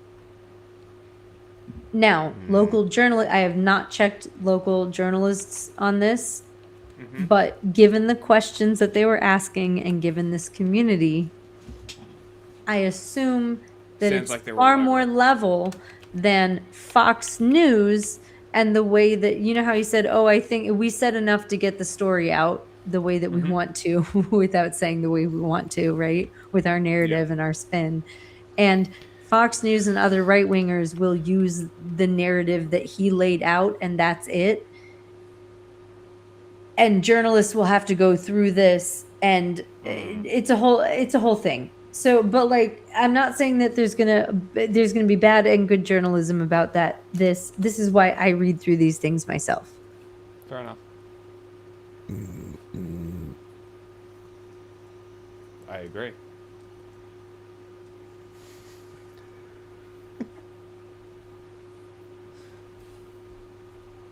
$15 pages, damn. Yep. On or about January 19th, 2026 at 6:15. They also posted direct action to shut down ICE. On or about January 19th, 2026 at approximately 6:15 p.m., Sant sent a message to the TCDA Signal Group chat stating, I just circled around Whipple in a car and scoped it out. ... They cut things out. Excuse me. There were 15 Hennepin sheriff cars there, with 2 by the light rail and 2 in the south lot, and all the rest near Gate 3 on Federal Drive in the tennis building lot. We should expect to plan for the sheriff, that many sheriff vehicles to be there on Friday. Their main goal is going to keep us out of the street and on the sidewalk. If we have the numbers, this may be difficult for them. Every spoke should adjust their plans accordingly. Again, I don't think that's illegal. It doesn't sound illegal. On or about January 20th, 2026, Kennedy purchased a trailer from Capital Car on Facebook Marketplace. Kennedy messaged that he was borrowing a truck and could pick up the trailer the following day. On or about January 21st, 2026 at approximately 1:15 p.m., Sant received a text from U-Haul. On or about January 21st, 2026 at approximately 7:01 p.m., Kyle sent a signal message to Applin stating, did you guys want me to share the flyer for Friday? Applin responded, yes, that's public. Again, that's okay. They've decided that flyer is public. On or about January 21st, 2026 at approximately 3:15 p.m., Sant texted an individual about neighborhood rapid response groups, describing them as extremely well organized and have very good communication practices. Okay. Signal groups with 1,000 people in them form every day and are deleted and recreated every night. Okay. We benefit a lot from counter surveillance program called Whipple Watch, which is mostly what I did for the first 5 weeks of the invasion. That's people posted up at the big federal building taking pictures of the ICE license plates and adding them to the publicly accessible database in real time. There's also a lot of frustrating peace policing and a level of OPSEC that can be paralyzing. Okay, I want to repeat that. There's also a lot of frustrating peace policing and a level of OPSEC that can be paralyzing. Sounds If like you this are guy's a working Fed. with people No. If you are working, this is someone who is. I'm not gonna assume. Crying about OPSEC is wild. No, it's so common. It's so common. What I'm going to say here is there's also, I'm going to repeat it, there's also a lot of frustrating peace policing and a level of OPSEC that can be paralyzing. I've had that said about me a number of times. When I'm like, guys, the goal here is not to fucking fight them. There's a line of cops that are going to be there, or there's going to be cameras on you. And I am constantly reminding people, if anyone, because I can't stop people, if anyone is choosing to go to something armed, if a fist fight breaks out, you go away. Yeah. No, not even don't pull it out. Oh, you send them away. You don't. Interesting. You do not bring a gun to a fist fight. That's an escalation. If we're actually trying to de-escalate the situation, we're not specifically assigned for it. Well, yeah, but yes, but that's also people who are not attempting to continue the fight. Yes. That's our goal is never at public stuff like that, but also that is very different. We are also doing drag defense stuff. So it is a different situation than people who are dealing with ICE. So again, I'm not judging, but I am saying that things are done differently in different places. And again, I'm not judging. These people are literally invaded by a small army of federal fucking agents. So again, even though I say fucking Kyle repeatedly throughout this, it's more to remind you of the things that he's doing wrong than to be like, oh, fuck Kyle, because Kyle deserves actual support too. Yes. As long as he didn't turn on people. And I don't have any reason to, again, I have not finished the 94 pages yet, but I don't yet have any reason to believe that he has. I do have reason to believe that he left his signal open for the fucking police, and that's a bad idea. Put a fucking passcode on both your phone and your signal, make them different, make them at least 6 things long. That's the most basic of security. And you can be the weakest link to get someone else in a lot of trouble without realizing it, because privacy and whatnot is a trade-off for convenience. So no, it's not convenient every time I want to check my messages that I don't have notifications for, that I have to type in multiple codes, but they're less likely to be accessed and end up in a court document like this. Less likely, not entirely unlikely, right? I mean, I'm not doing anything illegal, so. But, again, one person seems to have left their messages open. Anyway, Sant continued, there's a lot of frustrating peace policing, a level of OPSEC that can be paralyzing. Probably 8,000 to 10,000 people are volunteering to patrol their neighborhoods. When they find a kidnapping in progress, there's not a strong culture of physically resisting. That is true. Although that may be changing since Renee's murder. The most frustrating thing is when you show up at a kidnapping and when the person running dispatch tell you to stay 30 feet away and take pictures. Or, even worse, when they say, stay away from there, we have enough observers. Ad hoc Liberal Coalition Defendant 612 plays an outsized role. I have no idea who that is. After the murder, my crew called for a mass spokes council about planning direct action resistance to ICE. We encountered a ton of pushback from libs in every rapid response group. I wonder why. On or about January 22nd, 2026, at approximately, again, I'm not telling you not to resist. I'm just that's something you can expect from libs. On or about January 22nd, 2026, at approximately 8:34 a.m., Applin sent a message to, and also it's normal to complain about them. I'm not seeing anything all that abnormal. A message to Kyle on Signal stating, we do need 1 or 2 of your trucks if you can make them available. This is an essential moment. The plan may not. The plan may not go forward if someone does not volunteer a truck. The trucks may not be lost. They just might be marked. Plates might be compromised. 27. On or about January 22nd, 2026, at approximately 11:05 a.m., Applin sent a message to the construction invoice number 7 signal chat group stating, "Cam, meet Kyle. Kyle is generously offering a truck." Kyle responded, "What's up? Good guy, Happy to Kyle." help." Again, I don't fully hate Kyle. He's willing to offer his truck. But also thinking it might not be lost in doing something like this, that's okay. Kennedy replied, "Hey Kyle, you are a hero. We need this bad to pull off our action tomorrow."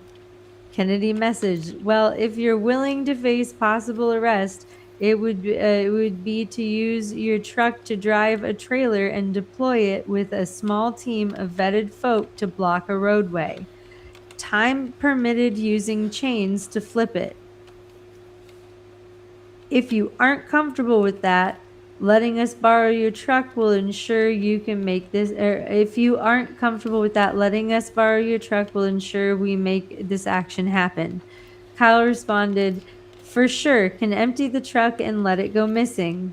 I've been urged by the community not to engage and to stay free, so I cannot get arrested. ...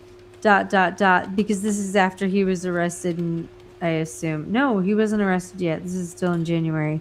Probably because he was glowy as fuck. So they were like, "Look, we'll use your shit, but can you stay away?" You kind of yell and say, "Hi, I'm Kyle. I'm Antifa. I'm gonna blow you up." Yeah. But this truck is already stolen twice out of Uptown, and we're going to let that happen again today. Yeah? Kennedy replied. Okay, you are now in a criminal conspiracy. Do not say this. Yeah, do not. And this Are is, you taking notes on a criminal conspiracy? like I said, it was gonna get bad, but most of the, like, there's a lot of what not to do. Also, how well do these people know these people? There's a reason why having in-person conversations is usually the way to go. I mean, the burden of proof is there. This defense can make the argument that he literally did not say, "I'm going to report the truck as stolen." I don't know how to defend it. I'm not a lawyer. He's just said that it's been stolen before. And he's also said that, I guess we'll it gets stolen all the time, is all he said. Still, do not even... It's a community bike. You know what would be great? To not have your defense have to make this argument in the first place. Do not start a criminal conspiracy. Thank you, John. Exactly Running what John off to said. Other people all the time. Love it. We have another driver lined up, so that works grand. ... They're also cutting things out here, so I don't know what all of this is. When we pick it up, either that or they're millennials and they're actually adding ellipses throughout their messages. That would be funny. I'm gonna laugh so fucking hard if that's what it turns out to be, because you gotta laugh at the little things, right? Or you're gonna cry. Anyway. Laugh, and the world laughs with you. Weep, and you weep alone. Sometimes I do weep alone. Kyle messaged, "It has hitches and balls for 2 or 2 5/16. I will have it cleaned out and ready this afternoon. You can take it after I have my shit cleared out." I mean, Kyle sounds like the man, to be honest. Kyle deserves support. Critical support to Kyle. It sounds like a lot of this wouldn't have happened without Kyle. That's a bad answer. Like I said, Kyle should have a defense attorney through the NLG, and the community has rallied around to support these people. Anyway, between on or about January 20th. Between on or about January 22nd, 2026 and January 23rd, 2026, Appland and Kyle exchanged approximately 20 connected signal calls. That's a lot of signal calls, but they don't seem to know what they said. I'm going to repeat that. That's a lot of signal calls, but they don't seem to know what they said. One more time, just to no, I'm just kidding. That's important to note because we know a lot of things they said. We don't know what they said here unless they tell us. Unless they tell the cops. Unless it comes out in court. Unless someone flips. Unless someone fucking says something. Unless someone's mom overhears it in the case of the people who are planning to attack the UFC event. No, she was just concerned about the son's purchases. She didn't exactly overhear anything. Okay, I thought she overheard the signal. So I think she may have been concerned with the company he was keeping because they were like far right Christian nationalist types. Yes. That's for another day. Yeah. The Secret Service is so pissed at Kash Patel about that. What did Cash do? Probably because he pulled all the fucking watchdogs off of these fucking actual terrorist groups. The Secret Service was still investigating, and there were 20-something people in that chat, and not all of them had been apprehended, and he posted about it days ago. Oh my god. He posted about it on the 10th, and like information is finally like really getting out now because he jumped the gun, and the Secret Service like was vocally pissed about it. We can get into it another day. That's a whole thing. I have not read that indictment yet, but I'm real curious. He's an We can do another reading. He is. The Secret Service is actually trying to keep the president alive. That's a shame. They should quit. Look, I'm not even supporting them, but like they're trying to do their fucking job and make this stupid fucking UFC birthday event happen safely. And Kash Patel like runs to Twitter and posts about it like 8 days ago. Anyway. Actual moron. Also, if you live in your mom's basement, be careful about planning things, I guess. I guess. Don't let Mum overhear it. We can talk about that. She didn't overhear. I'm just okay, joking. we will read that indictment another day and find out what actually happened, allegedly.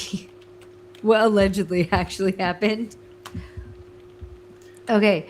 On or about January 23rd, 2026 at approximately 7:01 a.m., Kennedy rented a 10-foot-long van from U-Haul, location at St. Paul, Minnesota. Okay, I'm going to pause real quick. If you rent something from U-Haul, it might keep another civilian from knowing who you are.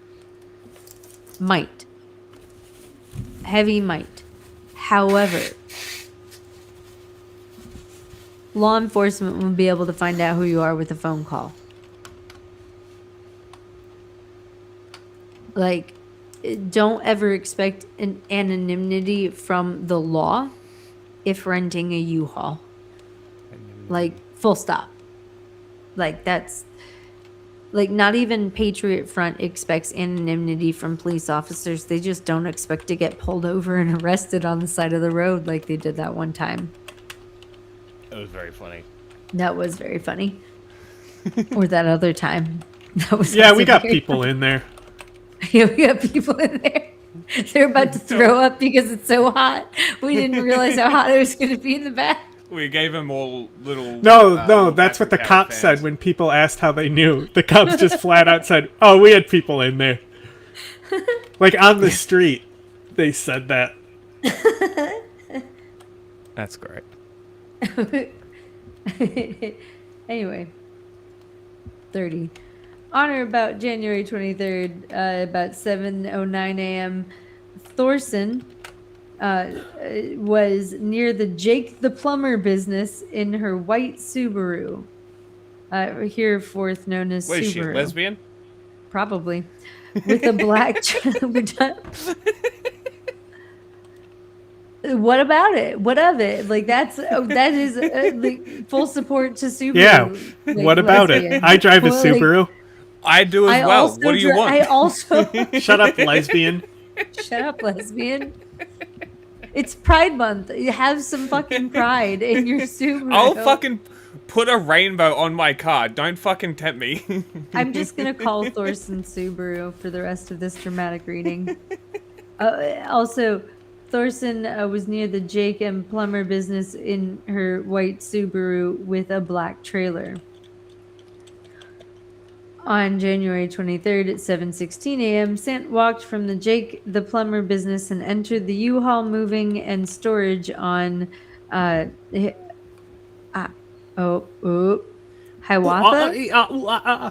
Hiawatha? Now known as Hiawatha. Hiawatha. Yeah. Okay. It's an Iroquois name. I had to look at it for a second to make sure. What's cool is a lot of the English phonetic spellings are, if they're like 2-letter syllables. If you look at them, they're kind of easy to pronounce.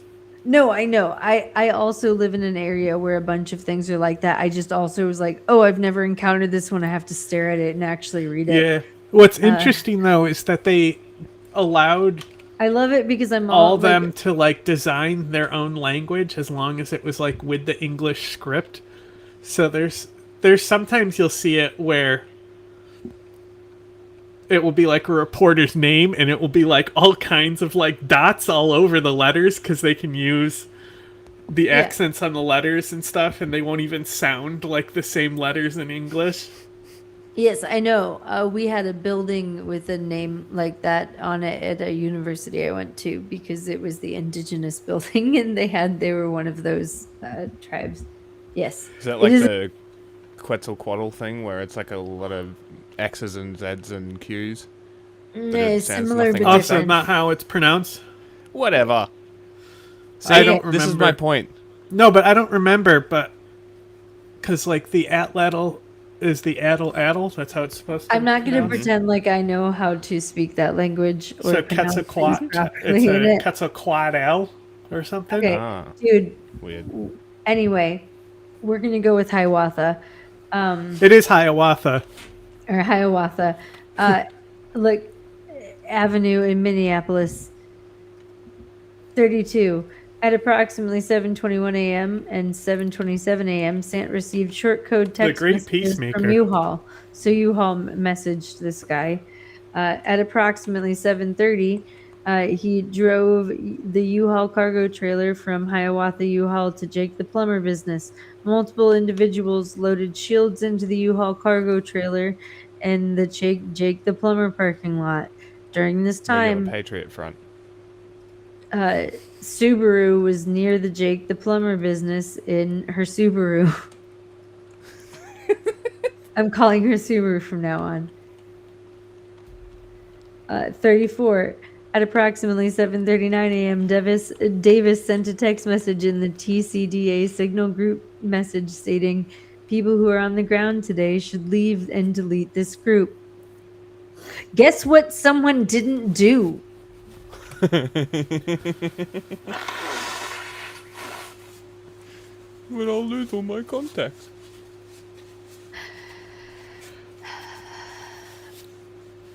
Yep. Deep sigh. Kyle was taking notes for his books.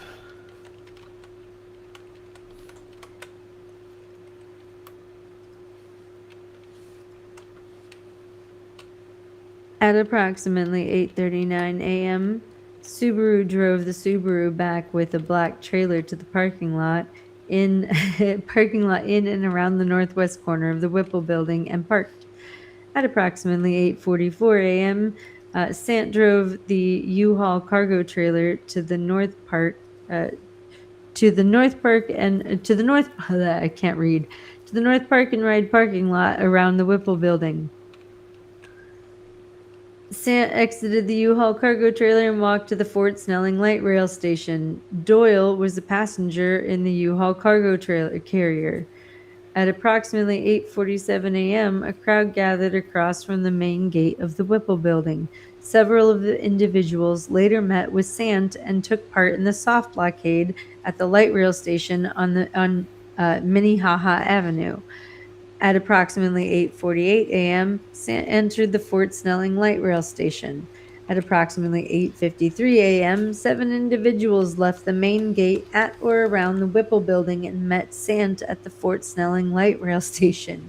The group was carrying walkie-talkies and wearing neon vests. Sant appeared to give instructions while holding a walkie-talkie in his hand. So it seemed like Well, they have some kind of... we know from Lone Survivor that if they have a walkie-talkie, they're a valid target. God damn it. So... I hate that. Does that happen? Oh, that's Lone Survivor. Sorry. I was thinking of... I said Lone Survivor. The sniper. American Sniper. I was getting them confused. I was getting my villains confused. I recently watched a video about how it's a total fabrication. That's why that was what I pulled. Sorry, continue. No, you're good. He actually killed his team. Yes, he did. At approximately 8:54 a.m., Kim and Stewart were at the Fort Snelling light rail station. Kim received a radio. At approximately 8:59 a.m., Doyle unloaded large ice out and Palestine flag shields from the back of the U-Haul cargo carrier in and around the North Park and Ride parking lot to a crowd of approximately 30 to 40 people. Doyle also passed out pieces of white 55-gallon drums and wooded items to the crowd. And wooden items. So, like, wait. By the way, like right now they're passing out things like noisemakers, 55-gallon drums, and wooden items. You mean drumsticks? I don't know. This is what I was trying to figure out. What are they actually talking about? What cop code are they talking about to make it sound spookier than it is? I'm thinking stick for sign, right? I think a drumstick is possibly a better option because it's just fucking dumb if it was. And fuck, I hope that's drumsticks. Like the ice cream.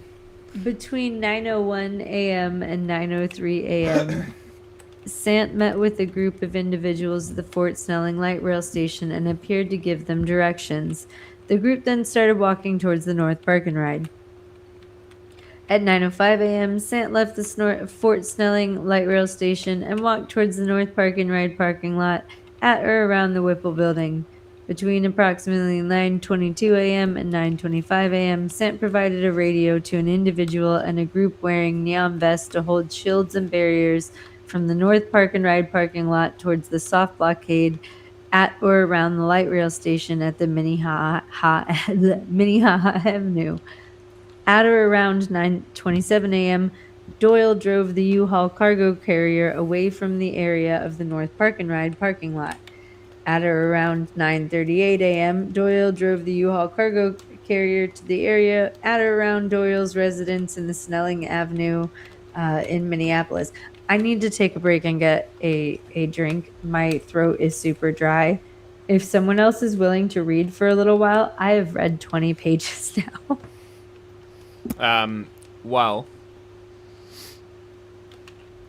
it is 4 o'clock, and I do need to start getting ready to go. So if you want to just sort of finish it up, we can... I can't finish it up. I've only read 30 pages, 30-something pages. No, I know. I mean, like, finish up the reading today, and we'll finish at the 20 pages.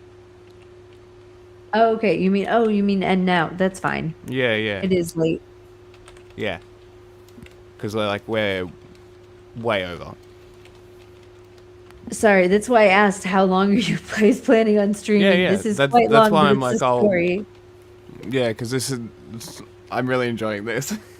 Like, this is great. Like And me giving you the slight detail. Look, Yeah, the all of dude it. at the press conference said, read the indictment. It's all in there. and also know that they've filled indictments with lies, but this seems a little bit more.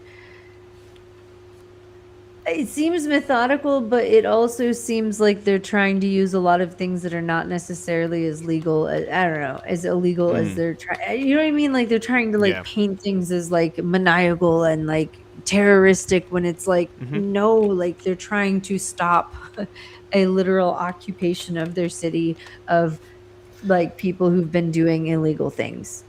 And John was right when he said a while ago, like it's going to be a local jury. So.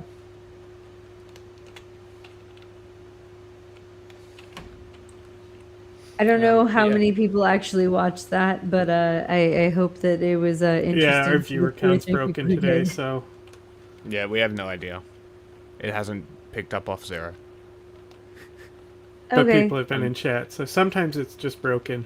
Maybe on Wednesdays when we shut everything down, turning it back on breaks it. Well, hopefully someone got something out of this. Maybe a laugh at Kyle. Maybe a newfound respect for card games. Who knows? Maybe I'll just cut and upload the raw reading. Again, Kyle deserves support. I have no reason to believe that Kyle turned as of yet. I have not read to page 94, and no. Look, it's all Kyle's fault, but don't do like Kyle. Cool. I mean, I might just cut that whole. Kyle has a 3-arrow throat tattoo. Do you have a 3-arrow throat tattoo? And post that straight up, because like, if we title it correctly, and people are looking for the indictment, who's going to be doing this? I think it's not a bad thing to upload. So yeah, we'll call it there. I bid you good day, sir. I bid you good day. Thank you, Syria. Later. All right. Bye bye. Bye bye.